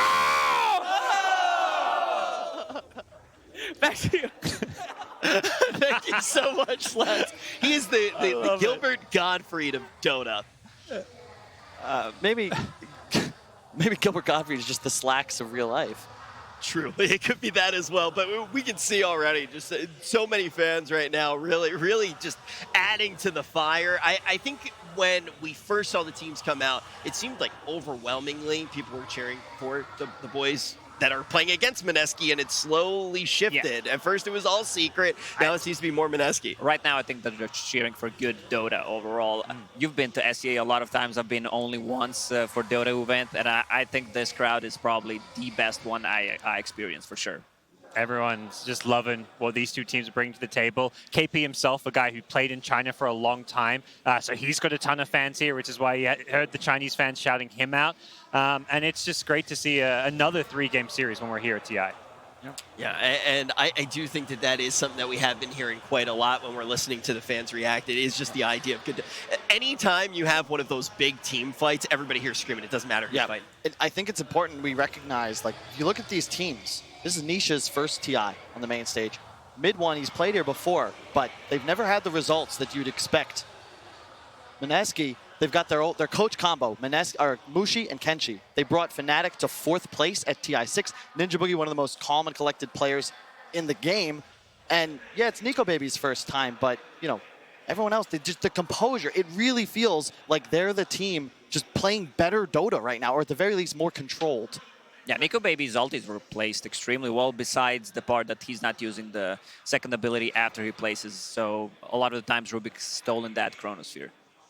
I do want to say as well, it keeps coming back to this idea, but I do think it's so important when you just look at the big picture right now of TI9. It's this idea, are we going to have our first 2-time champ? But it's the underdogs that keep coming through. It's a lot of these people who are at TI, potentially even for their first time, that are coming out and just really able to break down these teams. And I kind of want to think about whether or not the history can almost be a negative. Definitely. I think with Puppy and Secret, though, it's more the recent history. Because, yeah, Puppy's won a TI and he's looking for a second, but the one he won, it was TI1. That was a long time ago. And more recently with Secret, the story around his team has been the disappointments of TI and their results. So overcoming, you know, that similar mental block for VP where it's like you dominate throughout the year and TI you just don't quite get the same results is currently what Secret's struggling with. Yeah, it definitely is. And I feel like it's just, I keep looking at this series in particular, even with the stat that Kyle pulled up about the potential history that could be made. There's just so much parity to all of the matches that we have seen. But now the players are going to be coming out. They're going to get into their seats, and we can pretty much rip all the pages out of the history books. This game is going to decide these teams' fate. Everything else, they need to wash it out of their minds, and they need to focus on the task at hand. Game 3, an elimination series. Mineski or Secret, only one of them will make it to play again tomorrow up on this stage here in Shanghai to try to lift up the Aegis. We have seen just, I think, the craziest series of Dota that we've seen so far at TI, and the story really has been Secret finding themselves behind in the early game, We see an upset. Then we see Mineski able to hold strong. What is it going to look like once we actually do touch down to this draft? Is it going to be the same story? Are we going to be holding on for a miracle? I'm standing up. I'm so excited. I don't care who wins. I want to see another Mega Creep come back. That's all I want to see. Some crazy Dota happening, chaotic, a lot of Roche fights, especially the late game with Aghanim Scepter upgrades, with Moon Shards. Well, I mean, we've seen so many of these Mega Creep comebacks, we might need to rename them. Oh, yeah, we're going to rename them to Omega LOL Creeps. I like it. Yeah. They would have won. It doesn't matter how strong the Creeps were. What are you... We worked on that one for a little while. We worked on that one. That's what you're doing backstage? Me and Gods are over here prepping. You guys are just we had highlight clothes good to go. Yeah, we wrote down everything, and it all led to that joke. This is all the preparation, all Nailed these it. pages, just for that one joke. 10 pages. Yeah, you know, every team coming to TI, everybody who comes to TI, including the talent, you have that road, you have that preparation, and me and Lacoste have just been sending each other Omega LOL gifts nonstop. Kyle, what was your preparation like? I watched the series. I mean, like, I don't know. I can't really turn my eyes away. This is why we love Dota. The reason TI is the biggest event of the year is not anything to do with the prize pool. I mean, well, it is. It's what the team, what it means to the teams, because it's about the pride. There's no excuses here. What you do at TI is what you did with your year. Yep. All the majors, all the minors, it's just to get us here. I think that's such an important thing to mention because, you know, I've interviewed some of the players after their loss actually came in, and, you know, you can talk to them as much as you want about how great they did throughout the year, how great even they did in groups, but once you get to this main event, nobody gives a crap. Yeah. All you care about is how you do at TI. Exactly, and some players really step it up, others kind of underperform, and I think the one player I really want to highlight who's played sensationally is Moon. He's been the absolute superstar of this series so far. He's dominated mid 2 games in a row.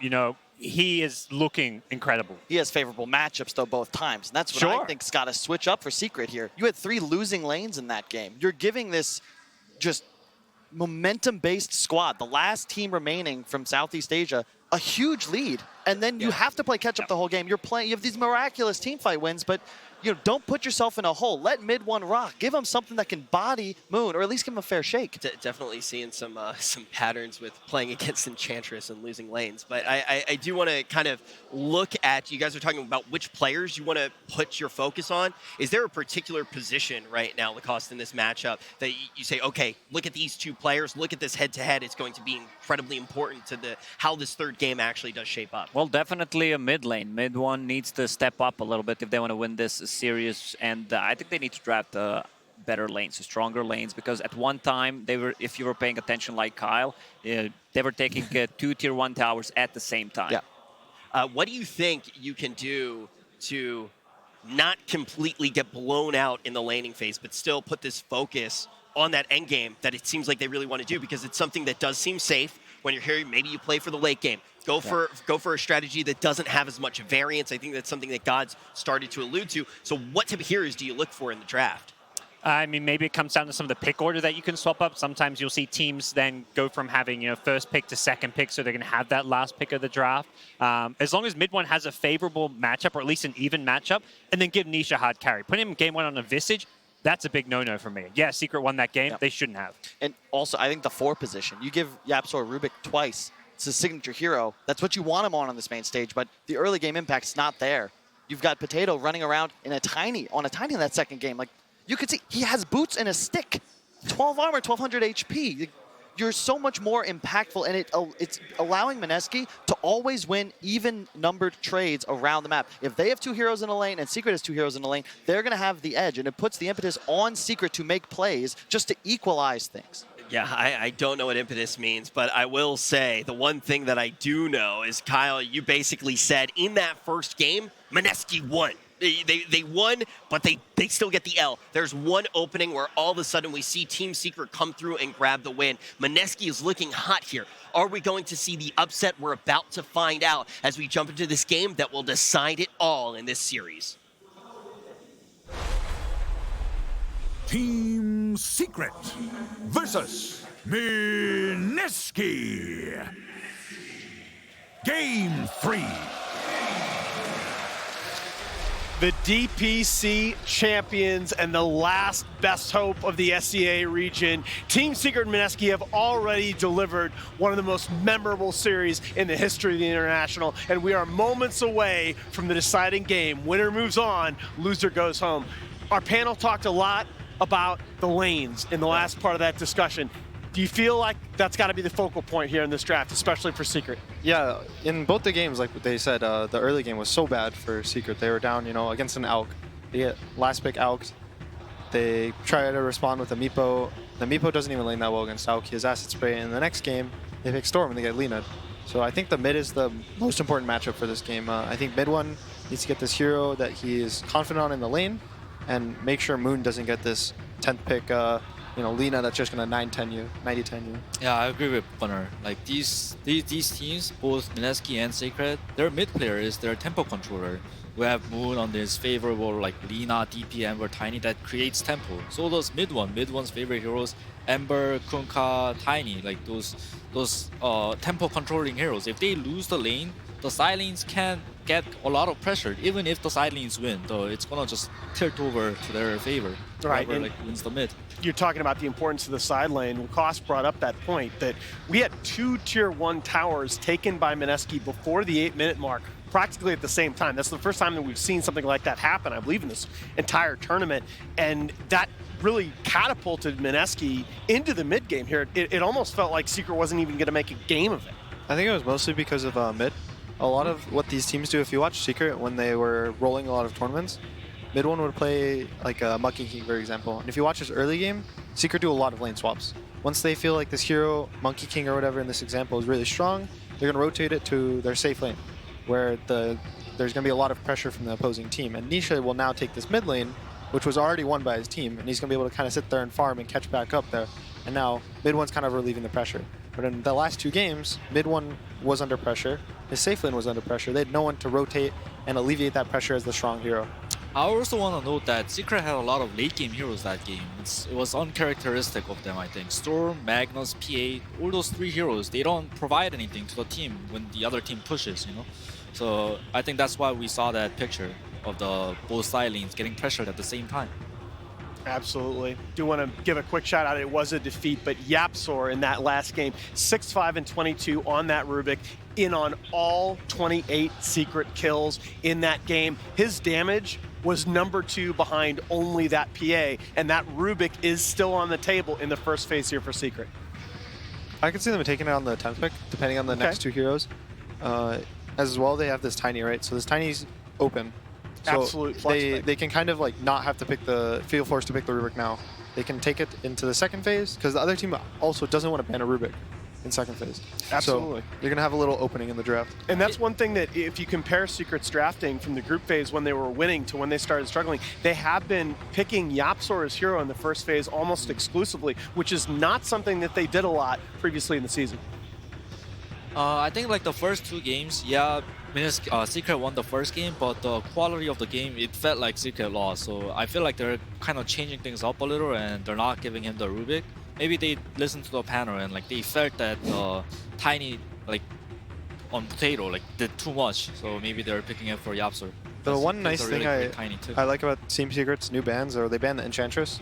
So I think that was one of the big issues with the second game for Mineski. They have this Enchantress, and he kind of crushes this offlane for Mineski. So now they're going to have to kind of dig into their bag, reach out another lane-winning offlaner for KP. Like we said, one of his classics is Enigma. They really like him on a position 3 Enigma. He gets to deny creep every wave, but they're going to go back to the classic. And Wraith King is a hero that, Febby, you mentioned coming into the series that you thought was potentially a key for Mineski, but Secret are going to come back with this Omni Knight pretty good to me against this open both heroes of Mineski. Yeah. One downside of Omni Knight is it heavily lacks lane push, which Wraith King is very good at, so Team Secret is going to have to pick a lot of lane push.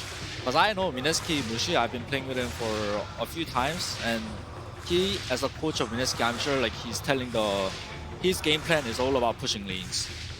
So one of the cool things about this Omni is some teams run it as a 5 as well. So right now, their 2 heroes are kind of flex picks. They can the Tiny can be mid, offlane or 4. The Omni can be offlane or 5. But the one thing to note is that mostly when people talk about Secret and their flex picks, they're flex picks to the outside. They're not flex picks on the inside. Yeah. So Puppy has this plan. He says, we're picking this Omni, and this Omni is going to be our 5. You know, and this Tiny is going to be our mid. And he has this like complete idea. And they can kind of change it. You know, if this Tiny gets really hard countered, they'll put it as support. Same with the Omni, right? But unless the hero gets hard countered, he has a kind of set plan, and he wants to kind of move towards that plan and draft around his idea of the game. Absolutely. And we talked so much about that as the defining characteristic of Puppy. He is the lightning rod. He is the guy that takes it all on his shoulders. And time again, he's delivered, just not yet at TI. Yeah, it seems like with an OD ban and Omni at their arsenals, Team Secret is going to pick something really aggressive for mid one. Something like Slark, Monkey King, those hyper-aggressive heroes that can be at your face. Mineski banning the Broodmother and the Batrider, they're kind of trying to protect their safe lane and their mid with those 2 bans. And they pick a AA, that's a kind of classic combo with the Wraith King. People were picking it a patch ago. You can get a cold feed off and then a stun from the Wraith King. The hero's usually going to get stunned at the end. You have a lot of magic damage with your Ogre in the mid to late game, so just a nice, stable hero. The other thing about the AA pick here is it really deters. If Secret were looking at the Alchemist, that's probably a deterrent for them. And remember, the game 1 draft, Mineski did run the Wraith King in the first phase along with the 5th pick out. Do you think it'd be too crazy that they still out? That's what I'm saying. I think Mineski... No, Secret. Oh, man, I don't know. That's part of the problem is that, you know, Mid One has had such a tough time in this tournament. I really worry about picking him a hero that's potentially going to be in real trouble if he gets frostbitten in these fights. But I do like the ET pickup here. It does reveal a little bit more about the roles, right? But this is a hero that, again, we mentioned this hero's record in the early game of this tournament, 17-5 in games that end at the 35-minute mark or earlier. That is Secret's sort of pressure release valve if Mineski play this early game run at Dota again. The way I could see Secret kind of turning this draft is if they're confident with the Alk here, they can put it in their safe lane. They can run this ET, he'll kind of protect the Alchemist, and they do have Heavenly Grace for the AO. It's going to reduce it by 50%. Instead of, you know, being like a 12 seconds, it'll only be 6 seconds of not healing. They can kind of disengage with the GA as well. So in the Echo Somp, so they're going to have a couple ways to kind of play the fight back. I'd be a little scared if I was Mineski of an Elk right now. All right, we're waiting on the 4th pick here of Secret. Febby, man, how do you block it all out? Because the first 2 games of this series have been as crazy, I think, as any games that I've seen this year. You know, maybe going back quite a few. And you've got to refocus here. All 10 of these players. Oh, my Lord. That is not what I... Okay, that's throwing me for a loop. Do you like this Void pick? It is not good against Rage King and Rasta, but it is good with ET. It's also not good against AA. You won't heal when you get ulted by the AA. Maybe they heard the fans. The fans really like big team fights. They like the big chronos. They now have, you know, GA to turn a fight, look cool. They have, you know, Earth Splitter. They have this cool Chronosphere. So maybe Secret's doing this for the fans. I'm a little concerned of the Void versus Wraith King matchup, though. I think Team Secret needs more damage. And DP doesn't look too good, too, because they have AA on Mineski's side, and AA is pretty good against DP. You need something, a range hero 5th pick to just dump damage into that Chronosphere. You talk about the sniper still on the board. The OD they banned themselves.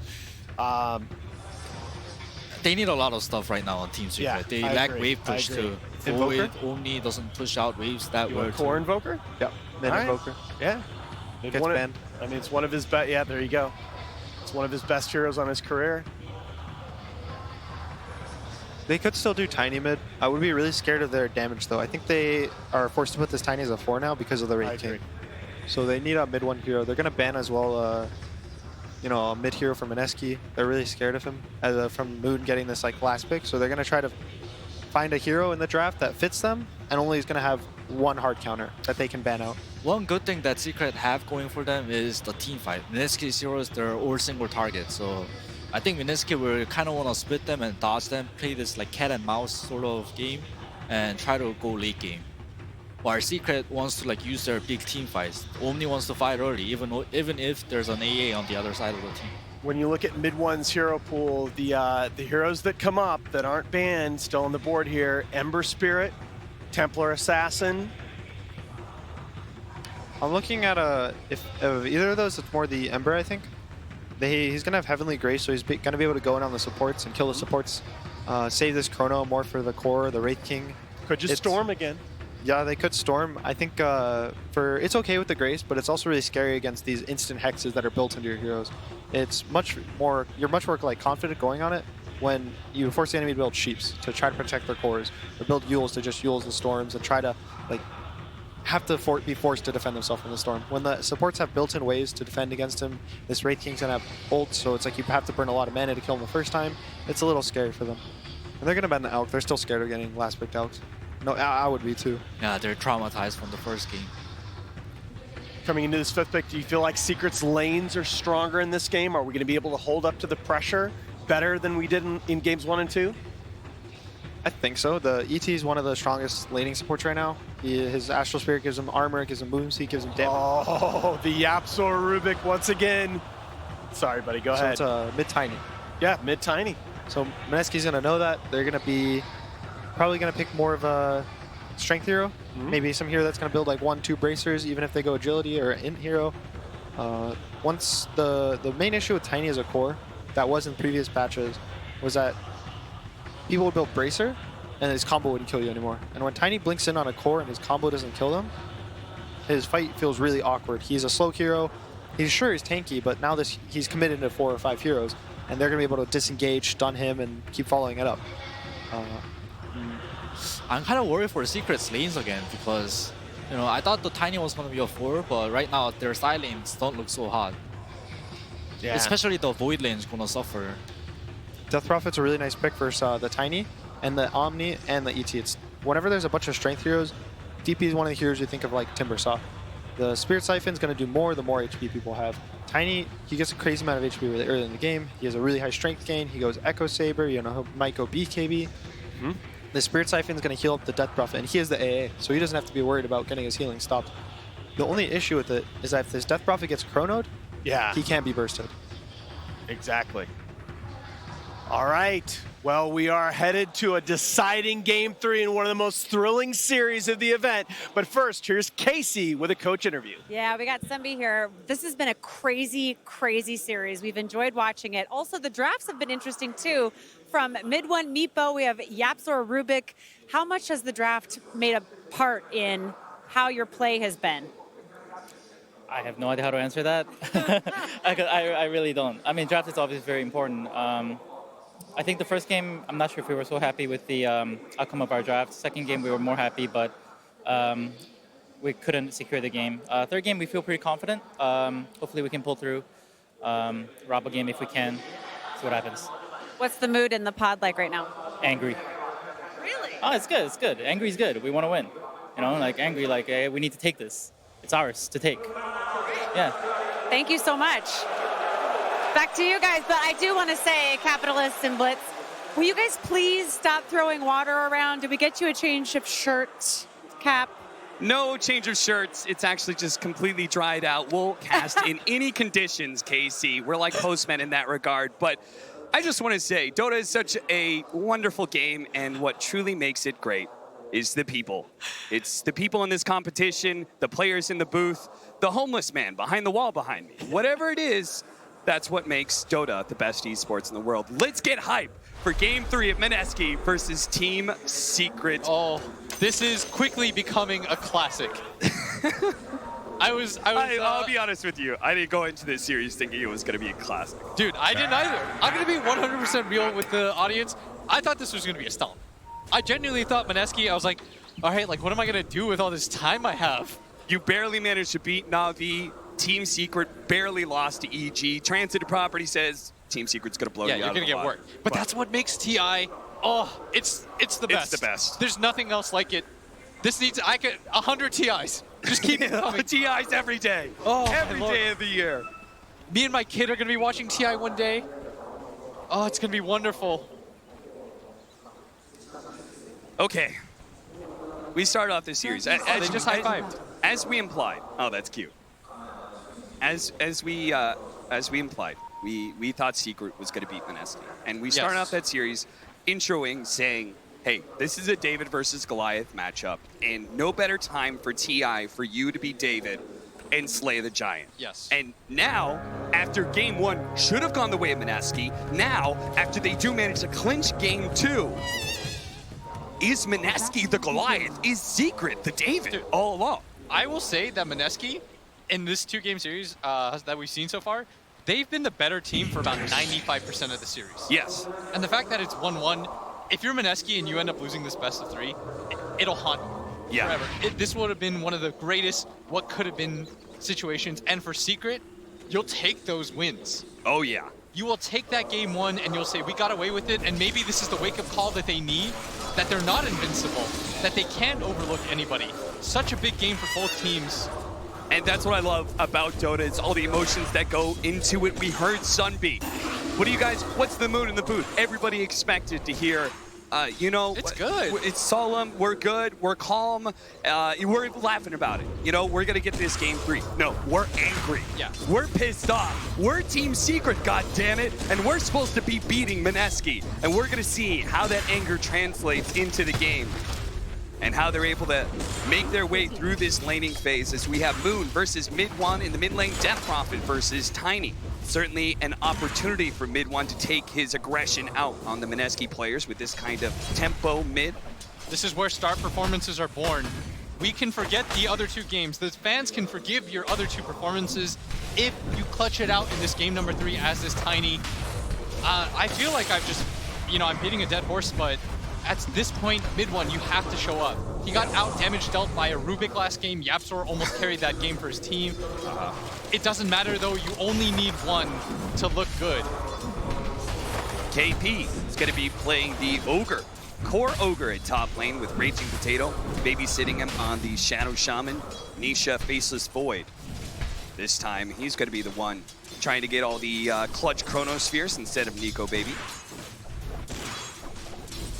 And they're running it with an Omni Knight as well, looking to shore up their team fight as much as possible. That's what it really looks like to me. Mineski, meanwhile, fast-paced lineup with plenty of push power. Yeah, and I actually really like Secret's draft. I think that they have the late game. They have really strong heroes at just running at you.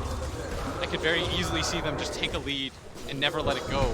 Because I feel like when it comes to the 5-on-5 team fights, if they can get the jump on this DP, there's no real save for her. Yeah, that is very scary. She does have great frontliners in her 2 cores of the Wraith King and the Ogre, but if Secret get around those heroes, if they get on top of Moon. And so far in this mid lane, relatively even, but Moon has outplayed Mid1. But this could be it, Cap. I can't stress that enough. All it takes is 1 game. History only remembers the winners. That's true. 14-6, 12-4 so far. Team Secret are walking away from the laning phase with a pretty good CS lead between 2 of their cores. The Faceless Void, though, is having a rough one. 4-1 right now, really being shut down by this aggro dual lane from Mineski. Yeah, this is a great situation for the Ogre. You can trade easily. Secret have 2 different heroes, Cap, that are meant to just win one-on-one fights. Yeah. And this is not the case right now, as the Ogre can bully you out, the Shaman can go toe-to-toe with the Elder Titan.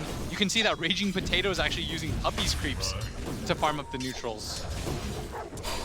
And Puppy, he's trying to do something about it. They're going to man fight a little bit, but one last shot. Fable, can it stop the damage? It's not enough. Raging Potato gets the first blood. His life will be traded away very likely here, as he cannot run far enough. KP thought about throwing out the Fire Blast, but doesn't think it's worth it for the mana, and he would be completely correct. The trade-off, though, is that the Omni Knight at bottom, this hero just seems to win lane after lane. It's so hard to deal with him when you have this low damage support 5, and you have no way to immediately burst him from the get-go. I think if you can't set the line immediately, this lane just completely goes in Omni Knight's favor at some point.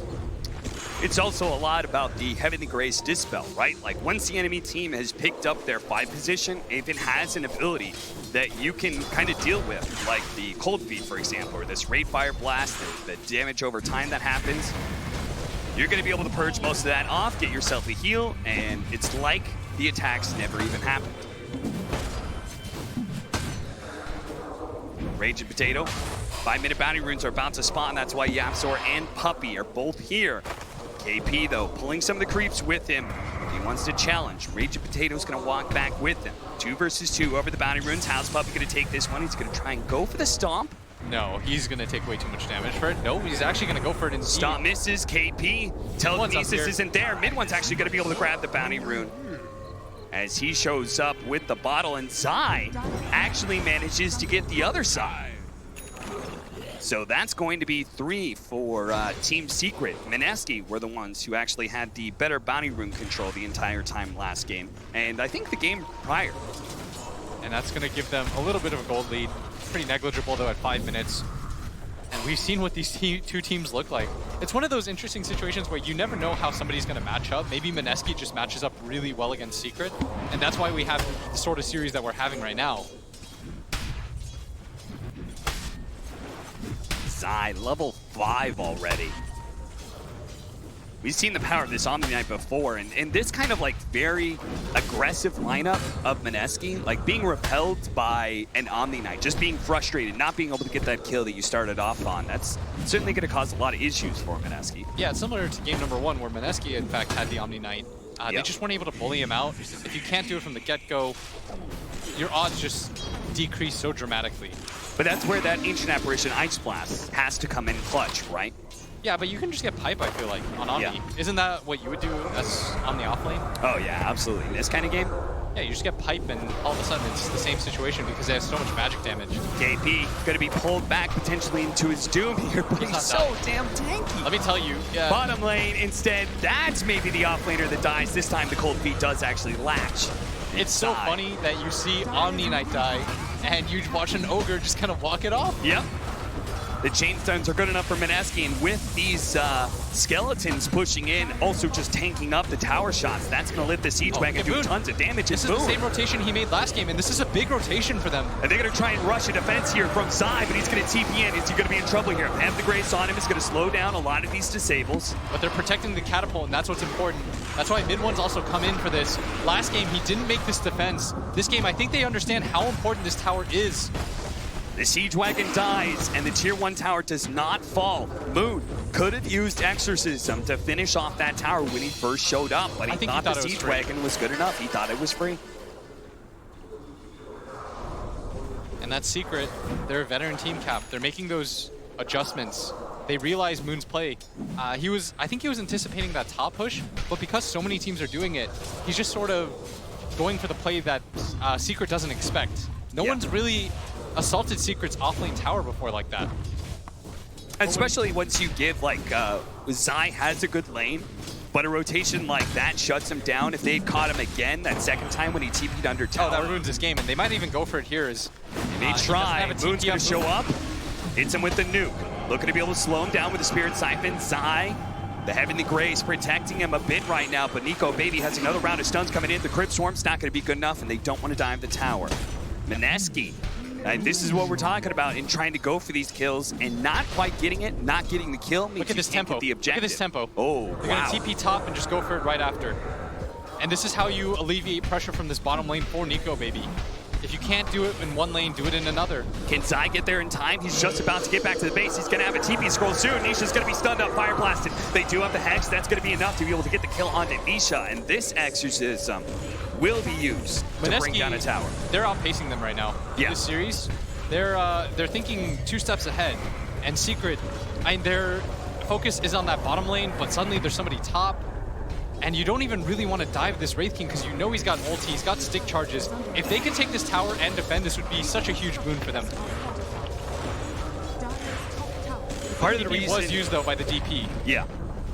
And that's going to be an opportunity, right? Team Secret, they're not going to be as cooldown dependent early game because their mid is a Tiny, who's always going to be ready to fight. Yeah.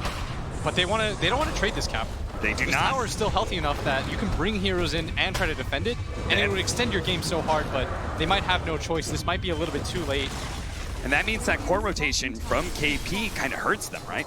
Yes, absolutely. Now you've got 2 cores on the same side of the map. So that's a win for Secret. It's funny how in Dota you can have these little wins and losses without a hero kill actually happening, just purely due to things like positioning and rotations. 10-minute bounty runes are coming up, though, and we're going to see who outpositions the other. We've got Ninja Boogie. He's going to join them for this fight at bottom, but if he dies right away, Mid1 knows he's here. He's trying to hide right now, but unfortunately it's going to be found. The Avalanche toss is going to be quite enough, but the Purification will get the kill. And that means they have to give up in these 2 bounty runes, which puts pressure on Mineski to make the play top lane. Oh, they're going to get all 4 of them, Cap. But stop, Nisha. He's going to run to the other side. 4 bounties for Secret. That's massive. Even though they're leading in kills 3-2. Yeah, they've gotten over 1,500 extra gold off of the bounties on Team Secret's side. That's the difference itself. Yeah. A Ice Blast gonna come in, try to defend this mid tower. YapzOr stealing Bloodlust. Good play. With the Siege Wagon hitting the tower, that's a few extra shots. Pulling the hard camp here. The Siege Wagon is up there. That means it's going to be a little bit delayed in its push forward. I wonder if Mineski are going to try and make a play towards that top lane, or if we're just going to see them continue to farm up. Surely a more passive game is that to the favor of Team Secret because they have this Void. Oh, they're actually going to go for the kill on his eye. The Ice Blast is there. Nico Baby holding on to that Rave Fire Blast. Tries to get a crit. Whiffs. Zai does manage to duke into the trees. They're going to spot him one more time now that they have the Grace is on, and they do have the Cold Feet. They're going to try and chain the stuns here. The Purification going out. And, oh man, that status resistance just lets him do so much, but it looks like Nico Baby may just hit too hard. He's got a little bit of mana to be able to work with. Zai's trying to duke into the trees right now. Nico Baby gives up. Zai jukes it away and gets out by just the skin of his teeth. And he is indeed going for the pipe. I feel like there's no better item choice for him at this point. I think what both teams have learned about it is it comes down to the team fights. A lot of the times in these matches, we just see one team rolls over another in the laning phase. But for these 2 teams, I mean, they know what the mid and the late game look like. Raging Potato likely to go down here. There's 2 cores up here. But in fact, they actually just retreat for it fully. They don't actually have any aggressive vision on that side of the map, so maybe Secret just feeling like because they don't have vision of the Tier 1 tower, the Shrine, they don't know if these TP rotations are coming. We know that Mineski is actually playing a little bit more passive, maybe in part because of the Hand of Midas that they have on the Wraith King, here. But the smoke up with Moon, they can play with that core. They're going to try and slow down YapzOr here, get him chain stunned.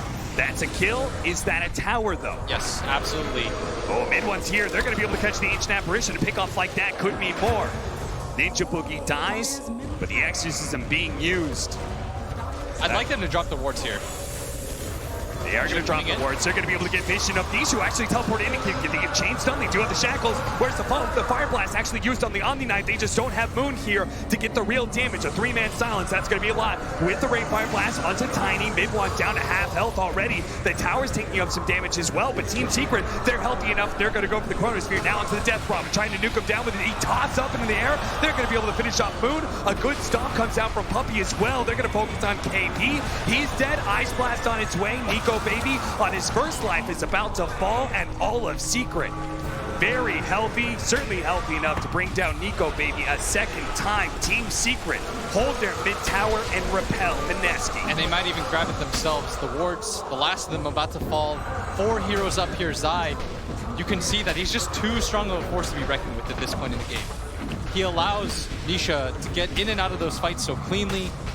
Mineski's lineup, in fact, feels a little bit greedy. AA as a support, you're so ulti reliant that you can't really quite get in there, whereas in the backline, Puppey just kept throwing out stomp after stomp. It's a different beast entirely. Their game is certainly a lot easier in some ways, right? With this Mid1 Tiny making these plays. You saw the way they just, Zai is forced to be fire blasted there. Otherwise, he would have saved Nisha. The teamfight positioning feels really rough right there for Mineski as well. It didn't really feel like they were half committing. If Moon was able to actually follow up that Shadow Shaman play, get the silence onto the Omni Knight, then maybe KP is able to fire blast down Nisha. There's no Chronosphere, and the fight looks a lot different. And they just have so many tanky boys on the side of Secret. They've got 4 melee strength heroes, or 3, and a Void. Zai. They do have the rotation coming in from the Shadow Shaman, so if he comes back, but they're spotted by the illusion. Nisha does deny the mid tower. I don't really know what their solution is right now for Zai. Yeah. Feels like this is going to be an uphill battle for Mineski. They just need more farm right now. And speaking of greedy, their Ogre's going to go for a Hand of Midas. Their Wraith King has a Hand of Midas. Their 2 supports are a little bit greedier. They're going to run into Zai here, who gets trapped for the time being. FaZe boots his way through. The last little bit of nukes, but it's not good enough. Zai, the Ice Blast wears off. Yeah, he's further proving that point for me. Yeah. I mean, he picked up the bounty route too, by the way. They use so much to try to grab him, but the status resistance in a game like this feels so value. And now, mid one, he's got a fully completed Ags right now, Cap. He has... Oof. We're seeing this Aghanim Scepter being picked up faster and faster for these Tinies. Can you explain some of that? I just feel like it's a value item for Tiny. It makes you a teamfight beast. It solves a lot of your issues where, you know, oftentimes Tiny, he falls off because you have to go into melee range. And if you can't burst people down immediately, you just get kited. Well, this item makes it so it's really hard to kite. Ice Blast just poking at him. Gets a little vision, sees what Secret's up to. They're going to stick around for this tier 2 push. If they're backing up, that means the push at top lane from Mineski should be retreated as well. Yeah. I will say in the previous 2 games, Mineski had quite a bit of a lead going into this phase of the game. Yeah. I don't know what the game looks like when Secret finally has a post-laning phase lead.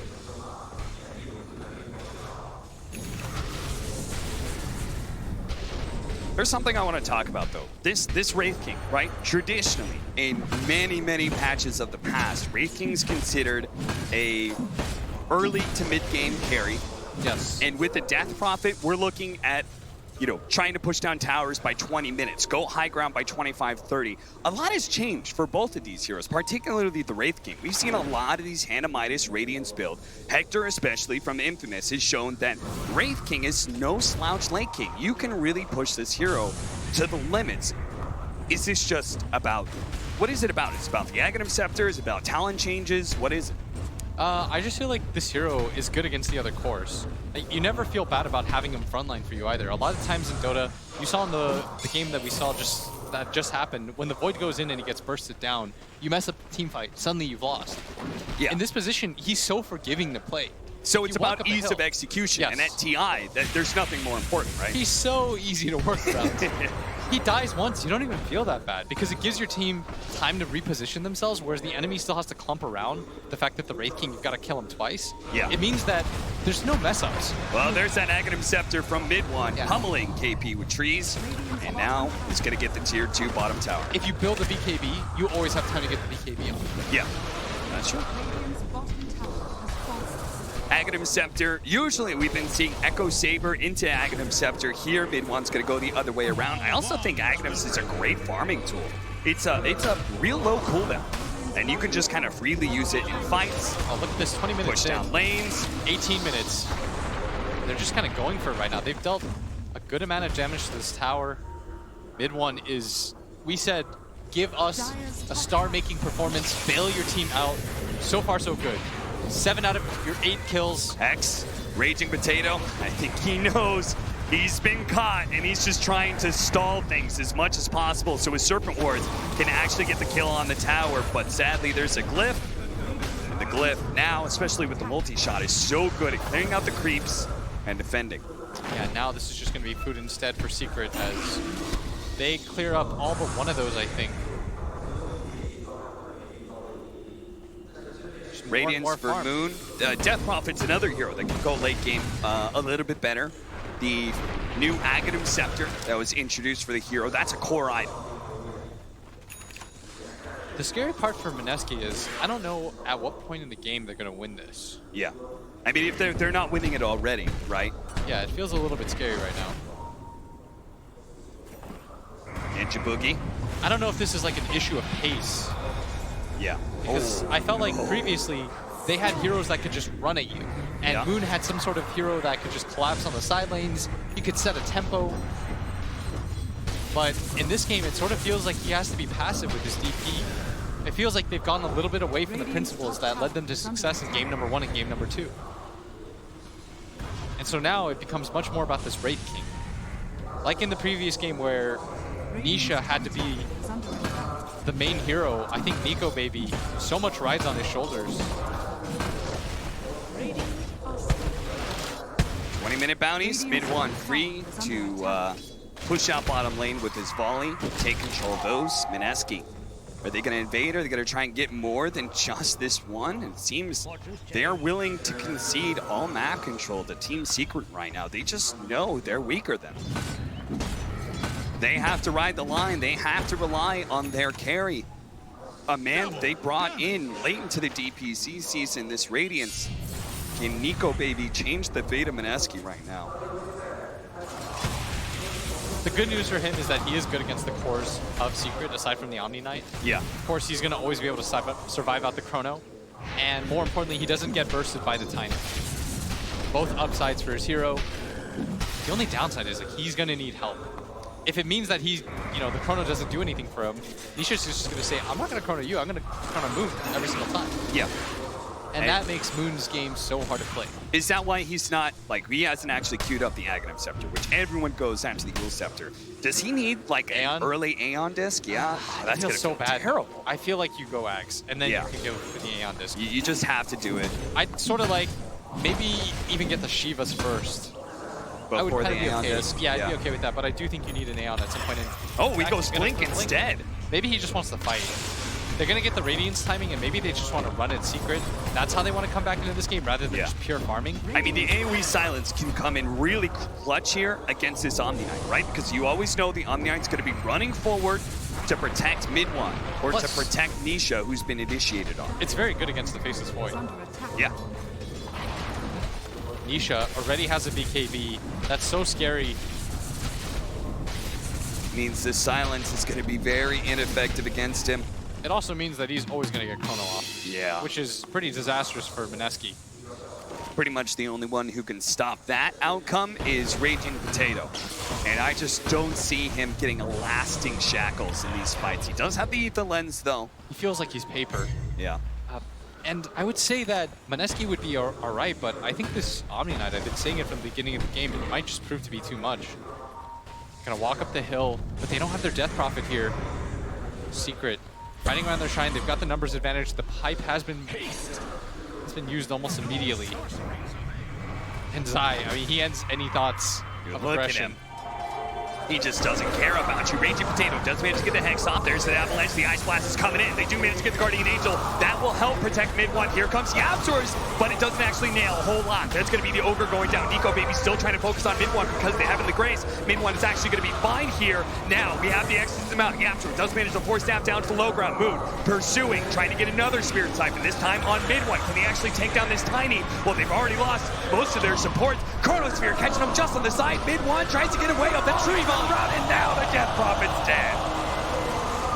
Nico Baby comes back with his second life, slowed down, and this is going to be the second team fight. Now he's here to die. Team Secret absolutely outclassed Mineski and almost wiped them.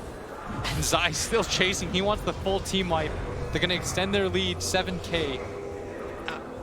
The Blink Dagger, I feel like, just doesn't really do anything for you. Yeah. It helps you evade some situations, but...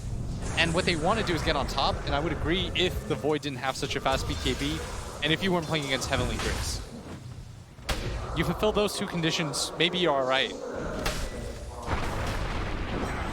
But as it stands, I mean, they're trying to do what they did last game, which is take these mid-game fights, push in for the towers, but they don't have the firepower, they don't have the heroes. Yeah. You see that team fight again. They thought they just had the burst damage, but a fast Guardian Angel coming out from Zai was so key. It slows down the damage that Nico Baby was putting on a mid one, and then he just doesn't get enough. The Ice Blast wears out about right now. Yeah, if mid one dies in that position, maybe the Void doesn't have enough damage, because he only has a Maelstrom. I mean, Yapzor just barely died there. He almost got the Tiny as well, but Nisha being able to get that Chronosphere, he held it for so long too. He read that the fight was going to go their way without it. He only used it once mid one really, or excuse me, Moon really committed to that fight. There's now a Mjolnir for Nisha. Mineski. There's his damage. Twice now they've been repelled by Team Secret.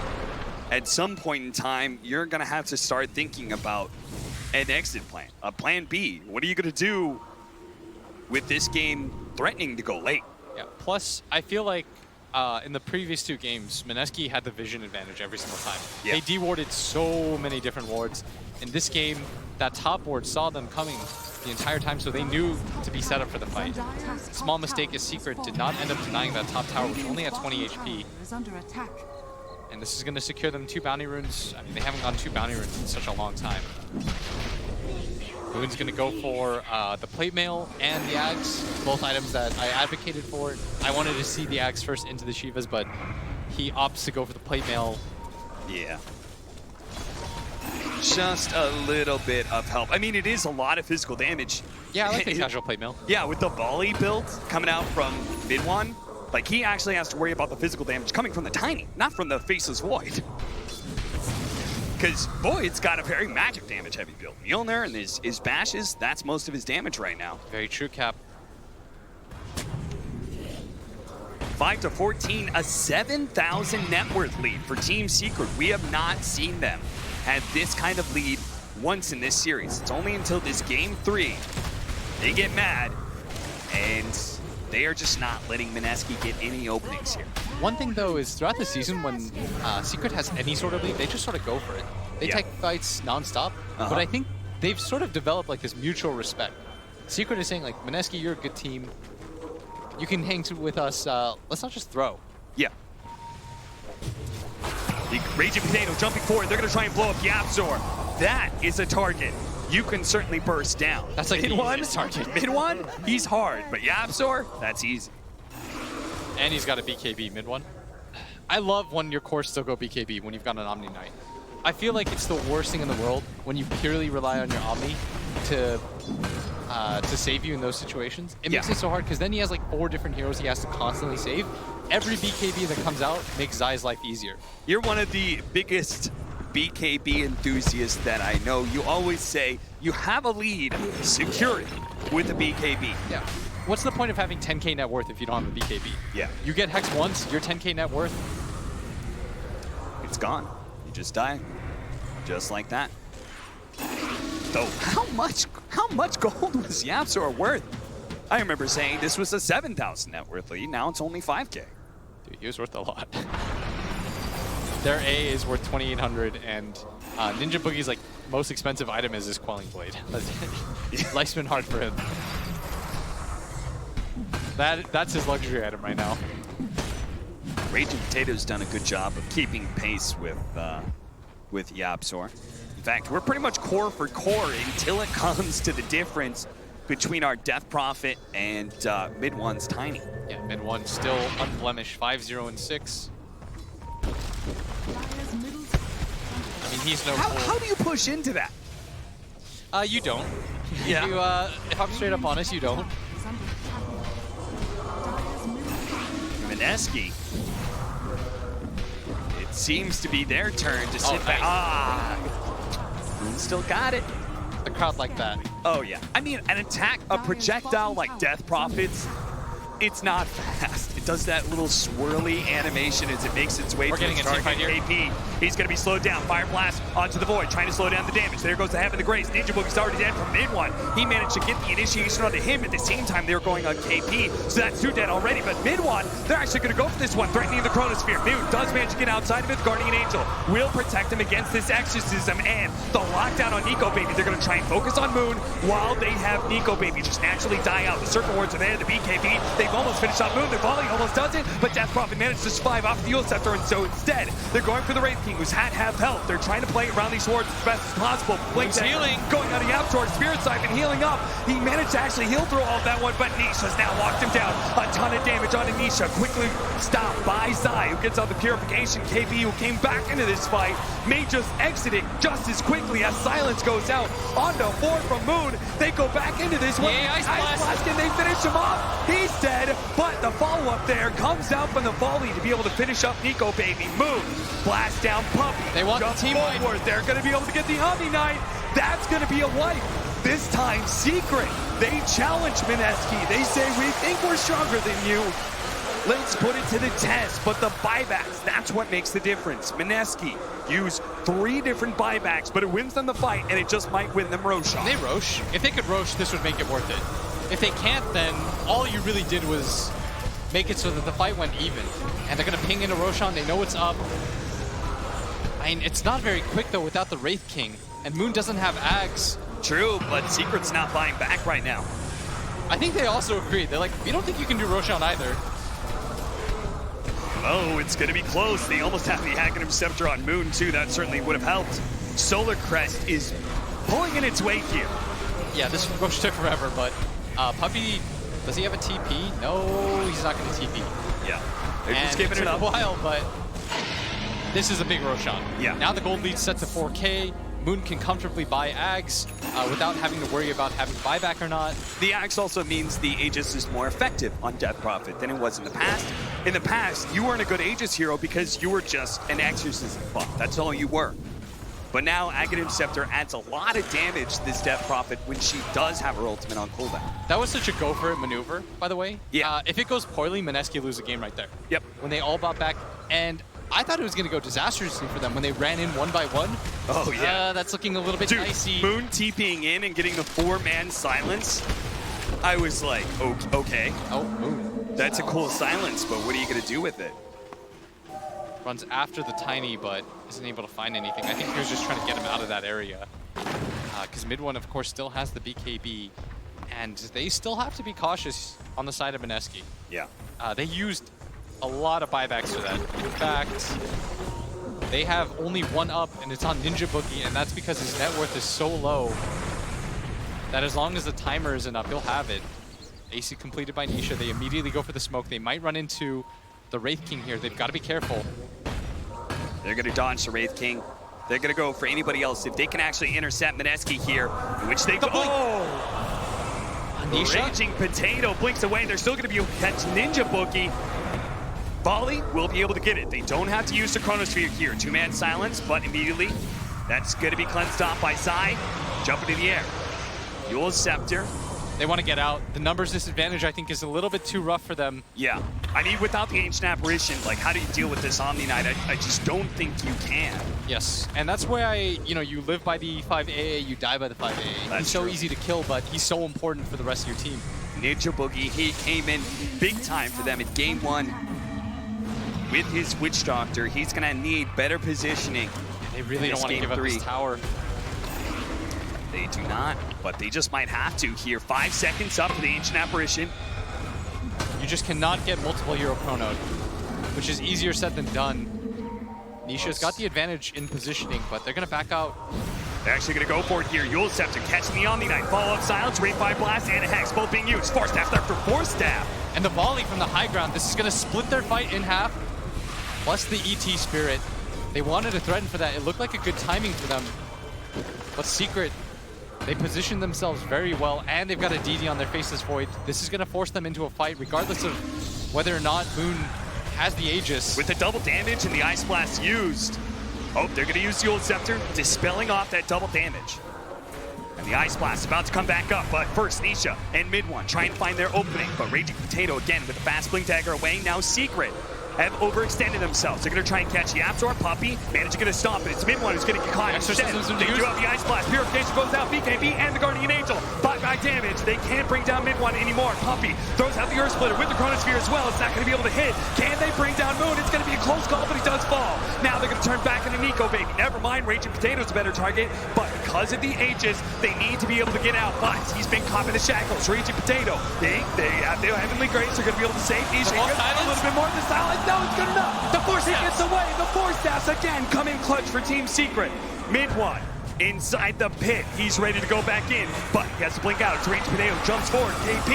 He's going to be able to get the initiation on mid one side. He's trying to make his way to be able to bail out mid one. The Ice Blast comes in though. They bring down mid one. He's dead. They look for more. Sai and Yapzor running him down. Hex on one. Ray Fire Blast quite soon on the other. If they can actually get him, double Solar Crest as well. That means that damage from Nico Baby. He's about to bring down the Omni Knight of Zai. He's still going for the multicast. One more hit. Stop it! And they're right in front of the base right now. That gold lead has been completely evaporated. Mineski have, in fact, wrested it away from Secret. They will not roll over. What is happening right now? Moon silence the mid one so we can't actually get the volley off. I can't believe they're going for this tier 3 without the X's, and the buyback goes in their retreat. And that's 2 core buybacks that you forced out. They weren't able to get any kills. This was a defensive buyback. Mineski, they're actually up 1K on Secret. The fights last so long and it got so split. You saw Secret, they were on the low ground. It felt like they were going to be just fine. They were force-staffing each other one by one, and then they overstayed their welcome. Yeah. If they all just started retreating at that point, they would have been fine. Yeah. But what they did was they looked for the fight after. Because of the exorcism used, they think Chronosphere on Moon, we can go ahead, burst him down. Second life, he won't have the exorcism, but Mineski still proved to be too strong. And now, the win probability is in their favor as well as the net worth. I can't even believe this game. It feels like a departure from our previous 2, but what a fun one is. I mean, it feels like these 2 teams just bring out the best in each other. Oh, They're willing to fight nonstop. The team fights are what determine it all. You get into these crazy 5-on-5 situations that seem to last forever. This AC, dude, these Wraith Kings, man, once they have the Midas and Radiance, items just start flowing in everywhere. He's actually going to go for Nullifier next. And both teams have all their ultis up. Secret, they're looking for the angle right now. Nisha been heavily graced. He's trying to set. They want to make sure if he does get stunned, that status resistance will let him get off his BKB. And Moon nearly has the Aeon Disc. He's sending the courier back. This would be a massive pickup for him. If they can't just burst him through the Chronosphere, you see how tanky he can potentially be. And his ability to come back into the fight after the Yule Scepter is so good. Crystallis up, mid one, that's a lot of damage now. The Echo Saber, that provides the disable, the slowdown to keep them in the volley, but it's really the Daedalus, or in this case, the Crystallis buildup, that's going to deliver that sort of game-ending Chronosphere into volley combo. Secret have to be so careful, Cap. Dude, they use the 2 really core do. buybacks. If either of those heroes die at this point... Oh, look at this. A sneaky little play. Raging Potato trying to finish out that tier 3. Not good enough, though. Very nearly does. And this Roshan fight, Cap, is going to mean everything to both sides. If Secret decide to take the fight, it'll be without the buyback on the Tiny. They're going to go for it or here. the Omni Knight, Cap. It'll be 2 core buybacks that they don't have. And Team Secret, will it be hubris? Will they get caught in this mid lane? A lot of them are behind Yapsor, but not everybody. First defensive force staff. You could see Mineski not going to take the bait here. They're being patient right now. They don't want to overextend themselves. They just picked up the Aeon Disc, but the Death Prophet just showed himself on that ward. Secret should know about that saving grace. Yeah, that's a big item pickup for both teams. Now you can't just blindly Chrono Moon and hope for the best. You have to position it correctly. As we wait with bated breath, Roshan about to spawn, and that's going to mean a mad dash for both teams. And neither of them have buybacks, but it's Mineski that's limited by They actually had a ward in place. They're going to be able to see that Blink Dagger in. Raging Potato, defensive force staff away, but a volley. Finish him off. Raging Potato down, BKB used by mid one, and Mineski. Everybody out. Roshan, 20 seconds until he's up. What team's gonna go for it? A fast Roshan like this with 90 seconds for Raging a Potato. Ice Frog just go wants for it. it. He, just 10 more years of Mineski versus Secret. What gives the most dramatic situation? It's that 20-second timer on the Roche. And if they get it, there are going to be so many items coming in for Team Secret. Like the Lotus Orb for Zai, that's going to be crucial because the whole Blink Dagger Death Prophet play is then canceled. And there's a Nullifier on Wraith King. Oh, yeah. Oh, this is going to be an explosive team fight. Dude, he's going for the Orchid. He's going for the Son of Doom build. Shout out to OD Pixel for that one. I hope you're watching. But all of that, right? All of that can go away off of a Lotus Orb or Heavenly Grace coming out from that Omni Knight. They have to hunt Zai down. This really is a game about hunting Zai. I will say his build, not going for Greaves, has hurt him so much because he doesn't have the ability to remove that silence easily. Oh, now they're going for it. They don't care. For it. Ice Blast in the pit. Moon showing himself in bottom lane. Dude, is Mineski actually going to fight around this?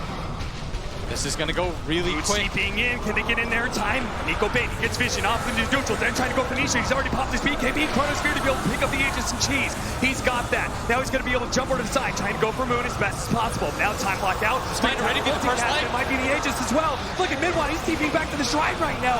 He's trying to stay in the fight, so to get out of the river, but Zai's gone. He doesn't have buyback, and Nico Baby, he's blinked forward if he can get any more. But 104 seconds now for Zai. 2 minutes on his buyback. They've got the numbers advantage. Aegis and cheese, but for what?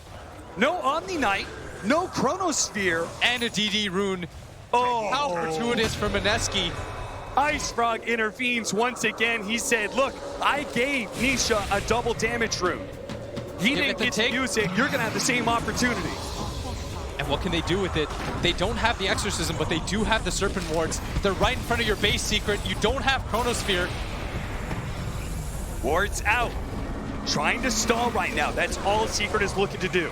They have Aegis, but it feels so useless when you don't have Chronosphere. Yeah, what can a Void do without his ultimate? And that's going to be Rax. That is definitely going to be Rax. Can Mineski do more? Or are they going for the tier 2 mid? Yeah.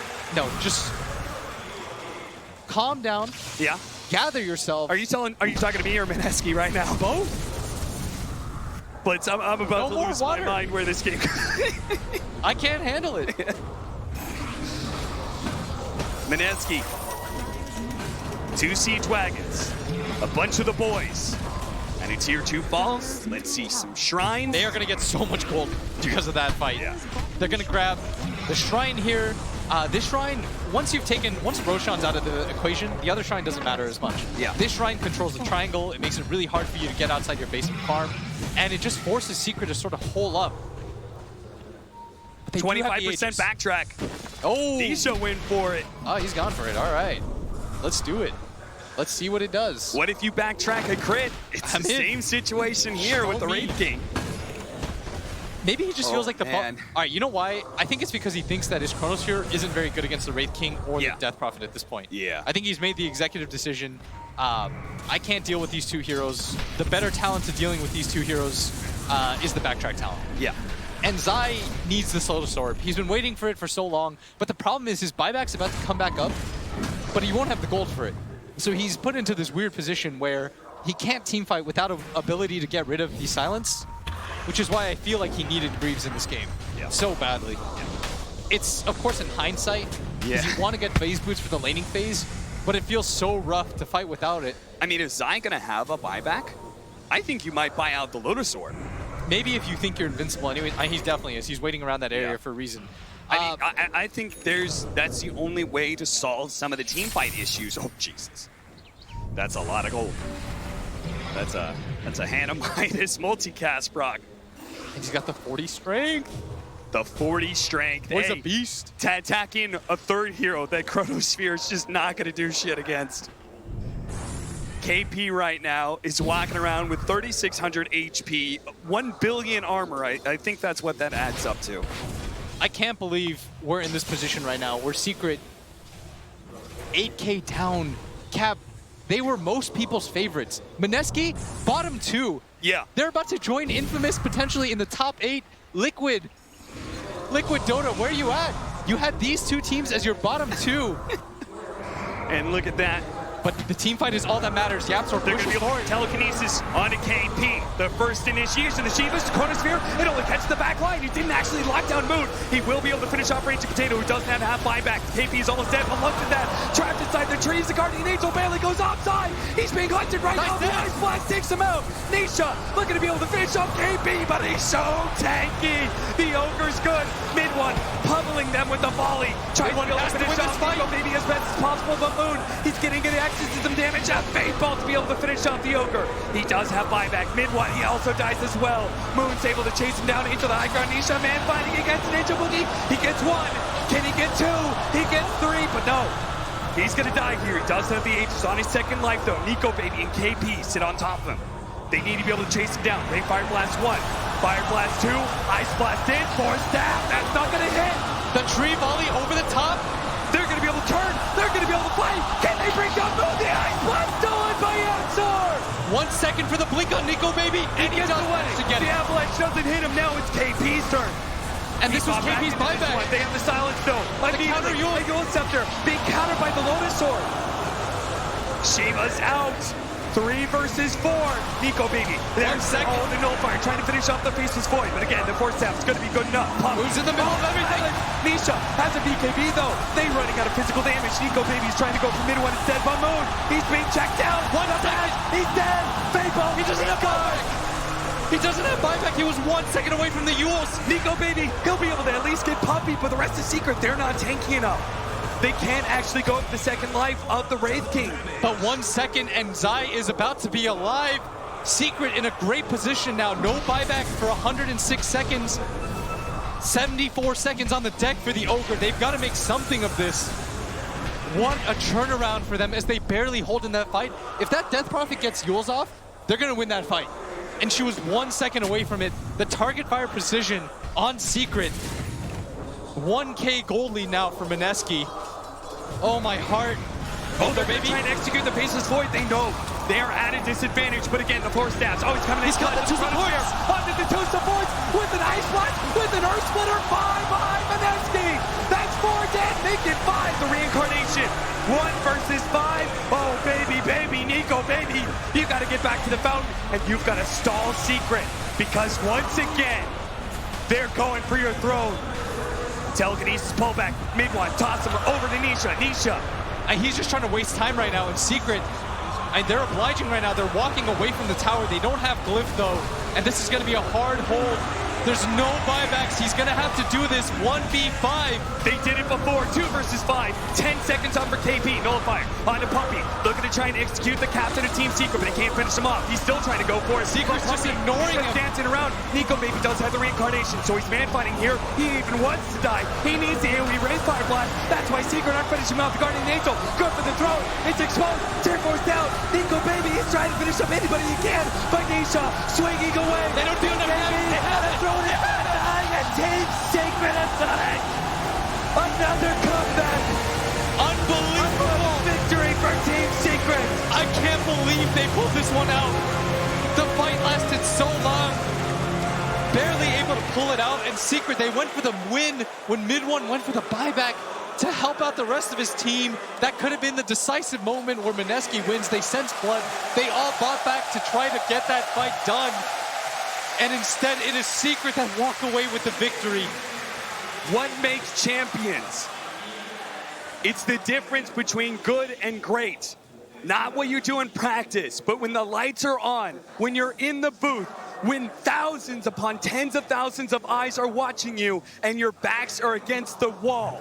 Team Secret, 2 times in this series, had their backs against the wall. The DPC champions. That is why they were the #1. That is why the way that they were able to come back. And that is why they will move forward against Mineski. And all the props in the world, by the way, to Mineski. They showed us such great Dota. I mean, they made this an absolute monster of a series. Southeast Asia has just had its heart broken. And fans around the world at this point, Mineski, have made a lot of fans with this series. They are sad to see Mineski go. I am so sad to see them go. But somebody's got to be eliminated. It's a harsh competition, the international.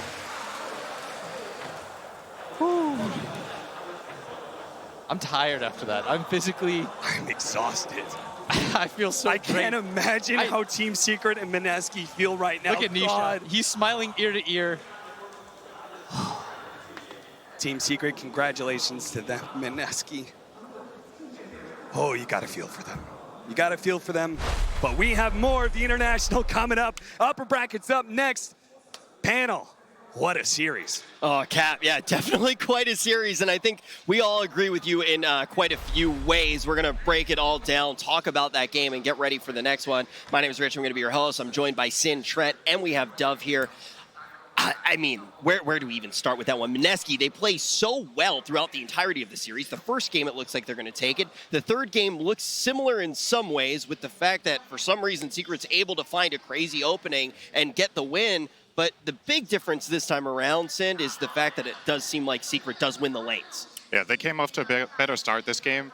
I don't really know how much it matters in these games to an extent, because one team wins the lanes. It's all about these mid-game and late-game team fights. The advantages that they built didn't seem to directly translate into a clear direction in the game, because there's just so many crazy 5-on-5s where it's down to who uses the Force Staff better, who has the better Lotus Orb, who's better positioned to begin with, and just a treat to watch. The teams were super evenly matched.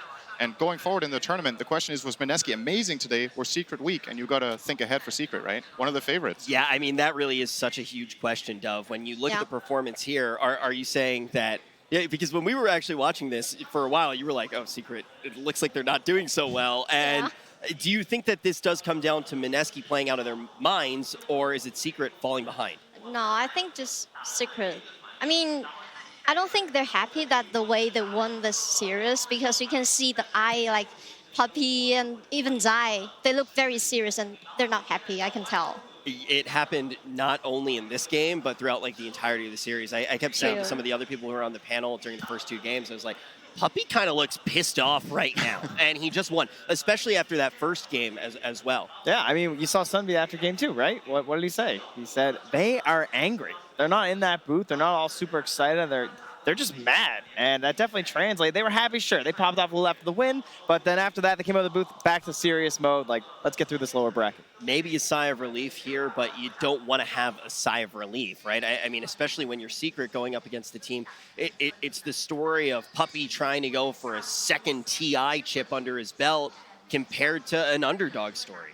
It's also the story of Secret struggling again, and it's one of those things that can get into your head, where we talked about it with VP yesterday as well. Like, you have these teams that get to TI, they're good all season, and then they have a history of struggling sometimes during the season. And yeah, you know, it matters. It definitely matters. And, you know, we're trying to extrapolate how they feel. We're talking about how they look when they're coming off the stage. Luckily for us, Casey right now is going to throw us to that interview, and we'll see how they actually do feel. Yeah, okay, thanks, guys. Yeah, I'm with the App Store, and you walked in. I think they were talking on the panel about how must you feel, and I think you and I agreed on a word. Oof. Oof. That's all I keep saying as he's sitting here. You look exhausted. I feel exhausted from watching it. You guys, in every single game, those late game team fights were intense. How were you able to come out and win after all of that? I have no clue, to be honest. Like, every single game was just a throne. So, like, it was always about the throne. Like, I don't even think we said the word get the barracks once. You're kidding. It was always just go throne. Oh, my gosh. So, like, it was really stressful to play. But we kept as calm as we can. That seems to be the story of the tournament so far. Every team that is successful comes back and says, we were just able to, you know, stay focused and trust each other as a team. There are already a lot of people tweeting pictures from inside the pod where it looks like, gosh, how do I put this? Puppy and a few others looked a little intense after the draft and during the game. Your thoughts on that? After which game? This was the eye that Puppy gave. I think it was during game 2. To who? Zai and mid 1. Game 2. Oh, game 2. Ah. Wait, does he have different eyes that he gives for different? Okay. No. I don't think it was like anyone's fault. We just kind of were out strategized at the start. Then I chronoed my PA and we lost. So sorry, bro. If anything, I should have got the look. I can bring Puppy in here if you want to get the look from Puppy. No, you're good. Oh, I'll get it later. We talked with your coach. I think it was right before this last game, and I asked what the mood was like in the pod, and he said angry. Yeah, I mean, it's like the good type of anger. Though. Yeah. It's not like, I hate my teammates. No, it's just like anger as in like we want to destroy them. Yeah. We gotta destroy them, because it's like yesterday's loss was rough, but today it's like it's our chance to redeem ourselves and like hopefully progress further in the tournament. So we feel like we have and don't have something to prove, because it's like if we lose, we lose. But if we win, is it really if we lose, we lose? I mean, come on. You kind of have to like trick your mind to thinking that way. Really? So that you don't think of pressure. Yeah.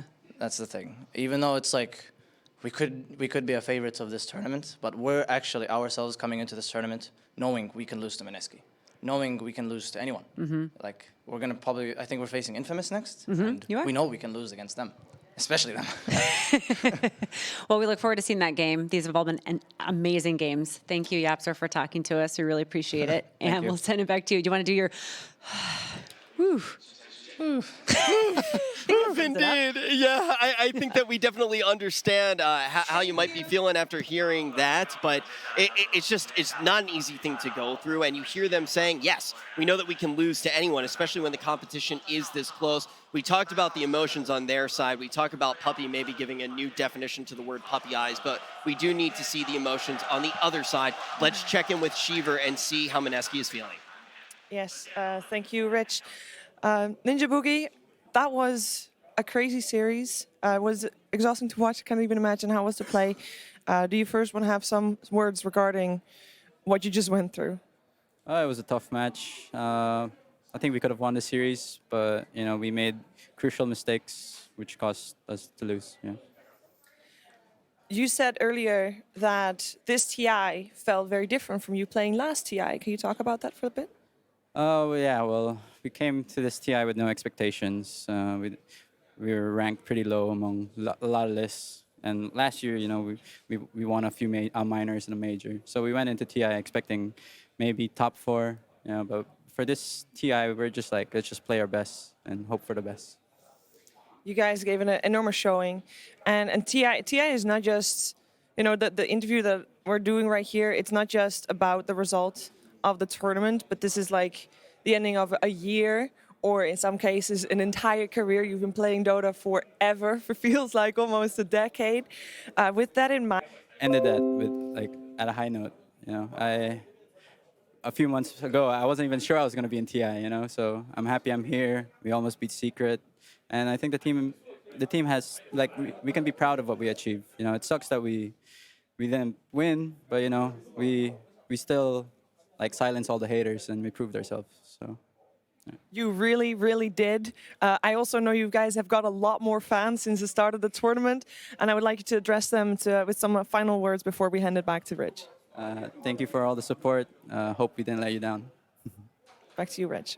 I think that, you can definitely say that you can be proud of what happened there. It shook an entire arena. I think people here right now definitely respecting everything that Mineski did, especially in a series like that, going up against one of the favorites in the tournament. Now, we're going to start getting ready for another series. We're going to be jumping up now to that upper portion of the bracket. But before we do that, we want to take a peek at what life is like after Dota.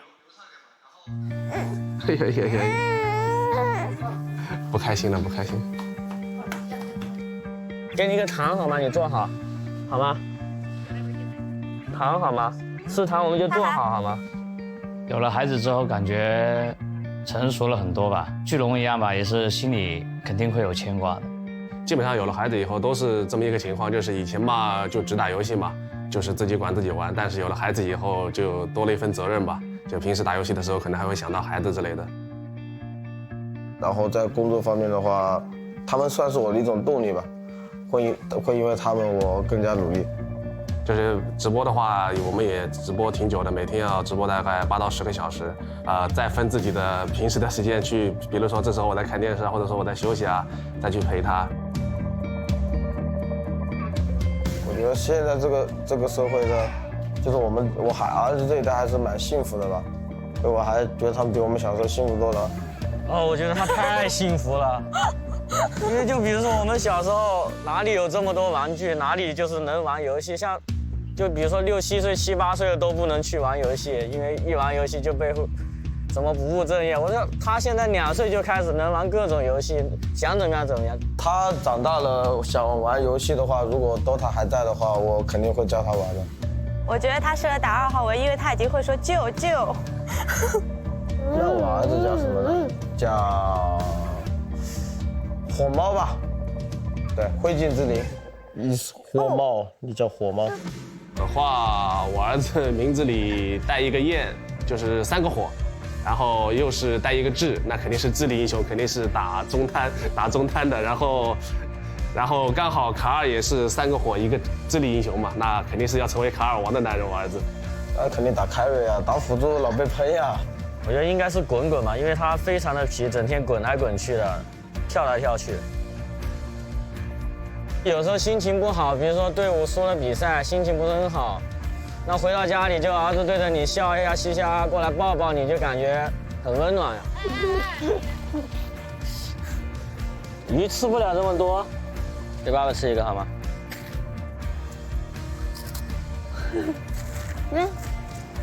家庭嘛，家和万事兴嘛。对。他是会走路的时候，会叫爸爸的时候，然后现在到能跟他沟通的时候，这个过程非常的享受吧。对，真的很开心。自己还虽然做了爸爸吧，但是感觉自己还像个孩子一样。我觉得尽量把孩子培养成才吧。以后他反正我应该是会看他，比如说他的爱好是什么，就是让他发展什么，尽量让他把他培养成才。有小宝宝真的挺好玩的，还不如早点生一个。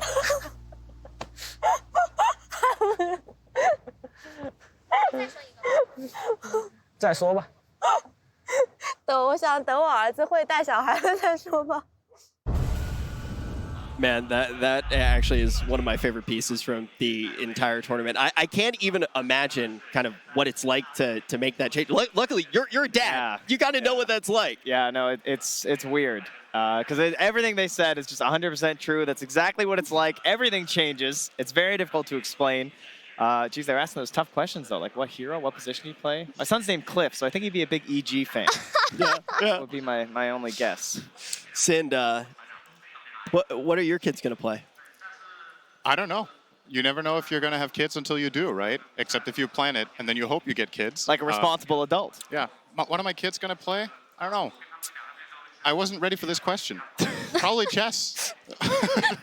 Okay. All right. Let's move on to the next series. So the next series is going to be Vici up against LGD. We're going to be bringing out the teams here in a few short seconds, and then we'll actually get to give you guys a little bit more information about all of them. And you obviously know more than a lot of us do, so we're going to be able to put them under the microscope. Get some of the nicknames out there and everything. I'm getting word, though, that we are going to be jumping down in just a few short seconds. So, guys, let's take a look at all of the lineups that are going to be playing against each other right now.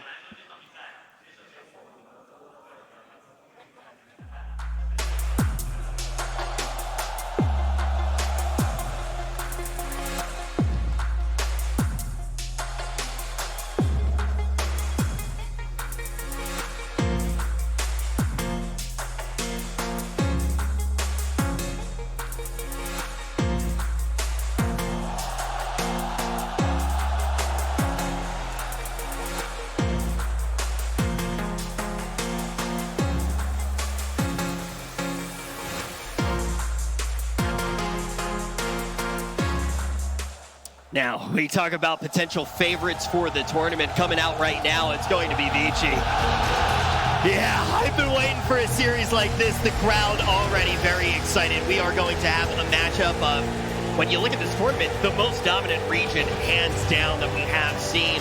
At least one of these teams going to make it to the final day of play. And Sind, I do want to also bring up with kind of how we've seen them play so far.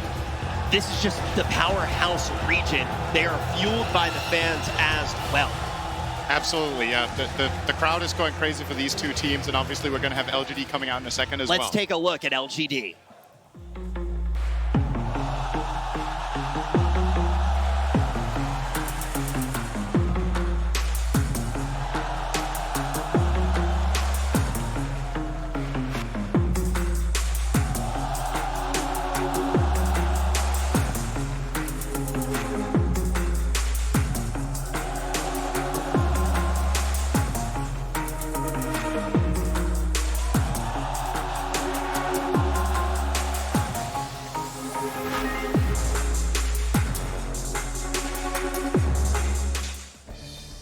as LGD takes the stage. I'm actually just intently listening to the fans here, trying to figure out who the favorite really is. They're definitely getting loud for both of these teams. Who do you think the favorite is? I actually don't know because LGD was very good last year and VG won 2 majors this year, so I think they love them both, but probably a little bit more LGD. Yeah, maybe a little bit more, and now we're going to get to actually know a little bit more about LGD. Let's see what they had to say with Casey. 那去年的 DPC 排行榜，老干爹是排在了第6。你们对于去年一整年自己的发挥和这个成绩还满意吗？就我个人而言的话，对自己一整年的发挥都不满意吧。然后整个队伍的状态，就可能因为一些之前的影响，就肯定是整体来说都不太好嘛。感觉每个比赛都没有发挥好吧，打得不是很好。今年一整年都就一般吧打的。那其实感觉这一整年很多选手都有比较大的进步。那你们是否觉得在 TI8 之后，心态上面有没有一些什么进步？心态肯定进步的呀。这一整年其实挺难熬的，对吧？那有没有一些比较开心的瞬间？要说的话，应该是 VG 夺冠的瞬间吧。我们是 VG 老粉，我是 V 坤，是 VG 夺冠，我们很开心。替 VG 开心。虽然去年一整年都很难熬，最难熬的时候是什么时候？有一段时间 maybe 就逃了，回去结婚了，我们非常难熬。就是在队伍人员不整齐的时候，就会觉得稍微有点难熬一点。但其实那个 Major 你们打的成绩还可以的。是这样的，但当时就感觉还蛮有希望夺冠的。查理斯一直在点头，你怎么看那段时间？那罪魁祸首就是我，别说了。主动背锅是不是？那问一下，去年有哪个人的哪句话让你至今还记得？就是开始选人了，搬完了，准备1、2手选人了，他突然问了一句 FY， 这把炸不炸？就转头站，这把炸不炸？那把就。他问，那其实老干爹虽然说拿了第6名，但是前面的5支队伍都是很强的队伍。你们是否还觉得自己依然是一支很强的队伍 ？VG 最强嘛 ，VG 跟那个秘密独一档，我们就靠后。我们在采访 VG 的时候，他们说跟老干爹打训练赛河道都过不去。乱说了，我们一看就是造谣。就我们一过河道就被他们5个人冲出来乱杀，我们就是训练被他们打个什么10比0这种很正常。就我们的训练就是被 LGK 操盘，就是都在他掌控下，他想让我们输就让我们输，想让我们赢就让我们赢。就我们出发前 LGK 都特意来说了一句：“你们要谢谢我抬了你们一手，就没把你们打得很惨。”事实上就是我们根本没怎么赢过他们，真的很恐怖。现在看到他们，我们都在发抖。那再次来到 TI， 2个人是抱着什么样的心态过来的？肯定是抱着一点积极一点的心态嘛，就不能说想着什么复仇这种，就是你要复仇，你要向谁复仇嘛？还只能向 OG 啊。但是 OG 呢，怎么说呢 ？OG 当然也很强对 ，OG 当然也很强。反正就不能抱着这种心态，肯定要抱着一点正面一点的心态，就抱着这种负面的心态打比赛不太好。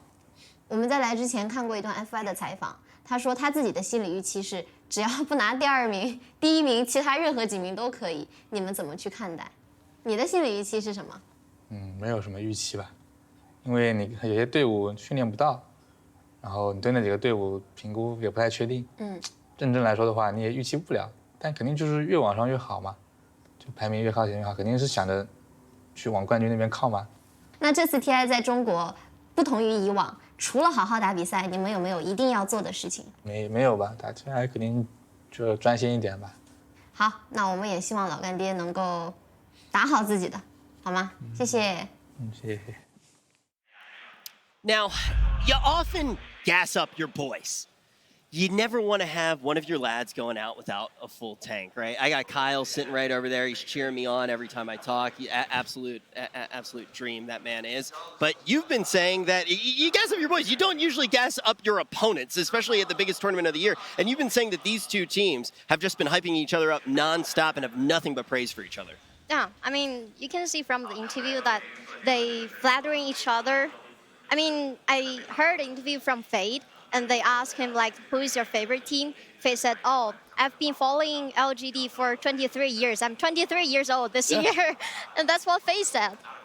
It's one of those things where I'm kind of curious where it comes from. Is the fact that they've played with each other so much in the past? Like, what is it in your mind, Sin, that's kind of causing the camaraderie between these two teams that are now facing off on the main stage? I just think there's immense amount of respect. Like, that's the key word for me. They faced each other many times. They're probably very close practice partners, I would imagine. Yeah. They did talk about it in the interview how they've been scrimming against each other. And when you get to a certain level on the international stage, it's honestly it's the same with a lot of Western teams where you'll see when teammates or former teammates go and shake hands or after the games, sometimes there's a little hug, there's a lot of respect, a lot of history. And these teams, they've met each other so many times, they know what each other can do. And at this level of play, the players can also be blown away. It's not just the fans, it's not just the viewers that can be blown away. You can be blown away by another player's excellent play, and these players on the stage have shown so much of that to each other. So I kind of do want to ask you, as somebody who does compete at the highest of levels, do you ever have moments like that where you really reassess and you're just playing against someone and you're like, wow, it's almost an honor to be defeated in that way?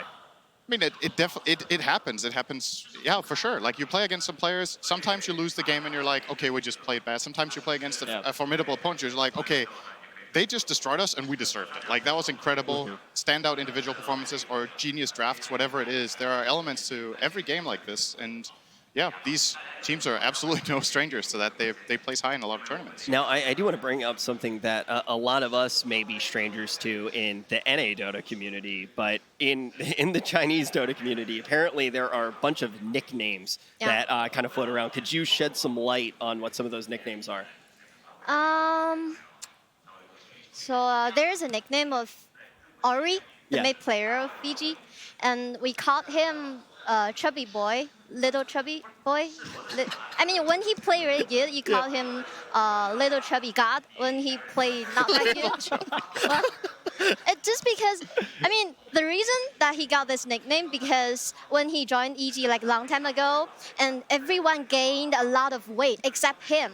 So teammates just call him like Chubby Boy, Little Chubby. Is that so funny? Very good. Yeah, no, I Little Chubby God just resonates very strongly with me. I think that's like your Tinder account, isn't it? Yeah, that's true. Yeah.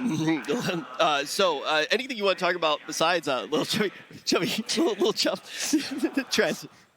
Thank you for an excellent handoff and a way to send the question. You're talking about kids. I mean, throughout this, we'll go back to that. Throughout this season, though, LGD, VG coming to this tournament, you had to wonder like who you're going to be rating higher, one over the other, right? LGD had such a good performance last year. VG, the ones who are closing out, the only team to win a minor and a major, which is of course still a testament to the strength of the region of China, right? That these guys even had to play in a minor. That's kind of ridiculous. But I don't know. I'm kind of feeling the LGD as the group stage. That's where you got to decide, like, okay, really, who is the team that's on top here? Exactly, and that's basically what Dub just brought up before we walked into this when kind of trying to ask who maybe had more fans here right now and basing it off performance throughout the entirety of the year. When you actually have gotten a chance to talk to these players, do you think that they really are feeding off of the energy, not feeding? Do you think that they're feeding off of the energy of the fans and actually playing here in Shanghai? I think playing in Shanghai will make them feel like better. Yeah. Kind of like charging more energy.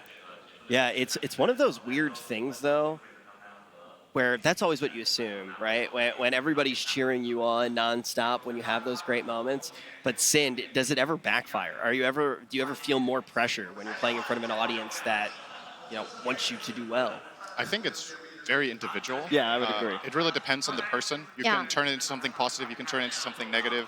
I think the advice that we've heard from different players that have gone far in the tournament, have just played in big stages in general, is sometimes you just try to switch it off. Like you pretend, you can pretend the crowd isn't there, or you can like pretend they're there more when things are going well for you. So like the cheers build you up instead of tearing you down when it's for the other team, and go, try to harness the energy basically in the right moments. And these players, like when they're in this booth, you're playing on this big stage, you're aware of what's going on, but you have played this game for countless 1,000 hours. And when you're in that zone, you're just focused on the game, you always look at what's the next play, what's the next move, and you try to concentrate on that. I kind of think the motto that we've heard from a lot of the players, not necessarily in these words, but is pretty much don't put that Aegis on a pedestal. Try to get to TI, treat it like another tournament. Try to just play a game of Dota and play a good game of Dota at that. And we even heard that in the Secret interview. They were like, if we lose, we lose. And obviously that's not the mentality that anybody has at TI. I mean, you see those interviews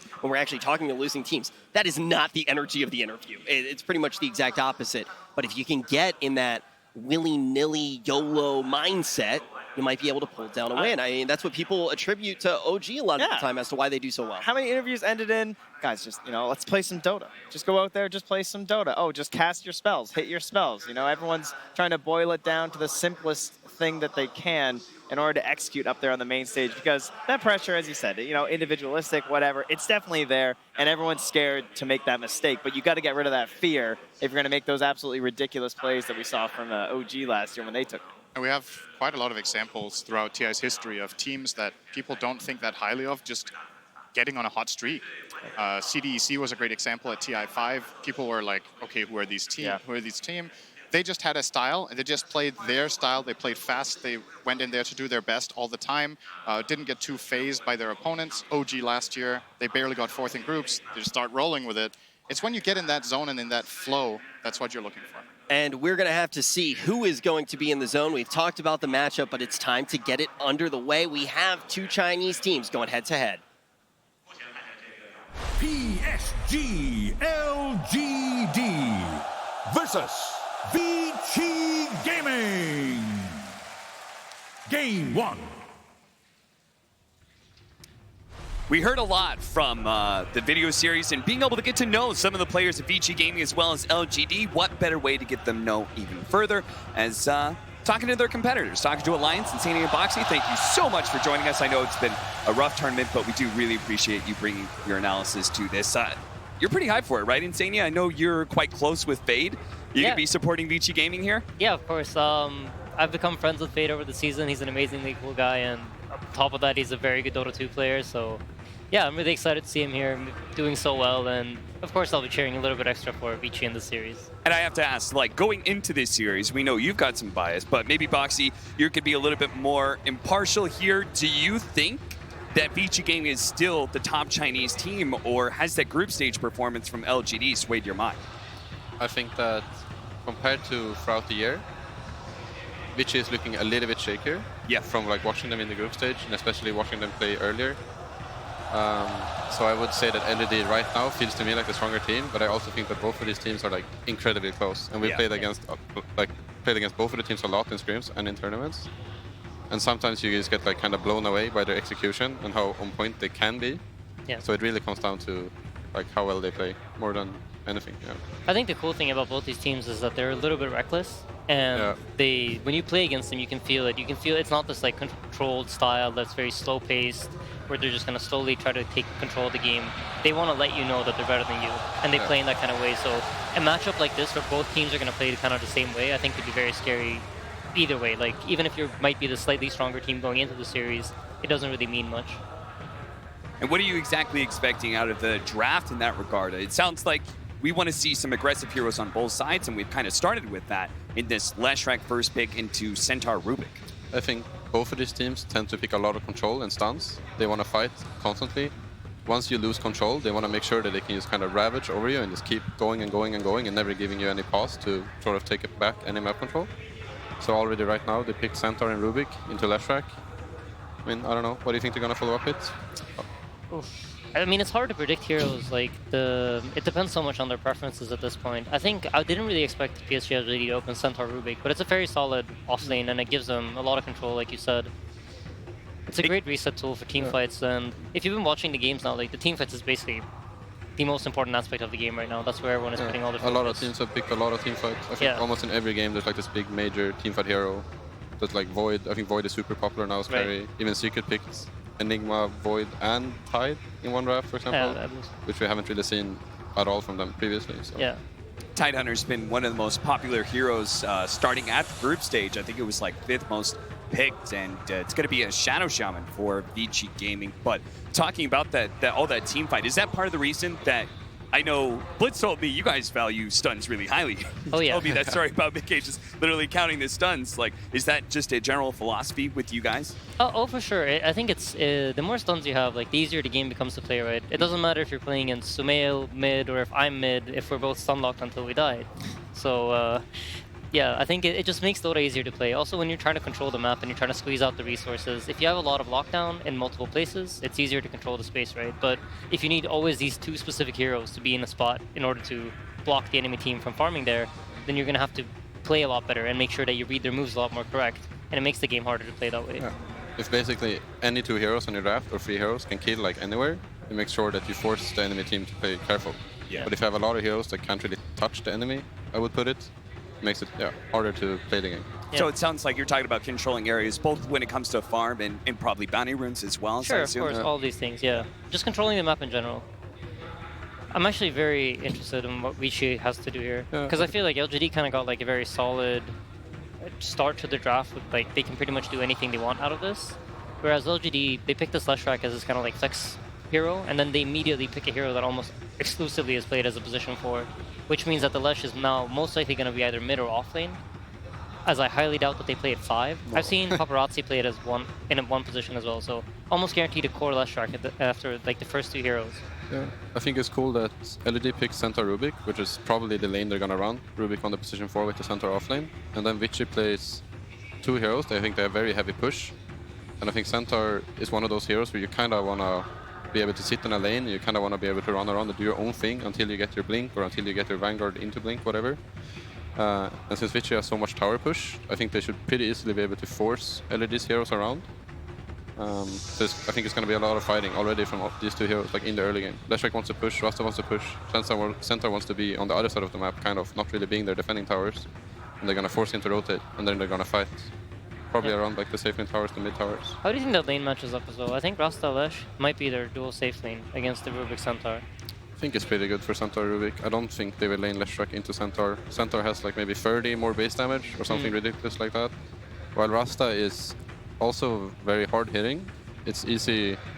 I think it's easy for the Centaur lane to just kill the Rasta when he walks up. If he walks too far up, he's just going to get lifted into stun, into kill. So that's something I actually want to re-emphasize that point, because I think it was so cool. So you're saying like the passive pressure that a Centaur does through winning his lane, through the return and being able to chip down these towers, the way to be able to defeat that is to actually put as much pressure into tower pushing and force him to come fight. Is that what you're saying? I think so, for sure. The hero does not want to... He wants to do his own thing, I think. He wants to take his own towers, and he wants to create his own map space. But if he is forced to go to an area where he can die to the enemy heroes, like a lot of his strength of his being super beefy and like a tower hitter kind of doesn't really work out. So, and Stampede also has a very long cooldown, so if you can like take one fight where they use Stampede, and then you group up and fight again, he's not really going to be able to walk into a team fight and stun somebody. He has to have Stampede or he has to have a blink.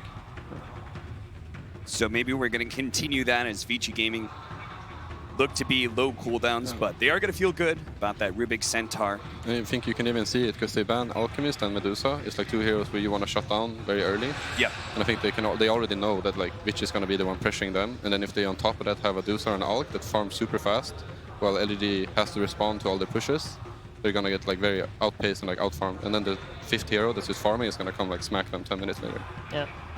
It's been a pretty, like what Boxy's talking about is kind of how you've noticed a lot of these teams playing right now, where you have this, even if you look at Game from a series earlier today, K1 was just farming jungle with Wraith King until he's level like 20. Yeah. While the other 4 heroes are just running at them and putting pressure. And then even though the fights might not go great for you, you have this hero that is basically like your big investment. And once he finally decides to join the game is just free. He's playing with 2 more items than everyone else. We're going to see the Lion for PSG LGD, good hero to try and address and burst down that Leshrac and all that damage over time. Yeah, it also gives you answers with the roster, right? You don't want to sit there and just be shackled forever. So I like it in that aspect as well. I find it interesting that they banned both Nyx and Sven against LGD. I don't know if that's because they feel like the Slash is too squishy into it, but I feel like a hero like Pugna or something could be amazing. Yeah, I'm not sure. I think the Nyx bomb is always scary when you run like a squishy hero like Leshrac or anything like that wants to push towers and you get like blinked into a Nyx, you can't really do much about it. That is some serious catch on LGD now, between having Centaur Stampede before, now Lion, now Kunkka as well. And Sadie, you got to be living the dream right now. That's a ton of disables. No, this is great. I mean, they definitely have a lot of stuns. I'm happy with that. I like it into Fatal Bonds. Like, the boat buff is pretty good at reducing the Fatal Bonds bad damage. It's something that you don't really think about when you're playing the game, but once you're boated, you don't really notice bond damage anymore. It becomes so irrelevant. So it's a really good counter pick, and I feel like the thing is, these two teams must know each other so well, because a lot of the picks that they're picking aren't getting countered, I guess. It's more like they're just trying to build their own drafts. Yeah, they're trying to get their playstyle to work. Yeah. And I think that by picking like Lion and Kunkka, at least Kunkka specifically, you have a hero that very early into the game, he hits level 7, he has a lot of damage, he can like run at the tower, if Leshrac is hitting a tower, he'll X him, he'll boat him, he'll like whip him. That's already like 700 or 800 damage, just 6-7 minutes into the game. So it's a way to fight back the So this goes aggression. back to like what you were talking about trying to give the Centaur his own game. You solidify a really strong early game presence like the Kunkka, and that'll hopefully free up that Centaur and not force him back. That's interesting. I think that both Centaur and Kunkka are very good at dealing with the skeletons, so I would not expect them to have picked Wraith King. But yeah, I mean, it's kind of like the same thing with Alchemist and Medusa, I suppose, so he farms very fast in the jungle. I'm not so sure. I mean, he just seems to be a crazy hero right now. Everyone's been picking him, and it doesn't seem like people are shy about going late game with him either. The good thing about Wraith King, though, is that he's one of the few heroes that doesn't really care about getting X-comboed here or stun-locked up by Lion and getting fingered. So I can see like how they're thinking about it, but like Boxy said, both the Kunkka Splash and the Centaur, just like nature of the hero, all of his spells are basically AoE. If you hit him, the skeletons kill themselves. I think it's like a hard hero for LED to go on, but they also have Lion, which has a very strong mana drain. So I think if Wraith King can kind of play it like Hector, like you said, farm jungle to level 20, get the mana, like remove mana cost of reincarnation, I think Vichy is in a very good spot, like if they can manage to get there. But until then, it might be hard for him to play on the map, you know, walk into fight and stuff. His skeleton's gonna die, he's gonna get mana drain, he's gonna get stunned. He needs a lot of farm. So do you think this Leshrac is going to be Yang's hero, or is it going to be Ori's? Like, I think it has to be it's mid. Going to be Ori. Yeah, Okay. I think Ori's going to be playing the Leshrac. I just feel like it's more of their comfort. It most likely would have been Paparazzi or Ori playing it. Yeah, I think unless they pick some like super heavy counter pick right now, like Timber. No, I think or like it's Kunkka against Slash mid. No, I think so. But unless they pick like Timber or Slark mid and try to play off the lanes. But I don't really feel like Vichy or LED tends to do those types of things. That's more like an Infamous thing where they want to play off snowballing. Right. So. Yeah, I mean, if Infamous was in like Vichy's position right now, you could definitely expect the Slark to counter the Kunkka. Yeah. You're absolutely right. It is going to be mid Leshrac last pick a bat. Yeah. I think that actually solves quite a lot of the stuns. Yeah, like, I mean, you pick stuns, this hero removes stuns, and he can remove it from himself as well as someone else at the same time, so... Yeah. He's very good against both of the supports, I think. Rubik doesn't really want to steal any of Abaddon's spells. And well, That's pretty good. Yeah, but I mean, it's like... Yeah. I don't think it's ideal, at least. No, it's not, definitely not. And also, I think the Lion mana drain is very good, but every time you get locked down as Abaddon, you can also just instantly pop your ulti to go in and save somebody else. So you can like remove your own disable to save somebody else. And they just pick TV. Into Lash. Interesting. Alright, what are your thoughts? I did say before this tournament started that I thought TV was a hero, but we never managed to make it work for ourselves, so... and they just picked it into Leshrac and Warlock, which I think are both very, very good against them. The upheaval of just keeping him in place and the Rock to control this BKB, so... Yeah, no, I'm not really sure. I think I like Vichy's drafts a bit more. I think they're going to be able to play a bit faster, so... But it's going to come down a lot to the early game team fights and who wins those. All right, gentlemen, I have to say, I've experienced a lot of revelations about drafting. Can't wait for the rest of your breakdowns, but we've got to get Purge his due before we get Vichy Gaming versus LGD started. Vichy Gaming gets first pick in this match, and they're going to open up with a Leshrac. And what Leshrac allows you to do is cast your second skill, Diabolic Edict, and take buildings and towers. You kind of end up being this frontline guy to focus. But one of the weaknesses to Leshrac is that when chain stunned or burst damaged against, it's fairly straightforward to die if they jump on you with a heavy amount of heroes. So what Vichy Gaming did was they tried to pick heroes that could try to slow that down a bit, because on the other side, LGD picked up Centaur, Lion, and Rubik, who are all very good at blowing him up. So they covered that with the Warlock. They can drop the ultimate to stop the run at you during Stampede or other chain stuns. They also picked the Abaddon for the last pick. They want to remove the stuns that go in the Leshrac as he's the front of the fight. And on the other side, they also have the Wraith King. Wraith King very good at absorbing those spells and being able to run at the enemy hero. So it's going to be a super good match. Vici Gaming needs to defend their Leshrac. That is the hero to watch in the fight. And we're going to send it over to the casters, OD Pixel and Fogged. Thank you very much, Kevin. Yes, up in the upper bracket right now, Vici Gaming versus PSG LGD. I'm OD Pixel here with Fog. We've just seen the draw, some exciting picks, and some picks that I feel is a little bit of a risk, right? That last pick from Arme, he feels confident in the Terrorblade, something that we've seen him have a lot of success with in the past. Yeah. But they've got a lot of means to deal with it, TB, right? There's a lot of magical bursts coming out from Vici Gaming. Just immediately, right? Insania, the first thing he said, TB was picked, and he goes, TB at the Lash. The first thing that he says, right? There is a lot of burst damage. That being said, though, there is protection coming from PSG LGD as well, right? They do have that Kunkka. The RUM is one thing that we'll be able to put into factor. And also, they're going to look to run around and fight as 4, right? We've seen what LGD's been able to do with that, and we've seen what happens when you have like a Terrorblade, anti-mage, something like this, these super farmers. You kind of run around as 4 and put pressure on the opposite side of the map. And the TB, it gives them tower push. I think that's the thing that PSG LGD was looking for, because they didn't really have anything besides that until that point. No, absolutely. You look obviously over to the side of Vici Gaming. They've got that ledge, they've got that shaman. They're going to be taking towers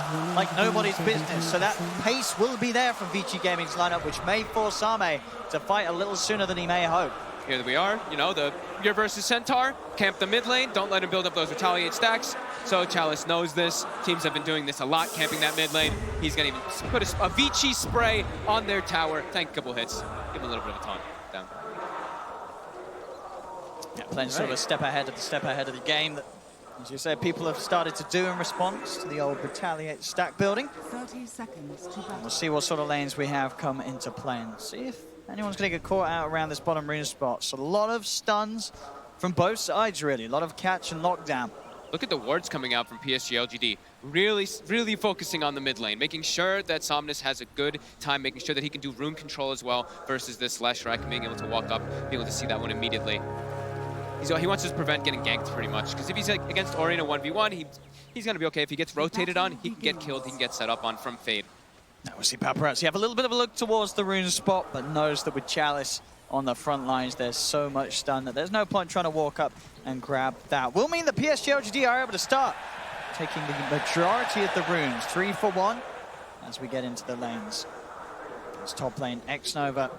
The weight is going to be on him to make sure that Arme can farm safely, as the pressure will be there. Yang being joined by the Shaman on the top lane, himself and Fade, ready to make sure that Arme does have that pressure put on him on the early stages. And once those levels are there, right, in the shield and the shock, there's a lot of early game nuke that this TB is going to be very vulnerable to.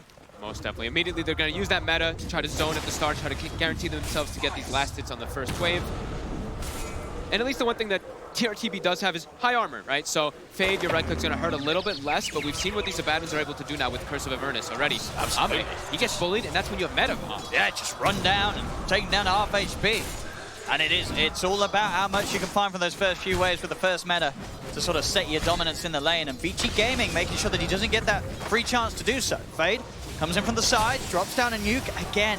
So much pressure, getting Arme pushed all the way back behind his tower. He's having to pop that early salve, and this first meta isn't going to get him much at all from the lane. He's only managed to touch 3 creeps, 1 last hit, 2 denies. This laning situation for Vici Gaming is perfect to slow down the TB start. Yeah, super solid pressure lane, and they're going to keep going at it. They're just going to keep looking to put that pressure onto Ame, and they should be able to quite easily continue to do so up in that top lane. So bottom, we'll take a look at this one, how it's been going so far. Looks like it's a bit of a trade for the time being. Once you start getting those level 2s on the Rubik as well as that Centaur, you can easily try to set up for kills. Warlock, more of like, as known, very defensive kind of support, so it's more just securing Paparazzi's farm. They're pretty likely to get a kill down here on PSG LGD onto the Warlock, or maybe even onto the Wraith King if they step out of position. So we'll have to watch FY, what moves he decides to make on the map as this Rubik, as he's going to be the one to kind of set the tempo for PSG LGD in the early game. See already as well, Fade's able to get that first stack going, in fact, for their own benefit up top, as they'll look to try and pull it in, and eventually will have the nuke damage to clear it themselves. Make sure that they can just find so much from this top lane setup. Yang, free farm at the moment on the Abaddon, 11 for 2. Yep. I love that X-Nova went for the mana drain. You don't really need Hex up in this top lane just yet, because you're not going to really set up for kills. You're all about just trying to protect. Similar, Lion's not like a Warlock, but in this fashion, you can at least try to help out a little bit more than some other heroes could. Just constantly burn down that mana. FY really just camping in the mid lane here. Trying to set up for maybe a courier snipe, but it's coming out now. So we'll see. Look at the see how patient he is. 250 is on the mark. It's probably going to be flying as soon as it gets to No, you're right. FY realizes there's no point in sticking around any longer. Even if he does see it, he's not going to get it. So he backs away. The mid lane, still that slight edge for Somnus in this matchup. I guess sort of what you would expect to see this right early levels for the Kunkka. I mean, even as the levels go on, right, it's this beefy strength hero, hard hitting, unlikely to be forced out of lane by Lesh alone. Yeah, it all depends on if you get hit by too many stuns, if you get a couple denies built up on the Lesh from those stun setups. Yeah, but like you said, high amount of physical damage coming up from that Kunkka, and you're not really at risk of dying unless another rotation comes in. And Ori's not really even playing the pressure lane too much. He's actually just playing it strictly to farm. He's not connected on a couple of those stuns onto Somnus.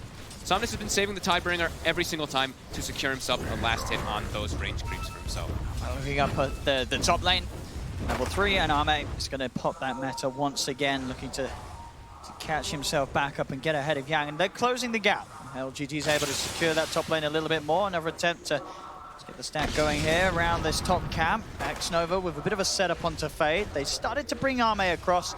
It's a little too far for Arme to track and risk missing the creeps in lane. So it'll just be the supports fighting off one another. He was blocking the pull, right? It looked like Xnova was trying to pull upwards and Fade just hit it to stop that. But now, stun off the mark here, Xnova. They're going to try and turn him. Shackle's out. He's going to give a chance because Vivernes to build up. The Photic Shield keeps Fade safe. As Fade can back away and Yang just punching into the two of them, taking their attention away from the action and the potential kill and from the creep wave, as that's another metamorphosis that comes to an end. Solid early game here. Solid early start for Vici, at least in the 3 lanes. But we do see, of course, that mid. Somnus really starting to take over a little bit there. I'm going to pop to Yang. Wants to get aggressive still. Both teams really hunting for that first blood. Xnova a little too far forward. Down to Vici Gaming. That top lane, it was looking strong from the off, and it's just granted them that first blood onto Xnova. Bottom lane, see a quick play and response. They'll look to bully the support. DY, he's got backup. Ori's in town and so's Paparazzi. They've got the setup stun. Paparazzi's beating into Chalice. Chalice is in trouble. FY also gets taken down as Ori is able to chase him back over to his side of the map. They get both kills down bottom. Vici Gaming making the quick plays here as they get mobile across the map. I mean, top lane pretty much, I think, has to kind of be abandoned in a way now from PSG LGD. They can't secure this Terror Blades farm up there. He's going to have to resort to jungle. This dual lane is just way too strong. Abaddon, as well as that Shadow Shaman, just way too much damage. Lion and TB are just a weak dual lane, as we were mentioning before. I think at the moment for PSG LGD, it's definitely going to be Somnus saying, hey guys, I've got it good in the mid lane. I'm getting this start, I'm getting this free farm. He's going to be the one that starts to get active and makes those plays, probably when he hits the level 7. And we'll look to respond to these aggressive moves from Vici Gaming in the side lanes to make sure they have the firepower to turn them around. I think he has to look for runes now, though. We see bottom, when the Lesh was able to get that haste rune, you know Lesh is going to go for a bottle. That's why we saw them ward earlier to set up for that. So Somnus, or at least the supports, have to ensure that they can block out those power runes from the Lesh. They will be able to there, taking out at least a regen rune. Have to be super careful of all those rotations that can come out quickly. As the Lesh has set up in the side lanes. The Wraith King stun, as well as the Shadow Shaman, will probably be in opposing lanes for Ori to make those rotations. Eyes on mid. Here's GLGD bringing the 2 supports here to try and put the pressure on. Fade did show Ori. Now going to come back out towards the creep wave. And as you can see already, FY's left the area. This is a hard catch to get. He's going to step back over as it's Vici Gaming that begins to jump forward, looking for the Kunkka. He's tanky, but is he actually tanking up? He's taking so much damage here, Somnus. The boat's not going to be in time. Xnova finally comes in with a stun, but now Vici Gaming, they've brought in more. PSG LGD have to back off, as that was a bit of a bold attempt from Somnus to step up, and as it seemed, as I said, FY had already started the walk back to top lane, and Xnova wasn't quite in there quick enough to help him out. Vici is incredibly ready for the rotations right now. You can tell they're looking at the 5-minute mark, or 5-minute catapult wave that was coming in. They made sure, like you said, they collapsed onto that mid lane. As soon as Somnus steps up, he's an easy kill for those 2. The Leshrac, high amount of magical damage. If you don't get your rum off early, you will definitely get brought out by that one. Ame, though, he'll be like, okay, cool, thank you. At least alleviate some space, alleviate some pressure that's coming onto me, and I'll be able to farm a bit here. But immediately, Ame is going to step up, and Fade is already up here with Yang. Yang's more than happy to dive now. He's hit the 6, he's got the borrowed time. They'll get straight in onto the Terror Blade. Back behind the tower, he goes, Ame. They won't dive any further, they'll just opt to continue to put this pressure onto the tier 1 tower itself, and they're bringing in more. TP over from Ori, ready to join the push and make sure that Arme cannot turn back into the lane. He's already TP'd over to the shrine. He knows that it's time to hit the jungle with the Wraith Bands. This lane is well and truly over, and Vici Gaming, with this pressure, should be able to find a very early tier 1 tower. And we're going to see them do a lot, right? That's what their draft is about. Like Insania was mentioning on the draft panel, you look, they have Edict, they have Shadow Shaman. They're going to want to just keep running at these lanes and pressuring the towers as early as possible. Constrict the max versus that Terrorblade. They know that PSG LGD is going to be playing mostly 4v5 in this game. You know, sure, they have a Wraith King, but Wraith King can get more involved than a Terrorblade in the early stages of the game, because at least you have a stun, while TV is not really going to contribute too much of anything except for like a reflection, which you don't want to be walking in to do versus a Leshrek lineup. They will feel a little sort of safer across the map, Arme, as well, now that Chalice has hit that 6. He will at least have that Stampede to offer any time they start to sense Vici Gaming closing in the gap. They will have to be quick, of course, still. That lockdown there from both the Lesh and the Shadow Shaman that they have to be wary of. It's Fade, as you see once again, just sat behind Paparazzi, making sure that if any aggression comes out, they'll have the backup. Yang's starting to see if he can take a little bit of the jungle away from Arme. Arme coming back across and still near that shrine. Yang just have to be a little careful. But I guess every time he has the borrowed time up, he feels very confident, right? He can go over here. If there is going to be support rotations and backup coming the way of Arme, it's only going to open up the other 2 lanes for Vici Gaming to get that pressure and keep that pace up. Yeah, they're just trying to... Vici's just mostly trying to play fast and keep the pressure up, like we were saying. Like, PSG LGD, they want to play the farm game much more so in this one. We even see Somnus, like we saw Chris Luck doing actually on Infamous. He's just farming Ancients as the Kunkka right now with his Tidebringer. He stacked them up a couple times, so did his team. So he's going to be able to clear those out at an okay pace. Yeah, aiming for the double bracer Radiance this game. We've seen a few Kunkkas go for the double bracer Halberd. Is there a reason why this game sort of fits this build better? I think, actually, trying to think of a good reason for it. I mean, it's good versus the Wraith King, right? He just has the evasion. It's always going to be nice versus the skeletons and everything too, and it gives him a big scaling potential. I think that's what he wants, because I did see the Halberd builds. They kind of fell off, right? The Kunkka builds, it was like, you know, you can understand why they went for it, but... And I do like the build overall, but I think Somnus is more of a player where he wants to be like, I'm going to scale very hard into the late stage of the game, and this is going to ensure that I'm going to farm that one. And I guess as well, we see sort of the Halberd build in games where the Kunkka has a carry that's obviously building the Radiance, and this time that's not going to be the case. Terrorblade Radiance is not quite the meta build. Even though you really like it. Even though it's... Do it in your pubs, kids. Don't do it. Mid lane.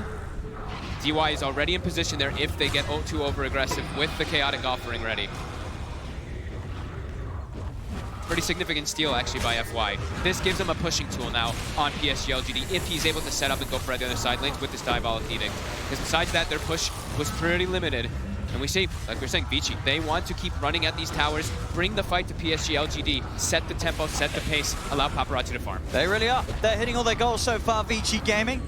Everything going to plan. They're sort of ticking off the checklist of what they hope to accomplish in this early game. Yeah, Paparazzi, it's 11 minutes, phase minus, pretty decent timing for himself down bottom. He actually was not pressured too much by this Centaur Rubik lane, which a lot of times is able to set up for a lot of kills versus most dual lanes. But yeah, that Warlock really allows Paparazzi to get this farm.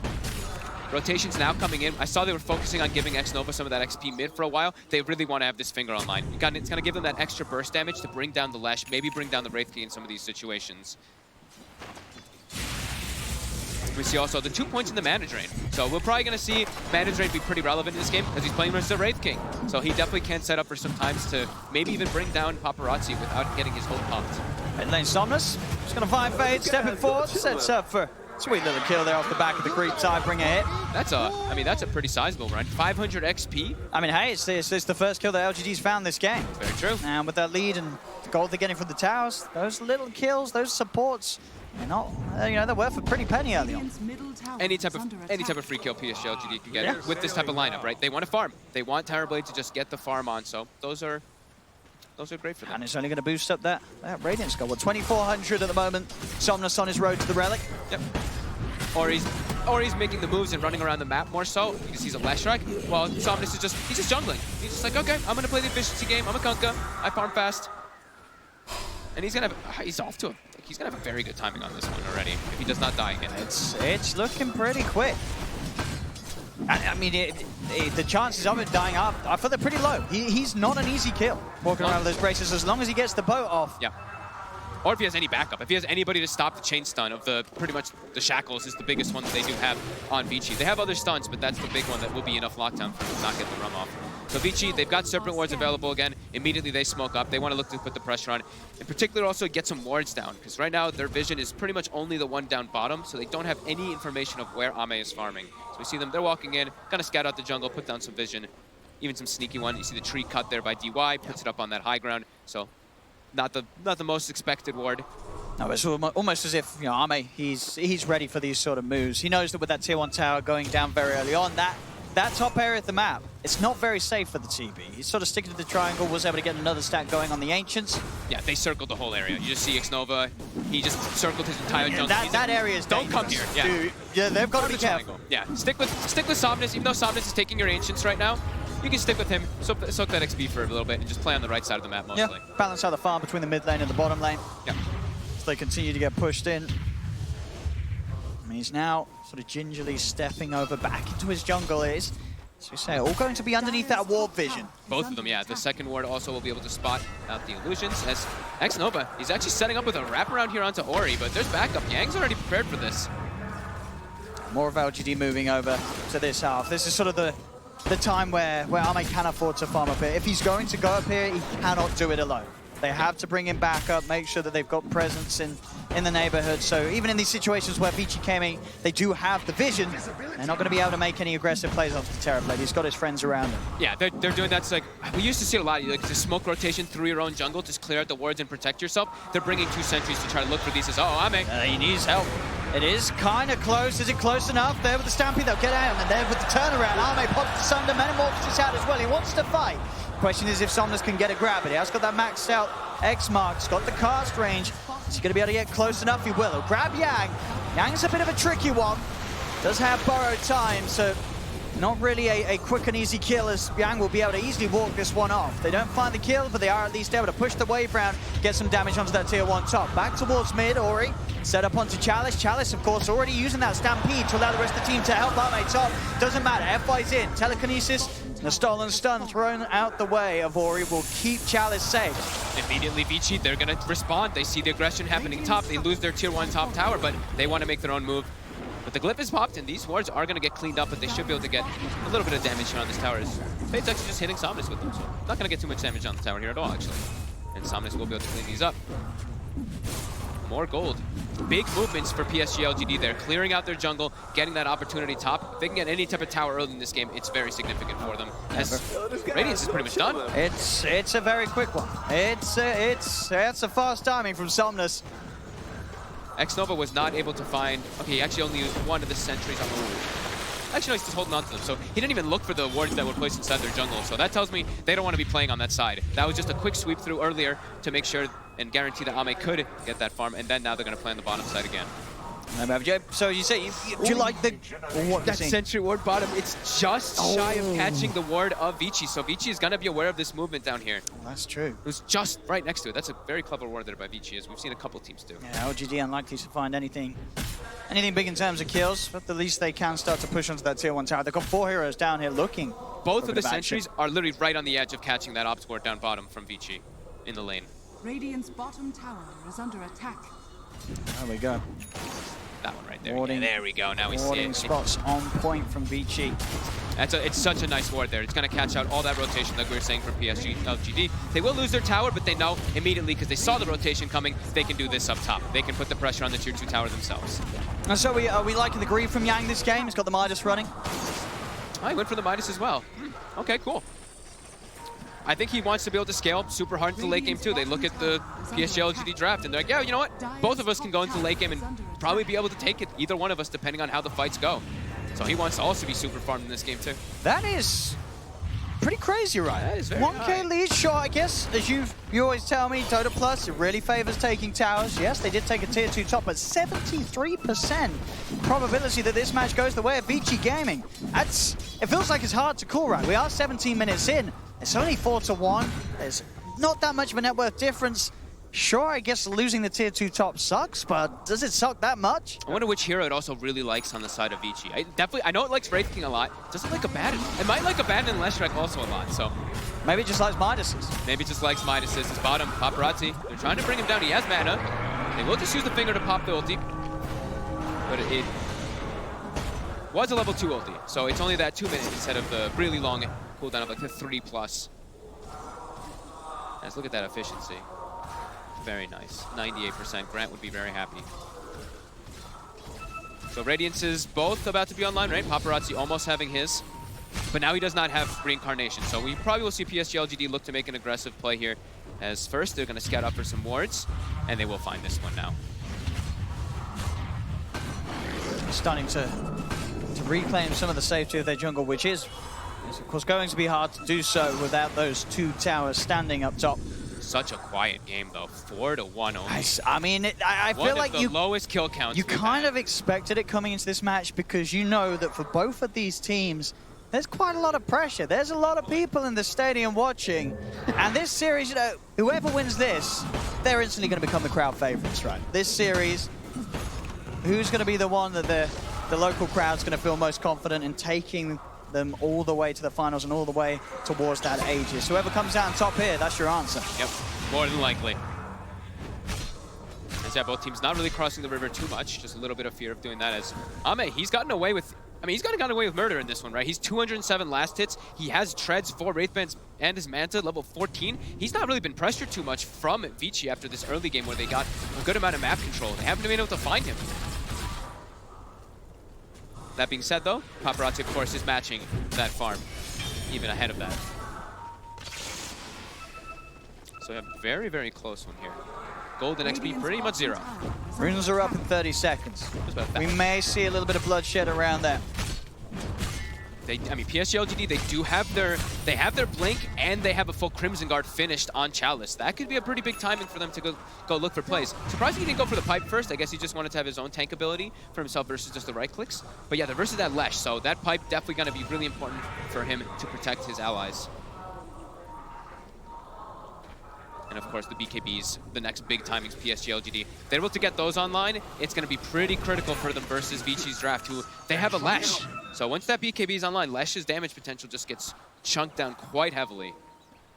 Do we have it? We're just 2 for 2 was down the bounty runes by the looks of it. They're actually setting up here. Won't be able to find Somnus up top.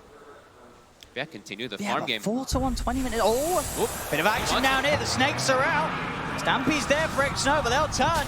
And the snakes will be dropped for nothing. PSG LGD able to turn. X-Nova's able to get himself that second stack on the finger buff this game. Mid lane Paparazzi also gets his Reincarnate popped. Just a quick reflection with that Radiance, even burning him down on top of just a lift and a quick stun. Vici. Looking like they want to they want to start putting a little bit more pressure on. Like we said, PSG LGD, right now this is them kind of just buying time, waiting till they get those BKBs. When they have them, they just want to fight. They're going to look to just fight and run at Vici afterwards. So Vici. I mean, are they going to want to fight? When they have BKB, I do think so. Yeah, well, you think they should. Versus Leshrac, I'd imagine that they would be running at them and fighting when they have the BKBs, but we'll see if that's the case. And yeah, they're very comfortable just farming. But yeah, double BKB timing is going to be very big for PSG LGD. As on the side of Vici, they don't have that big timing that can be the same. Sure, they're building the Crimson Guard as well on the Abaddon, but theirs isn't this big, like, they can't get their own BKBs and it's that impactful. It's going to be impactful, of course, versus the Kunkka combos as well as the Centaur, but Kunkka, hard physical damage. Same thing with Terrorblade. Vici, they don't have that same physical damage coming out on their side to pierce through those BKBs. Chalice for fun. Nice little Skeletons. Get himself some gold. And yeah, quite the farm game. All about that farm. These boys, they don't want to make mistakes. And sort of those early deaths really only being those sort of in the lanes in the first few minutes. Sure, we did see that one pick off down bottom. Most of the time since that laning phase, everyone's been keeping it safe. Nobody's messing up. Everyone's hitting their timings. And the difference between these teams is incredibly minimal. Just a 1K lead for Vici Gaming, but Vici Gaming, they do have the majority of towers taken in comparison. You look over towards LGD, they've only taken 2 tier 1s. Ooh. I don't know. I don't quite know how he did not find him there. I mean, X-Nova. X-Nova's still like, he's gone, right? Is he gone? He's gone, right? He's gone. He's safe to move again. With that TP out, Vici Gaming will group up. Now look to go for that smoke. I think, as you said, they are very aware of the BKBs. They want to try and strike before them, but is that BKB done on Arme? They're both pretty much done. Yeah. Somnus is 200 gold away from his as well. So Let's see how they can bounce up. Arme, they're going to get the instant hex. Paparazzi is going to be able to get the jump forward. Can they disable him down without the chance for BKB? But the BKB's out. Arme's fine. He's ready to turn and fight. Jump forward for Challenge. Gets the 2-man. Who's stopped the Metamorphosis? This is out the boat down onto the 3 of them. They're taking out the Shaman. Challenge is focusing now DY in the back. He's got to stop channeling. As Paparazzi's trying for Arme. Arme will fall. They get the big kill onto the Terrorblade. Can Vici Gaming get more? Sideline wraparound from X-Nova. Catches out Ori on his attempt to escape. Chase forward for Chalice. Chalice, he's out of spells to use. Hexed up by Fade. Paparazzi on top of him. The Aphotic Shield explodes. They find a second. Still looking for more Vici Gaming. They know that this is their time to pounce. Shackles out from Fade. Puts his hands up as well. Paparazzi's in. They're on top of Somnus. He's tanky. Have they got enough control? Hex is out into the Ray Fire Blast. The shield's going to pop as well, bringing him over. The BKB's delivered. He's ready to turn. Tidebringer here. Cuts down Fade on the backlines.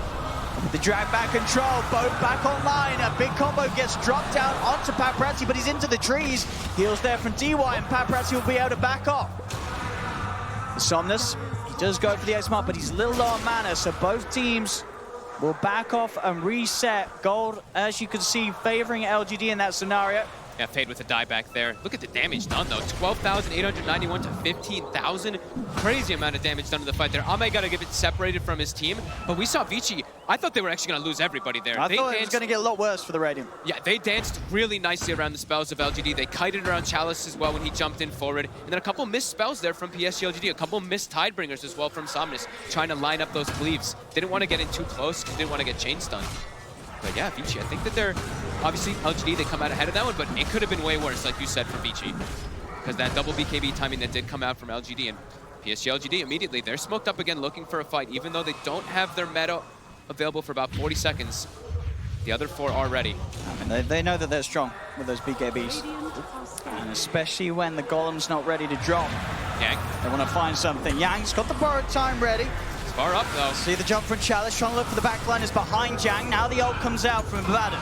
They start to retreat. Somnus popping the BKB to commit for this fight. Stampede used as well, allowing PSG LGD to surround themselves around the Abaddon. They'll get Yang. The rest of them already on the way out. X-Nova singing fights to set up some more. Beautiful stun there from X-Nova from the low ground, as he'll be able to set up for a second catch. LGD continuing to just come out on top with these small little skirmishes, these little pokes. They're able to use the BKBs, chase down Vici Gaming, and it's very hard for Vici Gaming to stand their ground and turn. Yeah, especially when Chaotic Offering isn't up. The team frame for Vici is not there because of how squishy they are too, and if there's no Chaotic Offering, they have no counter initiation to kind of run away. That's why we saw PSG LGD smoke up and go for those bounty runes. Yang, he wanted to assert that dominance, but maybe just a little bit too far that time when his team is not ready to fight. And his Midas is up there during his death, so. Big problems. Vici, their next ones aren't going to be nearly as impactful. No. I mean, they're getting close to theirs on the Lash, but like we said, they don't have the same type of method as LGD, just deal that straight physical damage to bring down a target. They sort of started to realize that off the back of the last 2 plays, and they're asking themselves, what have we got to do? Their best hope is to catch LGD out in a situation where LGD is not going to have the full squad. They have to get a good Fatal Bonds as well, but that BKBs will always be the problem. It's actually, I was going to say, it's pretty crazy. I'm looking at items from both teams, and we have like mirrored items coming out. We have like the Crimson Guard and the Abad, and we have the Radiance into the AC onto the Kunkka, which is also being built by Paparazzi. So they're both kind of going for like the same exact item builds on both sides on each heroes. Radiant's middle tower is under attack. Yeah, PSG LGD looking to fight. They're feeling a big power spike coming in after these last few moments. And the build-up in this game it's been quite phenomenal so far. Just only 6-7 at 28 minutes in. I mean, this has to be sort of one of the slowest build-ups in a game we've had so far this TI. Just.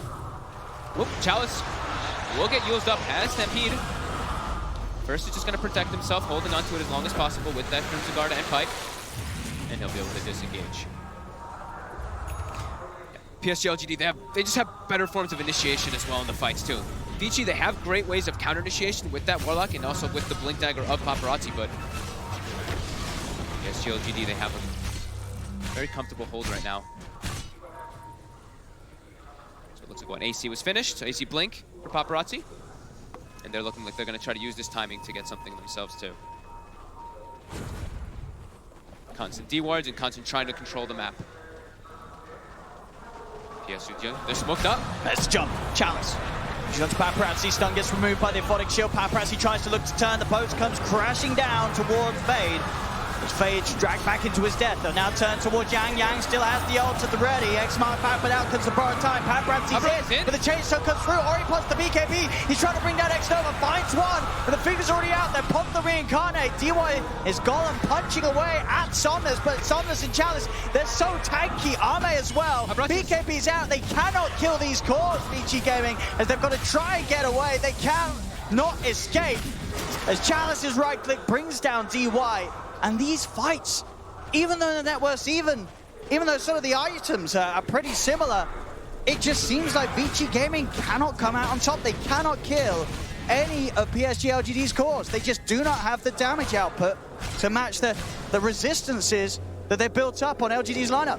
It does feel like Vici, they had to play a little bit faster in that early game to shut down these BKBs. They're proving just to be so problematic every single time. BKB gets popped and they have nothing. They just have nothing to deal with those BKBs when they do come out. Sure, they have the chaotic offering, but as we've seen several times, they just turn and kill the Golem. Yeah. The Kanko just turns, hits it a couple times. Yeah. Same thing with Ame. It just dies pretty quickly. It really does, especially when that meta's up.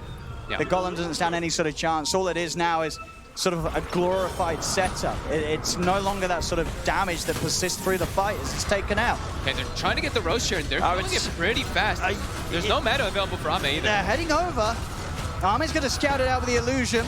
He's got a full Scud. He's ready to start a walk into the pit. They'll throw down the Torrent combo. Can anyone get in there to go for the steal? Roshan still being focused by the Serpent wards. He's up, people. It's slowing them all down. Chalice trying to step forward. He's going to have Stampy back up in a second. BKB's popped by Ori as he looks to push LGD away from the pit. Paparazzi getting brought down low. Roshan nearly touches him off. Roshan finally falls. Radiant grab it. Ori's going to be able to secure the Aegis. Can they win a fight with the Aegis, though? That's the question. They've already killed off Ori the once. Chalice on the sides, locked down by the shackles, will fall. Vici finally able to get a claw out of the lineup of LGD. They've lost the Aegis. They've lost the reincarnation. They're going to try and chase. X-Nova's there. Ame is obviously the dream catch. Get the support. Will they get Ames into the trees? TP out. Will be successful. Whew. That was a scary one there for Vici. If they weren't able to get that Aegis actually picked up there. They took advantage there, right? Their meta was down, try to make some type of big heads-up play. Even though we don't have chaotic offering or anything like that, we have to try to make something happen because, like you said, the fights were not looking good for them. They needed to have something else extra for themselves. Got a little scary, too, because FY stole Fatal Bonds there toward the end. So we can see, I mean, it was so close to maybe going the way of LGD, that Roshan. Chalice so close to the pit and being able to make a move, but Ori, good commitment with the BKB, forces the majority of LGD away from that pit so they can get back in, make sure they grab it. Stuns out from Ori, I believe, onto Chalice just as the Roshan falls, so no chance for Chalice to try and go for the pickup steal. And it's a little bit of light, a little bit of promise there from their lineup. Absolutely. Being able to kill off Chalice, but they do have to expend the Aegis for it, so now there's no Aegis to really make a play around with. It does bump them up a little bit in gold advantage. 2K lead now. Dota Plus still feeling confident with the lineup of Vici Gaming, despite what really does seem to be this flaw with their sort of heroes in the head-to-head matchups down the line. As even with that Roche, even with killing off Chalice, it doesn't seem like the game's going to get any easier for Vici Gaming. If anything, it just looks like it's going to continue to get harder. Ame's just continuing to grow. The one thing they will have in favor, though, is that these BKBs were picked up very early. So those BKBs will tick down to the 5 seconds pretty soon. It's a 6-second one already on Somnus, and I believe a 7-second one on Ame. So that's one thing they do at least have that can start to turn inside of those fights, as they are very heavy magic damage focused. And now an item that I think is really important is Yang having a Lotus Orb, because I saw in a couple of these fights, he doesn't want to shield himself all the time. He wants to be protecting people, and every time a reflection gets popped, he actually just gets silenced. His own illusion just keeps beating on him, and then he gets silenced for the majority of the fight. So having this extra tool to be able to remove that is going to be important for him. trying to have a bit of a poke on Yang, see if they can bring down the vods. In fact, the wraparound there on the back, they've managed to get the jump onto Ori, but the turnaround comes through. Fade has the shackles onto Chalice, separated from the rest of the team. X-Nova offers up a stun, and they'll allow Chalice to get away with the Stampede. BKB's out from VG Gaming, but Arme steps straight to the back with the Metamorphosis, takes out Fade. Player buyback comes out from Fade. They want to try and turn this VG Gaming, but with the borrowed time already used, Yang falls. The tier 2 is taken. The way they took the fight, they saw the Glimmer Cape come out from the Warlock. Ame just cuts into the tree lines there with the Kunkka. They kill DY. DY has to drop a defensive rock on top of himself. And then from there, PSG LGD has full control of the fight. They've got a good amount of duration left on the Metamorphosis as well, so they can just walk up to the high ground. Yang is 200 gold short of buyback. So they cannot bring in the full team to offer this any sort of a defense. That's a Rex. As 34 minutes in, PSG LGD, they'll walk down the bottom lane. They'll take a very simple, clean melee Rax. There's just, even inside the fights too, just looking, there's just so much damage mitigation coming out. You see the Bad Ensure, we were talking about how he's matching the build of Chalice, having this Crimson Guard and all that, but between Crimson Guard, Pipe, and the Rum, I'm seeing heroes on the side of PSG LGD just get tickled. They just don't take any damage. Wraith King is hitting the Centaur, and it's doing like 100 damage, maybe something like that per hit maximum. They're just really tanking up a bit too much here. Still only a 2k gold advantage. I mean, this is astonishing that they're able to keep this gold like this for Vici. I mean, the Skeletons in particular, of course, Paparazzi getting a lot of that farm, but they're keeping it very close here, even though the fights are, we're seeing them be pretty dominant for PSG. Well, that's the thing, you know, the kills are close, the gold is close. I think if anything, is at the moment, it just feels testament to the drafting of PSG LGD. Being incredibly strong here in this first game. Their lineup just seems so robust and hard for Vici Gaming to do anything about. They've got all the answers, they've got all the items. Yeah, Ori just can't deal the amount of damage. Like, Ori can't do damage in the fights. He just runs in, he pops his stuff, but he's also at risk of dying because, like we said, such high physical damage that comes out from PSG LGD. So he's got all this armor items now too, but he's still only 1900 HP.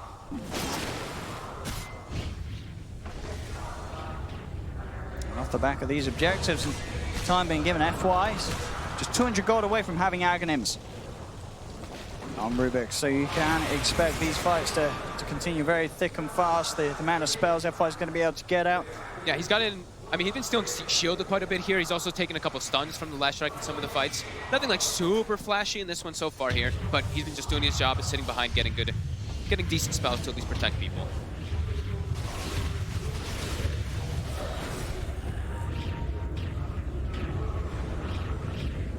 Very sort of slow, safe performance from both teams so far, but the meticulousness that LGD's brought to this game just seems that a little bit more safe and sort of able to fall back on this lineup. Arme, Butterfly's done. Another fight won by PSG LGD could easily set up for a quick tier 2 and a tier 3 to fall. Vici Gaming, you got to wonder how the discussion's sort of going down in the booth. What is the plan? What are they building towards? What is the move that they're looking to make? Is it sort of just a hope that an overextension comes out from PSG LGD? Is it a case of waiting, trying to continue to poke these BKB charges out of them, try and get them to use Metamorphosis in a defensive position, fight when it's not up? How do you tackle this game that seemingly is close, but at the same time feels so hard for Radiant? It's just so hard for them to get any type of like great engagement where they can actually just lock someone down and chain lock them down, because Stampede gets popped and they'll just kind of run away and disengage or get on top of the heroes that they want to. So LGD just has a much easier way of choosing the fights they want to take and how they want to take them every single time. Even though there is, of course, those counter initiations coming out, Vici still just can't take the same type of fights on their own accord. It's just PSG LGD just gets on top of the heroes that they want to and quickly blow them up.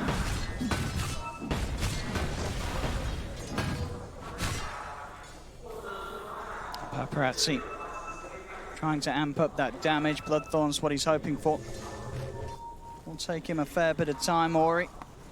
Shiva's Guard Gold is nearly there, but the speed that LGD push, you've got to imagine that Vici Gaming is going to be holding on to those buybacks. Smoke on smoke.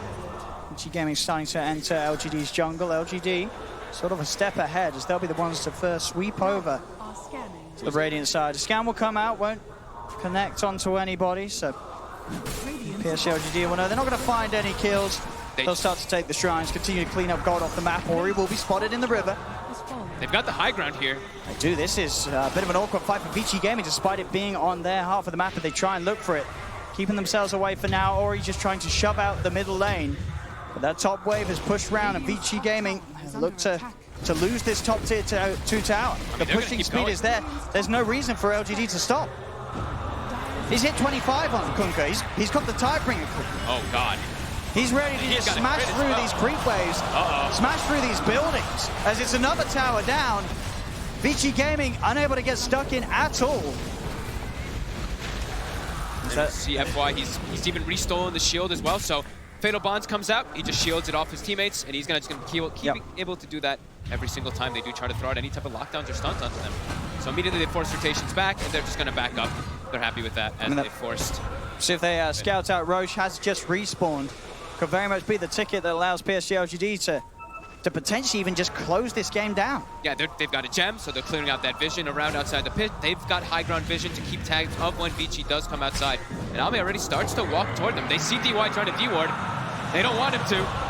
That's the one threat that they want to get out of the fight. Make sure there's no bonds, make sure there's no golem. There'll be a buyback coming out for DY immediately as the fight will continue. Yang is the focus for now, starting to stand himself in between himself and Ori, making sure Ori can get out the ward to drop, but Xnova is able to force himself out as the Serpent wards will pretty much do nothing at all. Xnova able to turn with the stun on a paparazzi. BKB now popped, Ori and Fade making a move straight towards the squishier kills. They'll get Xnova. He also having buyback ready, turns straight back towards the fight. They'll get towards FY. They've killed the 2 supports.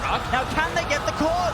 Ame, BKB's pop, Metamorphosis is out. This is where the difficulty gets stepped up for Vici Gaming. Can they deal with this Terrorblade? Glimmer K buys DY some sort of safety. Yang turning towards them, looking to push them back. The Fatal Bond still upon the 4 of them. Torrent onto the 2. PSG LGD starting to back up. This would be a huge kill if Vici Gaming can find it. The stone control, it's there. The shackles, they've found him. They'll take Ame down. Vici Gaming finding the big bounty. An instant buyback though from Ame. He wants to keep bringing the fight to them. Even FY bought back and Xnova to try to join over there. How many buybacks total was this? Like 6? 1, 2, 3, 4, 5. Okay, 5 total buybacks coming out in this game. As Vici, they punch back on top of their shrine there, and like we said, Roche is available. It is. Paparazzi. Is anyone going to die back? That's the question. This could be a turning point in the game. Ame has to be careful. There's no meta for 68 seconds. BKBs are at the ready. You've got to push for this Vici Gaming. You know that this game is a rough one. It's a tough one.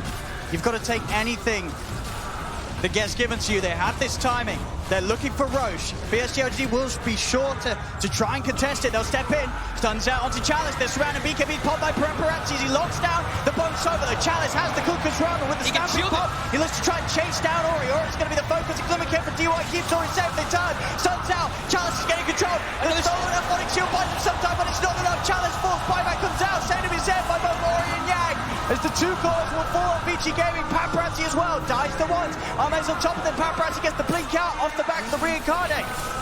The Sentry Ward and walk in the vision to save DY. They turn back in. Chalice in with a who's top. Torrent combat. They've got the mount. Paparazzi dead without buyback available. Xnova's got the lockdown on the side to finish off Fade as well. As Vici Gaming, they took their chances. They tried for the Roshan, but they now will start to fall like flies as there's no buyback for Yang, no buyback for Paparazzi. PSG LGD know it's time to move straight towards the base, and GG, it's called. This one's over. That was some team fights coming out from LGD, just knowing how powerful they are and how they want to take the fights every single time. This Centaur seems so crucial to me. I know Savnis had this amazing game on the Kunkka, just getting these conclaves. His damage is going to be probably through the roof on the Kunkka, but just being able to pick and choose the battles every single time. I mean, absolutely. They always found the right targets that they wanted to go for in the fights. DY was struggling so hard to find positioning. This is sort of the terrifying PSG LGD that you expect to see here in the upper bracket. No messing around, no mistakes to be made, no overextensions. Knowing the exact limits of their heroes, their draft, and playing in a way that it just seemed unbreakable. It was from what, like the 15-minute mark onwards, we were asking ourselves, how do Vici Gaming even stand a chance? Yeah. The BKBs, the timings that came out, it did feel like Vici, I wanted to be a little bit more aggressive, get more done during that laning phase, get more towers down so they could have a bigger advantage going into this mid game. But PSG LGD, they got those BKBs, they took excellent fights, they used their buybacks really well, and they did not allow Vici to actually get that big advantage that they probably wanted to have in this game with this Leshrac, with the Shadow Shaman push lineup. And solid performance all round from PSG LGD as they look very clean-cut coming into this series, taking game 1 against Vici Gaming. And so going to have to be some serious changes in the drafting, I feel, if Vici is able to stand the chance of taking a game off the big boys of China. PSG LGD taking the lead in this series. LGD really did look fantastic there, and to break it all down, we got Sin, we got Trent, and we have Dendi. So we got to take a pretty big look at everything that went on here. Vici being one of the very dominant teams this year, Sin, what happened that allowed LGD to get so far ahead? Well, it took a while, first of all, and I think yes, Vici has been one of the greatest teams of the year, but they also, toward the later stages of this tournament, and even in the group stage to an extent, have looked weaker, in my opinion, than LGD overall. So I was a bit surprised with how close this game was for so long, but Vici Gaming, I think their lineup was a little bit inferior in the playstyle that the game ended up playing. If you remember, the Dota Plus was favoring Radiant by like 3-1. Yeah.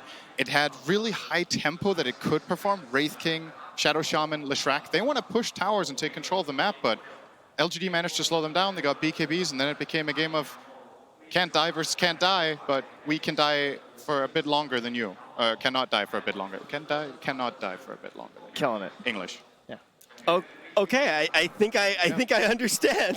Dendi, when you look at these two teams, though, what do you think? Do you think that LGD overall is the stronger team?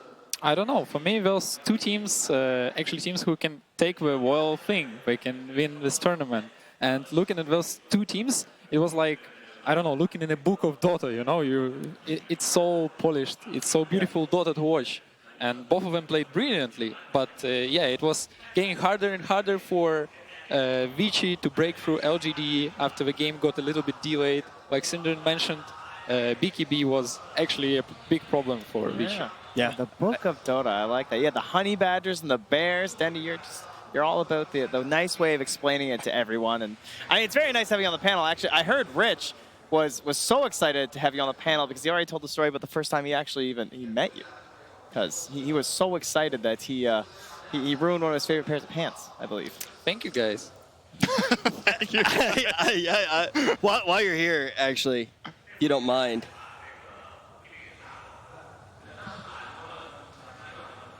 Thank you. That's our host. Thank you very much. Yep. That's awesome. Yeah, that's okay. awesome. You know what else is awesome? Me, Rich, or Trent? No, Sind low.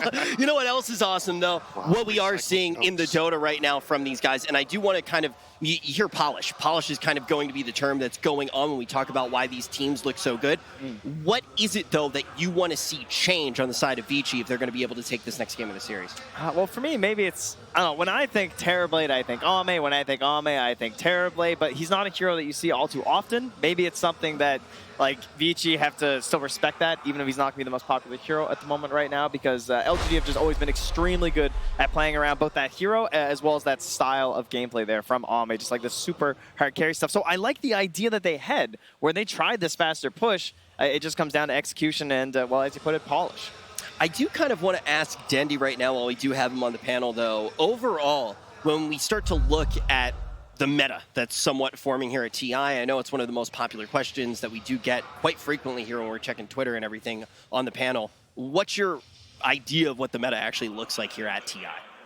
It's hard to say. I still see that every team plays differently, and we see Vici and LGD here, and they have their own playstyle of Dota, very stable, very balanced drafts. They do very slow games. We're not rushing anywhere. We're farming up their items. We're doing their stuff. Or we see OG, who is going like crazy and diving everything. We're going into your fountain. Bristleback turns back and killing everybody. So it's hard to say that there is some kind of meta. There is so many things, and we might see so many things more. Who knows? Maybe we're going to see a carry patch. I do think there's something that I've noticed across the tournament that is a bit more prevalent than before, and that's the idea of having a clear frontliner. And I think that's the reason that a hero like Centaur, I think, was integral to this game. That's the kind of hero that you might want to ban out or look into the next game of how you're going to approach solving this problem. Good to rally around, yeah. Another person who's good to rally around is definitely Slacks. Luckily for us, we get to take we're going to take a look at what Slacks was up to. Thanks, guys. So, Casey, as we learned earlier today, you have secretly been studying some Mandarin. Yes, a little bit. How much? 2.5 months or so. The basics. That's really great, because now I know that we get a wonderful translator for free. Casey, we're going to do a nice interview. You're going to translate everything, right? Yeah, I'll try. Yes. You will. Yes. You will, because you are so proud of yourself for your 2 months that you snuck in. So let's start off with an easy one. Hello, sir. What is your name? Robert. Robert. Who is going to win TI? OG the repeat. OG the repeat. You believe it? Everyone should. They're playing the best Dota. Oh, that man does not believe it, sir. All right. Easy first start. Okay. Are you ready? All right. I would like to ask my friend, what was your name, sir? Kala. I can ask him his name. Well, I want you to grade her and tell me how good she is, okay? 你什么叫？你叫什么？ Chinese name? 张浩. 张浩很美。张浩很美。 Oh, thank you. 谢谢. All right, chill out. What? Very handsome. What? All right. How was she doing? She's very good. Bro. All right. Hold on. Bro, how is she actually doing? I just have to say she's very good. Oh, okay. Attaboy. Who is the most surprising pick of the tournament in your opinion? 他是一个goal。 他是一个 what? I knew it. 他是一个 goal。 Go 是 what? Go is what? 他是一个go。 Go. I know. What? She tells me you are a dog. Wow, wait, hey, what? I do have a dog. That is not the question are you... I'm asking about Dota heroes. What did you learn? This is... Well, you learn the basics and then you work your way up. Try another one. Okay. Sir, who is your favorite team? Oh, I know this one. 你喜欢哪个队? So in Chinese, so 老干爹. LGD. Oh, LGD. He said LGD. Yes, thank you. I got it. Thank you very much. Great. All right, complicated question. Can you ask her a question? How old are you? No! Sir, I'll answer. 我是爸。 You see that? I don't know what you said, but he wasn't buying that shit. What did she say? She says she's 18. 18, Casey. How is she doing overall? Very well. Oh my, you guys are so nice. You're too nice. All right, I want to learn something. Can you guys teach me something to yell out in the crowd when LGD's playing? They're winning, they're kicking ass, or OG. Can you teach me something to say so I can scream it out? What's a hype word? I can teach you something. When LGD wins, we always say 老干爹动动动. What does that mean? LGD, come on. So what was that word? What, one more time? 老干爹动动动. All right, start us. Here we go. Are you ready? 1, 2, 3. Dong, dong, dong. Oh, I feel it. Thank you, guys. Great job. Well done. Casey, keep working. 谢谢。 Thank you. Okay, what I had meant to say was 他有一个 go. Not you are a dog, but you have a dog. Ah, what thing, dong? Mr. Ru. 谢谢. We're trying, and I appreciate you challenging me. I didn't learn anything. I'm sorry, guys. They asked me to learn stuff, but I was just grinding Dota games. So, sorry, everybody. Love Dota, though. Casey. Yeah. I'm going to say something in English, or in Chinese. I want to hear you say, I want to hear you say it in English. All right, you ready? All right. Okay. Beat Zoe, Kyle. Oh, I know that one. Thank you, Rich. P Zoe. B Zoe, Kyle. B Zoe. I did not learn Zoe. Maybe you should have. You could say.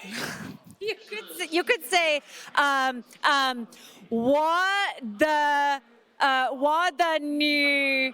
Hang on. B Zoe, Casey. No. What the new baba. B Zoe, Casey. What the new baba. B Zoe. Casey. I am your dad. Okay, yeah, I've said that one before. I definitely have. Well, this has been a lot of fun. Thank you. Why don't you, I should take it back. Thank you so much. Thank you guys. Thank you guys very much.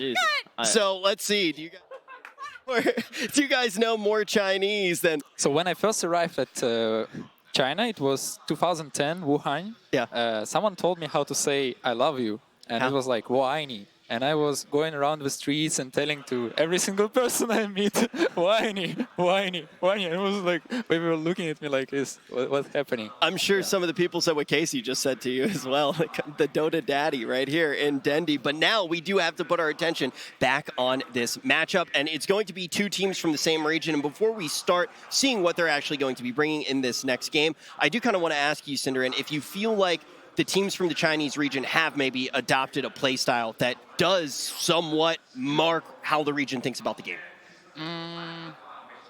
I would say this last game was the one where the two Chinese teams played the closest to each other in style overall. Like, there's still some differences. The biggest difference was in draft, but they kind of played the game like they had the same idea. We're going to win this game in at 30-40, and then the Radiant just didn't win the game at 30-40. So, but as far as the map goes, where they feel like they should be invading, what areas are safe, what areas are difficult, how you ward, how you rally around your teammates, how you use a frontliner, how you use backliners, it's very, very similar. And now our teams are going to be taking the stage. Let's see who is going to take this next game. We got both of our teams definitely having the energy of the crowd behind them. But first, we're going to be taking a look at the team that was able to take the first game. Let's see, though, what Vici will have in store this time around. That last game definitely did look relatively convincing. Are we going to see a 2-0 in this top portion of the bracket to send Vici Gaming down to that loser's bracket, or will we see it go all the way to a game 3? This next game is definitely going to be very interesting, but from what we've learned already, there is so much interesting facts that we don't know about these players yet. Luckily, we're going to be able to take a deeper look at the team itself of the players of Vici. 我这个也他妈太重了吧！这个怎么投啊？上，直接这样出去可以了。我就知道，哎，你们不太行啊。我觉得我们的故事线就是一个队伍能真正的成为一个就是兄弟团，这是我们的故事线吧？哎，开玩笑吧，因为我们现在我这次就要破纪录。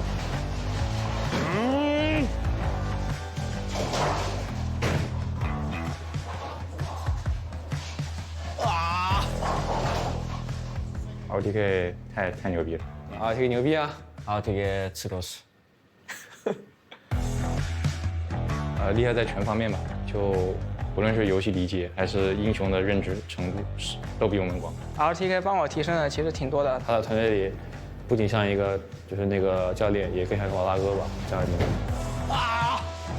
滚过去！奇迹。作为一个团队，信任来说，对信任更重要。作为一个团队，必须要是一个团队，团队这两个字很重要。我觉得赢了美酒对我们队来说意义重大。因为本来大家就是一群新人，刚刚我也说了，很缺乏自信。因为赢了一个就是含金量很高，像美酒级别的这样一个赛事冠军的话，会让大家在内心里肯定自己，肯定队友。我觉得这个非常重要。相对来说，夺冠之后，我觉得可能大家都更自信了吧，就打法什么的都会比以前打得更好。现在中国队的话，我们跟老干爹状态，我们这两个队差不多，但是比起像世界级强队 ，VP 啊、Secret 和EG 的话，我觉得还有点不足，没有他们稳定。说实话，肯定是希望危机是走到最后的中国队啊，但我也同时也希望有中国队能夺冠。因为第一次在 TI 在中国办嘛，所以可能会比较觉得特殊吧。就想着就是打好自己吧，就是不能把遗憾留在中国吧。像我个人的话，我也算是现在为数不多的还就是留在赛场上，像以前遗留下来的老人吧。我也不希望变成一个孤巢老人嘛，希望还是能拿出点成绩来，证明自己还是可以的。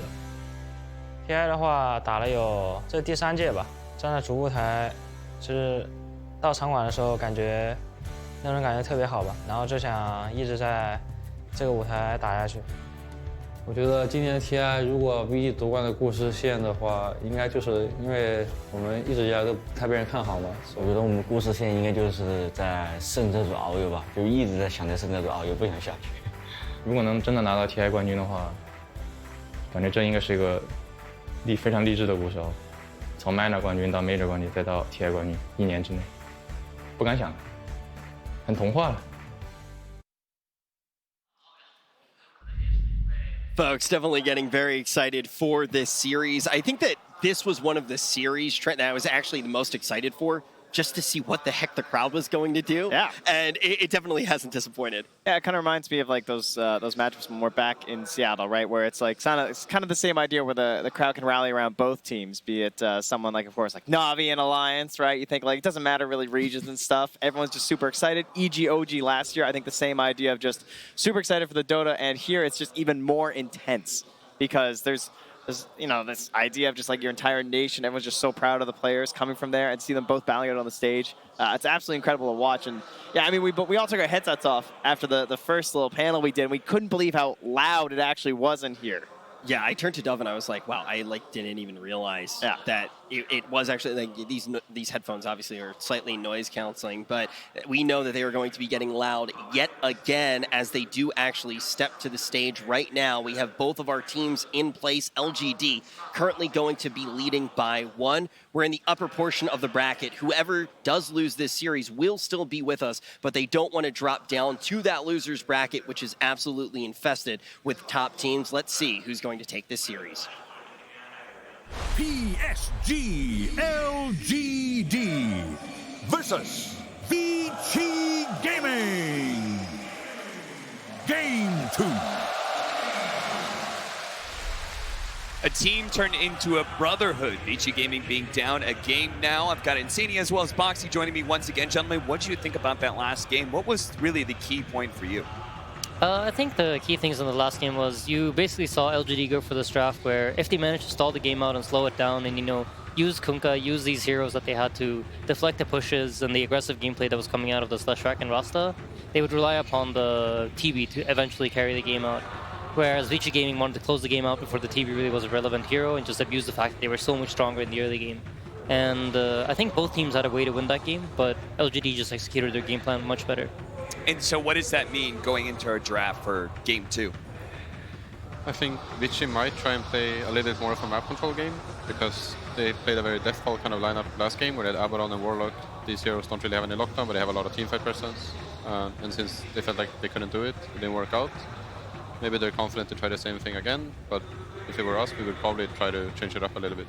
Yeah, I think they probably also realized, like, they even banned out the Leshrac already, so they're taking it a bit of a different direction. Maybe they felt like the best way to deal with LGD was this approach that maybe isn't their most comfortable playstyle. It's, of course, among the styles that they play.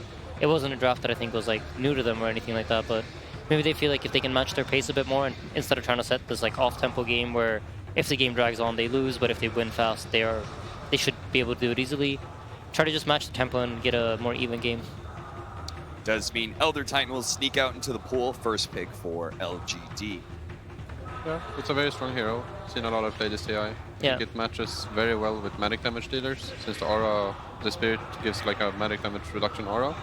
And LGD tends to pick a lot of magic damage lineups. Yeah. So we might see some Zeus or Lina or anything like that to combo with the ET later on. I think also it just fits how they want to play. They tend to play X-Nova on this like lane-winning position 5 hero, and I'm expecting him to be playing this Elder Titan. Also, it does a good job of slowing the game pace down. It's one of those heroes that you can position it behind a tower and just keep stomping out waves and slowing the game down. So if, for whatever reason, VG Gaming were about to do something similar to last game, they would already have like a good start to build their draft off of. Well, when it comes to lane winning, that duo that was just picked up by VG Gaming, the Sand King Mirana, that's going to be hard to beat. It's very strong. It has a lot of damage with levels, but I think that in early levels, if you have something like a Nyx or something similar, or even a Spectre, I think is pretty good. You can definitely survive the laning stage, but I do think that the map control coming out of it, like Sand King can defend your towers, it pushes out lanes, it's very hard to kill, and Potom, together with Sand King or any other stun, can pretty much kill anybody alone on the map, and it's Potom ulti to get runes, to like maybe ward out, smoke, whatever. Yeah. So they're definitely going the map control already with those heroes. We saw that when Sand King was first introduced with his new Sandstorm, that this hero was being picked up a ton. And what a lot of teams were using was to be able to defend these towers. It was so hard to push into a Sandstorm with like a Sand King hiding in the trees. You think that's like another reason it's being picked back up in time for TI? I think, yeah, I mean, of course, it's always going to be part of it. It's one of his many strengths, but I think a more prominent reason is like the rise of the other heroes that surround Sand King, like the position 4s like Mirana that have come into the pool. You see Leshrac much more frequently.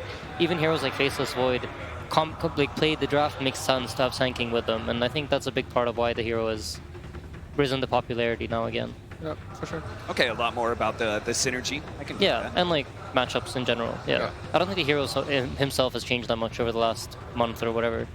It's more so the surrounding heroes. Ogre. Ooh, that hero just seemed to come out of nowhere just in time for TI and has been just dominating everywhere. This core Ogre, when did you guys first like discover this core Ogre? That I'm not sure who actually was the first to really run it, and what did you guys think about it? We saw it. We saw some other teams playing it a while ago, and I figured it feels pretty good. Ever since they changed the multicast chance to be very high, and now that you can use items, you can buy Midas and accelerate like crazy. That was like always the problem before playing core Ogre. You never got any items. You were like super poor. So that made it very strong, and I think now it should be on the offlane, since ET is normally their 5, right? Yeah. Yeah. Most of the time it is their 5. I do think FY can also play it though, so the possibility of an Ogre 5 is there. But I think the big change for Ogre was when the Fire Blast stun fully stacked. Yeah. So you get like a 3-second stun on a multicast. Yeah, no, that's very and I think after that, a lot of people started picking it up again and trying him out, and then you realize, you know, this hero's not too bad. One of the ways I like to think about it is that Medallion and Solar Crest have been really important items in this current meta, and what's better than one Solar Crest than a multicasted Solar Crest? It's just crazy that you could do that. Yeah. Yeah, no, it's very fun. They recently increased the item buffer range as well. So before you would have the problem with, well, you cast it on one guy, but then it's only like 200 or 300 units for it to reach anybody else. I think they buffed it up to 800. Yeah. So you can basically hit somebody on the other side of your screen with your items. So like you just run in, hex one guy, and like their backline supports are also pigs is running around. Yeah. Believe me, I tried it. As soon as they made that change, I was like, all right, I'm going to get the cast range talent, Ether Lens, and Rod of Atos, and I just want to see what the max distance it can go. Yeah, it's pretty fun. Crazy. Yeah, it's amazing. So LGD actually banned out Kunkka. I'm not sure why that is. I feel like it's a very interesting ban. I feel like it's a hero that kind of more so fits them than it does Vici. The only reason I can really see for it is that you don't want to give Mirana this free X setup mid. Might be afraid of the arrow combo. Yeah. Maybe they don't want to play this mid heroes that match well into it. Right. And then there's like Odie and Kunkka, right, that are the primary two, and then I think there's Ember Spirit and Storm, which are like slightly worse, but they can also be this Mirana setup. So it could be part of the reasoning that they're trying to look to set themselves up for heroes that they want to pick against, Ember and Storm specifically, or OD. Is there any mid heroes that you're really scared of Kunkka? I mean, there's Brood. Yeah, I think that most of the ranged heroes are going to be scared of the X into Mirana combo that don't have an escape. But specifically, like, Brood, I guess. Yeah, but there's also like Lesh and Gyro are out, right? Yeah. I would think of them as pretty bad heroes into Kunkka. Ember and Storm, I think, are okay. No, I think they're pretty good. I think they lane well and they're good in the game. So yeah, this is going to be an interesting pick from LGD because they're going to have to reveal one other core. Either they're going to confirm that the Ogre is an offlane Ogre, or they're going to have to pick up what would most likely be their offlaner here. I think LGD generally tries to keep their core picks for later on. Yeah, and I think with Mirana 4 and the Sven carry, they should be a little bit careful about offlane tri-lane. I think that, or even safe lane. I think that Sand King does very well alone, and he does very well especially in the safe lane alone, and Ogre is... The hero tends to thrive when he can't be killed. Yeah. And if you're into like some Mirana, Sven plus another hero, you might just feed on the tri-lane. Yeah. And it makes it very rough to come back into the game. Yeah, I think the Q is very strong as well to ward off any like aggro tri-lanes. Yeah. Super hard to play into the dual buff. Absolutely. I think that was an amazing pick actually. Yeah. And I think FY is going to be playing it as a position 4. LGD tends to run this like more farmy, whichever of the two supports has an easier time hitting creeps, seems to be the one that FY is playing. Yeah. It's also, it's kind of beefy support, so even if Sand King and Podon would find him out in the open somewhere in the woods, he could probably survive at least for the first few seconds. Definitely one of the more tankier guys out there. It's also another hero that stalls the game for you as a support. That was something you mentioned for the Elder Titan. Yeah. Do you think with that idea, is LGD going to try and secure themselves a better late game? I think they're going to try to. I mean, Vici Gaming picked up their Sven fairly early, right? So LGD is going to have they have the opportunity now to decide whether they want to try to, match the pace or try to go for something more outscaling. And I think knowing LGD, they're probably going to try to play something more scaling. Yeah. And they banned Void and Lifestealer. I think I would have liked both of those heroes as a carry. I'm not sure what they will for pick LGD, here. yeah. But it's going to be a lot about the mid hero, I think. They don't really have any playmakers right now. Like Ogre, he can run in and he can be tanky, but he has kind of short range and it's not really a lot of mobility. So I think they have to pick something, if they want to scale, have to be something that like enables their team to make moves and kill people. Oh, there you go. That's the carry. And you guys nailed it. There's your hard carry right there. Yeah. No, it's very good against like the Sanking and bottom, like I talked about. Yeah. The Spectre, he's like his dagger secures you a lot of range creeps, and Sanking automatically pushes the lane. Either he skills Sandstorm or he skills his Caustic, or you stun, and then you also stun the entire creep wave. Yeah. And since you're kind of tanky to Desolate, you can dagger run out into the trees. Like it's hard to get a clean combo on Spectre in the lane.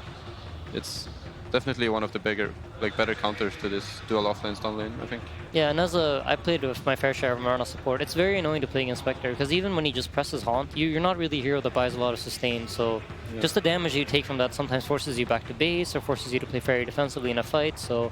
Yeah, both Lion and Marana suffer to getting haunted on. Like one follow-up or even alone, to the Spectre alone. If he gets Manta, I think they're both dead. Yeah, Lion is one of the... he has the opportunity to be one of the better heroes, but you're not always like... You need to instantly react to the Haunt and hexing the illusion or mana draining it. The Spectre has the advantage, for sure, because he knows when the Haunt is going to come. So what is your thought process when you're put into this check position, where the enemy team says, hey, we're going to pick this really late game hero? How do you deal with that just with one pick to go? I mean, I think if you're Vici right now, like they changed up their style, right? I think there's two ways to basically beat late game drafts. One is you control the map and you don't let them get any farm, and then you just win the game with an overwhelming gold lead. And the other one is what they went for in the first game, where they try to just push the game and wrap it up as soon as possible before late game even is a factor. So they have a fairly good draft to control the map. If you look at their heroes, they have a lot of tools. They have a lot of heroes that can build into blinks, and they have heroes that are very heavy on damage. And these are like the primary two things you need. You're going to need to have catch, and you're going to need to like play this fast-paced pick-off game where LGD isn't just allowed to sit back, split the map in half, and farm.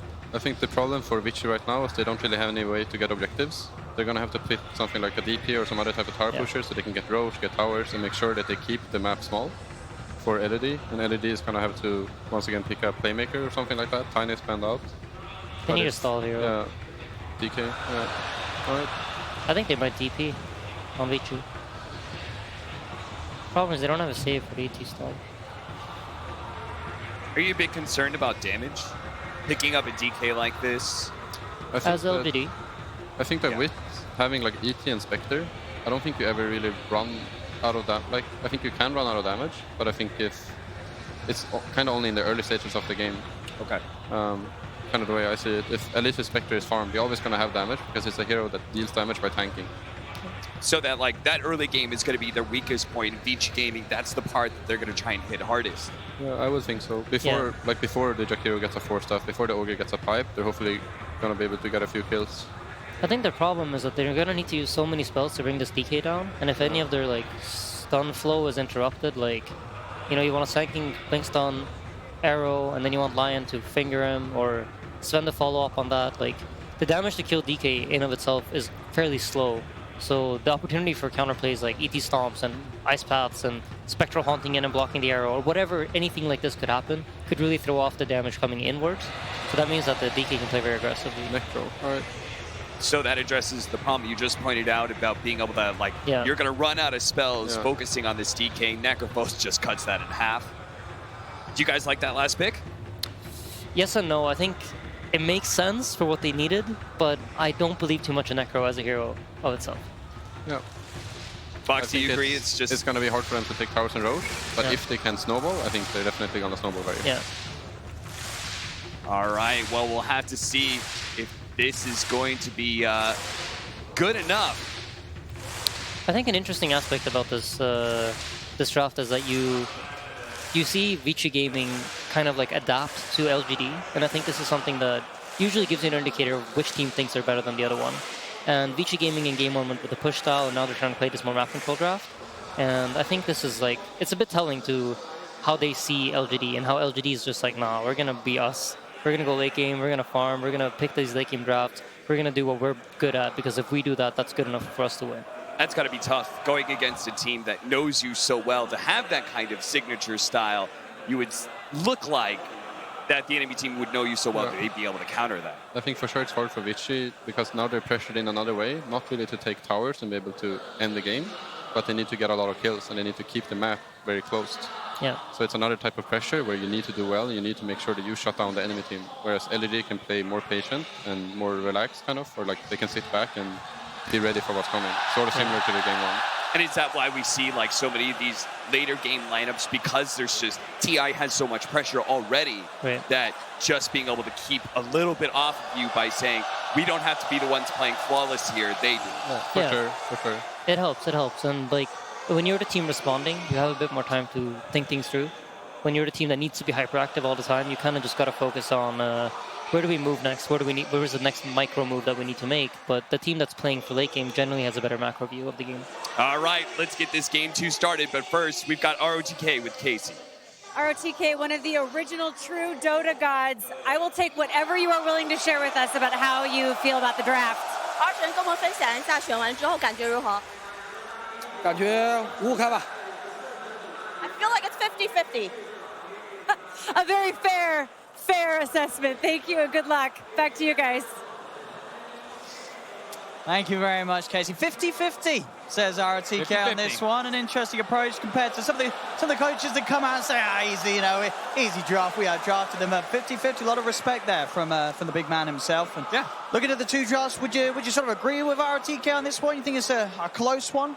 They both have their benefits, right? Like the draft panel was talking about it too. Vici, they have a very aggressive, you look at them, they have stuns aplenty, lots of ways to lock heroes down, lots of ways to apply that damage, and lots of burst damage too, if they can control the map and if they can come out of their lanes well. But I look at LGD, they not only did pick a late game insurance, they also do have some pretty tough lanes. Jakiro, as we've seen, has been dominating most laning matchups. Same thing with Ogre, and same with ET. These 3 heroes, they're very strong in the laning aspect. So we'll see if Vici is actually going to be able to kind of run over and get that big advantage and get that map control that they're really going to need versus a Spectre line. They've got to do it. They've got to do it quick because it's a similar problem down the line, right? There's going to be so much beef and brawniness on LGD's side that the late game is not going to be fun.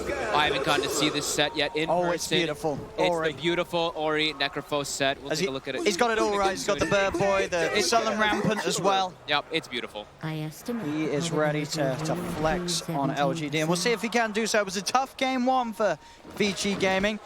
Switched it up a little bit, and to the point that they have so much sort of potential to kill early on, right? If they, as sort of the draft panel was saying, if they can get the ball rolling, start moving around with Ori, taking people out with the Reaper's Scythe, this game is going to get played at a pace where there's not necessarily going to be the same amount of space for Arme as he got in game 1. Absolutely. I like how they, PSG LGD, they tick the boxes though, right? We were saying early game, late game, middle game, they even have tower push thrown in too. With that Jakiro, with that DK last pick, they're gonna have ways to also try to trade and take fights as well. And look to pressure those towers, while Vici is trying to do the same thing. So here we see the runes, the race to the top rune, Ame and Yang. The dagger speed, able to secure that one for Ame. That's going to give the edge once again to PSG LGD to start with 3 bounty runes for them. It was so funny because he threw the dagger like 10 seconds ago just to get the movement speed. He's like, nope, sinking. Not going to let you get 2 because the stun. So there we see the lane swap immediately happening. Xnova wanting to go up top. He has a sentry ward on the ET to be able to try to zone out Yang as best as possible on that sinking. And they know Yang has the stun level 1-2 because of that bounty rune exchange. We're going to have to watch both side lanes be very careful with the positioning, as both sides certainly having the early game stun and damage to get kills in these laning stages. Man, this pressure lane by LGD though it's pretty damn strong. Ogre and Jakiro, two of the strongest early game. They got Paparazzi down to less than like a quarter HP off of their first nuke combo just from giving him the right click. And immediately we see the Miranda's already moving. Fade initially wanted to get the first blood started bottom just so they could get a good start for Paparazzi, but that's not going to be the case. He wants to secure Yang now. See what the state of the region and the bottom lane for Vici Gaming. They've got 5 tangos on Paparazzi. No salves on the 2 of them. And we'll see Paparazzi constantly just tangoing himself up to make sure that he can withstand this early game aggression from FY and Chalice and get a look in at the creeps. He will not have fun down here. I'm pretty sure of that for Paparazzi. He has a Lion protecting him. As we've seen in the last game too, the Lion not able to provide that much inside the lane phase, and as we said too, he's versus 2 of the strongest laners currently in the game, that's Jakiro and Ogre. So it could definitely be a tough one for Paparazzi. That's what you see immediately. DY's like, I don't want to lane. I'm pulling just to get the creeps under the tower so that we can have Paparazzi try to get some farm here. And so on the other side of the map, the top lane, you know, Arme, what sort of pressure is he going to be feeling? Is there going to be a certain level when suddenly this lane becomes a little rougher for the Spectre against the SK, or with Xnova by his side? Is this a pretty safe lane for Arme? I think for Ame it could be pretty safe. They could set up kills onto Xnova if he steps up too far, but I think Ame will be just fine. As they're actually getting aggressive onto Yang with that couple heroes Astral Spirit that Xnova had. But yeah, the lanes are looking extremely good for PSG LGD coming off of the start. Mid lane could be the one that changes, but we see Dragonite tend to farm really well, even if you're versus Necrophos now at this point. Now I'm seeing it. Art Stop Aurora, it's magical. You know, before in the past, it was pretty devastating because you're playing versus your strength hero, but now you pick up your bracers and whatnot inside the laning phase. Every little thing, it adds up and counts. That extra bit of magic resistance. And talking about some of the items, Somnus, DK, Arme on the Spectre. What's the build? Who's getting the Radiance this game? Yeah, that's a good point. I think we could see Ame just go for some type of Manta build this game. Just wanted to put the pressure on. I think we may not actually see it, but we'll see. It could still be the Radiance on the DK, the double bracer Radiance, but not too sure if we're actually going to see it on either of them. Okay. Yeah, we'll see what sort of approach they want to take as this game goes on. Let's see if we see any Midases cropping up in this game. There's a lot of potential buyers, as mentioned by the panel. And Chalice, he's going to be dreaming of Midas. Always that want to get it when you're playing the Ogre Magi. Absolutely. He's gonna free farm down here. Like we see 13-8. I think they've gotten, I want to say, at least 5 or 6 range creep denies now. I kept seeing him just making sure that they can pull the creeps onto the range creep over and over again. And Paparazzi, they're kind of zoning him out of the lane. He's actually having to farm the pull from DY now. So 14 last hits, but you see the 15 and 8 of the Ogre and even 5 for 0 of the Jakiro. Very good early start for PSG LGD as they're already a 1K advantage, and Spectre is not getting pressured. And whenever a Spectre is not getting pressured, you have to feel a bit concerned already. I mean, would you have liked to see Vici Gaming sort of switch it up? Maybe if got Paparazzi starting himself up top in some sort of a aggressive lane situation against the Spectre. Oops, they get the arrow. They do. It's a long stun. I mean, they'll have it with the 3 of them. So, hey, that'll switch things around. Fade comes in to turn the tables on that bottom lane. A lane, as we've been talking about, was not an easy one for Paparazzi, and they open up the chance for first blood. They needed that. They really did to bail out Paparazzi down here. And it's lined up perfectly. It was inside the creep wave, too. It just was able to clip him right in the middle of those. So the salvage at the start here, but immediately PSG LGD will get aggressive on Paparazzi as soon as Fade leaves. They're going to try to set up a kill. So much damage. And DY has to come in. Paparazzi just beaten entirely out of the lane as soon as Chalice and FY are back to chase them down. They just turn towards DY. Will get a Hex out, but the Dragon FY continues to breathe down the neck of DY. Such a terrifying lane. Playing carry versus this lane, I'm sure any carry player is like, oh my god, I would not want to be in that position of Paparazzi right now either. As we see bounties coming up, Paparazzi's going to make his way over. Maybe try to set up for an arrow. As it will fly, but we'll be off the mark. And they're chasing. FY's trying to turn. A big star still comes in from Fade, bringing FY down low, and Fade gets the Dragon. They'll lose Paparazzi in turn. Continuing to trade kills down on the bottom lane. Top lane, a bit of a dive coming in towards Yang, but he's underneath the tower, and Arme and Xnova already blowing their 2 spells. But they're getting the range creeps denied. They get both of those range creep denies. You see Xnova prioritizing those, trying to shut down the Sanking. Yang's still having an okay time top though. Level 4, almost level 5. Going to be going for that Veil build this game as we see a ton of magic damage coming out for Vici, of course. Yeah, we've seen a lot of success with the Veil first Sankings, I feel, here. It's just so nice. It gives you everything, right? It makes you tankier, it makes everyone do more damage, it makes you do more damage, gives you HP regen. It gives, yeah, just tons of sustain and all the amount of pressure it can provide. Another range creep deny from Ame. Yeah, interesting mid lane, it continues to be absolutely dead even. I feel like 6 minutes in, sort of the closest trading of farm we've seen in the mid lane. I mean, Heartstopper just does 0 damage. It's completely counteracted by the Bracers and the Dragon Blade. The arrow bottom. Another poke on Chalice. There's 3 of them. Trying to chase, but as you say, with that missed combo, Chalice will be able to walk himself back towards the tower. And I see he's already got phase boots and a gloves of haste on Chalice. He's already preparing to go for a Midas early on onto this Ogre Magi. Ori, he's certainly going to go for this one. Has the Reaper's Scythe. One more Death Pulse and an ult will do. Xnova's trying to do his best to hide, but there's no escape for him. First skill there with the Scythe from Ori.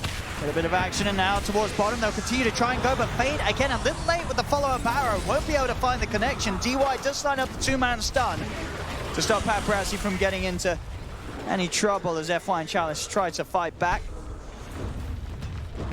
The waves under the tower. Chalice will be able to continue to find a lot of farm from this bottom lane.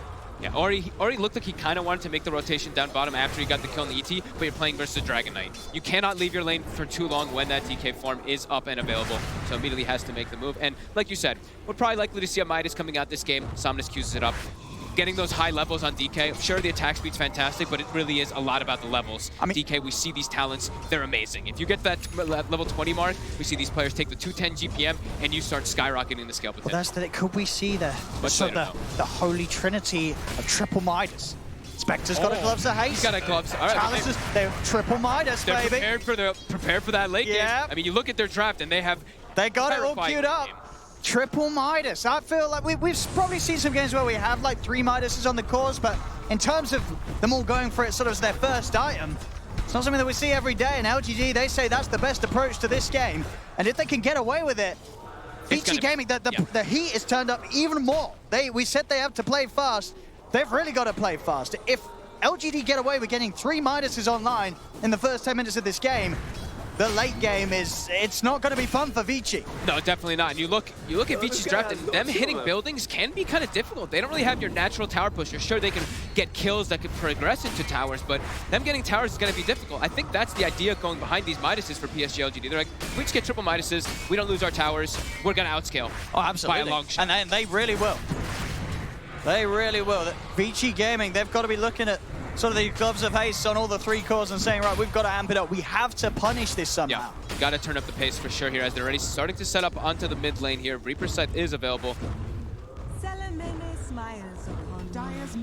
Fade trying to have a bit of a look towards mid, but Somnus level 7, it's not a target that you're going to have any fun jumping on. At the least you can try and keep him away from the tower. Get some right clicks and a bit of a beat down onto it, but killing the Dragon Knight, even at this early point, just with those 2 braces and those early levels, it's a very, very tough ordeal. The space is there for Chalice to take that tower. These early towers, early objectives, that's just going to fund the Midases even sooner. They might get all 3 Midases pretty much at the exact same time. Oh my goodness. So we're about to have Ame's finished up. Dragon Knight's almost approaching that one, and so is Ogre. Oh my goodness. We'll go mid lane, Fade. Return, find the arrow, he's going to look to leading. Great stomp from Xnova, catches both Ori and DY. They'll come in with the horn, they're looking for the fight here. They'll burn down DY. Arme's on top of the line. He'll fall, Reaper's Scythe down onto the DK, but Somnus, he's got the HP to walk it off. The 2 Vici, Ori and Dag have tried to step up, but another stomp from Xnova catches them out.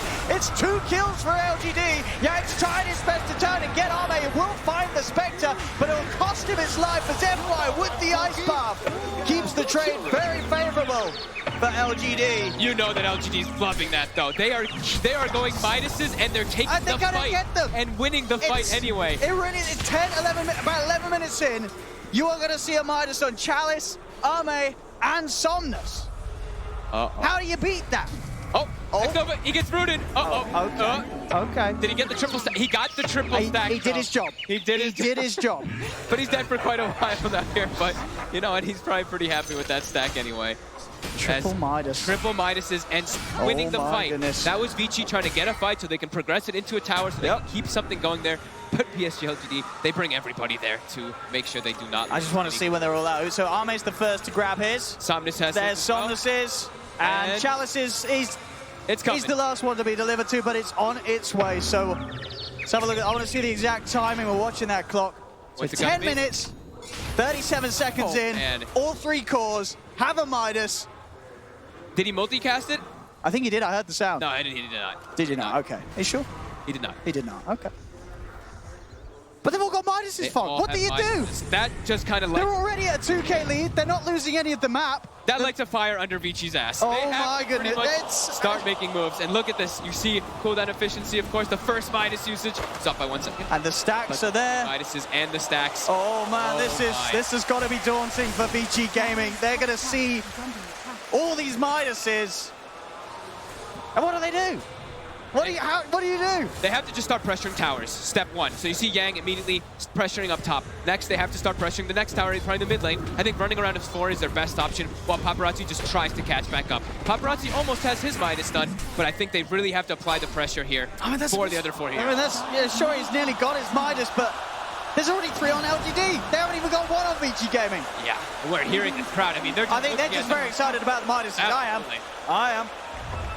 Oh boy. Vici Gaming have to make something happen ASAP.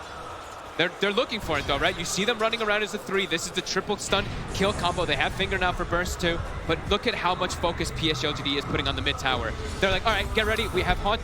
We should have Haunt available pretty soon. Yeah, 10 seconds. Rally everyone around that mid tower. Do not let them try to take this one too early. Make them really work for it. Chalice. Midas is ready to use. A little bit of efficiency lost. He's waiting for the creep wave. Let's see if he gets a multicast. He's priming it. He just used that ignite. Okay. Doesn't want to step forward yet. That Midas, Chalice. It'll push in. It'll push in. They're actually looking to set up instead. They are. They're looking to go with the Horn. Splitter coming down. X will come out for TY, but he gets dragged back by the ETO. They're on top of them with a brief fire. Yang tries to come in with the counter play, but the macro pie is down. FY making it ever so hard for PG able to fight, and they'll jump with the stars. So Reaper Scythe is there, and PG Gaming will be able to turn, take out both Somnus and X-Nova. Ame is being chased. Paparazzi's got the lead in with the stun. The rest of Vici Gaming still looking to just put pressure on that mid tower. They don't want to try and waste time chasing the Spectre. They want to try and continue to get that map control, take these objectives. Yang falling low, actually leads in for more. Goes in with the stun, the follow from Paparazzi. They get Chalice as well. There's the pressure that we needed to see from Vici Gaming. They'll bring it out and they'll get that mid 1 tower. I'm glad that they're really emphasizing that they need to put the pressure on, and they do. Even though LGD tries to respond and tries to fight at that one, they actually were pretty limited. I think Chalice had like no mana going into the fight before it even started, because we saw him like igniting, throwing some type of spells, and throwing his Bloodlust on the tower, but he only had like 60 mana. So yeah, PSG LGD, they commit a bit too far forward, and Vici, they start punching back, getting map control, asserting their dominance, trying to take advantage of those triple Midases.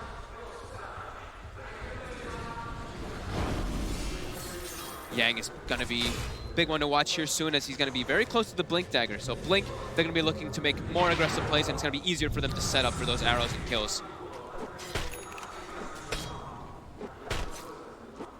Back to the farm game for LGD. Back to the farm indeed. More than happy with any breathing room that they are given. Yep, X-Nova's like, that's Midas, I'll stack. Oh, I tell you what, Chalice is getting a little unlucky on the multicast. I saw. He'll get it eventually, and it'll make up for all the ones that he doesn't get. And anyway, what sort of builds are we seeing coming out after the Midases? Definitely the pipe on Chalice. You look at the heavy amount of magic damage from Vici, makes a lot of sense. Always versus Necrophos is going to be excellent, as well as Sanking. And what, BKBs? BKBs and magic resistance probably, and yeah, it looks like Ame's just going to go for the Diffusal. Radiance feels like it's a bit too slow after, if they're going to go for Midas. I think Diffusal is just a better item overall, because the supports just can't play. They just die super easily, and it comes out at an earlier time. Trying for some sort of setup with the Moonlight. Oh, mate. Back on the tower. FY. Oh, actually not going to be hit by the first stun. Does turn for the fire. And that will allow Fade to find the connection with the arrow. They should have a good shot at getting this. Storm comes out to slow down Fade's damage output, but Paparazzi's already trapping FY in. They'll find the dragon. Yang now also, while they do make this aggressive move down bottom, he has the Blink Dagger and he scouts the stack. This is important. Paparazzi has God Strength.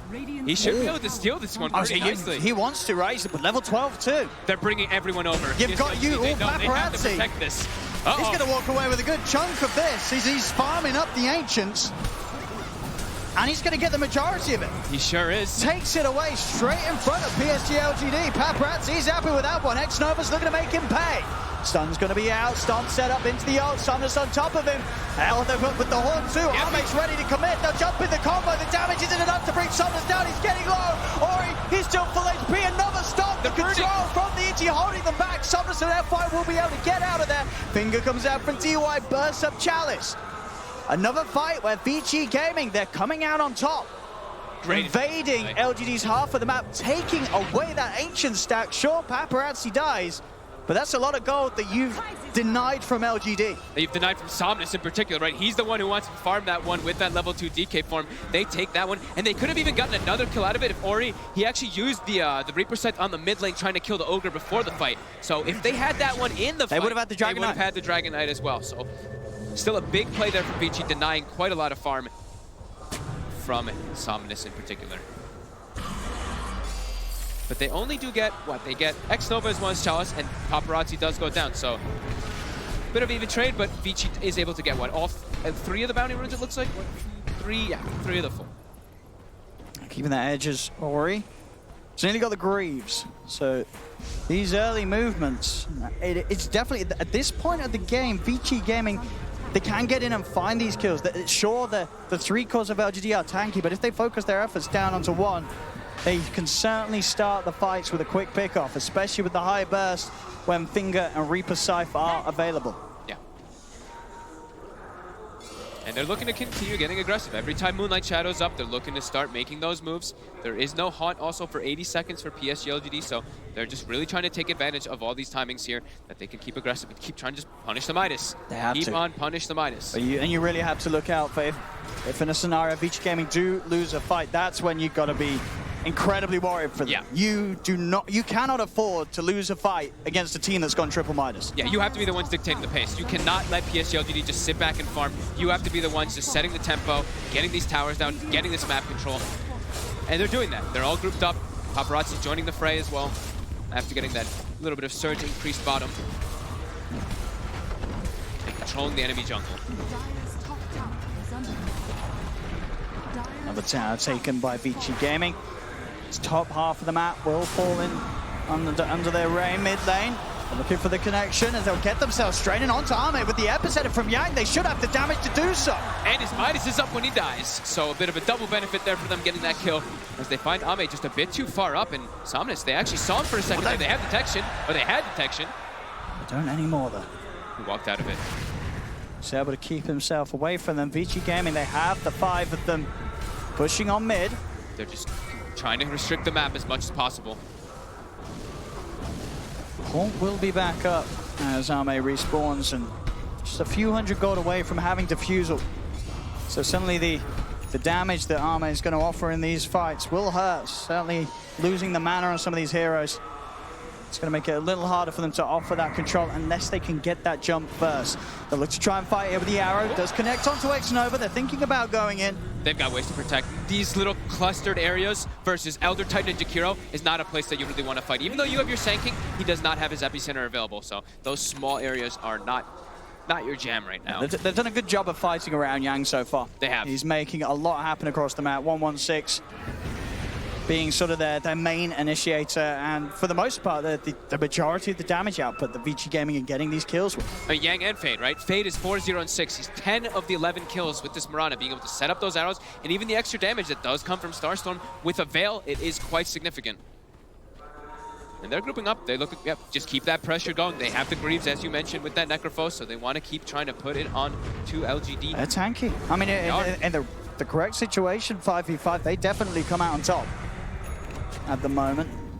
So here we have the high ground positioning from Vici Gaming, favoring them. PSG LGD starting to shift themselves towards the side of the map. They're ready to fight though. Even Ame was pushing top. As soon as he finished the Fusel, he didn't send Courier. He TP'd back to base to pick it up. So they're expecting that Vici Gaming is going to look to make something happen here. He's ready for the horn play. Yeah. The counter play if Vici Gaming do try and commit behind this tower. 20 minutes.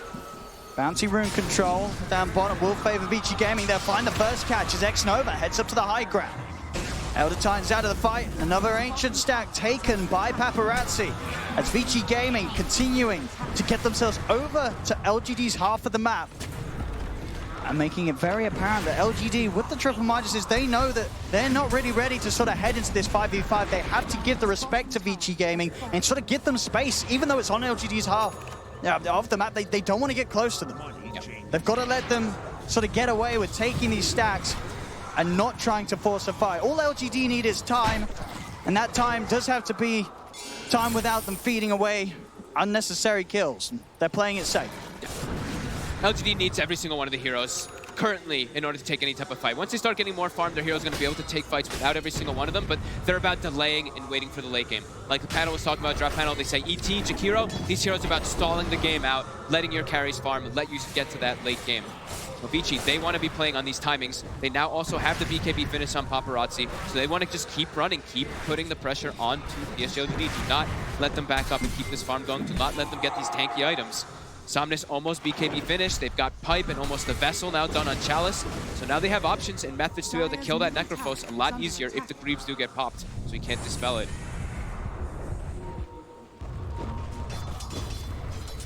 Top lane. Creeps all the way around. Vici Gaming potentially ready to make a jump. And whoever comes forward here, and yeah, Yang's going to try. He's revving up the epicenter. He's in straight away to look for Arme. The follow-up out on the jumper with a burst. They get the quick kill. Beautiful play from Vici Gaming as they set up for whoever comes to deal with that creep wave pressure, and is pretty much the biggest kill they could hope for. Arme is the one that presents himself, and at this point of the game, you cannot underestimate the magical damage that Vici Gaming's lineup do. Yang, no fear as he jumps in, makes that play. Arme's off the map. The space is there for Vici Gaming to just continue this high-paced gameplay and say, LGD, you cannot get away with buying 3 Midases. Chalice gets jumped upon. He's a little tankier. No need to overcommit from Vici Gaming as they'll settle down, sit back, look for another objective. The tier 2 tower is taken. The way they pressured it was, I mean, the siege creep in particular. Yang was pinging it out constantly. He's like, we have a siege creep top. Someone's going to come back to defend this one. And yeah, easy little setup there. If it's the Dragon Knight, if it's Somnus there, they probably will not be able to set up for that kill as he's very tanky and he has BKB. Immediately when Ame dies too, he queues up a BKB himself. He's like, they're all magic damage. If I just get BKB, very similar to the last game, how the hell are they going to deal with me? The Sven, sure, has that high physical damage, but it's difficult as a Sven to stick on top of a hero like Spectre, even though they have so much to say. We're seeing some of the damage output numbers here, especially that magical. Look how much Yang and Ori are doing this game. And impressive to note, you know, Yang being on par with Ori. You know, a lot of that damage sort of accrued in the laning stage when the Necrophos is just sitting there. That is a lot of damage. Yang, he's able to match that. So the two of them just being able to slowly bring down these tanky cores of LGD at this point in the game.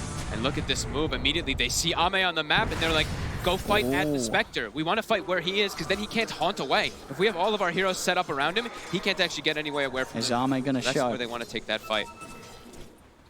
He's holding himself in the trees. They'll get some wards down.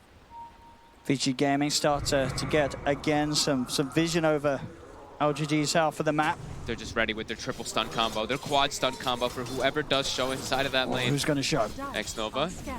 He's tempted. He's a little close. The DP's coming immediately as they'll look to try and turn God Strength pop by Paparazzi. They'll take down the ET. Somnus goes with the Dragon Tail stun, trying to commit on to Paparazzi. Ice Path, Macropie's down. They're burning through him, but he gets the chance to put the BKB. Hex is out onto the Spectre. Paparazzi heads over. They're looking towards Arme. Yanks in again with the Burrow Strike. Buyback comes down from both of them. The 3-man stun. Paparazzi's holding his ground, but he's falling low. They have the damage this time. PSG need to turn around, take this fight back on their own terms. But Ori, big Reaper side, cuts out Arme, but he's now being surrounded. X-Nova, Chalice, and Somnus trying to finish him off. Greaves the pop, stops it out. They'll force him to the side, but the fire of Somnus burns him out. They'll kill off Ori. And LGD, can they find much more from this? They're eyeing up Fade. Does have the movement speed to get himself away. This time round, Vici Gaming, they looked for action. They looked for a fight. But LGD were able to stand tall, turn around, and take much away from Vici Gaming as that lead that VG started to build will get shut down. They're still just very tanky on the side of PSG LGD. You see the Sven comes in. He gets a 3-man Storm Ever with his God Strength, but rallied around the Ogre Magi as well as that Dragon Knight. They just don't really have that much damage that's coming out just from Paparazzi after his BKB goes down. There's so much control for him. Yang is trying to get out of it, but the Spirit Vessel is bringing him down. FY's got the lockdown.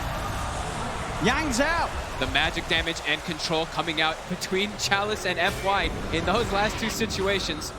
was way too much for Vici to handle. And a fight where Yang, unable to get his combo off, could not get in with the epicenter. Same to be said, of course, for DY. Didn't get the chance to pop the finger, so that extra bit of magical damage that we've seen Vici Gaming be so successful with, it didn't fall into place. Yeah, they don't have the finger right at the start there. You see Paparazzi gets that jump, but he's getting controlled. Look at how much chain stun comes out. 3 stuns, 4 stuns, the magic damage. He's already starting to tick down. Honk comes out. It's panic. Everyone needs to start running. Paparazzi, like we said, he gets a nice 3-man stun, but his BKB is about to wear off, and he just gets completely controlled right after that goes down, and he's too low.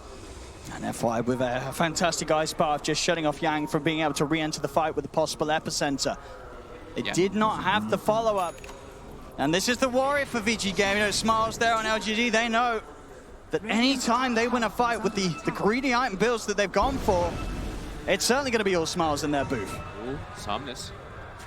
Maybe has to hide. They're hunting for him. He's TPing. Did they get a glimpse of him there for a second? They Oh my god! That was like point. I think that's as close as it gets. That is as close as it gets. Paparazzi had backup. That could very well have been a good shot of finding Somnus and killing him on his own. But he's out. Successful TP. And now just trickling down to only a 1K lead for Vici Gaming. You've got to start to wonder if that timing is starting to fall away from them again here in game 2. It's going to get much harder for them to start taking these fights into the BKBs. Ame almost has his finish, a level 18 Dragon Knight now, so we saw those levels are really going to build up on the DK till he starts getting that level 20 talent in particular, and just continue to get that gold increase, and he's tanky. Level 18 with that extra Dragon Slow as well versus the Sven in particular. Once you get your BKB on your Sven, you're running around, you get hit by this Elder Dragon level 3, and you're just slowed. You're just going to constantly get that slowed applied to you. They're going to have to get some chain stuns into bursting some of these targets, because this thing is LGD, they don't really have that much save on their side. They have the Glimmer Cape and they're building the 4-step on FY, but if they can get the chain stun and they can blow up the DK before he gets the BKB, that's probably the best way they can have a fight start. And Chalice, these Mineses are just putting them, they're so high level, right? It's a 1K gold advantage for Vici, but if we look at the experience, it's a 4K for LGD because of those, even though they were losing some of those fights just because of the Midas usages. That's only going to grow as time goes on. There's no doubt about it. For Vici Gaming to keep ahead, keep on par at least, they have to try and find these catch-offs, these pick-offs. They'll go for the smoke. It's always hard to do.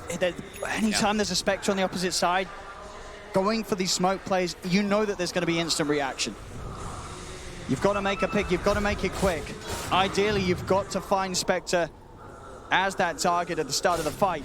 You just got to kill one of them, right? Kill one of those cores before they're able to get their defensive items up or get saved. Just blow them up instantly so you can get a number advantage with Vici. Right now, they're setting themselves up around the Roche too, so if they can get a kill set up, they can easily bring that fight into the Roche pit for themselves, as they have, they have the God Strength from the Sven, so they can bring it down quickly. But it doesn't seem like they're going to be able to find anything, and this time, it's time wasted, where LGD is able to farm and get that information on the map. LGD's turn to smoke and look for the fight themselves. Ori is already starting to hunt kind of a bit down bottom. They know that Ame was here. But Ame, again, we see him doing this a lot. He backs up, goes TPs to the base. He doesn't TP to any other tower. He TPs all the way back to the base to be as defensive as possible so that he does not get ganked, because he can just haunt into the fights. He wants them to fight the rest of his team. See what sort of a catch they can get. They are going to walk into the entire lineup of Vici Gaming. Vici Gaming can find the setup for the trees. So it will be dispelled. Jan goes in for the first Burrow Strike. It's only after one of them, but Paparazzi's fully committing on the DK. The Hawk comes out. They've got vision on the Somnus, but Somnus can turn with his own BKB pop. FI lines up the ice path. Vor is trying to move in, look for that Reaper-side target. Somnus keeps himself away as the BKB starts to end. There'll be a double buyback from Vici Gaming. Both DY and Yang getting themselves back in the game. They're trying to find some sort of a catch, but as the buybacks come out, PSG LGD, they just back off. They retreat and they lose nothing.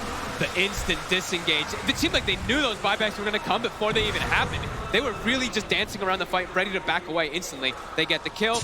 Ame focusing heavily on the supports, as we see playing support versus Spectre is just not fun.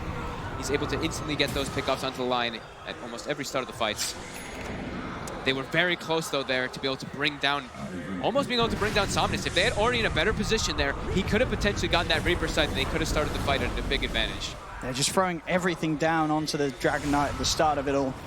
But that little bit of a window there for him to put that BKB and the smart, clean call to be made to just get out of there. And Yang is the one who's, you know, the smoke got broken, so he immediately has to stun in, but then he just gets chain controlled. He gets Ice Path, Ogre stunned, DK stunned, and all the damage just starts burning and tickling away. And it's, I mean, Yang seems to be the really big important one for the team. He's really contributing so much damage when he does get those epicenters off. It's almost as if Yang, rather than being the one to start the fight, he has to be the one to sort of sit back and make sure that he can get that epicenter off. They need that damage output. They've got to somehow follow up the initiation from the Lion. They're gonna have to have another way to save him in particular. Like they have the force staff for Fade, so they're probably gonna have to prioritize force staffing Yang. If Yang does do like a blink stun to initiate for them to get like a follow-up arrow or something like that, they're gonna have to force him away so he can back up, reset, so he can get an opportunity to get that epicenter. Because they are seeming to need that damage when those BKBs go down. They're just too tanky, and the fights just get way too chaotic when there's a Spectre in the game. So it definitely has to be respected. The fact that Vici Gaming are keeping level in farm, despite themselves being up against 3 Midases. Just goes to show how much they're still able to get done. The question is if it is enough. As now with the slight gold lead going the way of LGD, you know that another bad fight for Vici Gaming is going to be when they begin to fall behind in terms of item progression. LGD, have we got anything getting close to, or Manta style? Levels, there. They're about to have level 20 as well. Yep, they have talents. the 21 on the DK, so that 210 GPM, we're going to see that gold really start skyrocketing forward. And yeah, the big one, like we said, the experience. That's what those Midases drive. It's a 10,000 experience lead for LGD, even if Vici is keeping the gold extremely close pretty much the entire game. Really, it's so close right now in the money. Just like last game too, right? Even though Vici wasn't able to take fights at all last game, they were at a completely even net worth the whole time in the game. So they're very efficient around the map, but we see this win probability. It's a Spectre proceeding into the 32-minute, proceeding into the later stages of the game, getting all these items built up.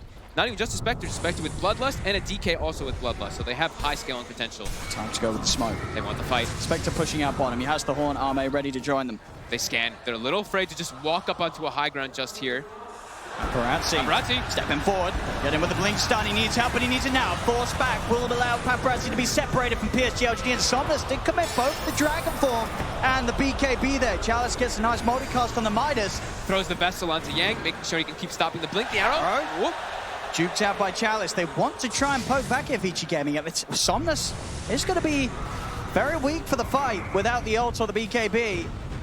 And looks like they can't quite get a grab. Again, PSG LGD, they're very good at this maneuver, getting in, and as soon as they realize it's not the situation, the terms that they want to fight under, they always get themselves out, and Paparazzi and the boys, they just can't grab anyone. Chalice, the super beefy frontliner now. 3,350 HP because of that 40 strength. 36 armor. You know, we love Ogre. Just look at his damage too. Plus 100 damage down. I love it. I love watching this hero. It's Vici. Looking to get aggressive here. Fade. They know that this DK does not have Elder Dragon form, so they're trying to catch something. The arrow will connect. They do have gold strength. They're gonna have to pop. They're gonna commit heavily for this one. He's a big boy, Chalice. He is so tanky.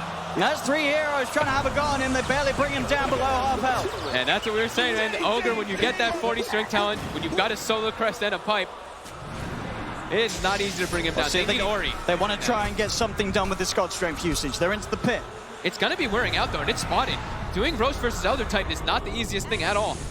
Moonlight Shadow, that's Vici Gaming. They want to try and poke for a fight. The ult's going to be up pretty soon for Somnus, though. 15 seconds. Another multi-cast Midas. He's making the money. That was I think that's the third one in a row that he's gotten either a 4x or a 3x.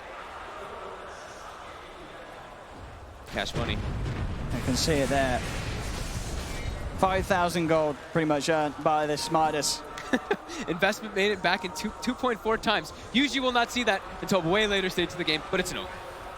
And they're smoked up. Like you said, they've got the Elder Dragon form. They're just looking to take fights now. There's no God Strength for 50 seconds for Vici. This is a very weak time for them if they do get caught. Yang actually picks up the rune. They know, Ames knows this. He goes for the 2 bounty runes right underneath the noses of LGD. They're all around. He's going to be able to get in and get away with it without any sort of fight kicking off. FY is starting to hunt. Oh, leaves just outside the vision. No, he saw him. Horn's going to be used. They're going to try and chase for this one. Burrow strike over to the side. Macropie is down. He's trying for the TP. Anything to cancel it in time. Yes, there is. Chalice with the stun holds back Yang. As he'll get the bounty runes, cost him his life. He's dead for 90 seconds. As LGD, they can look to make a player at the least. Just be happy there's just 90 seconds more, but they can continue to work with the efficiency of their Midases. They're gonna set up for the Roche. They have the Manta, the Diffusal, they have that high Desolate damage that comes out from Spectre if he does want to come into the pit. There's 70 seconds. They're gonna go in here for sure. With that solo crest too, even pop the DK form, he just forward. They get the zone control, he's been forced down in the river, will have the chance to pop the BKB. Fade. Turn, hit upon him, the blast set up onto Fade, holds him in place of X-Nova's ultimate, and Ori's BKB, it's gonna wear off, the pop the hood, the ice path control again, by catching the paparazzi though, in on the backside, the 3-man stun, has he got the damage? They're trying for Somnus, the finger comes out for TY, Reapers is there, Ori gets the kill, but he will fall, paparazzi still trying his best to fight for Arme with the BKB, can stay on the target, double kill for Arme, triple buybacks coming out from Vici Gaming, they want to strike back hard, paparazzi leads forward, on towards the dragon, the ghost round from Ori, slowing down Arme, stop from X-Nova, is going to allow them some chance to disengage, but the chase will continue, FY shuts down the escape, ice path's there to block them off, they're still chasing that paparazzi, he's in, stun from Chalice, holds him back, Arrow, Fade, does he find the connection? No, will be duped off. Now they're all rallied around the shrine here too. Ori still looking for more Chalice. He's gonna get Bloodthorn. See if they can get the pick off here onto the Ogre. He's so beefy, so much strength. They've already been able to turn and beat down DY. Another stun from paparazzi comes out, multicast onto Ori. Ghost Shroud, Guardian Green is healing him back up. War Cry from paparazzi used to try and keep Ori safe. The BKB's back online. And we get Chalice, Yang, you hear him coming in, but another ice path here, FY. Just shutting down any chance for Yang to get in. Paparazzi's popped the BKB, but that's 2 dead on Vici Gaming without buyback available. LGD, they've got the numbers. FY again, locks down Ori with the setup of the ice pump. Ori will fall, so will Fade. As these buyback plays not working out for Vici Gaming, they chase back too far.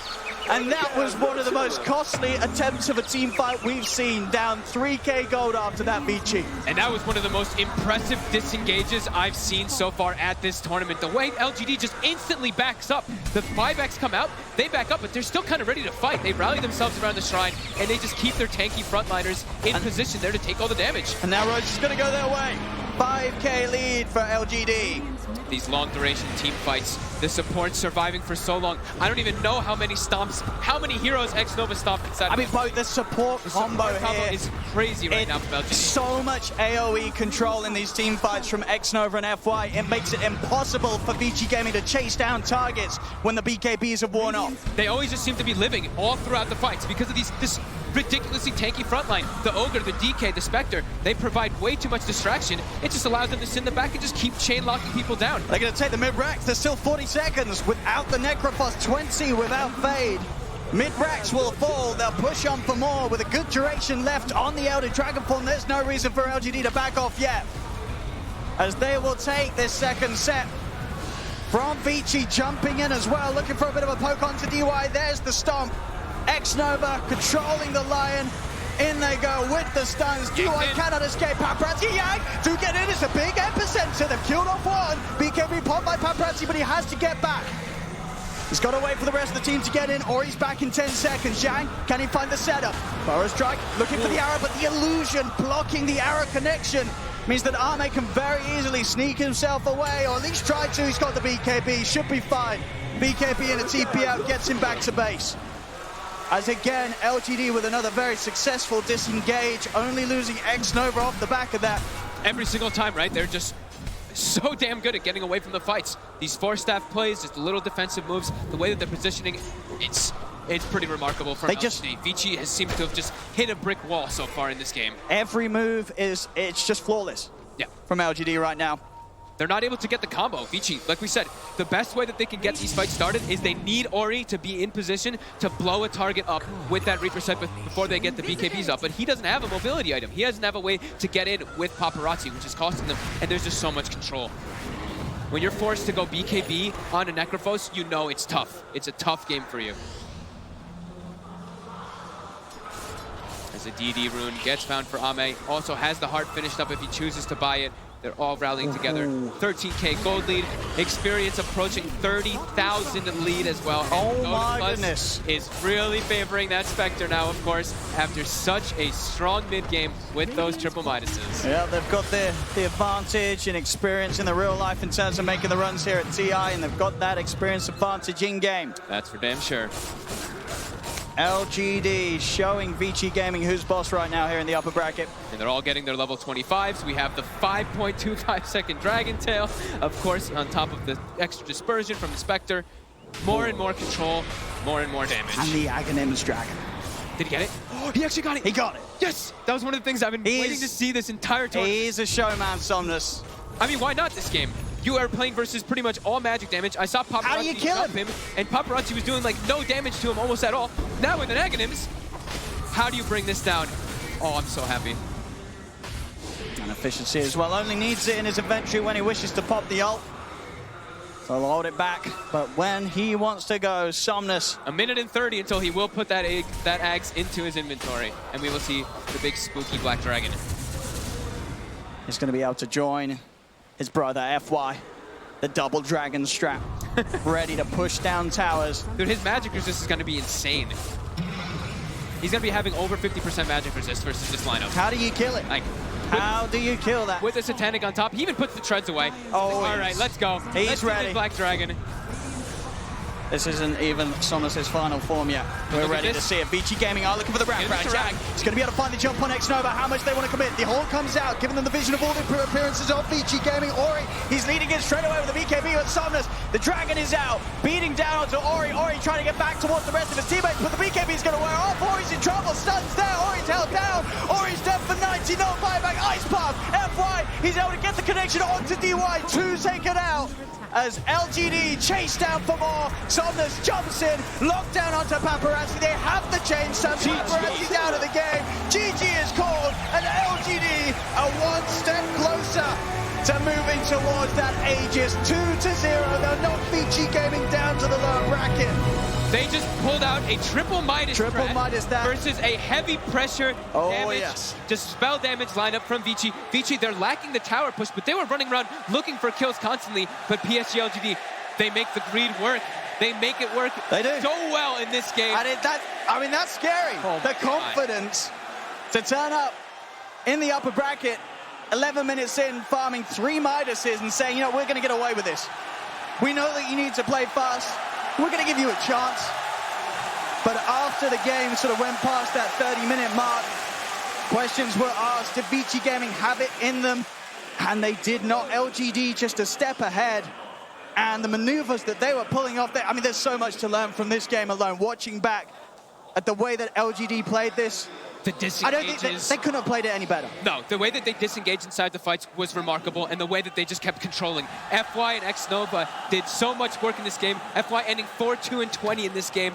I just want to see some stun, like how much stun durations we've had between these two in this game, because it seems like they always were seeming to survive, except for X-Nova. He always seems to be the one that like sacrifices himself for the team, but they provided so much lockdown and control. And obviously both teams loved by the fans here in the crowd.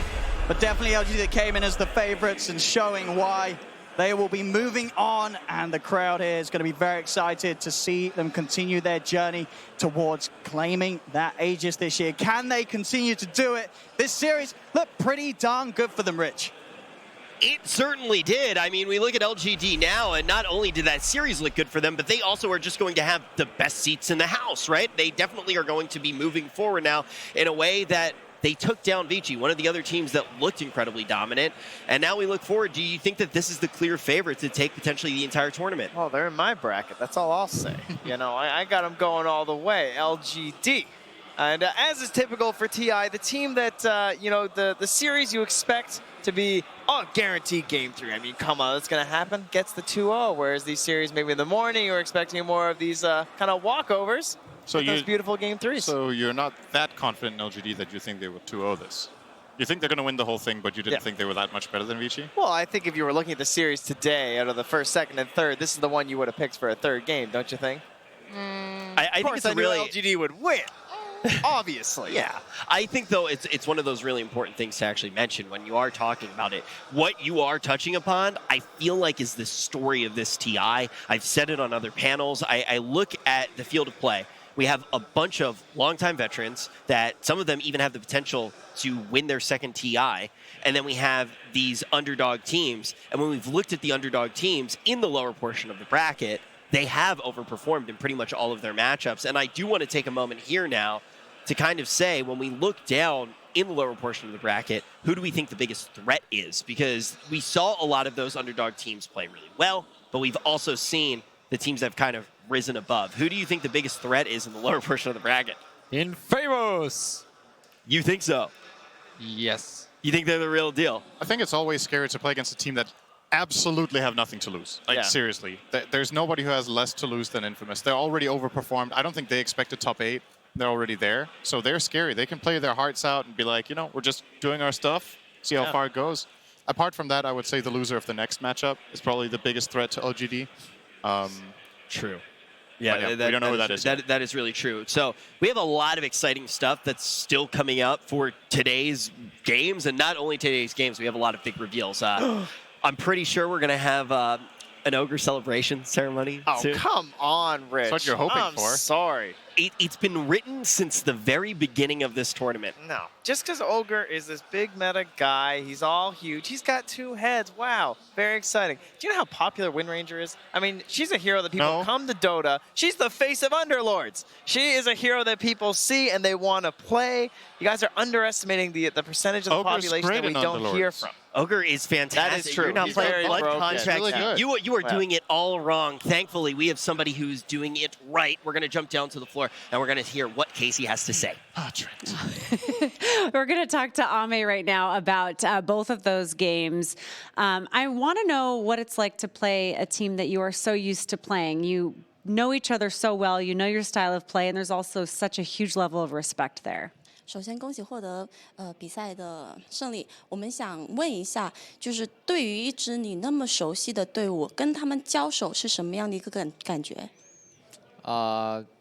就毕竟嘛，我们之前训练也打了很多把，就都比较了解嘛。然后就真打起来的话，看发挥嘛。应该就我们运气比较好吧，可能他们让我们的吧。 We played many practice matches with them before coming to TI, and we know them very well. I feel like we're a bit lucky, and I feel like they're letting us off a little bit. Oh, really? Okay, interesting, interesting. There's a chance that you're going to be playing OG next. Are you looking forward to the potential of a TI8 Grand Final rematch? 他觉得非常有意思。你下一个对手有可能是 OG， 你对于重新上演一次去年 TI8 的决赛有什么样的看法？我非常期待跟他们比赛。I look very forward to seeing them in the match. Okay, can't wait. Congratulations again, Ame. Appreciate it. Thank you. And thank you for your help too, Helen. Back to you guys. Thank you. Thank you very much. Yeah, I think one of the big things that obviously we like to hear them celebrate quite a bit, but also we start to look ahead to the next matchup in OG versus EG. This one's really exciting, and we don't have much time before we have to jump down. Dendi, I want to know, do you think that OG might be the team to do it? It's a little bit early in the tournament still, but do you think that they have a shot to be not only 2-time TI champs, but back-to-back champs? They really do have chances to do it, but you know, anything can happen. It's TI. Infamous. Infamous! Infamous! All right, we are going to hear a little bit more from the folks over at OG. They sat down with Casey. Let's hear how they're feeling about this TI. No-Tail, Seb. Gosh, those names sound familiar. Why? Where do I feel like I've... You know what it is? I feel like this looks familiar next to you guys. Returning TI8 champions. Is it the same way that you left it? Looks the same to me. Yeah. Maybe there's a few changes on the back. I hope there better be. It's missing also a couple of people around it. Last time I saw it, it was like... Oh, yeah. Yeah. What is it like in the days and the months following TI when you've won versus when you've left something there? I mean, everybody we've talked to in this couch talks about that being the one thing they want to do and the ability to look back and wish they had done things differently. What is it like to not have that? Life has been very relieving for me ever since. There's been that one thing that was there for a very long time that was no longer there in a way, like an underlying kind of pressure or question whether or not you're competent or you have the ability to do what you set yourself to do. You dream about it, you wake up, you work towards that, you know, it's like your life is about that. Once you actually do it, it becomes harder to go for it because it's not as obvious. You have to, it has to come within yourself. Like you have to kind of craft it. You know, this fire, this motivation, and you know the people that are gonna go up against you, right? You know how bloodthirsty they are. You're like, nothing's gonna stop them. Nothing is stopping them. If you're on the way, well, you better get out of the way before it's too late. What made you decide to handle Anna taking a break and a leave the way that you did, which was to be pretty open about what was going on? And also, you didn't seem that concerned about what that meant for your longevity as a team. Dota asks for a lot of time. It asks for all your time, more or less. And if somebody doesn't want to spend their time doing something, well, everybody should have the freedom to do what they want. And yeah, we set ourselves this crazy goal of winning the international. So once that's achieved, what do you want to do? And then, well, a lot of us wanted to play right away. And Anna decided that he's not ready to play. Like, he, again, wanted to self-reflect, spend some time at home. And that was that. And how meaningful is it to be able to come and play TI and play in front of a different audience with it being in Shanghai and in China for the first time? There's so many things about this TI that are different from last year's. It's a new audience. We're a different team, probably. I mean, we grew. We're going to play against 17 different teams that are very good at the game. The Chinese audience I've always admired how the fervor, like they're going to root for the teams that they're going to decide to root for, and it's most likely going to be the Chinese teams. And they're one of the very few audience that also roots against the teams that are trying to defeat their favorites. And it's rough. Sometimes it gets rough. I remember my first tournaments in China. Sometimes it was overwhelming. It was getting to me. I was like, wow, but they're actually chanting against me, or they're booing me, or it has happened. Not always, but it happens. It's part of it. It's competition, right? I mean, let's say we had a tournament in France and this would happen. I would be like, yeah, they're cheering up, you know, cheering me up. TI in France, yeah, that's not going to happen. I need to get over that. One day, man, one day. We just keep the game alive long enough. Yeah. Maybe all the other nations will fall and France will be the last one standing. Maybe. And then you'll get your TI. Boy, that got dark. Doesn't need to be a world war for it to be out in France. No, but we're just talking about the feasibility of TI happening in France. We're just going through options, you know, nothing more. That's about the only option that we have. Yeah. Is there anything else that you want to add to fans of OG and fans of Dota? Just in general, just about where we are right now, sitting here getting ready for TI9. Just remember why you sat down to play for the first time and why you keep sitting down to play. I mean, maybe you forget along the way. I have forgotten along the way, but it's a game that I truly love, and I'm sure that I'm not the only one. There's so many players. Just the good parts again. Focus on the positivity, enjoy the games, enjoy your teammates. Don't queue for the next game if you're in a bad mood and you know it's going to be a bad game. Queue if you're looking for the fun, if you're looking for something good, if you're looking for that nice game or nice experience. And that doesn't mean winning. Some of the best games are still spent losing. And yeah, some people get caught up in that as well. Play for fun. Have fun. Enjoy it. Thank you, guys. Yeah, you're welcome. You're welcome. Play for fun, says the Flower himself. It is amazing advice. It is great. You should indeed do that. Playing for millions of dollars, also great. If you can do that, I definitely advise that as well, as we have got a match coming up that is for millions of dollars, but I don't think these teams are looking at it like that. We got EG versus OG coming up, but let's put that aside for a second, because there's been another competition going on, and that is the one for the Arcana. Will it be Ogre? Will it be Wind Ranger? Let's find out.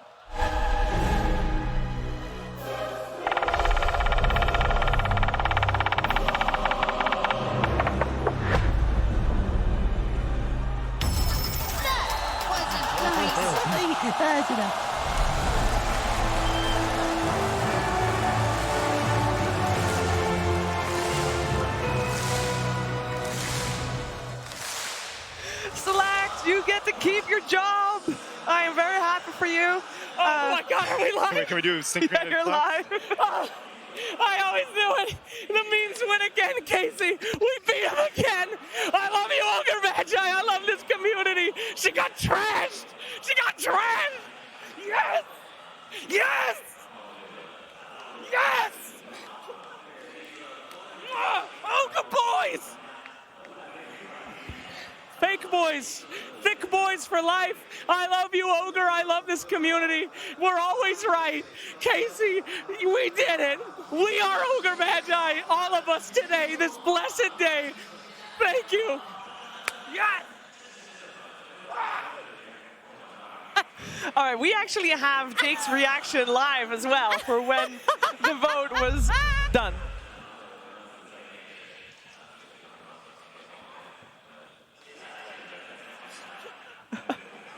He definitely is a very, very happy man. He was. I'm glad he didn't hit Casey. Now the question is, would he have actually quit?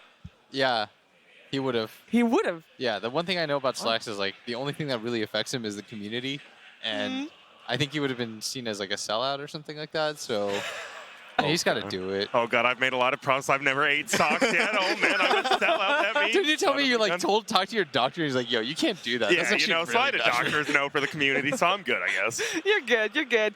Yeah, I must say, you know, I voted Wind Ranger, but I'm happy either way because Ogre. I'd rather have a lot of Ogres in my games than a lot of Wind Rangers. Well, have I got the tournament for you, Shiver? The International 2019. You're going to see nothing but Ogre. This hero is dominating the charts. I don't know what kind of concept they're going to go with. 3 heads? Smart Ogre? Something else? Both are terrifying, actually. Yeah. Both can be very terrifying. I can't wait. However, we have to wait for a while. And we also have to talk about something coming up. We have OG versus EG coming up. And that matchup, you know, we're going to break it down. In case you're new to Dota, which I know there's a lot of people just tuning in for the first time, and there's a lot of history between these two teams on multiple fronts. But Tsunami, you want to break down the most recent one, the most obvious one. The one that everyone always knows of is the Super Major drama. Let me take you back a little over a year. No-Tell, Fly, brothers in arms for as long as you could imagine. They played Han together. They came into the Dota community together. They briefly separated, went their separate ways.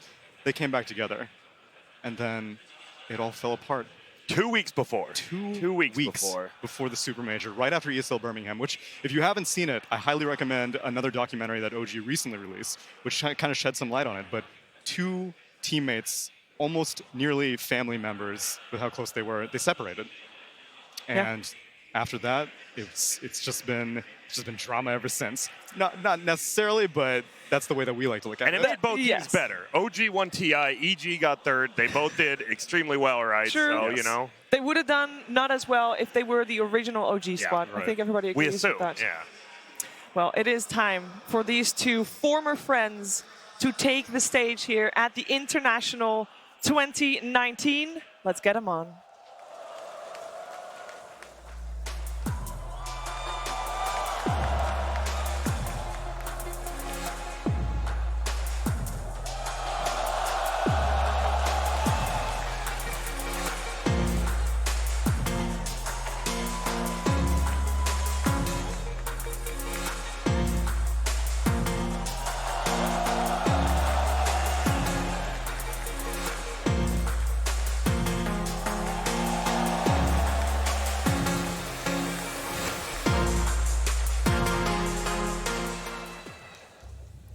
Evil Geniuses will take the stage here as they get ready for an important match. Winning here would guarantee them a top 3 finish, and we know that they are waiting for that opportunity to break past the top 3 and get to first.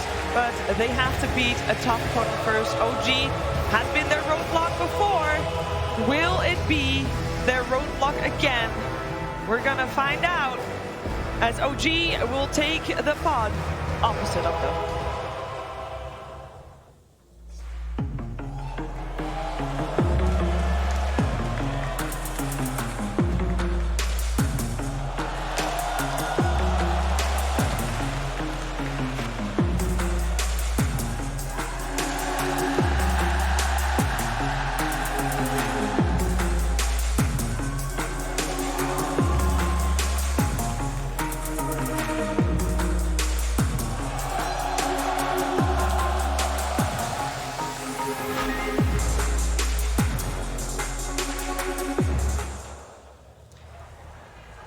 OG taking the stage here indeed. The defending champions of the international holders of the Aegis. We saw them during the opening ceremony, placing that Aegis on the pedestal as they now have rings as a remembrance of that achievement. But they are not done yet. They want more. They would like to be the first team to win 2 TIs and also be the one to do that in a row. Wouldn't that be a tremendous, tremendous achievement? That would be unheard of. It would be. We have never had that before. No, We've never had repeat champions, let alone back-to-back. Yeah, it's crazy. I mean, most people going into the TIs that they just won, honestly, don't look that good. It might have been, honestly, EG after TI5, right? They went to TI6 looking okay, and now OG, they're so close to top 3, one more match, right? It's pretty insane. Yeah, Will, there's a lot to talk about when we look at these 2 teams. And obviously, you know, you got the No-Tail and Fly story, but I want to focus on something else. You got Topson, you got Sumail. 2 Wonder Kids that basically have 1 TI first try. You know, you come to TI as a young kid, and you're like, okay, you know what, I'll take it. They both did it, and they're going to face each other. How important is this matchup for you in this game? So in Korea, in StarCraft, we actually have a term for it. It's called, if you win the first major in your first ever try, you're considered a royal roader. You royal walk that, roader. Yeah, you walk that path that no one else has walked. You are a royal roader. It's like the highest distinction. There's it means not like, many. Yeah, it means like 1 of 1. You were the best at the time. It's such an impressive feat too, because oftentimes like at TIs, you want that veteran experience. And here, both of these guys were able to win it in their first go. It almost warps your perception. It's like, that was easy. And you just kind of stroll in, you win, you're like, okay, I guess that was no big deal. And I feel like that's stuck with them since. Especially for a guy like Sumail, I think that gave him unheard of confidence. And I feel like for Topson, it's done something similar, because the way that this guy plays, I mean, he's completely fearless. Yeah, and it was how dominant they did it too, right? Like Sumail was definitely the best player at that TI, and Topson, a lot of people say, I mean, a lot of people want to go with Anna, but Topson very rarely like played poorly in that. It was insane. They didn't just get carried. So somebody, Matama Man said recently, he said, Topson is probably like the player that might lose his lane the most, but he's also like the player that'll just win you the game the most as well. Like he does it all. He does all the little things correctly. Like he plays the game the right way. His laning mechanics are like whatever because he plays very weird heroes that often lose his lane. But he'll make the game-winning plays. That seems highly reminiscent of the critiques people had about Ana's early era into OG. Whenever they were winning majors and stuff like that, they were just like, Ana just keeps losing his lane, but somehow they keep winning, and that's sometimes what a team takes. Clearly, No-Tail and Seb know how to take advantage of a player who sacrifices themselves like that. Yeah, you want to know about early OG days? Crit was on there. Yeah, that's true. He went to TI with OG, didn't do too hot, and of course he jumped ship. The early one, yeah. The early the ship one. early, bailed. He's like, Yeah. you know, we'll wait for the rest of them to come on over, but, you know, I'll be here warm in the seats. Yeah, and he's gone through a crazy transformation, coming out from captain and then focusing again on the position 4 role Tsunami. He had tanked quite a bit of abuse early in his captaining days as well. Every single time that EG would show up to TI, obviously the bar was set at PPD captaining, and you're like, well, if he's not as good as PPD, then what's EG doing? But he kind of came into his own. He has relinquished the captaining role, which I think was the best for him, especially with Fly coming in. That dude is far more accomplished, and it allows Crit to focusing on just one thing, which is just being a beast of a 4 position. Now, when we talk about OG, and when you see them play, you've watched all the documentaries, there's one overarching factor. It is confidence and comfort. And they are just very happy to just play the game. Friendship, sure. You want to go there? That's fine. But it feels like that this TI so far, that has been the major factor in terms of win and lose. Sure, the Dota, you know, the Dota we see is great. But I feel like that we kind of see, you know, the auto system kick in, and then everything else, like, you got to deal with the pressure. Yeah, it's tough. I think OG, it's just crazy. Like, after win, after loss, you can just continuously see it doesn't matter to them, and they don't lose very much, so it's hard to see them after a loss. But it was funny. I actually took out my headset whenever they introduced the players to see, you know, like who the Chinese crowd really likes. And honestly, Seb was, I could not believe it. They Seb were all yelling Seb. Yeah, they were. I'm not sure how much that chat we Voice lines transcend there was a lot of languages. clapping. It was pretty crazy. I was surprised. I thought it would be like No-Tail. And it's interesting because the 4 positions actually had the least amount of claps on both teams. I don't know what that says. Maybe they like their 4 positions more, but it was pretty crazy. These teams are similar in the sense that you got Arteezy and you got Anna, both being big cornerstones of the squad. And then you got Jarex and Crit are kind of like, I know that they're the support, but they're also like the supporting role. They're not being as flashy as some other 4 supports. And we know that they can do it. It's just that the way they're playing right now, it might not be the case. Yeah, I think some of the heroes are like, where's Earth Spirit? They're both known for their Earth Spirit, and you just don't really see it that much anymore. I wouldn't be surprised. It might get pulled out in this series, honestly. Good indeed. What do you think is most important for this series, Tsunami? I think that as easy of an answer it is, what are you going to do about IO? What are you going to do about this crap? Yeah. No one has a solution for OG's core. I have a solution. Tell me. What's that? You ban it. Oh, I think that's smart. Wow. Unprecedented. Hold the phone, Get in the booth right now. I mean, if we're being serious, I think you have to ban the IO and the Mag, and you have to pick your poison between something like an Enchant and a Chen.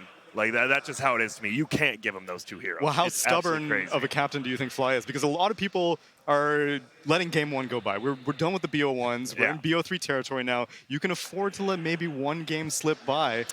I think you don't risk it. Will, what do you think? I feel like you definitely don't, because I think a lot of this game is going to come down to like the mental fortitude of both teams, because there is so much history behind both of them. I could easily see a team losing game 1, having a hard time recovering, trying to do too much to recover into game 2. So I feel like getting out of the gate early on and just trying to get a quick win is sort of the goal here. Yep, and it's the mental aspect you talk of as well. And we know that OG actually, this TI, they have incorporated an extra member to their team. Yes. They now have the professional esports psychologist that formerly helped Astralis. And for people that don't follow Astralis is a CSGO team, and they struggled winning for a very long time, and then they incorporated this psychologist and they won their first major. Just like that. Just getting into the right mindset. It's so important. Yeah, I think Astralis might need to get that coach back, because they have been on the crumble lately. But yeah, no, it definitely works. Yeah, and it's crazy. They really are just 1 game away, or sorry, 1 series away from that top 3, possibly a full-on rematch against LGD. How crazy is it? What are the odds that OG has the near exact path? It's true. In the upper bracket. Deja vu. 17-1. As 2018. Like that. I've been in Yeah, this place. it's not that crazy. What? It's pretty crazy. No, it's a little bit, especially because most of the teams, right? This feels like the first TI where teams that even did pretty poorly just stayed together. They're like, you know what? Let's do it. Yep. Reddit complains we keep shoveling teams. Let's show them 1 more year and let's see what happens. Obviously, for a team like VP, didn't go too well, but now you have the EG and even OG, even though they had ILTW for a bit, but now you're back with your full roster, and let's go. Let's go indeed. And for OG, of course, we remember the group stages, and I'm sure EG remembers the group stages too. Unfortunately for them, they started out pretty weak, and in the second day, the first matchup for them was against OG. It was the OG EG special, and we were having big, expectations of this series, and then it was a bit of a trash-in. Yeah, it was actually funny. I was watching Boba and Sox, the coach, were just both watching on the same TV, and anytime like EG would start making a big play, Boba just start clapping nonstop, and then the fight would just straight up turn around. And I looked over, and of course the OG coach did the exact same thing, just started clapping, and they're literally right next to each other. Yeah. I'm like, oh, I'm getting out of here. But talk to me about these 2 coaches, because they are so different. We didn't have Soxka with OG previous TI. He's with the team now. He's been with the team for a little while. What do you think is the main difference? We have obviously Bulba drafting Tsunami, but Soxka not so much. Yeah, I think Bulba is more of like the judge, jury, executioner of the EG drafts. I don't really think that, obviously he talks with Fly and stuff like that, but the way that it seems like he sits in the pod, he puts on the headset, he's clicking the buttons a lot of the times. Whereas with Soxa, obviously he has Seb in the background, and Seb had a long storied history of being OG's coach. So it's more collaborative on the OG side, at least based on what we see outside, but we may be able to see Casey and talk to her for a little more insight. All right, well, I know you want to make a point, Will, but you got to wait with it.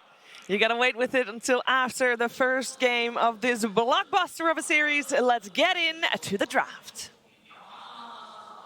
OG versus Evil Geniuses.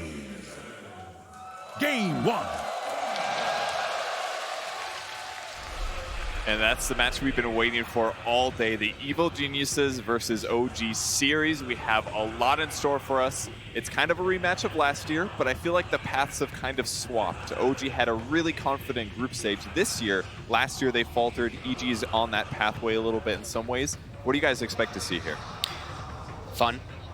Just fun match? Fun, lots of battling. I think could be a really fast game, or it could be a really long one. I don't think the middle ground is really what I'm looking at here for this one. I think it could just go really, really one-sided on either one of those fronts. I mean, OG has definitely done that sometimes recently. Yeah. In their last series, had some crazy 20-minute wins with abusing the IO strat, but not this game. IO getting banned finally.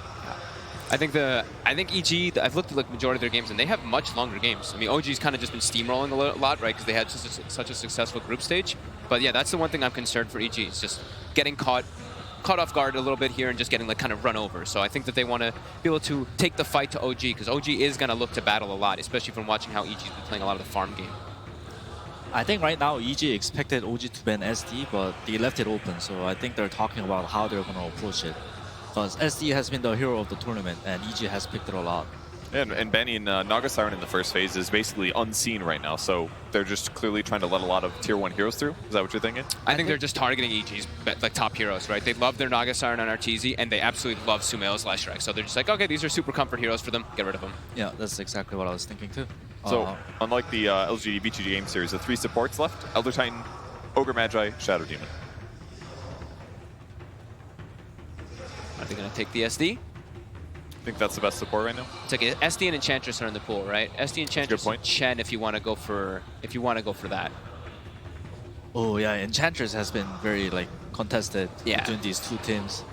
It's definitely something OG likes as well. They would have picked it if it got through. Yeah, definitely. I think no tail is the only position 5 that's comfortable on the Enchantress. Usually when it's run by 5s on the other teams, they're playing it because they have to be playing it.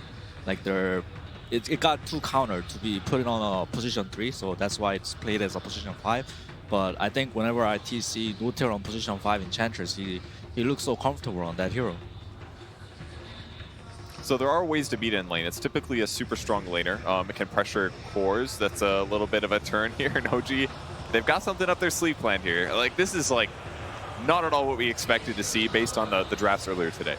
I think I saw them run this one. I can't remember if I was casting the game, and I think these were the 2 heroes. I think they dual laned these, and it was Seb playing the tree, Jerax playing this Grimstroke, and they put so much pressure on the safe lane. They would just ink swell this tree and Protector. We just beat on them, and then Grimstroke would sit in the back and throw constant nukes, and it was actually pretty insane how much they were able to do. And it's a lot of magic damage right off the bat from a Grimstroke, and you also have a hero that can prevent Enchantress from getting her heal off.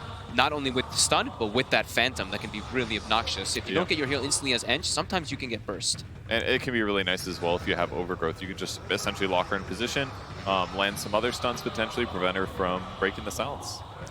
Earth Spirit, great catch hero. Definitely going to be helpful for setting up kills. Good at punishing and catching heroes like Tree as well. Yeah, one of Crit's signature heroes. Yeah. Yeah, so I really like the OG2 picks against the Enchantress. It might not have damage, but I think it comes from the damage comes from Thompson's and Anna's heroes. So the control is definitely there with the Tree and the Grimstroke. I've seen them run a lot of Grimstroke with I think they were the first ones that I want to say at the MDL Major when they were doing Grimstroke with Phantom Assassin. And I know they had Magnus in a couple of those games, so we might not see that happen. But it's great versus the Enchantress. We've seen the rise of the PA as well. And just the combo, the Ink Swell with that quick Phantom Strike to get on top of targets is definitely a devastating one that I've seen them run a lot. They really do like that combo. Yeah, it sounds pretty good. Another team earlier in the main stage used Juggernaut, I think, in the safe lane as well against her. That can work well, because at least then you can spin the guaranteed damage, possibly kill her. But it's difficult to lane against her. We see a lot of carries that'll just kind of zone out of the lane at some point when you just kind of let her take the tower. But potentially OG could defend that if they, depending on how much tree armor they get. Since she doesn't push very well, tree armor, a little bit of defense there, it could prevent her from snowballing the lane as hard. wondering if EG wants something like I think they want at least some strong 5-position hero. What I'm looking at is actually, especially after that last game, even though it's FY playing it, Jakiro. Yeah. I think that's one of the heroes we see played a lot versus Tree and Protect because you have this really slow windup and it just secures the lane because Tree can sometimes just crush your safe lane. So I think that could be a possibility, and I think it's a good hero that works really well for EG with the Earth Spirit in combination. Yeah, I like that a lot. Attack speed slows against anybody that attacks slow, and the other thing, tons of damage over time. It basically nullifies his armor if he ever wants to use it to save people mid-game. Batrider ban a potential matchup counter against Enchantress, or just good for the lineup here? What do you guys think? I think they were maybe thinking about a position 5 Batrider from Lothair because it provides the... It's very strong in lane, the position 5 Batrider. It's true, they have ran it quite a few times in the group stage, if I remember now. Interesting. Yeah, Lothair is very good at these like weird heroes that are not traditional position 5s, but it's very good at the laning. It's always surprising too. I think one thing that OG does is they basically forge their own path. I feel like that's one of their keys to success. You could maybe say it's like comfort, they're happy, that kind of a thing. But I think it's also that even at tournaments that they lose, they're always doing their own thing. They're playing heroes in ways that only they're confident doing. Everyone else tries to adapt to the meta. Feels like OG is almost always trying to set it. And I think that's one huge advantage they have coming into TI. I totally agree. I mean, right last year when they're just like busting out off-lane Magnus, no one else is really picking that at all. Off-lane Tree is the same exact kind of style. Topson playing all these like kind of bizarre heroes that he just is really comfortable on in the mid lane. And terrible mid matchups too, where like every other team's like, oh, we can't have a bad mid matchup. He'll lose the lane, then go create space, force people to rotate against him, all to protect his team. I had a feeling this one was coming in the third pick. Cooker saying that Grimstroke PA combo, they just love it, and it's such a good matchup versus the Enchantress, and it's going to give you that late game insurance immediately right off the bat. So this, they love this combo. I've seen them do it so many times. Like I was saying, at MDL Major, we saw it do it like 3 times before. Do you think it's good enough without Mag, though? Mag banned in first phase. We saw the PA Mag earlier today with a different series, even against the Enchantress, but PA's going to have to get her own farm. Or is she just going to do OG things and just fight constantly? I think fighting constantly, I think they could still get a steroid, right? The Ogre is still in the pool, right? If they do want to go for that, that is a good way to protect the lane. I mean, it certainly can help, but I just don't think that Bloodlust by itself is going to be enough, personally. Okay. Because you're still going to have to buy a farming item no matter what, right? Like, yes, you could go, like, Deso or something like that and hit creeps at decent speeds, but if you're jungling for long periods of time, not that OG does that much, I guess, I just feel like it'll be a detriment. Although the heroes that they're up against, all very low armor, so it's actually looking like a pretty solid PA game right now, at least once she gets BKB.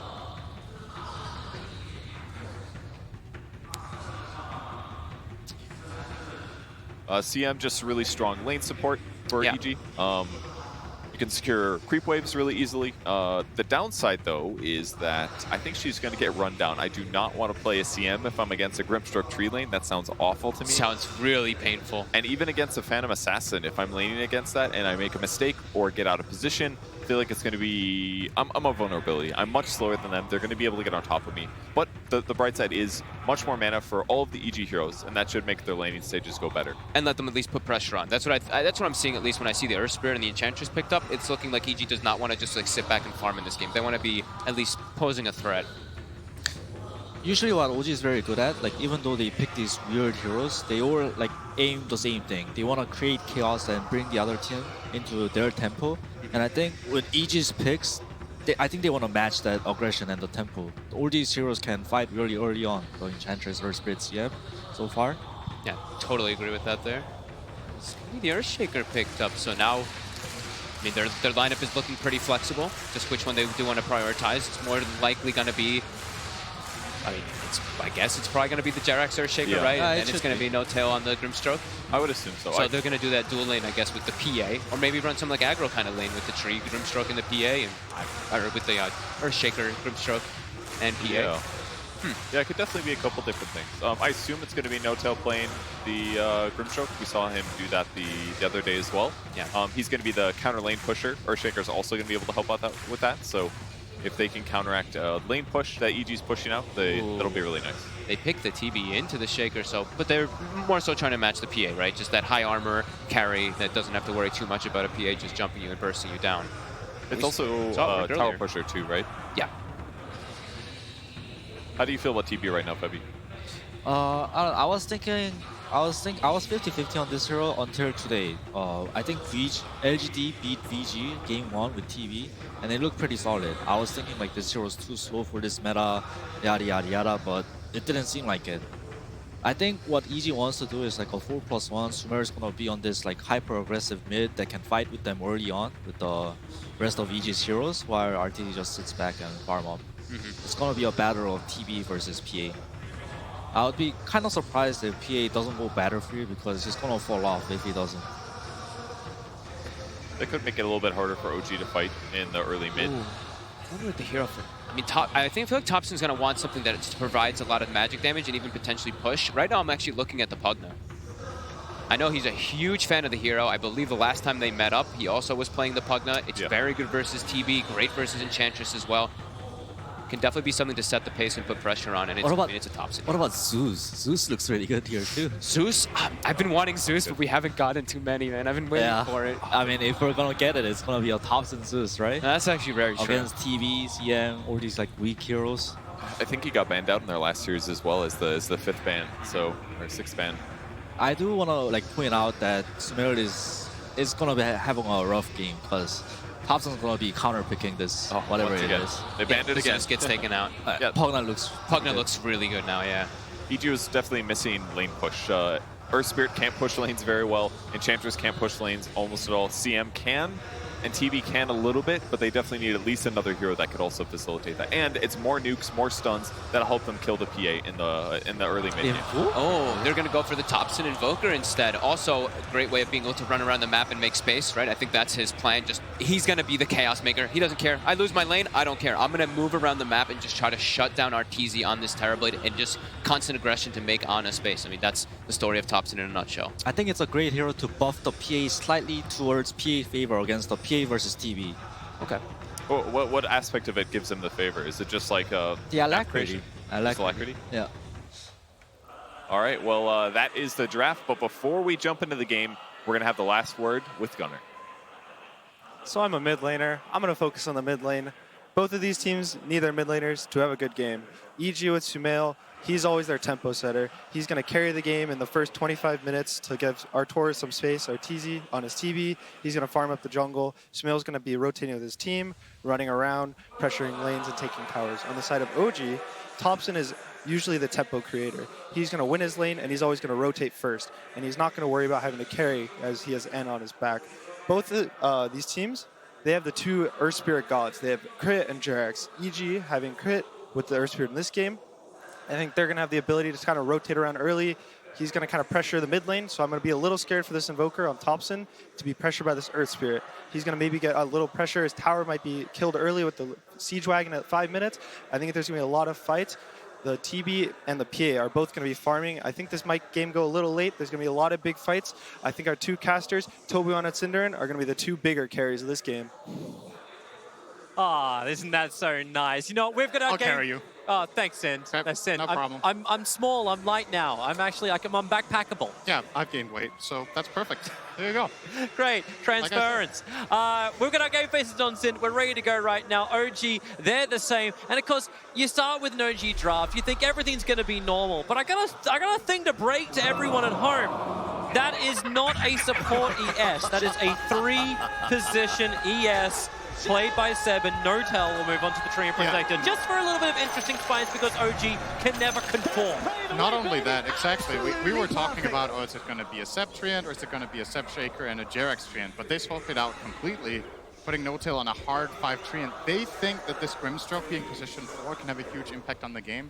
And a possible reason for that could be the Grimstroke Ags in this game being a really, really powerful Aghanims against Terrorblade. Creating that illusion when he's used Metamorphosis, it can deal serious damage. And something we've seen out of OG in this tournament so far is they're really good at doing quirky mechanical stuff, like having these weird, creative new ideas where you use new stuff that's in the game. The IO Aghanims is new, the Grimstroke Aghanims is new. So I could definitely see that being the line of thought for them here. On EG's side, though, I love what Gunnar said. Keep an eye on mid. That is where stuff is going to be happening. Thompson's already starting up. Just in case you didn't know, EG, look into my eyes. What do you see?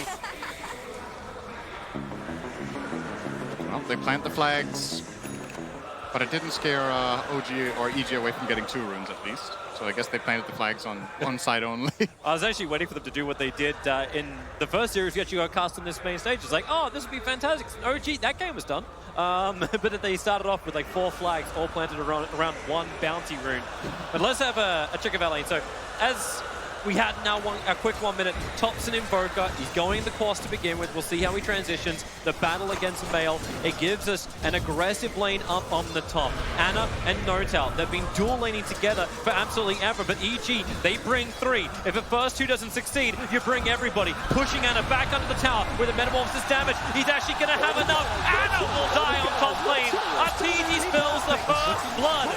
You want to send a message, that's a good way to do it if you're EG. And this is one of the biggest benefits of Enchantress as a hero, is that you can leave her alone in the start against this lane. I don't see them killing her down here with Seb and Jerax, but at the same time, Jerax can't leave because Seb will lose the lane. So EG with the right read on how to get the lanes to begin with could get them off to a very nice start here. And with the Sentry Ward down, yep. How does Jerax coming close? He's going to have to work with them. Ana being initiated on once again. Artezi still got a little bit more time to get that range damage in, but now loses attention to Notel. Consumables are going to be the order of the day for OG, while in mid, Topson, he's so low, battling against the metal. The cold snap will push him back. They have rotated Jerax top, but what this will do now is that S4 will have almost a full level advantage against Seb bottom early on, or at least a decent one. And once Enchantress gets level 6, this lane is not inhabitable for Earthshaker anymore, so OG, this top lane, when you rotate like this, you have to win it, or you need to at least ensure that Ana feels somewhat happy up here. Yeah, actually getting some CS would be a nice way to move forward. I'm loving Topson and Sumail, just like Topson literally requesting, Sumail, come and fight me. I'm not even getting us out. There's not even one coming out. Sumail able to hit these back-to-back stuns, missing uphill 2 times. Topson, he'll get back under the tower. He's juggling the balls, but he'll drop them. Underneath the tier 1. Oh, there's a regen! Oh, thank you, Ice Rob.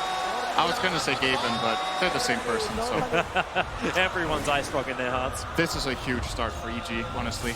Good cold snap from Topson will at least stop half of the regen rune.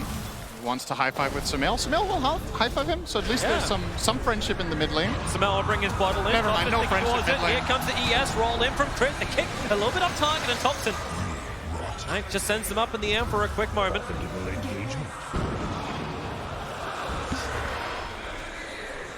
So Sumail is winning mid for sure. Enchantress S4 is winning bottom for sure. And this top lane is currently Artezi far ahead because of that first blood advantage as well. So fair to say right now that EG are ahead in all 3 lanes. And that's going to be from OG. They're trying to get in on Fly. Lovely new cosmetic. I love this new aura. What is this? It's just like I got a bubble. I got a frost bubble. When you skill up Arcane Aura, every time it levels up, all of your allies have like an animation for a short time.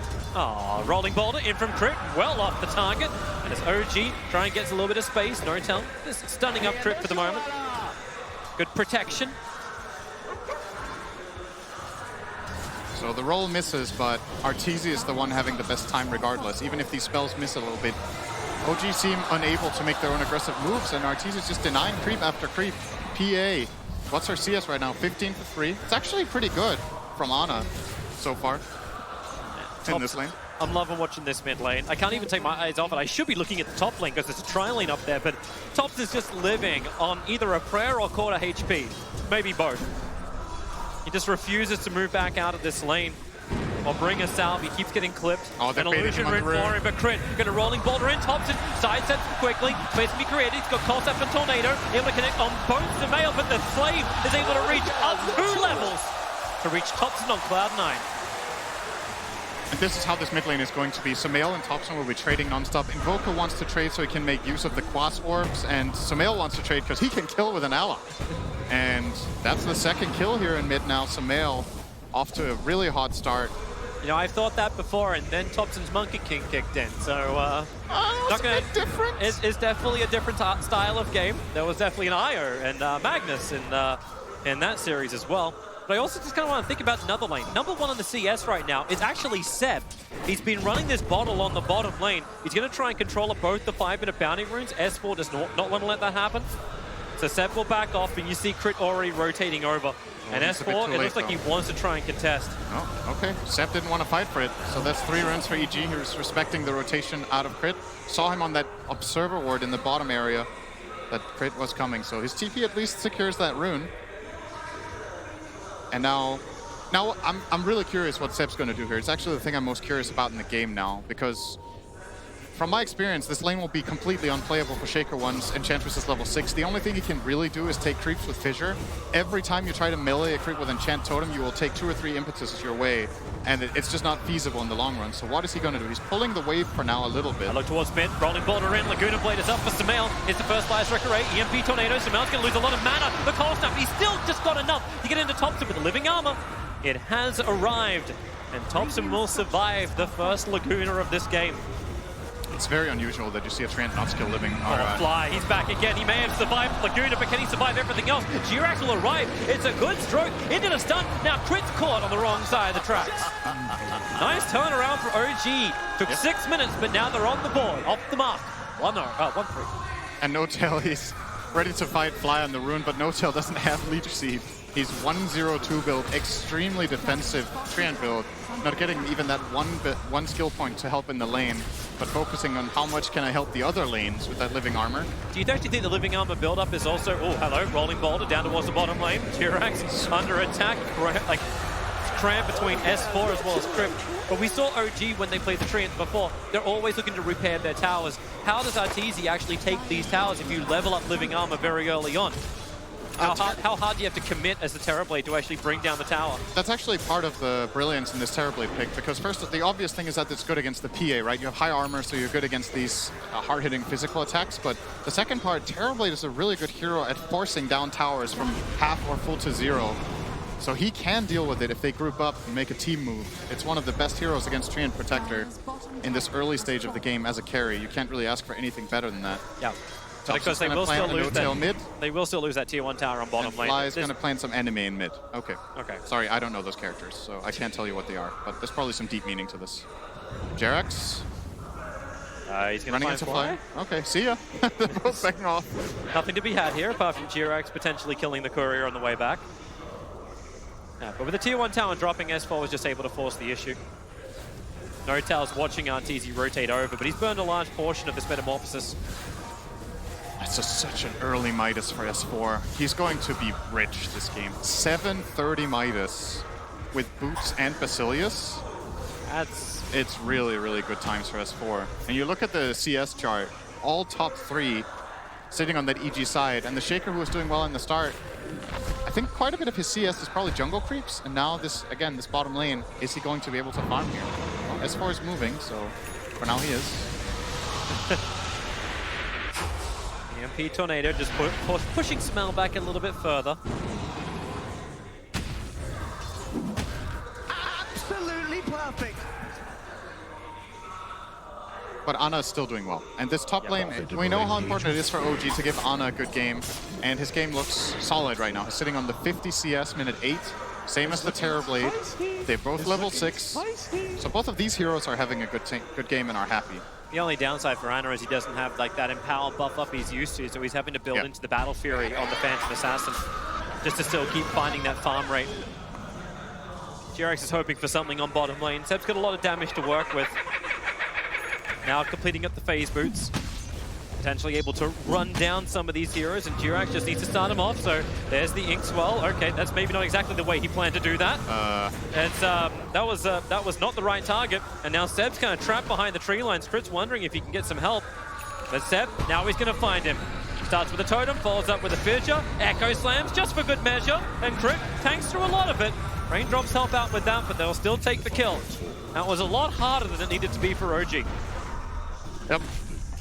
And they don't get any structural damage in here, it looks like. They're not going to hit the tower, but it's a kill. It all helps.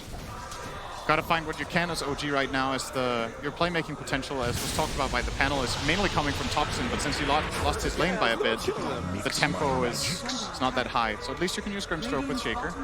And, well, they're still hitting the tower. I reckon EG want to defend this somewhat. It feels like they should, but they're gonna finish the tier 1 and then TP down? Where are they? Actually, yeah, you can't. this damage is taking forever without the creep wave. So maybe they're okay with it. They're wasting time with No-Tail. He actually came underneath the Observer Ward under the bottom rune. So Fly was just waiting for the attack to come in from Topson.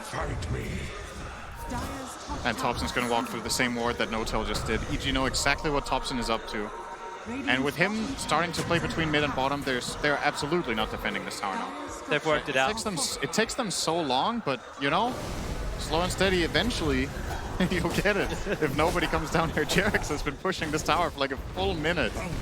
And now the siege creep is going to come and help him finish it off the last 5%. You'd actually think you'd get more levels out of this too by being in the lanes. S4's attacking into the tier 1 tower mid. It's the last remaining tier 1 tower for OG. They're really having trouble controlling their map area, but normally OG sacrifice heroes in the early game. It seems the tier 1 tower is the next thing on the menu for OG. No-Tail can't come close. He's in range of the sentry. S4 doing a good job not to reveal the fact that he can see him. Not reacting in any way, but now the creeps move towards him. No-Tail realizes they can see me. In fact, not 1, not 2, but 3 sentry wards had to be planted in that mid lane just to see things. But it's well worth it. They got the biggest tower of the game, and there was no fighting from OG because Treant is only level 5, so they didn't have the overgrowth, they didn't have the soulbind, both supports from OG sitting on those level 5s when EG supports are level 6. That's such a huge difference in power. Seb? Yeah. Oh, that was really good timing on the aftershock. He'll get the double Fisher stun out as well, but S4 enchants him up. Seb can't make it to the trees. Well, he was probably hoping he could TP away to safety. Some clever juking, but it will not happen. And Fly gives the tip back to Seb. Seb, he seems to be the master of the memes on OG. Fly gets a little bit of a rebuttal.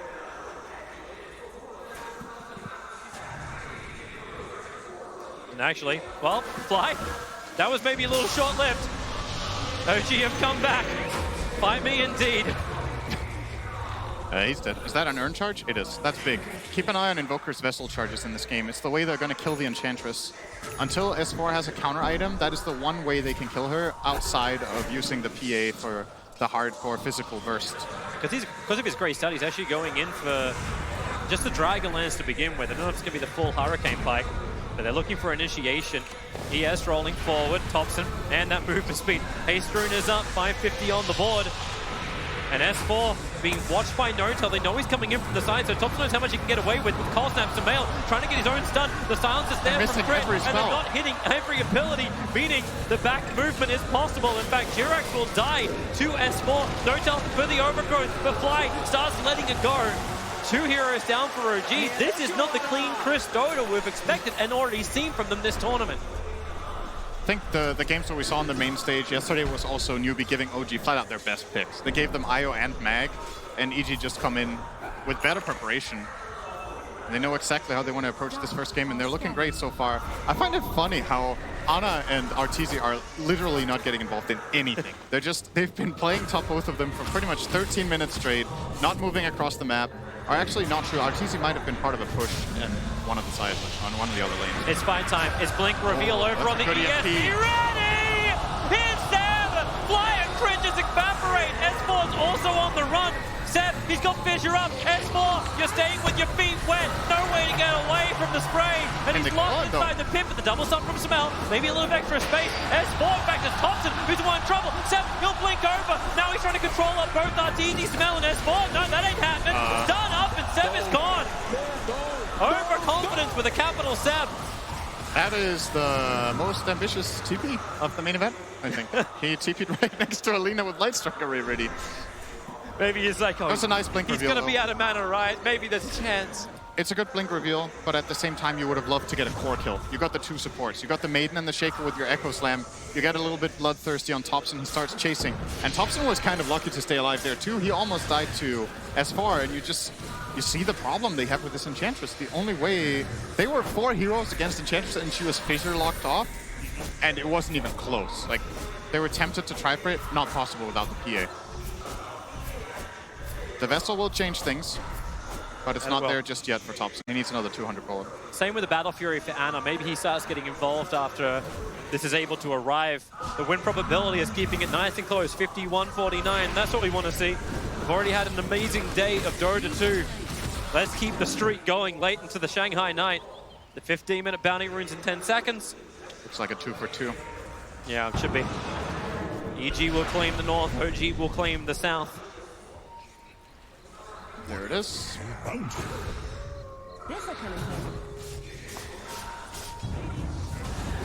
Oh, rolling boulder.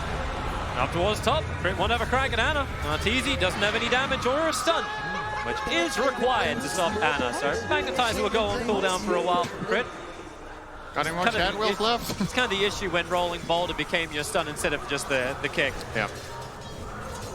Then they move in towards the mid lane. Rolling boulder once again over towards Thompson. G-Rex is nearby. Gonna put down the ink swell, but Thompson, the damage may just be more than enough to kill him. He turns for an EMP tornado, but in death he'll burn mana, but that's it.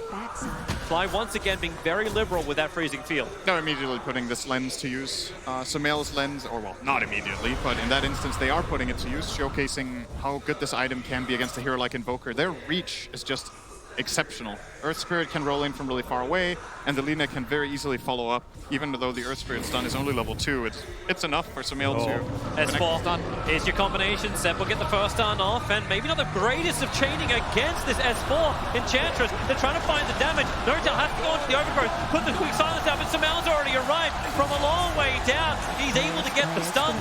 There's no movement back from Seb. I don't get it. Why didn't they just hit him? Good question. Hey, maybe he's untouchable. Just hit him. So now is EG being aggressive. Thompson with the high ground. EMP tornado. Gonna make it difficult for Arteezy. Decides not to dodge it, but he's got 21 charges. I love that you say decides not to dodge it. There's so many clips of Arteezy manta dodging whatever, so you're just assuming he will never fail. He decides not to. There's no way he could have failed that, right? Hey, I put Arteezy up on a pedestal for a cliff. He is very rich, by the way. 10K net worth, 17 minutes in. It's generally a very dangerous proposition to give Terrorblade complete free farm, but I just think in this game OG barely had a choice with their draft. It's just very defensive, very slow, with both PA and Treant and Grimstroke. They need to have someone to play around, and since the other two lanes were EG favored, the tempo of the game is just completely being dictated by this EG side. Now, what I do want to say OG shouldn't do, stop going for this Enchantress. I think it's really hurting them. The kills, you have to accept S4 will be farmed this game. If you're not bringing your PA to this kill, it's too hard, and the cost-benefit doesn't favor you, kind of ever, unless you see pretty much the entire enemy lineup somewhere else on the map. Because the counterplay is dangerous too, right? Imagine you kill the ENG, you used everything. And then, what if there's an Earth Spirit coming in with this Helena? This is when you need, you need Stifling Dagger from range, you need Seb to be the controller, you need to create a little bit more space. And I'm actually liking this a little bit more from Seb. He's going in for the Aghanim Scepter, then he's going to build for the BKB, so he can be that nuisance that we know and love to be in the faces of EG, and give Ana that space to farm. He doesn't want to join it. This is the way OG always play. It's 4 attack, 1 farm. Yeah. And so far, he's now ahead of both S4 as well as Sumail. But he's still got a couple of thousand gold to catch up with before he's going to get in front of Arteezy. But Ana, he's going to move quick. He's going to farm quick. Yeah, I don't think... I think if you just mathematically let these two heroes completely free farm from the start of the game and they buy whatever items they want, Terrorblade wins. He just has better farming potential. He can farm wave while farming jungle. His first ramp-up items are just faster. The PA has to build this whole battlefield before trouble starts kicking in. Notel walking in range of the sentry ward. That dire sentry would get quickly dewarded. Had another one further up, but Ana and Jirax on the bottom lane trying to push it, but Sumail's already moving down. Coming past his own shrine, TP support's on the way, so ES starts stop. Jirax gonna land out a stun over on ES, but PA can't really do much. It's Sumail! This like is coming from downtown! The Hextra help, EMP tornado, Thompson actually catching at the back of Fly. He roots up Ana, then lets it go. No way to escape, or is there? Of course there is! It's the Phantom Assassin. Not caught out the same way as the short film contest. Is able to blink away to teammates, but she's got those.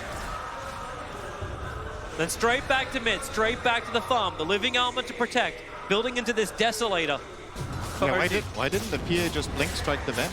Because she did it right before. Yeah. Why didn't she have refresher though? Cool. 30 seconds till bounties. Why are you just not a better player? 30 seconds till bounty runes. There's no vessel charges, so this fight for OG, if they choose to run into the enemy team, will be hard. Oh, speaking of running into them, Thompson. Yeah, Tornado is out. Fly gets sent up. Crit's going to work, but EG, they've started Roshan. That's what they want. Invoker, Living Arm is giving him some extra life. Deafening Blast gets a 3-man pushback. A quick Yule Scepter up, and the rolling bottom. No, he misses, but Samael will not. Roshan, he's still ticking down. 3.5k, and OG are in no position to contest this. And it looks like they also have no idea. No-Tail was thinking about getting this bounty rune, but it would have got him killed. Well, that's going to be Roche, as well as 2 runes. And what do they pay? They don't even pay a tower bottom. OG Seb's trying. falling further and further behind. 7,500 and increasing is the net worth advantage. The experience is shooting up as well. And this is kind of, it's a bit reminiscent of one of Thompson's Invoker games, the TI9, where I think it was against LGD. They sat on him really hard in mid and just slowed down his tempo, because OG's strategy when they play this mid Invoker with Boss Wex is very momentum based, and you stifle that momentum, and so all of a sudden OG's lineup just feels so much easier to deal with. In this game, it's the Earth Spirit Lina getting these couple of kills on Thompson. Now they just killed him again. No vessel charges, and it just, RTZ's having the time of his life. This is such a free game right now. I love Terrorblade, he has Butterfly. His man at bottom minute 20. RTZ's looking damn good. I love how you bring up the Samael point, because it was Samael who used to be the one like, oh man, this kid's really, really good. What do we do? He's playing Storm Spirit with momentum base. Let's just kill him every single time. They're faced at EG, and now they're dishing it out against OG. And now RTZ feels confident to go and push towers. He knows he has the Aegis, so even if he gets Echo Slammed, there's that second life. Maybe we'll hit the tower. OG seem like they want to try to defend this one, though. Oh. Deso is completed on Ana. This is his first peak. Seb's doing the full wraparound. He wants the greatest clip-worthy Echo Slam of all time, but he'll take the Courier instead. That'll work. They lose the tier 2 tower in the meantime. It gives away information, though.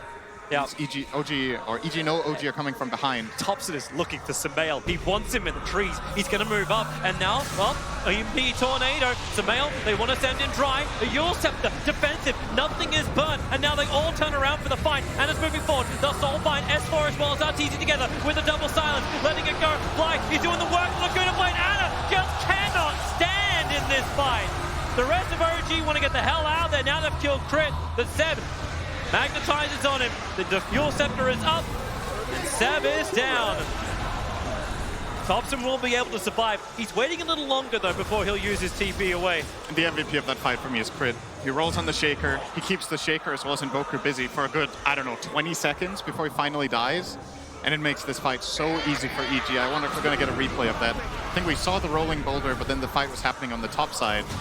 It's just excellent play. Thompson's clearing the creep wave. He understands they can't push up high ground. The illusion is actually giving the tower health with the regeneration up. It's all backdoor protection. But EG lost nothing there. They didn't even use meta. They didn't have it. So next tower, it's already being circled by Fly. We're going to see it now. So Thompson catches Samael, good defensive Yules, but this roll, the Earth Spirit is going to stay down here forever. Okay, it might not be on the replay either because we see the fight up top, but you can imagine for yourself what's happening off screen. If you look at the minimap, there is an Earth Spirit just there, forcing Echo, keeping 2 heroes at bay forever. And Ana just still feels like he can't really fight. He goes in and just gets blown up by spells. It didn't help that he ended up jumping like into Laguna. Like there's no BK, no BKB to protect him, and he jumped right on top of the Crystal Maid to try and stop the freezing field, so the rest of the team can move, fight. But we'll have in this own debate as well. It's like, can the Crystal Maiden actually die? We were asking this during the drafting phase. Like, is this just going to be a massive, massive problem? Hi, Thompson. Historically, PA has just murdered many a Crystal Maiden over the course of Dota games, but nowadays, Maiden has a health talent. She buys bracers. Look at Maiden's health right now. Sure, it's only 5 armor, but she has 1,430 health with just 1 bracer and a 1 in this talent. Can buy a Ghost Scepter maybe, can buy another bracer, just tank up, and you will not be one-shot jumped by this PA. You get a chance to hold your ground. And if you get your ulti off, all this defensive armor is gonna, be super helpful for you. Here High ground time, DD. Double damage for him, bottled up, ready for this right moment. The living armor won't protect this much longer. Holy but what do they shit, do? this goes fast. Yeah, it's gone, man, it's gone. Yo, do you want to defend? Maybe. Oh, good Sends tornado. up in the air, get rid of the double damage with the EMP burn. Arteezy again decides not to dodge the EMP. And Seb, he jumps in. He has the Aghanim Scepter up without Thunder. Arteezy's got the life up on Seb. Take that melee Rax. Take the range one as well. What's PA got in return? The bottom tower? That's not enough. They need more. But EG, first ones to claim Rax against OG, and they do it in under 25 minutes. This game has been very one-sided so far. I wonder if OG can find a way back. We've seen them come back from ridiculous situations many times before, but it's definitely... It's a PA crit that I never want to say is not going to work. Like, what happens once Phantom Assassin gets buffed up? What happens when you start giving her Alacrity with a BKB, putting her into the fight? Can EG then, like, hold through that blast? Thompson, what are you doing? This is an item that'll help. The Enchantress picks up the Solar Crust, so whoever the PA jumps on, S4 will defensively Solar, or of course he can offensively Solar as well if they're going for kills, but this item is so good when you have Terrorblade in your team. Giving him that massive burst of attack speed, he's a monster in this game. Just flat out insane farm. OG is still prepping for the fight. Yeah, it feels like they need to wait for BKB Ivana, and then they can try to make a move with a smoke, try to find a way to get a fight inside their own vision where they can get an overgrowth. You need to overgrowth this Terrorblade, but he has both Manta and BKB, so he has 2 breaks now instead of only the 1 of Manta. It's a tall order, and probably the lowest impact we've seen from No-Tail in any game at this tournament. It's hard. Like, options don't exist. Arteezy's going to be a full-on cannon with an MKB. You got to see that Lotus Orb actually arrive from Jirax. He does have the Ether Lens, so at least you'll have that cast range. Thompson, 400-ish gold away from having his Aghanim Scepter build up. All of this is slowly going to arrive. It's going to help. It's definitely going to help to get this Ags. He has some good solutions for Terrorblade illusions. He has Tornado, the Deafening Blast, EMP, Ice Wall. They're pinging out Seb. It's like, what is this guy doing down here? The creep wave's coming to a tier 3 tower. How crazy is the ES? Crazy enough that you're happy to bring Sumail back, but he can BT back to the front lines. Yep. Well, hopefully not the front lines. That's not where Lina wants to go. Took the damage talent on Lina as well, on level 15, the Light Strike array damage, so it doesn't feel threatened enough to take all the health. It's a pretty good pickup to get health against a hero like PA, though. You're naturally not too high armor, and I think earlier today we saw Moon, when he was playing the Lina, I think he took the health talent in that game against a PA, I believe. Maybe he took it. All right. I'll say yes. Different approaches to the same problem. Aghanim's done. Yep. The problem for Ana now is you're like, finally I have my BKB, but the counter item's already ready. There's the Aghanim's on Lina, and there's the Terrorblade MKB. So this upcoming fight... Oh, Seb's dead. Seb is totally dead. He's just walking right into the middle of EG. Smoked up, looking to attack. The Haste Rune is down, but he can't have enough life. Even with a jump up the hill, he can't make it. So Seb is down. Ana was hiding himself on the bottom lane, so it was Seb who was walking away. Both were there together, hoping someone from EG, just one person like Lina, would come out to try and fight. But they have no creep wave, so pushing in. They're going to fight with the Alpha Lock. Does EG actually have enough? No. You have protection on multiple fronts, Cliff, as well as 7 charges of living armor. They'll burn through it, and now you see the power of EG. The tower is gone. Femi asked, like, wait, can this guy actually keep up with the current pace of this meta of Dota? You see that type of push? Yeah, he can do it. He's got the tower, but he can't backdoor the melee racks. It's too much regen, too tanky. But he's going to take the tier 3, he's going to take the shrine, he's going to keep cutting the mid-wave. Good job from Thompson to make sure the mid-wave was pushed out. If he didn't manage that, they could have lost Rax in this instance. And OG, it's desperation time. They need to fight. The Metamorphosis is running out. Ana walked underneath the Observer and Sentry, comes right up towards Arteezy. Thompson finds his own target.